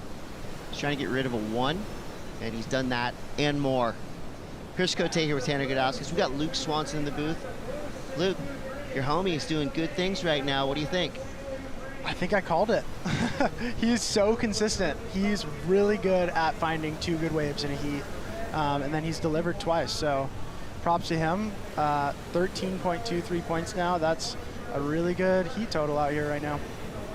Yeah, we're talking about getting yourself in the teens. Gives you a really good feeling because that's like the benchmark that's been set early on throughout the day. So as we get inside the 11-minute mark, Jet Schilling sitting on a 5.67, but no backup, 1.20. And what's going on with Ben Lawrenson? You guys said that this kid was super awesome, but I feel like he's a little bit lost at sea right now, and I just want to see him surf.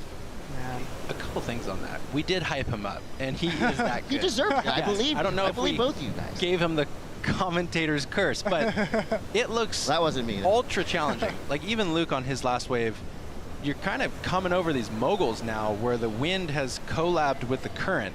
And here's Ben. It's looking maybe like he's having an off heat so far. Yeah. Luke, you mentioned earlier, it still does go down to the merit of these big turns on big waves, so you can kind of flip those switches at any point, but how important is body language? Like we basically can read that Ben is either frustrated or not feeling in sync with it.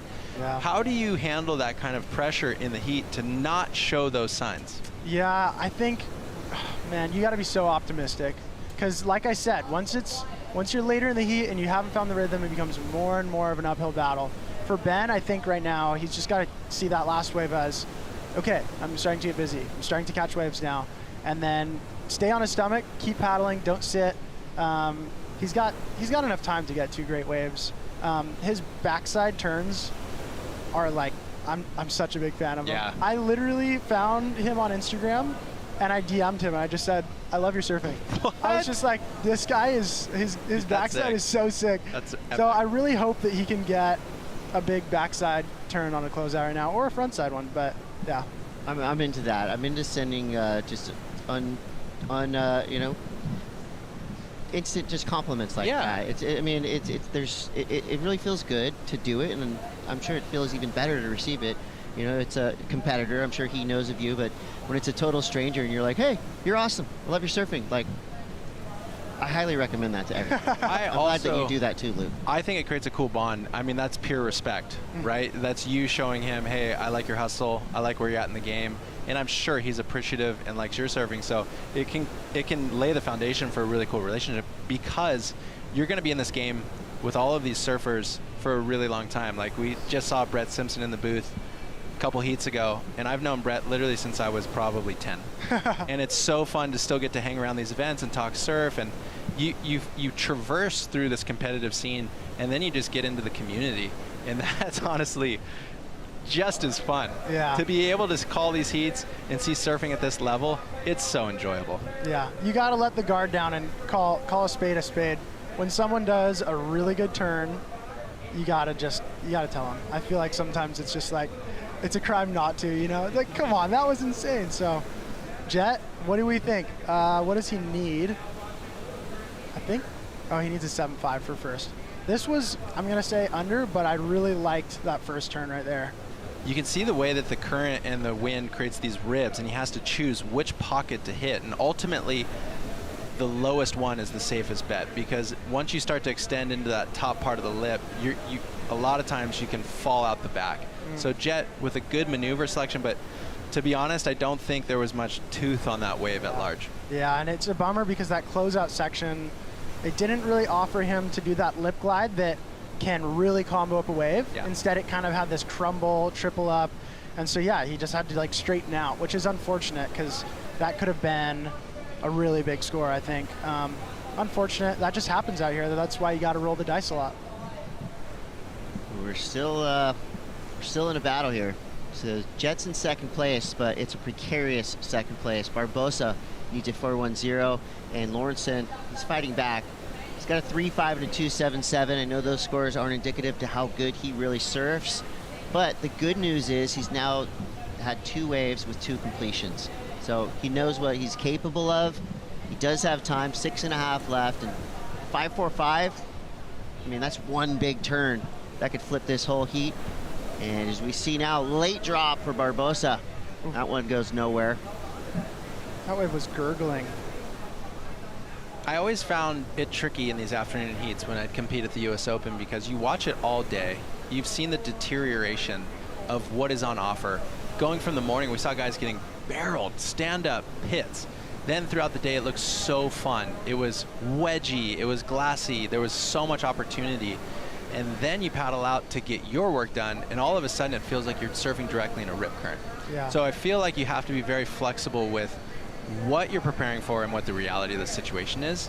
And in this back part of this heat, I think Ben, I think Raphael, and I think Jet are really going to reassess the situation and just look for one wave. Attitude is everything, right? You know, you can't dictate the waves that you're going to surf. So when you go out there, you just know that you're in the same boat as the other 3 surfers in the lineup. I think adaptability is a big one. Yep. If you're, you could surf and it go onshore during your heat. And so those waves that you've been watching for 2 hours and identifying, they're not there anymore. And so I think that Luke has done a really good job of being able to adapt, have that dynamic kind of strategy that shifts as the waves shift. I think the best person in the world of that is Gabriel Medina. He's got this ability to just change up his whole game plan in the middle of a heat. And yeah, maybe Ben saw good waves and knew what they looked like, and then now look at it. It's like a rip current, and so it's hard to identify it now. You got to be really clued in. So here's a question. I think it's a great point with the adaptability. Do you change your wave selection first or your maneuver selection? Well, with this, I would say maneuver selection definitely changes. Like Jet was under the lip. That's important. You gotta be careful of that fin-free slide out the back with all the different little lips. I feel like maybe wave selection wouldn't change too much, but maybe you'd position further on the shoulder, because then it might crumble on you if you're a little too deep, and then you want to get ideally one clean turn. So yeah, maybe like positioning a little bit.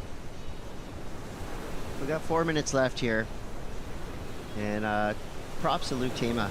I mean, he took control of this heat, 7 and 6.23, and those were back-to-back waves, so that just gives you that extra confidence, that extra momentum push to defend your spot on top. Jet Schilling is in that second place position, but not by much. Barbosa needs a 4.12, and Lawrenson, his power, 5.45, is definitely not out of the realm of possibility.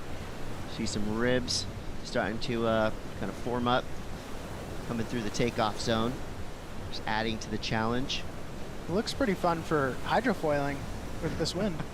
That's what I'm starting to notice. Upwinder? Yeah, you'd have to start out at sea and then come in, I guess, with onshore. That's never a good sign when somebody's mentioning that it could be good for a foiling. Yeah, that's when your buddy calls you like, hey, how are the waves? Looks really fun for foiling. So it's either flat or super windy. Yeah, and I think this is honestly when you have to be the most focused, because there is a lot on the line. You have 3 minutes left, and these guys need middle range scores to advance. So you can't be believing it's better for foil. You got to believe that you're about to step into a wave just like Ben's got right here. Nice. Yes. And there it is. That's the body language we're talking about. Yeah. He's unlocking it right now, and you can see he's really engaged in the back part of this heat. Oh, that was so cool. Hard wave to surf, but definitely made the most of it. He came from behind. I mean, it's so hard to climb whitewater like that and somehow get up into the lip. He rode out of both of those turns really well. And this is, he's looking for a 5.45. Wow. You guys judge it.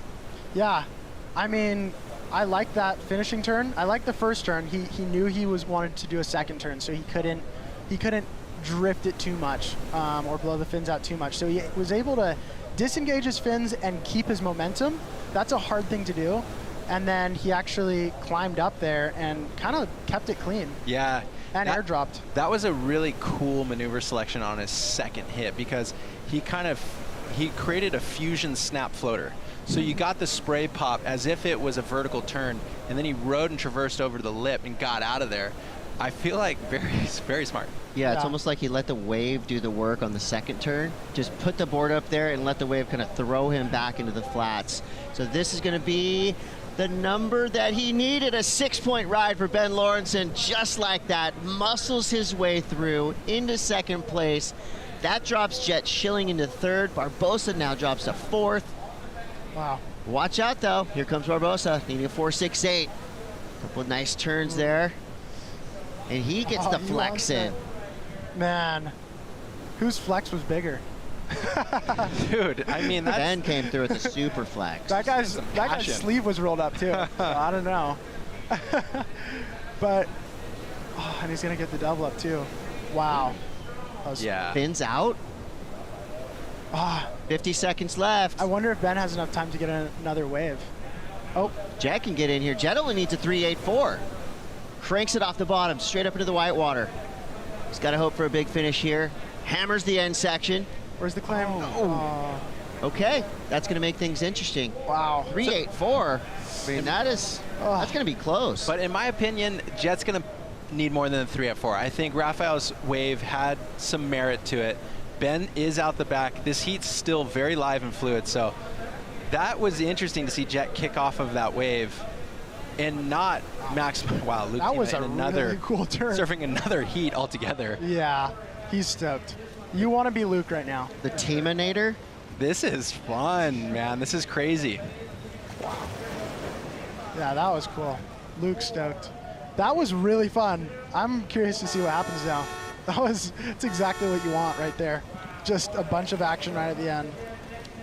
Yeah, so right now you can imagine what's going on up in the judging area. They're just deep in thought, thinking about everything that just happened in the last 30 seconds of that heat. This is the wave from Rafael Barbosa. Nicely surfed. Yeah, that first turn was critical. Was able to get up and make the most of whatever chundry lip that was. And you can tell he feels it. Yeah, but and he gets the double up too. Exactly, that's what I was gonna say. So at this point, he's feeling good about it. But the turn on the inside had strength. It actually had substance. He got the tail out. He was almost out of the wave right there. And then he actually does a blow tail. Wow. I mean, that's gonna help. That's really gonna help. Now Jet out the back, this is when he was originally looking for a 3.84. Really nice vertical turn. Has to interact with that lip in kind of a funky way. I liked that turn. Yeah. So Jet actually, I think, surfed at the lip. He had to really interact with that wave face. So it'll be interesting to see how this shakes out. And then Luke Tima just victory lap. I love the second turn because this section is not a section you want to blow the fins, and he just does it anyways and rides out in front of it. That's a high confidence move right there. High confidence, yeah, it's really well said. Yeah. Jet, first turn, it's just a bummer that didn't like lay back a little more. You know, he had to foam climb it, but I don't know. Does he only need a 3.84? Because that, if Rafael, yeah, I don't know. We're waiting for a bunch of scores right now. This is always fun and a little stressful when you see all four surfers on the beach waiting for scores to drop, and Barbosa comes through with a 4.83, so he's now in second place. So that means Jet needs a 3.99. Oh, that's so hard. This is so epic. This is the U.S. Open right here for me. It's like everybody's on the beach, high five. Hey, there's so much respect. Yeah. Scores are dropping, still dropping. More to come. Wow. All right, so I think the main number we're looking for now is Jet's last wave. Jet's thinking about it. Where's it gonna go? Wow. It's gonna be right there. He did 2 turns. The first turn, I know everyone wishes that it just laid back a little more, because then it would be clear. Yeah. But I mean, that second turn was really nice. It was through the fins. It did shrink down a little bit. I'll say that. It might be helpful to compare it to something else. There's not really any other 3.9s in this heat, though. Just imagining being Rafael right now. You're in. The door's you're trying to close the door behind Like I'm in. I think I'm in. No, I did it. I qualified. I advanced here. Well, the Teaminator's safe. North Shore represent. Luke Tima. He's already got the hat on. Big victory. Yeah, he's ready for his interview. Doug's stoked. Wow, they are really thinking on this score. Analyzing. They don't want to get it wrong. Do you feel like you got it, Tanner? You know, I felt like, and it's the webcast perspective, his wave looked bigger to me. So then I would go back to him getting a big maneuver on a big section. Yep. Was there a chance for him to kind of get over that little like reform thing in front of him? I think he kind of left the meat on the bone there. Yeah. Score comes through. Oh, heartbreaker for Jet Schilling. A 3.63. He actually drops down to 4th place. Lawrenson comes through in 3rd, just out of the advancing position, but that means Rafael Barbosa gets the 2nd place finish, and Luke Tima comes through with a convincing victory. Thank you so much, Luke Swanson, for hanging with us, and you did really great. I give your commentary a 9.5. That means you've advanced. You can come back. So win a couple heats, come back and hang out with us. We got a long week of surfing and so much fun to talk about. Chris Cote, Tanner Gudauskas, Luke Swanson, who will be surfing probably tomorrow. He's got a big heat. He's going to have to get a good night's sleep and come back and perform. We're going to take a quick break. We'll be back with more. Josh Moniz, Luke Rinaldo, Lucas Alston, and Lucas Silveira. It's the Luke Heat. Stay tuned.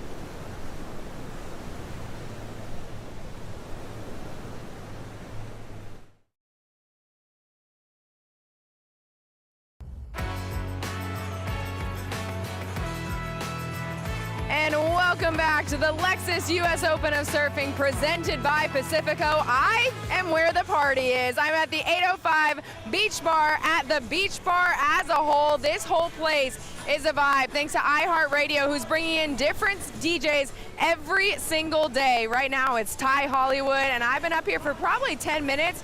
Bangers every single time. So if you're down on the beach, make your way over here to the beach bar, because it's the perfect place to watch this day wrap up and the sunset a little later on. Looks fun, Mitch. Had the music in the background. Did you have the music? Yeah. I'm dancing. Might be over there later after work. Okay. Nice day. Yep, Kuiper Girl, Mitchell Salazar. Heat 7, round of 80. Josh Moniz, Luke Rinaldo, Lucas Olsen, and Lucas Silveira. A lot of Lukes in this. You're going to have a fun one. You're going to have fun with all the Lukes and the Lucases out there right now. Two of the greats right now from North America, Ginaldo and Austin, very talented. Josh Moniz, been here a long time in Silveda, the former world junior champ. No slouch out of Rio. It seems like Josh able to get things going early on. Former multi-time national champ, 5'8" right in the pocket both times. Very well done by the surfer out of Honolulu, Kaipo. Yeah, Joshua Moniz, part of that legendary Moniz family. Oh yeah. From Kuli'o'o on the southeast side of Oahu. He's made a name for himself in all different types of waves worldwide. Swan pipe? Yeah, he has. He has. And he's been a staple in the Challenger Series for a number of years right now, too. So he opens up quick. That wind shifted just a bit. So more from the northwest, I should say. Gets straight on and making things really complicated. I mean, you can see right there just how many chops and ribs there are in that wave. So very difficult just even to be able to get into a lot of these waves this afternoon, Kipes. Yeah, but gosh, the guys have been putting on quite a show in some challenging, big, thumpy conditions. You know, I mean, just watching last heat, Luke Tima just teeing off. Yeah, he ripped, had a 7 early on, then backed it up with a real good score afterwards. But, you know, right here this afternoon, this is typical what we see, especially in the summertime, that northwest wind pick up, you know, pretty strong. And outside of that, too, most of these guys, including the gentleman on screen, number 5 last year within his region over in Hawaii, Tahiti Nui, they come through a lot of these conditions and expect to be able to surf at least a couple of heats at the Open in the afternoon like this. So they're used to it, especially the 2 local surfers out there, talking about Ginaldo and Austin, very practical in these conditions, including this guy from Rio too. Yeah, Lucas Silveira, 2015 World Junior Champ, and Silveira slaps that wave multiple times on the backhand. That's a nice opener for the Brazilian. Excellent. I mean, maybe not an excellent score, but just very well done in the pocket the entire time. And it seems like Joshua as well. Catching up with Josh Moniz on his 3rd wave, is weaving through to the inside here. Moniz looking down the line. Huh. And nice tidy finish for the Hawaiian surfer. That was creative and very cool too. So nice little cherry on top of the cake right there with that finishing turn, and he's already got 2 scores on the board and less than 6 minutes gone by in this one. Yeah, I think Josh is probably on Kerry Tokoro. Yeah. Long-time HIC. Island Creations board. Yeah, there it is. The Tokoro brothers, Wade and Kerry on the east side of Oahu. And making some incredible surfboards. Some of the best boards I've ever had in my life have been Tokoro's. Big shout out to Wade too. Love you watching back home over there in Kaneohe. So the combo on the outside strong. Takes him a while to be able to get the reform right here though, Kaipo. Gets the Huntington hop in, which we haven't seen so much today because it hasn't really been necessary. There's been so much energy on the outside throughout this flatter section, heading through to the inside, and just once again, very cool turn right there to finish that wave off. So that should be a great backup to the 583. And this was a strong combo on the backhand for the surfer out of Brazil. Deep bottom turns. We've always known that the backhand has been one of his best weapons. Case in point right here, drops the best score of the heat so far, Kipes. Yeah, 6.83 coming through there for Lucas Silveira. And want to say that he's been living in Florianopolis now for a number of years, and he's been working with Pandinha, William Cardoso, a good amount over there too. Franco Radziunas as well. And we're looking at Luke Ginaldo. Luke trying to show the cool hand right here and rides out of it. It's a completion. He's on the board. Good surfing staple, the Ginaldo family right here in Huntington Beach. Father Marcel, a local legend. Older brother Sage, also a fantastic surfer. Yeah, first year for Luke, just 21 years old on the Challenger Series, coming through the North America region to qualify. Yeah, really young. He was one of the last people to qualify, so he's in the lower tier when it comes to the rankings out of the region, but he already made a heat over in Bolito, so got the jitters out of the way. And this is a kid that I think not only has a ton of talent too, he's very good in a lot of different types of waves, Kipes. Good approach, lays it on rail, and that last section was very difficult to manage just given the convergence right there.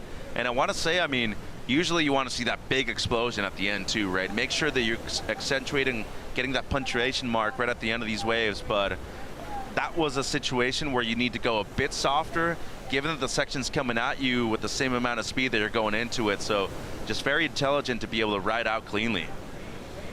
Silvera again going left, and again attacks the lip, gets bounced on that, no recovery made. That wind is picking up quick, and I mean, you can see it just early on in this heat. A lot of these waves being complicated from the very start. Just getting into them is difficult, Kaipo, so these guys got to adjust. And we have seen, I mean, I don't want to say lack of consistency out there the last few heats, but there's been big sets, and then all of a sudden there's going to be a big lull about 10-15 minutes too. Yeah, like we said, 2015 World Junior Champ, Lucas Silvera, I believe. In Edeseda, right? Won that in Portugal, yeah. And Lucas Silvera is also an interesting story when we look at the coaching career of Leandro Dora. Lucas was actually the first kind of student underneath Leandro Dora, where Leandro started doing surf coaching. Yeah. Even before Iago. Right. Actually, want to say a trip that I saw him at. Him, Victor Bernardo, Iago, a couple other kids that Leandro was coaching. Lucas might have been about 14, 15 at that time, and now, you know, in his late 20s, but been around for a long time, and also rides different boards too. You don't normally see Dylan Longbottoms on tour. Yeah, he exactly. I just checked that out. He's checking out his board, but yeah, we're checking out the board too. It's the Dylan Shapes. Yeah, and he's been on those for a couple of years right now. Tim Just, also an Australian who's been living in Florianopolis for a couple of years, has been in his ear a couple of times. So yeah, he's worked with multiple different people. He's been here competing multiple different times too. Yeah, Shumbo also on Dylan Shapes out of Brazil as well. Lucas Chianca, yeah. Yeah, because Dylan, I mean, everybody kind of knew him as the big wave charger, and he was the one that kind of made those adjustments with the toe boards too. But as you can see, he makes incredible short boards as well. All right, so these numbers are in. Luke Gunaldo with a 5.8. Lucas Silvera still hanging on to that 6.83. That keeps Silvera in second place for the time being. But that 5.8 puts Luke Gunaldo right in the conversation. 5.83 and a 3.5 for Josh Moniz to put him in the lead. I mean, just looking at it, we had that heat with Moniz a few years ago. We might have to go off of the surnames with this one, with all the Lukes in the water right now. Makes it easy for us. Just Luke's up.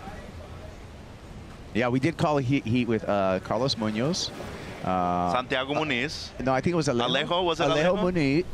Muniz. See, it's already. And I think it was Josh Moniz, yeah. Yeah, that's some interesting heats. Yeah, well, it's fun. With Sunset one year, there was a triple Gudauskas heat. There was. Well, that was the year that Tanner qualified, actually. Yeah. In that very heat. Yeah. Because pretty much Pat and Dane blocked for him the rest of the heat against Mason, and just by making that one, he was going to be able to qualify. Hey, family's going to do what family's going to do in order to get somebody on tour, you know? Oh, yeah.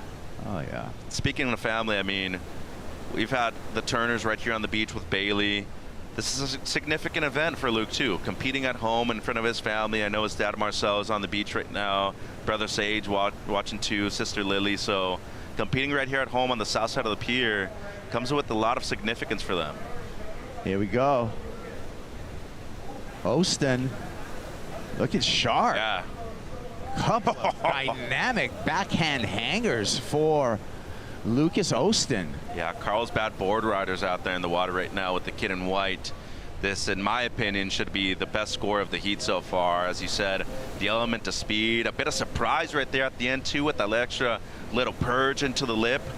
But good adjustments on the fly by the surfer out of the North County San Diego Kipes. Yeah, surprised me with that, just for how he got up to speed so quickly on that wave. Made a big impact. I'm looking forward to seeing what the judges thought about that. So working with Jim Hogan at this event, longtime competitor out of San Clemente originally. Jim, been living in Costa Rica for a few years, but did a good amount of work with John Daniels in Oceanside in his youth, and boy, just spring loads on that last one right there. So great work by Austin. Should be dropping a good number right here. Well, 6.43 for Lucas Austin, so that checks in. And let's check in with another Luke Tima, who won the last heat. Luke's with Rosie. Luke, congratulations on the heat win. Stressful time there at the end of the heat for your competitors. How nice was it to be out of that conversation and walk away with a convincing win? Yeah, I was so stoked. It's usually me in those situations at the end, so I was just super psyched to have a good heat, and yeah, psyched to be on the glass. And we know that when we come to the US Open of Surfing, there's a lot of eyeballs on you. We know that you have one of the marquee windows in the surf shop here on Main Street. How much confidence does that give you, knowing you have such a rad support crew behind you? Yeah, I was super psyched to see that I got a window with Hurley, and thank you so much, Brett, and everyone for doing that. I was psyched. And then coming to the US Open, what are your goals for this event? Just surf free and try and make as many heats as I can. And what kind of quiver are you traveling with here to the US Open? Sorry? What kind of quiver are you traveling? I just got, honestly, a lot of shortboards. I wasn't really expecting this, but I got this one step up that feels really good, and I'm stoked. It's looking good. He's on through to that next round, you guys. Yeah, there you go. Luke Tima, step up, shaped by Kerry Tokoro, another HIC rider. Yep. Yeah, and Luke, out of the North Shore of Oahu, has been at this game despite his young age for a good amount of years. He's been a big proponent of, surfing out of the Hawaii, Tahiti Nui region for a while right now. A local of VLAN, tends to surf over there quite a bit. He excels in the big stuff, and nice to see somebody that actually brought a proper step up to HB despite it, normally being a bit smaller. Yeah, I think a lot of surfers are going to have to take a look at the board bag and make some decisions on the next few days, including and obviously today as well. Here's another major thing too. You don't necessarily have to travel with a lot of those boards yourself, because a good amount of the industry is right here anyways. So if you're riding boards that are based, in the 60, 80 miles that we have of the stretch where Paisel, Mayhem, Sharp Eyes are, you can just get the boards right here. Yeah, and a lot of the major brands, their team managers are here at the Open. Correct. I saw Brett Power from Channel Islands is here, Gian from Bernini from Lost is here. TJ Metcalf from Paisel is here. Yufu's here from Sharp Eye. So we got that whole gamut. Like you said, Luke Austin out of North County, San Diego. Just 20 years old. First year for Lucas also on the Challenger Series. Yeah, and he's on the Mayhems now. He'd been riding a couple different boards for a number of years, but now full-time on the Lost program, and they look great underneath his feet. I mean, he's dropping the second best score of the heat. Here's Ginaldo now, Kipes. Streaking down the line. Big float, big impact, and can't... We'll get you back up to Luke Ginaldo after that, but a nice backhand hanger for Josh Moniz. I gave up on him. I gave up on him too. The cameraman actually gave up on him as well. And we're back. So look, he's high-fiving the water patrol. Wow, that was an impactful maneuver right there. And the element of surprise usually bakes in a nice score. 100%, and the degree of difficulty on that one too. Larger wave, gets the high five from Matt Rome coming out of it. So a bigger set wave right here, lip line floater. He fully lays back, and just a lot of core strength and leg strength to be able to pull that thing off. And even he shocked himself, Kipes. Love it. That's what we're like. I mean, it's been firing up this afternoon, and the surfers have been meeting the challenge. Like you said, difficult conditions with the wind, with the northwest wind, but swell, power, pounding surf, really doubling up on the sandbar over here. And Luke Ginaldo, we talked about, the coach's information, meeting power with power on that one. Absolutely. And, competing at home, especially with the biggest stage in sports right here in surfing, there's a lot of pressure. But out of the four guys that are out there right now, maybe Lucas Austin does have that experience of being, in Oceanside, at other piers, at other beach breaks like this. You're the one person out there out of the four that has proper experience in these types of waves in an afternoon like this at your home break. So you got to tap into that right now. Yeah, Josh Moniz getting a ride on the Red Bull ski. Moniz jumping off. Let's see what happened with Josh on his last wave. Well, he's looking to improve on a 3.5 as his backup right now. A decent turn in the pocket. Not super explosive, but good enough. And I think he was just conforming with getting one turn in and maybe just repositioning himself by using the ski on the inside. So smart strategic surfing right there, but I think Ginaldo's going to drop a good score right here, Kipes. Sure does. 7.5 drops for Luke Ginaldo. Luke goes up into first place. Last score for Josh Moniz, a 3.67. Josh Moniz secures second place. Silvera needs a 2.67. 3-point ride needed by Lucas Austin. Well, everybody in this heat has at least something close to a 6. And this is an entertaining heat. It's back and forth, very competitive too. The only thing I will say is that I know Josh is in second right now, but that 5.83, he might have to get rid of that thing right now, and that's his top score, because you look at Silveira, he has something that is better than that, and same thing for Austin. He's already got something in the mid-6s, Kaipo, so Josh got to get busy right here in these next 16. And just up and down with Lucas Silveira. He's going to throw away that priority, and priority will switch to Lucas Austin. Yeah, jumps off right there. Surfs heavy water waves, plenty of time, and he's made it deep into this event too, close to finals day, so got experience and significant experience at that as well, competing right here. But limelight on this guy right now, the local kid. Surfs south side, north side, depending on the best day, and been putting in a lot of work out here right now. Up and down for Lucas Austin there. So a couple of misfires from Lucas Austin as well as Lucas Silveira. And just pulling out Luke Gunaldo. Silveira patient here, but just not a lot of opportunity on that wave, unfortunately. Yeah, and once again, I mean, living in Florianopolis, there's a lot of great surfers, a lot of quality waves right there. It's typically much colder than it usually is in Rio, where he's originally from, and you know, it's a good environment to really put himself in when it comes to having those people that'll elevate your performances in those training sessions too. We've been mentioning that he's been working with you know, William Cardoso quite a bit, and that's experience on the Championship Tour. Somebody that already won major events, the Coldwater Classic Series as well. So you have that person in your corner mentioning those big things, those big moments that you need to replicate yourself too. Yeah, Cardoso made a final here at the U.S. Open with Felipe Teleo. Yeah. And just surprising some of the events that William Cardoso did really well in for such a big guy. Sticky rails out there, tough times with the chop. And maybe getting a little antsy right there too. There was a bit available on that one, and maybe tried to go just a bit too hard at the beginning of the wave. Oh. That didn't look very fun. That was Josh Moniz. Joshua heading over the falls right there. I was going to check the equipment, make sure everything's cool, and continue to search the ocean for something to better his scoreline. Needs to better a 3.67. Like you said, he is very vulnerable given that 5.83 is his high wave score. Correct. Luke Gunaldo, he's the guy right now. Can he come out with the win? He's in the lead. We're coming back with the conclusion. Heat 7, round of 80. After these messages, check this out.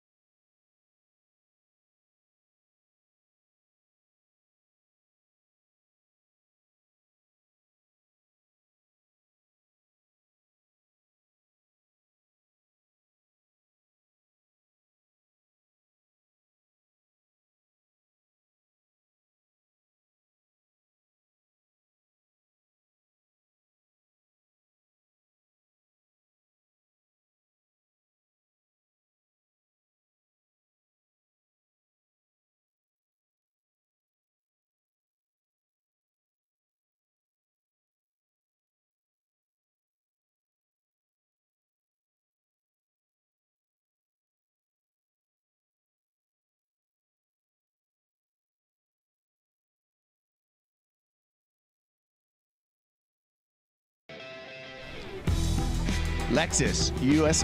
Open of Surfboard Riding, presented by Pacifico. Kaipo Girl, Mitchell Salazar, Heat 7, round of 80. Luke Gunaldo just hanging on. and performing in some challenging conditions. Luke's, if you're catching up with us just now, Luke's in the lead. Miraculous finish to a big float for Gonaldo. Disappeared in the whitewater, reappeared for that 7.5 and the lead. Well, speaking of surfboard riding, yes, here in Huntington Beach, we've had it for a long time, Kipes. You've had some history here. I do. We know that Duke Kahanamoku surfed here. Yeah. We know that there always was the U.S. Championships here. Mm-hmm. We know that there used to be the Caton Teen Challenge here. Yeah. On the north side of the pier. Turned into the Caton Pro-Am. Multiple years of NSSA Nationals happening here on the south side of the pier. West Coast Champs. West Coast Champs. Gonaldo, heat leader. Here we go.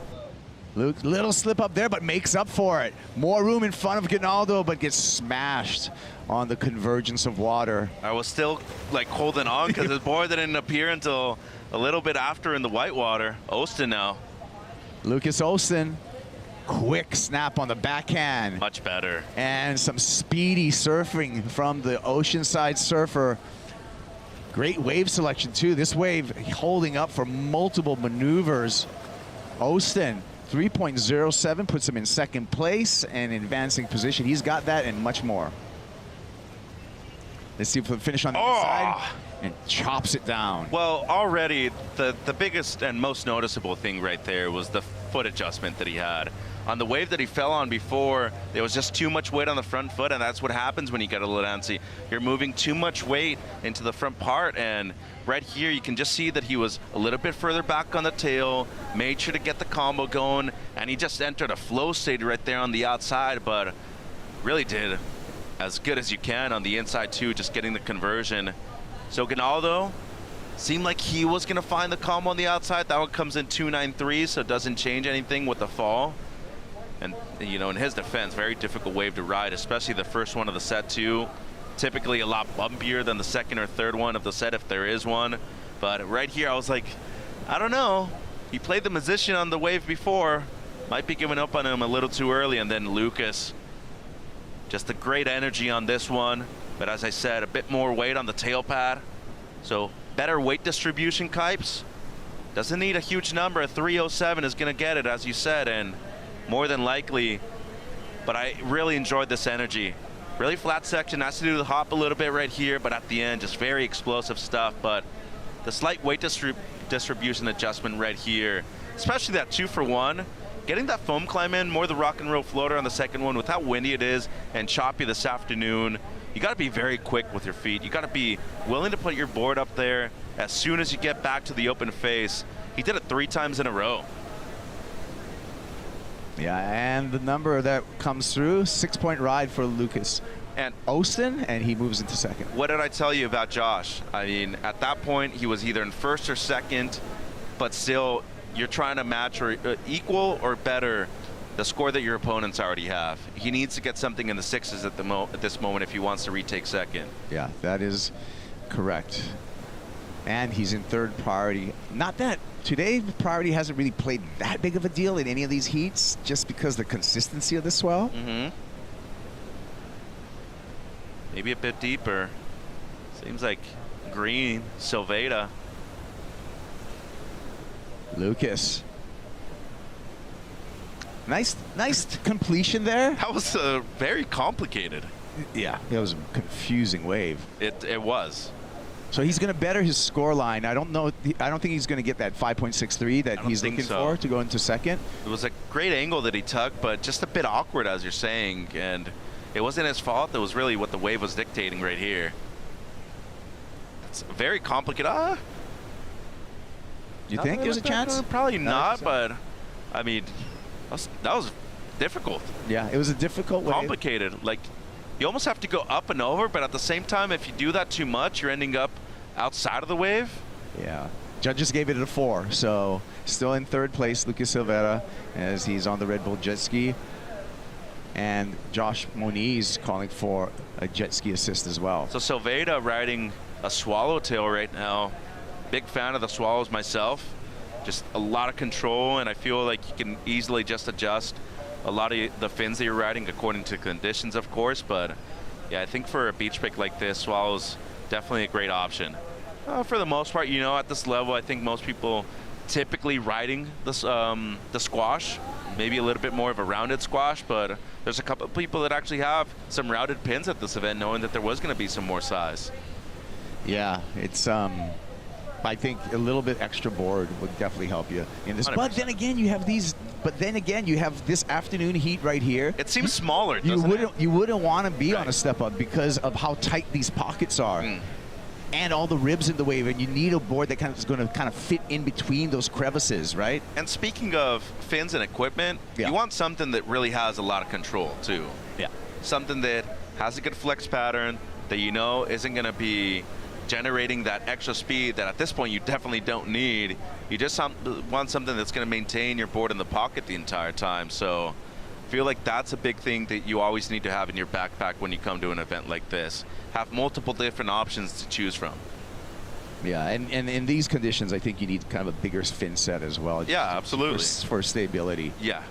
And drive to get some projection down the line, especially when it's all ripped out like that. You can see how everything's just churned up with all this water moving through here. Well, and with the fin systems that we have available nowadays, it's easy. It's not like before where you had the one glass on fin set. Now you can truly play around. You can experiment within, a matter of hours, really, with 4 or 5 different fin sets. And one thing again, the surf industry with that, also based out of Southern California too. You have FCS and Futures within 100 miles of each other. So I think this is a great option as well. And it's, of course, a great wave to experiment at. A beach break is always moving. It's always changing. Yeah. And there's so many things, when we talk about fins, because we can talk about the template and the foil, but you can take the same template and foil on a fin, and the material changes the characteristics of the fin. Yeah. Some people like solid fiberglass. Some people like honeycomb. RTM. Yeah. You have a preference? It varies, and it also depends on the board that I'm riding. For example, a lot of carbon boards nowadays. There's carbon fins now too. I really like them, but I don't like the way they match up with the carbon board per se. Maybe it's a little too much, but yeah, I need something stiff personally when it's small. I need to generate speed. I'm a bigger boy, so anything stiffer when it's smaller, and then something real loose when it's a bit bigger. Oh. Big off the top there for Lucas Silveira. He's getting close. 5.63 is what he needs. That might do it. Bigger wave right there, Yeah. and an attack lip there. The thump of the fist is telling me that he feels like he got the score. Well, he's been doing this over a decade now, Yeah. so for him to do that, it's not just any time, in a big moment of the heat, just under 5 minutes right now, and hitting the 5.63, as you're saying. This is going to be a tight exchange right here at the end with Silveira getting this wave, and I like it. One more time, let's take a look at it. And another thing too, with how windy it is, you want to be on the backside of the board too, just to make sure that your nose isn't actually getting too much weight moving forward, even on the drop. But he had to do it twice on this wave. See how he readjusts right there when he's coming out of the turn, coming out of it? And yeah, needs a 5.63. Judges saying no. Judges saying no. Judges going with 4.93, so still looking for that 5.63. Heat leader here with a big snap, but Ginaldo unable to put that down again. That's the only way he's improving right here, so had to go for something big. Still holding down the lead though, and it's really the two surfers out of North America that have maintained that 1 and 2 spot for now at least. Good attempt, just all those ribs in the wave. It'll take your board underneath your feet from out of you, so solid work, but want to find a better, cleaner section for that one to be complete. When you're a competitive surfer, it's important to surf when the waves are torn up, because you never know when you're going to have and you have to almost anticipate it, that you're going to surf on your way to finals day here at the US Open. You're guaranteed going to surf one of these afternoons. Absolutely. And especially if you're on the bottom end of the draw, expect to surf more of these heats. Yes, true. And that goes to times where you see these morning heats, you get the morning free surf, you wake up early, and then you're like, what do I do with the rest of the day? Well, lower your expectations every now and then as well, because just, being realistic, even if it's half glass full, you're not guaranteed those perfect waves, those better conditions that we saw this morning, Kibes. And yeah, I think it's something really important. You see it a lot with the people that have already been here for a number of years. They know what to expect during afternoons like these. Yeah. Yeah, this is, like you said, Mitch, you surf here a lot. This would be your typical wind pattern here. Although I will say, if you're coming out of school, you know, especially if you're a high schooler right here You're on the out surf there. team, you got to be. I mean, recently retired from Huntington Beach High School, Coach Andy Verdone. Uh-huh. You ain't palling out in this. You ain't showing up at surf class the next morning, so you got to be able to be good in everything. Especially a lot of the amateur events, they run all day. So the likelihood of you surfing like this in the afternoon in the final, high. Yeah. A lot of times this is when the finals happen in the amateur events. That's why the heat totals usually very high in the morning, and then the afternoon comes like 5 points away from the highest heat total of the day. Josh needs something big here. Flies up for the air reverse, catches the rail on the wave down. Right idea. Yeah. Had to do that. Had to do that. Oh, the only thing available right there was to go to the air. And he's that's his 10th wave ridden for Joshua Moniz. Most active out of the heat. Yeah, he's been the busiest of all the surfers. Yeah. Well, still has a minute though. He's not out of it.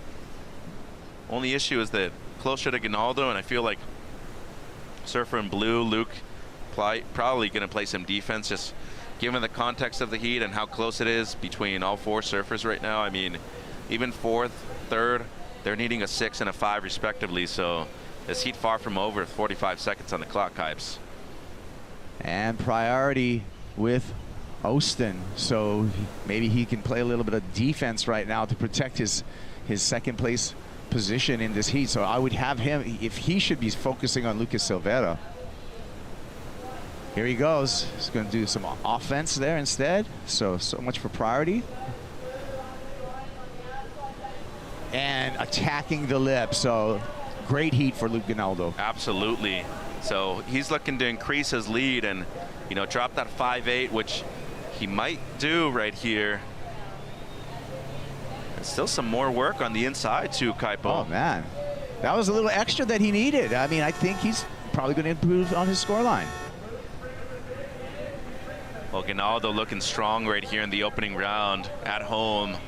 Once again, first event over in Bolito, made a heat, got those jitters out of the way. It was good for him to be able to compete at a major event outside of the region too. He did qualify at the last regional qualifier in Barbados. So one of the last to be able to do it right here within North America, but seems like he's got a W in the round of 80, Kipes. That's right. The two North American surfers come through, Luke Ginaldo as well as Lucas Austin, moving on into the round of 64. So we'll see both of those surfers tomorrow while we resume competition. Yeah, and he's got big fan base right here on the beach. He's also a TikTok star, so kid is good on social media. He's going to get an interview pretty soon. Let's see how good he is on the glass too. Joey Ramirez and the crew, his dad, Marcel Ginaldo in the background as well. Cool to see him. All right, well, Luke Ginaldo, Lucas Austin on to the round of 64, and we're on to the last heat of the day. Heat number 8 coming your way here at the Lexus US Open of Surfing, presented by Pacifico.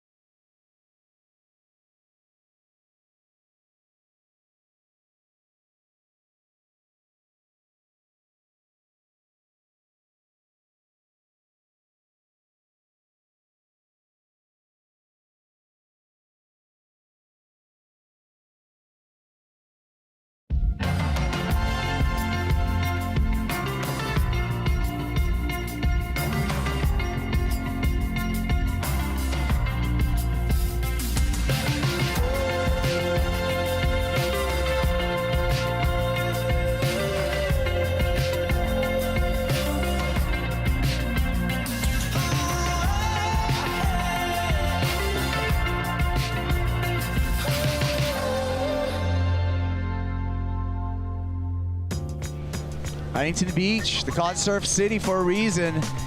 Very popular on the shore. Luke Gonaldo coming through and winning his heat. We'll see him in the round of 64. The 21-year-old Californian with a brilliant performance here to open up. We'll hear from him against the glass a little bit later with his post-heat interview. Kaipuro along with Mitchell Salazar on the call here. Last heat of the day. Does it need to end? It does. Oh. We need to go to sleep. Get some rest for tomorrow. I mean, we can work another 8 heats if you want, but... Dylan Wilcoxon, Josh Burke. I ran out Burke, of sunlight, too. Daniel Emsley, and Owen Moss. 4 surfers, international field. Yep. We got Barbados, South Africa, the east coast of the USA, and Indonesia all represented in this 4-man heat. Mossy deepest right here in the green. He's got to let that one go. Danny as well in the white. So good heat out there. Very young heat. Burke still in his 20s. Yep. Second generation pro surfer. His dad, Alan, one of the greats out of Barbados. Mossy, nope. Josh, I think he might have been asking for a block right there, but... So Josh Burke is you know, kind of the veteran of this, 29 years old. Yeah. Daniel Emsley, 22 years old, 22-year-old Owen Moss as well, and just a teenager, 17-year-old Dylan Wilcoxon. Dylan Wilcoxon, he's an interesting story. You know, he's come onto the scene, and as those APAC events were happening over in Indonesia, took a win in Nias, but Wilcoxon kind of lives a little bit of a dream life. You know, his dad, Ray, one of the owners of Kandui Resort over there in the Mentawais. So it's the first surfer from Indonesia that's from the Mentawais to qualify for the Challengers. I think Dad originally from California before moving over there and starting that land camp over there at Kandui. So it does have a wave on the board already. This is Dylan's opener.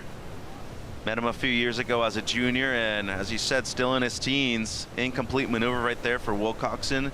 Very talented, though. Longtime Mayhem team rider. I know Matt and River, Matt's son, have gone over to their camp and spent a lot of time with Dylan in Indonesia. That particular camp, there's a ton of waves right around. Kidding me? I mean, he's grown up in paradise, and I'm actually, you know, this is really where you see those people that grow up in those areas. They want it more than just because they want to be good surfers. They want to be called the best, you know, because you can live the good life just by not even having to compete. You're already there, you know. All of us that are from this part of the world eventually go and surf over there because we're on vacation. Yeah. Yeah, the development through the Mentawais has been. I haven't been back there since all the land camps came up. So when's the first time you went? Probably '96 or something. Wow. I'm not young, bro. No, but I was saying, like, it was still through developing phases, right? So yeah, there was probably barely anything. There wasn't that many boats out there, you know. We solo a lot of the spots, you know. So yeah. Well, same thing secret's could be said. Out. Hey, the secret's out though. I mean, for Barbados, the rest of the Caribbean too, like a lot of those spots, I mean, pretty undiscovered for the most part. Puerto Rico, Barbados, Curacao, even further has, you know, a ton of waves too. And I was actually talking to Josh's dad the other day. Mentioned he's second generation pro. His dad Alan competed with Kelly, Jim, everybody back, you know, in that day. And Supo is a wave magnet. There's something to surf there pretty much every day. And for how heavy and gnarly that wave is, him and his brother Jacob make it look so easy. I mean, you've seen some of the Surfline clips from the days that it's big. It's scary. I think Kelly Slater said it was one of his favorite waves. And for good reason. I mean, it's a perfect wave when it's on, but very difficult. So we got drop Barbados, we got the Mentawais. What about the waves in North Carolina when we talk about Owen Moss? And I just met Mossy's father, by the way. So both of his parents are teachers. Oh, cool. Dad's a PE teacher. Neither of them are surfers. So Owen's brother, who's 6 years older than him, and Owen have been surfing, I mean, as first generations, but they live on coastal Carolina, and they grew up surfing, and it's the second time now on the Challenger. But Mossy's one of the coolest dudes you'll meet. Yeah. Really blue collar. I mean, we talked about his parents being teachers, but such a rad kid. Great surfer, and stoked to see him back here. I feel like he definitely is owed a good result, and hopefully he can get it here at home.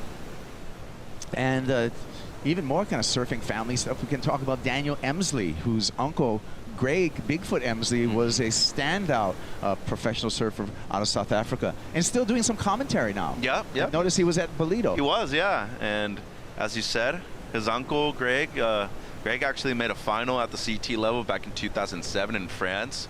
Danny's been here a good number of years. Yeah. Only 22, but I feel like I've known him for 7 or 8 years now through the Junior Series, through the Challenger. Yeah, Daniel Emsley from East London. You know who else is from East London? Our very own Rosie Hodge. Yes. You got all the answers right now. You're on point. I think is it day 5 or 6 now, so I better be in tune with everything. I hope you are. Here's Owen Moss getting things going here. And great surfing, just stitching through there. Some difficult conditions, but found a way to get a couple of backhand hooks on there. Well, and realistically speaking, if there's anybody that's used to that wind slop conditions like this, good point. This is a day on the East Coast of the U.S. where you're surfing all day. I mean, even if it's not perfect coming out of Wilmington, it gets amazing over there. I mean, we all know that the Northeasters in the wintertime, you get the proper hurricane swell. It's great. As we saw Josh right there. Love the technique there with that grab rail bottom turn coming into that, but a little too late and just got dumped. So Josh has, been coming to California since his early teens too, and actually staying with a good friend of ours, Tyler Gunter, just down the road in Newport Beach. So has familiarity. Also Nolan Raposa in support of Berkey right here, but once again, I mean, these guys have had to compete within, the amateur series in the United States for a long time, and both of them on the East Coast too. Good opener from Mossy right here. Love how he cuts it short just to make sure that he gets the ride out with that second one. Good work. The carve into the lip line hit for Owen. How's his bottom turn? Yeah, this was pretty mean. He pulls this one. We're seeing, I think at least upper good, touching excellent for Josh, and unfortunately a little too much right there with the landing. And then Danny goes over the handlebars right there, Kipe. So let's see if they consider that, a wave that he truly, tried to stand up on, because if he did, then that means he's already in the priority rotation. If not, he would have been either 1 or 2 in priority. Josh finding some flow on this one. Multiple sections. Can he get back up there one more time? Can he survive all of this white water, ride out in front to make sure he shows the judges that it's complete, and he does so. Yeah, and Berkey, a few years ago, he won a Pro Junior in New Jersey, and, there's similarities with what we're seeing this afternoon when it comes to, how the glare can be in the afternoon on the East Coast. You see, these windy afternoons, the watercolor too. I think back in 2024, Josh had a good run over at Snapper. He did. Yeah, I think made semifinals. Those barrels behind the rock. Yeah, he got a couple of heavy ones behind the rock. Yeah. Hey, let's hear from a very popular surfer. He's on to the next round. Luke Gunaldo with Rosie Hodge. Yeah, his first heat win on the Challenger Series, the 7.5 was wild. Our cameraman even gave up on you. We zoomed back in, we saw that you had popped up, you had made it through that ride. Talk to us about the exit of that one. Yeah, that was crazy. I trained actually with Brad Gerlach doing wave key for that exact turn probably 5 days ago. So that was awesome. Yeah, the section came at me so fast, even faster than I expected. So if I didn't do wave key, I definitely wouldn't have made it. That's for sure. He's in his mansion in Malibu giving you big claps. Well, Luke, the white wetsuit, I know that there's a backstory. Can you give us a little bit of intel? Yeah, it's a funny one. Ever since I was a kid, I wanted a white wetsuit because all the best surfers had one, and I just think it looks really cool. And I was like, Brett, my team manager at Hurley, I was like, Brett, can I get a white one? I'm getting pretty good. And he's like, no way, you're not even close. And I was like, well, if I make the challengers, can I get one? And he's like, yeah, let's do it. Deal's a deal. And then I made it, so. I love it. You've got goals. Well, thinking about competing here in Huntington, your hometown, to come into a big crowd and your family on the beach, what's that like? It's so nice. I mean, I've just been dreaming of this moment for so long. I've been coming here ever since I was a tiny little kid, and it's pretty emotional. I was pretty emotional going into my heat, just taking it all in. It's amazing, honestly. How do you carry the momentum into the next round? Just stick to my routine, stick to the program, and keep trusting in God. Well done, Luke. We'll see you in that next round. Back to you guys. Yeah, I like that. I like that, Luke. You keep that great attitude, and obviously he's got a fan base. I told you he's popular. So much to digest out of that interview too, and I think we're going to get more people signing up for Wave Key just with that kind of endorsement right there. Yeah, and Brad's actually living in Huntington now, so yeah. Wow. You see him on Northside, you know, just ripping a few, especially at lunchtime. So works in the morning, and then eventually he gets his hour to serve. I looked too. up to Brad Gerlach as a kid, and anytime he gave me like any little bit of a compliment, like I remembered it, and I was just so proud when he was like, "Oh man, you know." Anything coming from the Gur, because I've always loved his style. He's not that much older than you, though, is he? He's a few. You're really dating me now, huh? I'm sorry. He is older than me. What? Okay. I'm going to be very considerate about it. I'm going to be very considerate. Hey, Brad's 60 now. You would never know, too, because he's in really good shape, right? Oh, well, there's a reason why he does and it's hard to guess my age as well, too. Yeah, I know. So that's why I'm saying a few years older. A few years, yes. Yeah. No, but it's really cool to see. I think he's contributed a lot to the youth nowadays, too. Tara Watanabe, Luke on his team. Kira Pinkerton's been there before. So Talia Swindoll. Okay. A number of people. Luke Gonaldo, white wetsuit. Some other favorite white wetsuit wearers. Some other favorite white wetsuit wearers. Well, the obvious one is the all-time great, Kelly Slater. But Kolohe been, brother's been in a white wetsuit a lot. Out of my generation, Kolohe, you know, like, he was the only one doing that. Have you ever had a white wetsuit? No, I'm scared. I don't think I ever will either. It has to be something that won't get stained easily. I came through the 80s, Mitchell. Have you? I had not a full white, but white, pink, and black, yes. Yellow, green, and white, yes. All in the one pattern? Yes. Oh.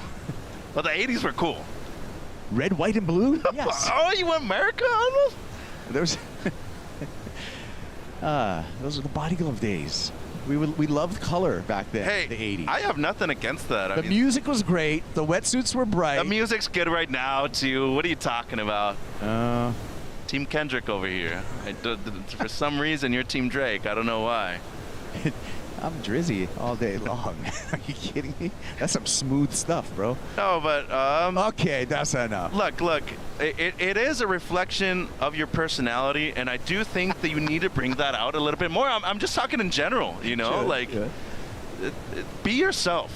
I mean, surfing has a lot to do with the reflection of who you are as a person. Yeah. You should bring that out into the water. And to be honest, I think that's why we have options of longboards, singles, twins, anything you can ride. Because on any given day, you might be in a different mood. The attitude might change depending on how the waves are, too. I love the pep talk, Mitch. Hey, let's check out our Pacifico fan picks, because it's pretty evenly dispersed between these four surfers. When our fans checked in on WorldSurfLeague.com, you go and pick who you think's going to take out the win. Look at how evenly dispersed the fans have voted on this Pacifico fan picks. Well, the two guys from the region right here, Berkey and Moss, with 30% or more, and then Wilcoxon, the young surfer out of Indonesia, still in his teens, and Danny Hemsley. I feel like there should be a bit more respect towards his name, because he's been here for a number of years now and still only 22 years of age. Dan is a really cool dude, competes very well, and he's just had a lot of bad luck and a lot of close heats too. Yeah. And for some reason, it's just the thing about seeding. I always felt like Mike February and Jordy Smith matched up a lot on the championship tour, so he had very few South Africans on tour at that time. And they'd always match up in about round 3 or 4. He's always had to surf against Luke Thompson a ton of times, too, his good buddy. Yeah, that's true. And a little hung up. You could see some sticky rails right there, speaking of Danny Hemsley on that last wave. Still plenty of time, 18 minutes, 35 seconds on the clock. Absolutely. Already with Owen Moss. Well, nobody's really running away with the heat just yet either. I mean, Josh has the 4.83 and Owen with the 4.33 right now.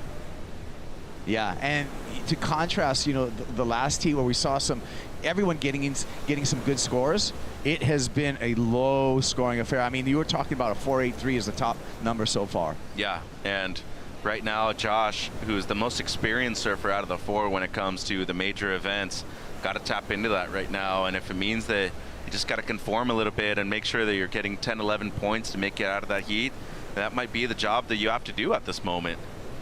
Hey. A W is a W. Any way you scrape it together, right? Yeah, and maybe they don't get talked about enough because they have waves. It's hard for them to travel a lot of times. It's expensive. There's some great surfers from Barbados. Che Allen, the Mackey brothers. You see Berkey and his younger brother Jacob doing very well too. But we had Chelsea Tuak, the first surfer on the championship tour from Barbados. Chelsea Rowett, also from the same area. So that part of the Caribbean, it's pretty far south, but there's definitely been some opportunities for them to get good results and overall make it to this stage. I like the accent.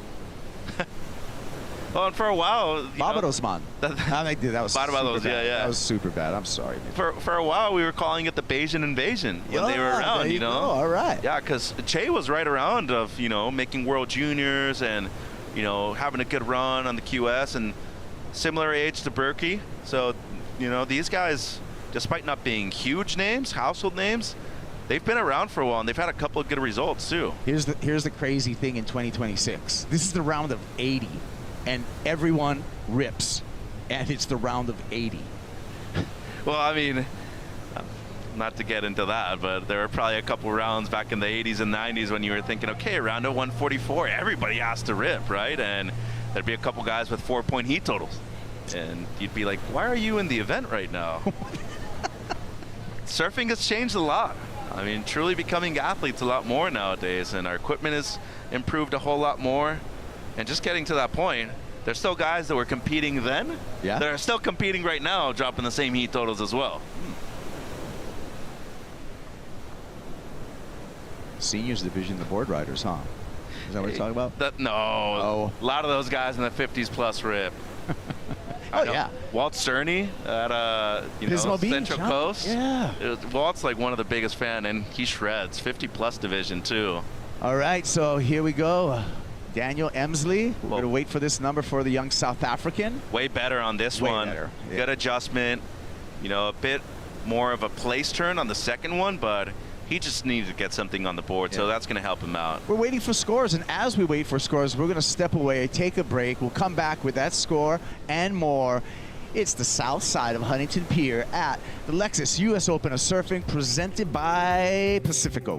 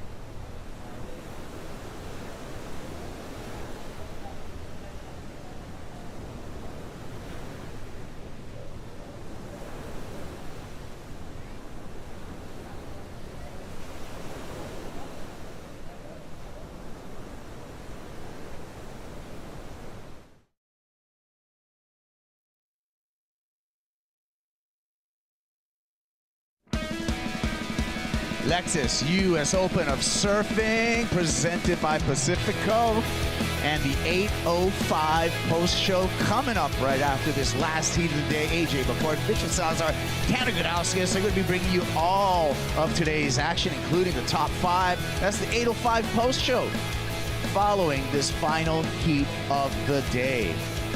It's been a fun one, guys. Yeah. Good waves. I think you've earned yourself an 8:05, Mitchell Salazar. Oh, ice cold after work? Heck yeah. Maybe even a couple. We were going to break. We were waiting for a score for Daniel Emsley. Comes through at a 3.73 for the South African. That man right there in the blue jersey, he's in the lead. Josh Berkey with a 4.83 and a 2. So low scoring heat across all 4 surfers. But like we said earlier, a W is a W any way you chop it up. Absolutely, low scoring heat, but Burke right now with just the 1.2 backup. You know, he had the chance to surf. I want to say it was the first event we ran as a Championship Tour event over at the Point in Central America in El Salvador, and you know, at that point of the year, he was the highest rated surfer out of the Caribbean side, Central America, Caribbean. Yeah. You know, and getting that opportunity to compete at home, it was really late notice too. And Punta Roca? Yeah. Nice. So came over, you know, did well, didn't maybe get the best result, the result that he was expecting, but those are the people and the calls that you're expecting as a top level surfer, right, Kaipo? You got to be ready at any given time. Unfortunately, though, if that's, you know, a dude that has a regular job working a 9 to 5, it might be more difficult. And that's the great thing about coming from a surfing background, you know, working in the industry, maybe having, you know, a business that aligns a lot more with working at the beach and involved in surfing. So you're able to maybe take a bit more time away or adjust things on the fly. So props to Josh for doing that. And I also think, you know, them benefiting from the QS 6000 that we have, the last event in the region has really been something, you know, that I think has not only given them this chance right here, but really 6,000 points in comparison to 2 or 4. That's major, Kipes. Yeah, sure is. Well, you know what, Mitchell? It takes really a village to bring this broadcast, and there's a lot of people working behind the scenes. And one of them, Gabe Copeland, one of our hardworking cameramen. I want to say happy birthday to Gabe. Love you, Gabe. It is his 50th birthday, and that's just one of the many, many people to make all of this happen for the surf fans. We move as a pack, and a well-orchestrated pack. You can only hear our voices, but there's a lot of people behind the scenes that make this all possible. Yeah, and Gabe's local too, right at Long Beach is where he resides. So, Gabe, thank you for all the hard work you do, and happy birthday. Hope you enjoy the day after work. That's right. We got 805 for you. Maybe 2.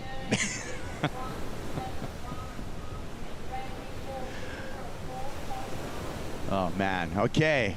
Emsley. Well, he took the lead, Kipes. So, a pair of 3s basically is enough for Daniel Emsley to go into the lead. This is, and it's cliche to say, so I'm sorry for saying it, but this is a grindy heat right here. It truly is. Well, it's not their fault. That's the example of it right there. I told you last heat, the wind started to pick up a lot more, and it has picked up way more in this one right here. It's become very difficult, a lot more challenging. That northwest wind just making things very complicated to get a proper entry into a lot of these waves. I mean, you saw Josh right there, who's very fit, and you know, he had a struggle just to be able to get into that one. Late drop, and you can see that there's still size every now and then, but those closeouts, if you're not having the right speed from takeoff, there's no way you're making it around. Yeah, it's just so sloshy. I mean, you got the rip running through there, you got the wind that you were talking about, so the combination of both the disrupted water from the rip and the wind, really hard to find any kind of open face at this moment. Now add in the 3 different swells that we have in the water with that too. Yeah. And that's why, to explain it to, you know, a non-viewer, you know, somebody that's not core that watches every event, surfing is the most complicated sport in that sense. There are so many variables. The playing field changes multiple times within a heat potentially, but obviously multiple times within a day. Yeah. It is something very difficult to explain, and I think Darren Hanley said, wind, tide, and waves wait for nobody. And I thought it was one of the best quotes ever, because it's absolutely true. Well, we're gonna see what's up. I mean, we got Owen Moss holding priority. He's had priority for a long time. For quite a while now. Just needs a small score to get into that top 2 at the moment. Less than a 2-point ride for Owen. I think right now, as maybe we see Wilcox in here, the teenager Dylan floats that section there, and that's all he's going to get. Light-footed, but that wave just did not offer anything more than a backhand float. Well, and he's carrying 2 1s right now, so not a good heat by his standards whatsoever. Needs a 4.9 or better for second, and that'll help his cause. Meanwhile, Danny now, heat leader. Emsley gets caught up in there in the chunk. And I was about to say, I think that Owen right here is conformed. You know, he's comfortable knowing that he'll wait a bit longer to get the one wave that he's looking for. The requirement's too small to want to misuse priority on a wave where you're just like, it's going to give me the one that I require, but is it that best wave of the heat that I'm looking for right now? And, might be finding a gem, Kipes. He's going to pull the trigger. Here he goes, Owen Moss. Vertical there. That's a nice start for the Caroline surfer, and that's all he needed. He's going to go into at least second place, if not better. But watch out. Josh Berkey, quick on the backhand, so we're going to see a shuffling of places in these final 7 minutes. Yeah, well, Burke's going to improve his backup by a lot right here, and might even get a reform on the inside. Sticking with it. Wants a little bit more. Oh. Redirection on the inside. It doubles up on the shore break. Nice slash there to finish it off. I like the combo. Outside maneuver, inside maneuver. Yeah, and at that point, if you're already riding the wave, you're all the way on the inside, might as well maximize the scoring potential too. Great CI that he has underneath his feet, and he's been riding those CIs for a long time now, so things working good. He's been doing a lot of research with those boards lately here in SoCal. We see the replay. It's more of a setup turn under the lip and through the lip on the second one, so really aggressive poke on the second one. And right here, this is a veteran move. A guy that's competed here multiple times before in different conditions, waited patiently for this wave to stand up once again, even goes around the Red Bull ski too. But he was patient enough, and I think a lot of people probably don't understand how difficult it is on your legs and straining on your legs to be able to ride that wave, especially a little lower. So props to Josh for doing so well with that. And Mossy right here, he gets a score at this point, so 2 for 2 in converting, and especially with priority, very intelligent move right there, Kipes. Yeah, Owen Moss 393, and so he has moved up to the lead. We're still waiting for that score for Josh Burke. Yeah. Oh, he's getting it. Needs a 2, so yeah. He's getting that. So that means Daniel Emsley's going to have to get busy right now. Yeah, and once again, Dill, he won the QS6000 in Nias at home. And I know their region is one of the best, if not the best worldwide when it comes to those regional qualifiers in terms of the quality of the waves, Kipes, but you got to put in some effort right here. 6 minutes on the clock, and maybe not in this heat per se. For future heats, though, if your opponents look at this heat total and they're like, what happened? They might consider you a pushover in some sense, and you don't want that to be the discussion. Big backhand hanger there. No pushover. No pushover there. Daniel Emsley, who slid down to third place right now. He's out of advancing, but he just needs a 4.53 to get back into that top 2 situation, and I think he's just done that. Sticking to it on the inside. Little slash to finish. Stares at the judges' tower. I think he got the number. What do you think? Oh, absolutely, and a lot of grit right there from Danny, man. This is his 11th wave. He's been by far the more active surfer in this heat, needing a 4.53, as you're saying, but it's a long travel for the guys from South Africa. They put in a lot of time and effort to be able to come from that region right there. They just had the first event in Bolito, and great recovery after the first 4 waves being under a 1-point ride, and just a single turn right there, Kipes. Excellent timing in the pocket. He's dropping a major number in the context of the heat. Yeah, he sure is. We're watching the replay right here of a 6.83 for Daniel Emsley, and Danny goes to the lead. You can't teach heart is the thing, like you get put down multiple times at the beginning of the heat and you still keep trying, and it's what I'm saying and what I'm talking about. These guys, they really have to earn it. They have to travel a lot more than a lot of other people, and the judges keeping it consistent right there. They want to see you on the bigger, better sections. Tight scoreline, Kipes. 3 7s and a couple of 6 5s. The average comes out 6.83. Solid surfing, attacking the lip. Daniel Emsley, Josh Burke, still been looking sharp in this heat. Owen Moss still in the conversation. Owen just absolutely 4.87. We can see in the needs column right there. And Dylan, the youngest of the competitors out here, the Indonesian surfer, a little bit lost right now at Southside Huntington Beach. Yeah, and it's unfortunate. We all expect a lot more from him.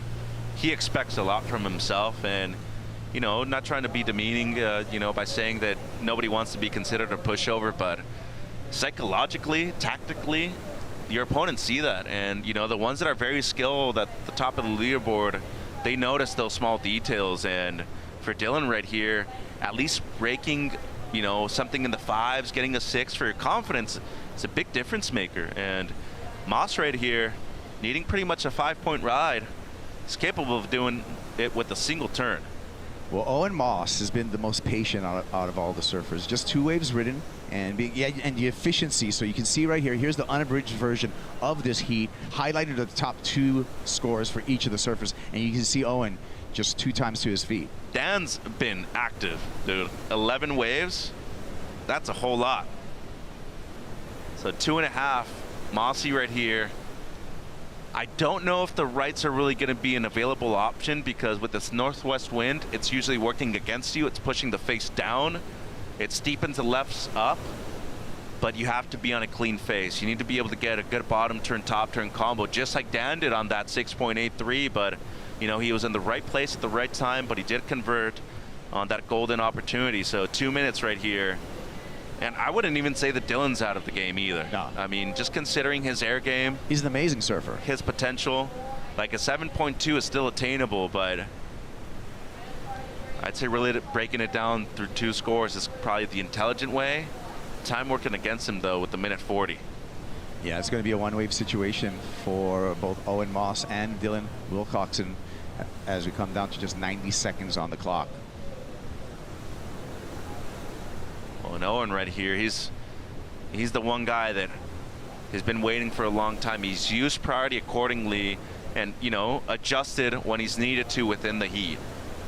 He waited a long time with priority for that second wave. At that point, that's what he was needing, right, Kipes? He moved up into second. He did his job. Can he do it again? Yeah, that's exactly what he's going to have to do. He's going to have to replicate and maybe do a little bit better than his opening wave at that 4.33. And leave no doubt at this point, too. Yeah. Yeah, you don't want to have the judges guessing right now. Absolutely, especially last heat of the day. Everybody's tired. Make it obvious. I mean, that wave right there, you know, I talked about the rights being much more difficult to surf, but if it comes down to it, you might have to grind out a right. Let's see, some movement here. Josh Burke out. Here, important wave, and that's not offering anything for Owen Moss. That was unfortunate, but you could just see he's still on the fast paddle. Yeah. He's got one more chance. He's a fast paddler. Here's maybe a corner on this one. Moss takes a look at it, decides not to go. That probably is going to be his last chance. Well, over there, they got short period swells, Kipes. 10 seconds. Hands need to leave the rails. Oh! Gonna go. Oh! He's going. This one's gonna count. Little fin trip. Say that wave just fizzled out. Unfortunate for Owen Moss. Dylan Wilcoxon, Owen Moss eliminated from competition. It's going to be Josh Burke and the South African Daniel Emsley moving on into the round of 64. Yeah, you saw Connor Slijpen right there. Luke Thompson, Sarah Baum in support of their fellow South African. Big win from Danny Emsley, Kipes, and a big come from behind win right there, too. Good sportsmanship for the 2 surfers advancing on, Josh and Daniel. And I think right now, Mitchell, it's time for us to advance on into a commercial break. But remember, we're coming back. 8:05 Pulse Show, wrapping up all today's subjects, top 5, all that stuff.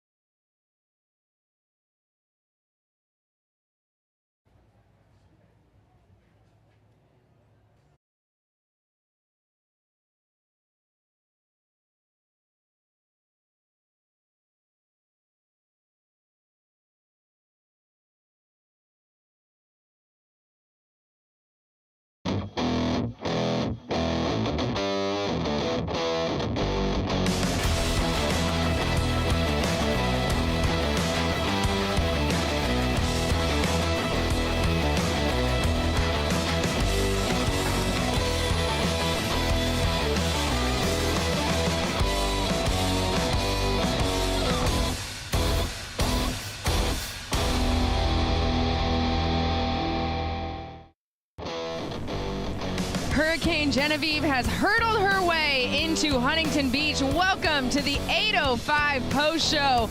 Wrapping up 16 fantastic heats today.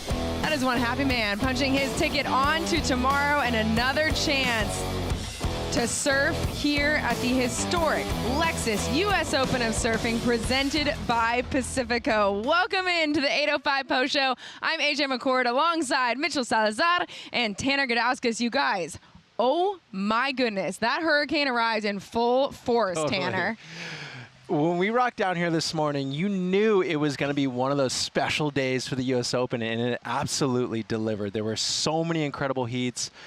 Ups, downs, buzzer beaters, broken boards, it all really was happening today. Mitchell, you have seen Huntington in so many different forms. How does today compare to all the ways that you've seen this wave show up? Yeah, if I were to give it 0 to 10, I'd probably put it up there 7.5, close to an 8, honestly. Wow. I mean, really good waves this morning. We saw incredible tube riding, I felt, during the morning's free surf, which was an indication of what was going to come later on today. But I felt like the performances based on the waves were great. And that's really what we want to see at this level. People trying to get those excellent scores, and people performed when they needed to, AJ. They really did. We saw some incredible barrels. We saw some absolutely massive turns. We also saw a lot of things go wrong when they put their best foot forward. Tanner, this wave just took no prisoners today. Well, in Huntington, there's a clear difference of it being big and it being good. And today it was big and good. So all the competitors were really challenged, and you could see them.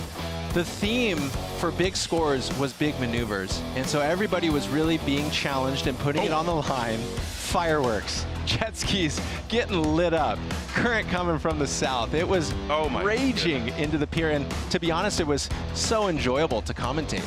And when the jet skis are also falling victim to the swell, you know that it is big. But it really was a moment where the best in the world stepped up and proved why they deserve not only to stand here at Huntington Beach as the ultimate champion of this historic venue, but ultimately get to that championship tour where you have heavy waves like this all the time, Mitch. Yeah, and I want to give a big shout out to our Water Patrol crew. Yes. They did an amazing job today. It's the first time in a 4-person format where we've had the ski assist, and it wasn't full assist all the way on the outside, but it was enough, and it made a big difference. The surfers were really appreciative of it.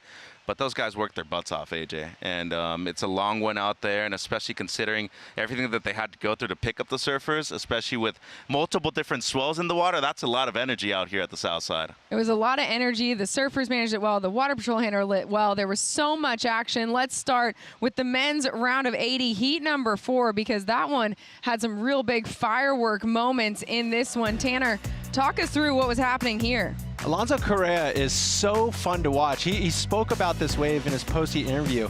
In a surprise, he said he came up thinking one thing and had to readjust and lip-lined that so perfectly.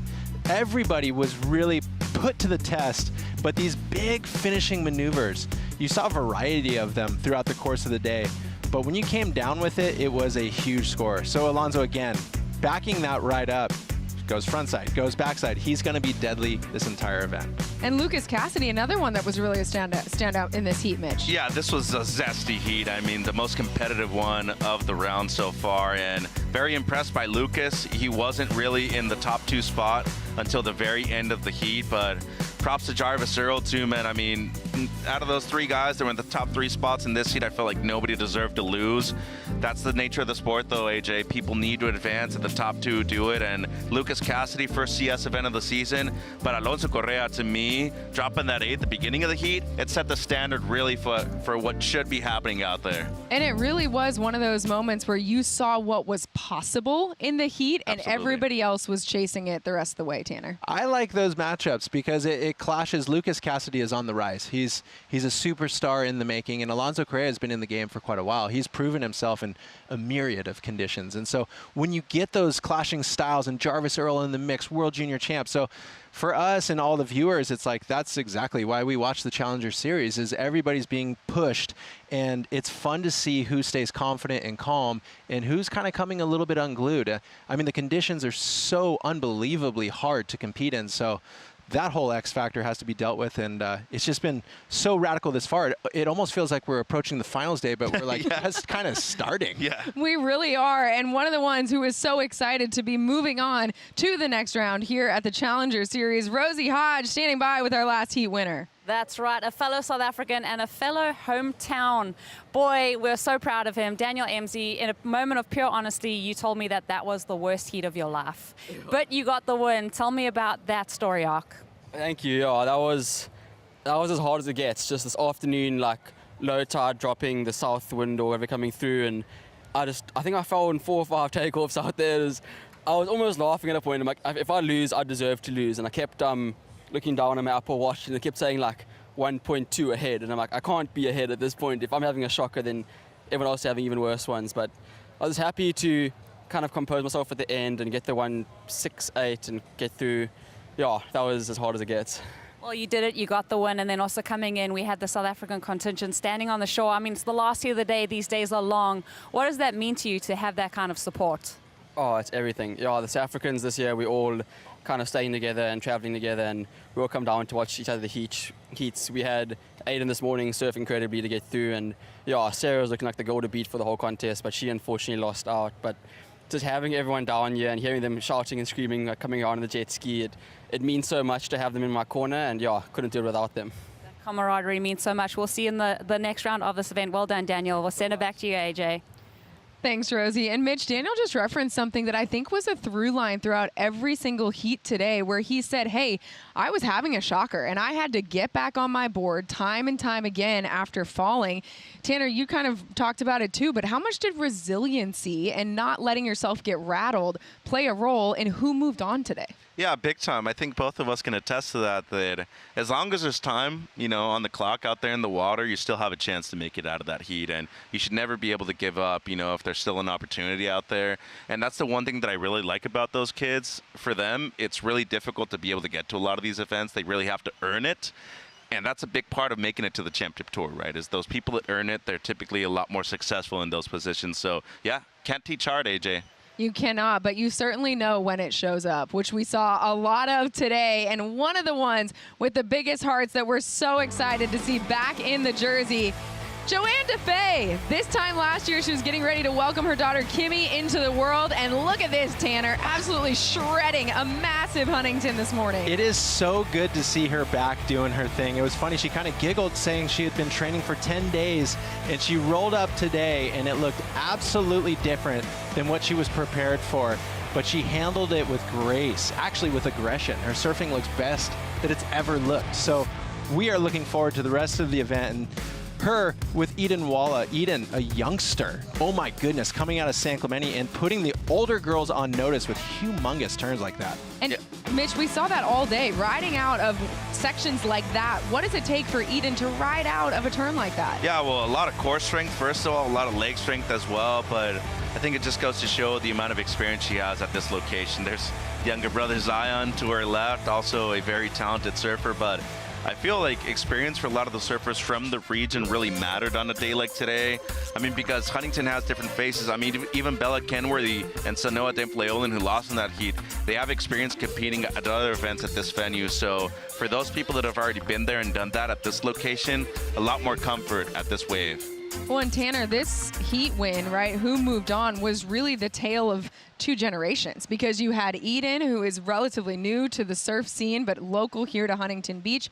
You had Joanne DeFay, who won here in 2015 when it was on the women's tour. So how does a wave like this really showcase kind of all the different strengths that these surfers can show us? Yeah, that actually perfectly dictates what we were talking about a lot today, which is the clash of these big names, big profiles in the sport of surfing, and these young upstarts. And a lot of times this creates that on-ramp into surf stardom. If you win this event, it kind of catapults you into the greater surf collective scene. So Eden Walla looking really good for her age. Oh my goodness, I'm so excited for her, but she'll have a long road ahead of her because there's so many good surfers in the draw, and we have a ton of waves on tap. So I don't know, it's like the work she's doing, she's doing everything correctly, but nobody's safe. And we talked about the scoring process in those heats. We had the Emsley last heat where you have to be aware that no matter how far in front of everybody you are, one turn waves are getting 8s, 8.5s, 8.7s. So you can't think anybody's out of the game until the buzzer rings. Till the very final moment. And if winning this event catapults you into surfing stardom, the Rising Tides program here at Huntington Beach inspires you to become one of those surfing stars. Eden Walla was a part of the program in 2022, and here she is taking down, beating in her heat Joanne DeFay, someone she's watched surf this event this year. Another incredible edition of Rising Tides. Check it out. I'm excited to get out there and surf with the pro surfers. I'm so excited. We're here at the iconic U.S. Open of Surfing. If you know surfing at all, you know this event. This is the only Challenger Series event we actually bring Rising Tides to. It's really cool, really special on home turf. At the beginning, it was a girls-only program, and it just blew up. So many girls went on to make our Challenger Series, our CT, and we realized it's just like, this is the grassroots. This is where they get to come in, see the system, see what they can be. And there was such a demand to let boys come in that we have created a parallel boys program. So these top groms in Huntington Beach are out here ripping, and they're going to be in this event soon. And we cannot wait to have the next surfer on tour come out of our Rising Tides program on the girls and the boys side. I just remember when I was a grom, looking up to the guys who were competing on the Challenger Series in CT, and I think just coming in and giving back and sort of seeing them froth out on that gets me super excited. They always ask awesome questions every time we sit down for a Q&A. They ask a lot about career things. A lot of them have some funny questions sometimes. How did you guys manage school while trying to become a pro surfer? My mom and dad would always make me finish my schoolwork before going to the beach and surfing. This is my chance for my daughter to just see the pathway to happiness in life. So the ocean provides, and hopefully we can get her inspired to be part of it one day. One of the special things about Hogue is that they're always investing in the community. Looking at World Surf League and Rising Tide specifically, the mentorship that is within that program is super special. Today I was going to talk about the power of following your dreams and really believing in what you can be.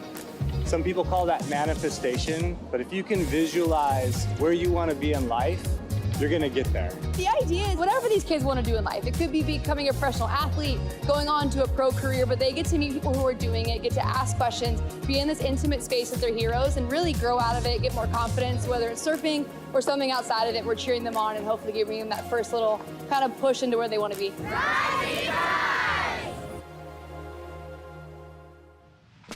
All right, I'm locking in the faces, I'm locking in the styles. So in 3 years, when they're surfing here at Huntington, we're ready. We know the origin story.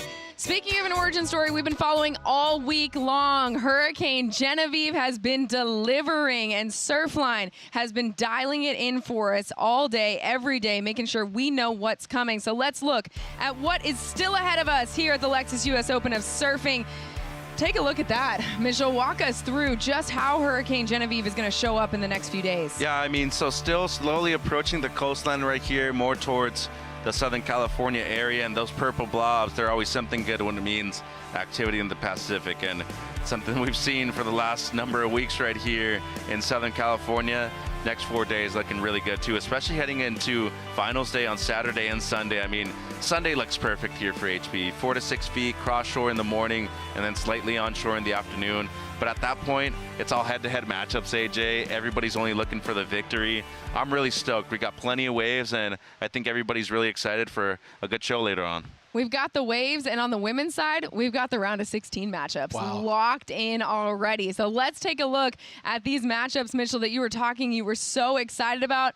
I'm going to put you guys on the spot. I want to know, Tanner, I'm starting with you. You look at these 8 heats, and which one are you circling, highlighting, making sure you are dialed in for? Oh, my word. This is insane. I mean, straight off the bat, to see Kira Pinkerton come up against Sierra Kerr in great waves, that you're going to be hard-pressed to find a better matchup. That's going to be fireworks. And then I will back that up, seeing Vahina Fierro with Betty Lou Sakura Johnson, CT strength, World Tour surfers matching up this early in the event. Insane. I'm going Heat 3. I like the Battle of the Vets. Brisa Hennessy, Joanne DeFay, especially with the way JoJo surfed today. I felt that Brisa Hennessy kind of went under the radar with how well she surfed. And then Heat 8, I thought Erin Brooks, she's come through the Rising Tide program herself, by the way, too. She dropped an 833 pretty much for a single turn on the outside. And Isla Huppets, the current world junior champion, the one thing I'll say about her, she doesn't seem like she gets fazed by anybody out there in the water, and I think that's going to be a great way to finish off the round. I'm on cosign Heat 3. That one, I'm really excited. I think Brisa went underrated today, but some of those turns were massive hammers. So all in all, cannot wait for all the event still has ahead. But before we get to what's ahead, let's talk about what has happened, because the Board and Brew Top 5, there were so many moments to pick from. I always am so excited to find out where we land. So, number 5, Kira Pinkerton. Tanner, you said this is a heat you're already looking forward to. Let's talk about how she set the tone today. Yeah, and she actually lifted the energy. This was a wave that she got in the end of her heat. This turn was absolutely spectacular. She literally rides out smiling. She came into the booth after this heat and said she hasn't had a moment like that where she truly felt the joy in a minute, and she's recentering with great energy. Had some great insight in the booth, so looking forward to big things from Kira Pinkerton.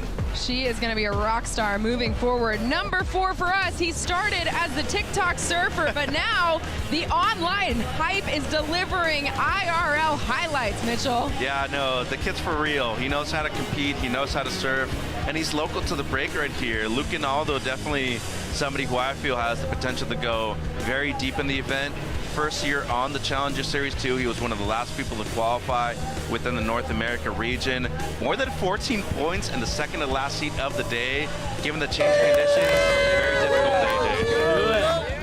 And man, did he have the crowd support to back him up as well. All right, Tanner, we were talking about Erin Brooks. She is unflappable in the water, using that CT experience to perfection right here. I mean, hold the phone. A turn like that, you're making video sections off of that. Erin Brooks looks right at home in these challenging conditions.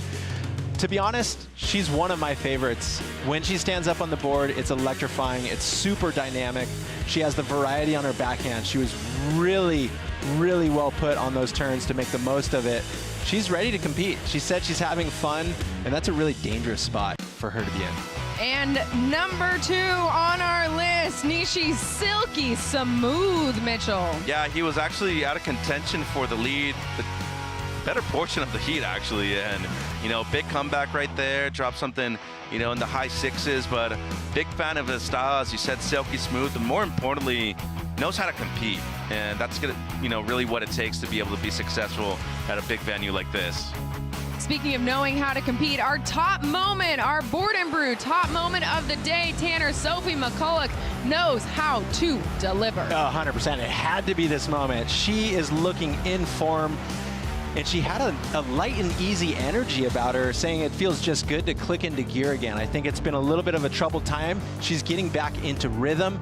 Great multiple waves. It wasn't just that turn.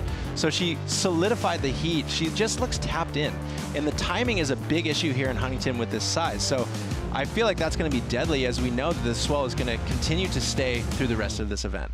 Well, and Mitchell, we know what the surf is going to look like. We know that we still have some majorly heavy hitters on the men's side to even hit the water here in Huntington Beach. The the Red Bull Athlete Zone today was stacked full with so many incredible surfers who know this break so well. Who are you looking forward to seeing actually get out in these waves in the next few days? Cole Houshman, he's one of them. He won the first event over in Balito, and if we recall, I mean, the year he qualified here, went on a roll. He won 2 events back to back, and he's back on the championship tour rankings. Excuse me, he's pretty far down. So this is an important one for him, especially knowing that we only have 5 CS events this year. Yeah, you can count one of the, you know, global qualifiers when it comes to the 6,000s, but I think he wants to do a lot of damage right here. Also expecting Kanoe Igarashi to do very well. You know, he has the hometown support. He's a 2-time champion. I think it's going to be a fun one tomorrow. Tanner, what about for you?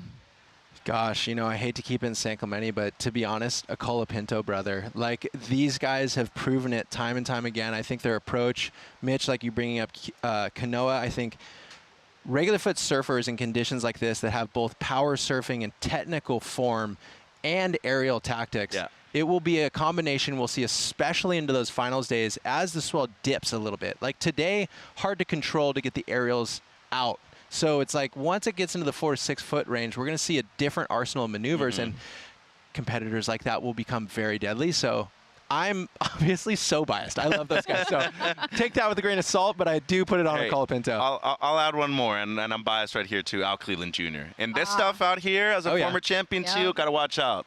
And I think we saw it today, right? When the CT women, the ones who have experience here in the water, we saw the heat strategy start to change. And when those guys hit the water, I think it's going to be the exact same thing. So 7 a.m. call time. We know there's going to be waves. The men's round is 64 with some heavy hitting surfers coming your way. Tune in for a 7 a.m. call time. We have a 7:35 start time slated.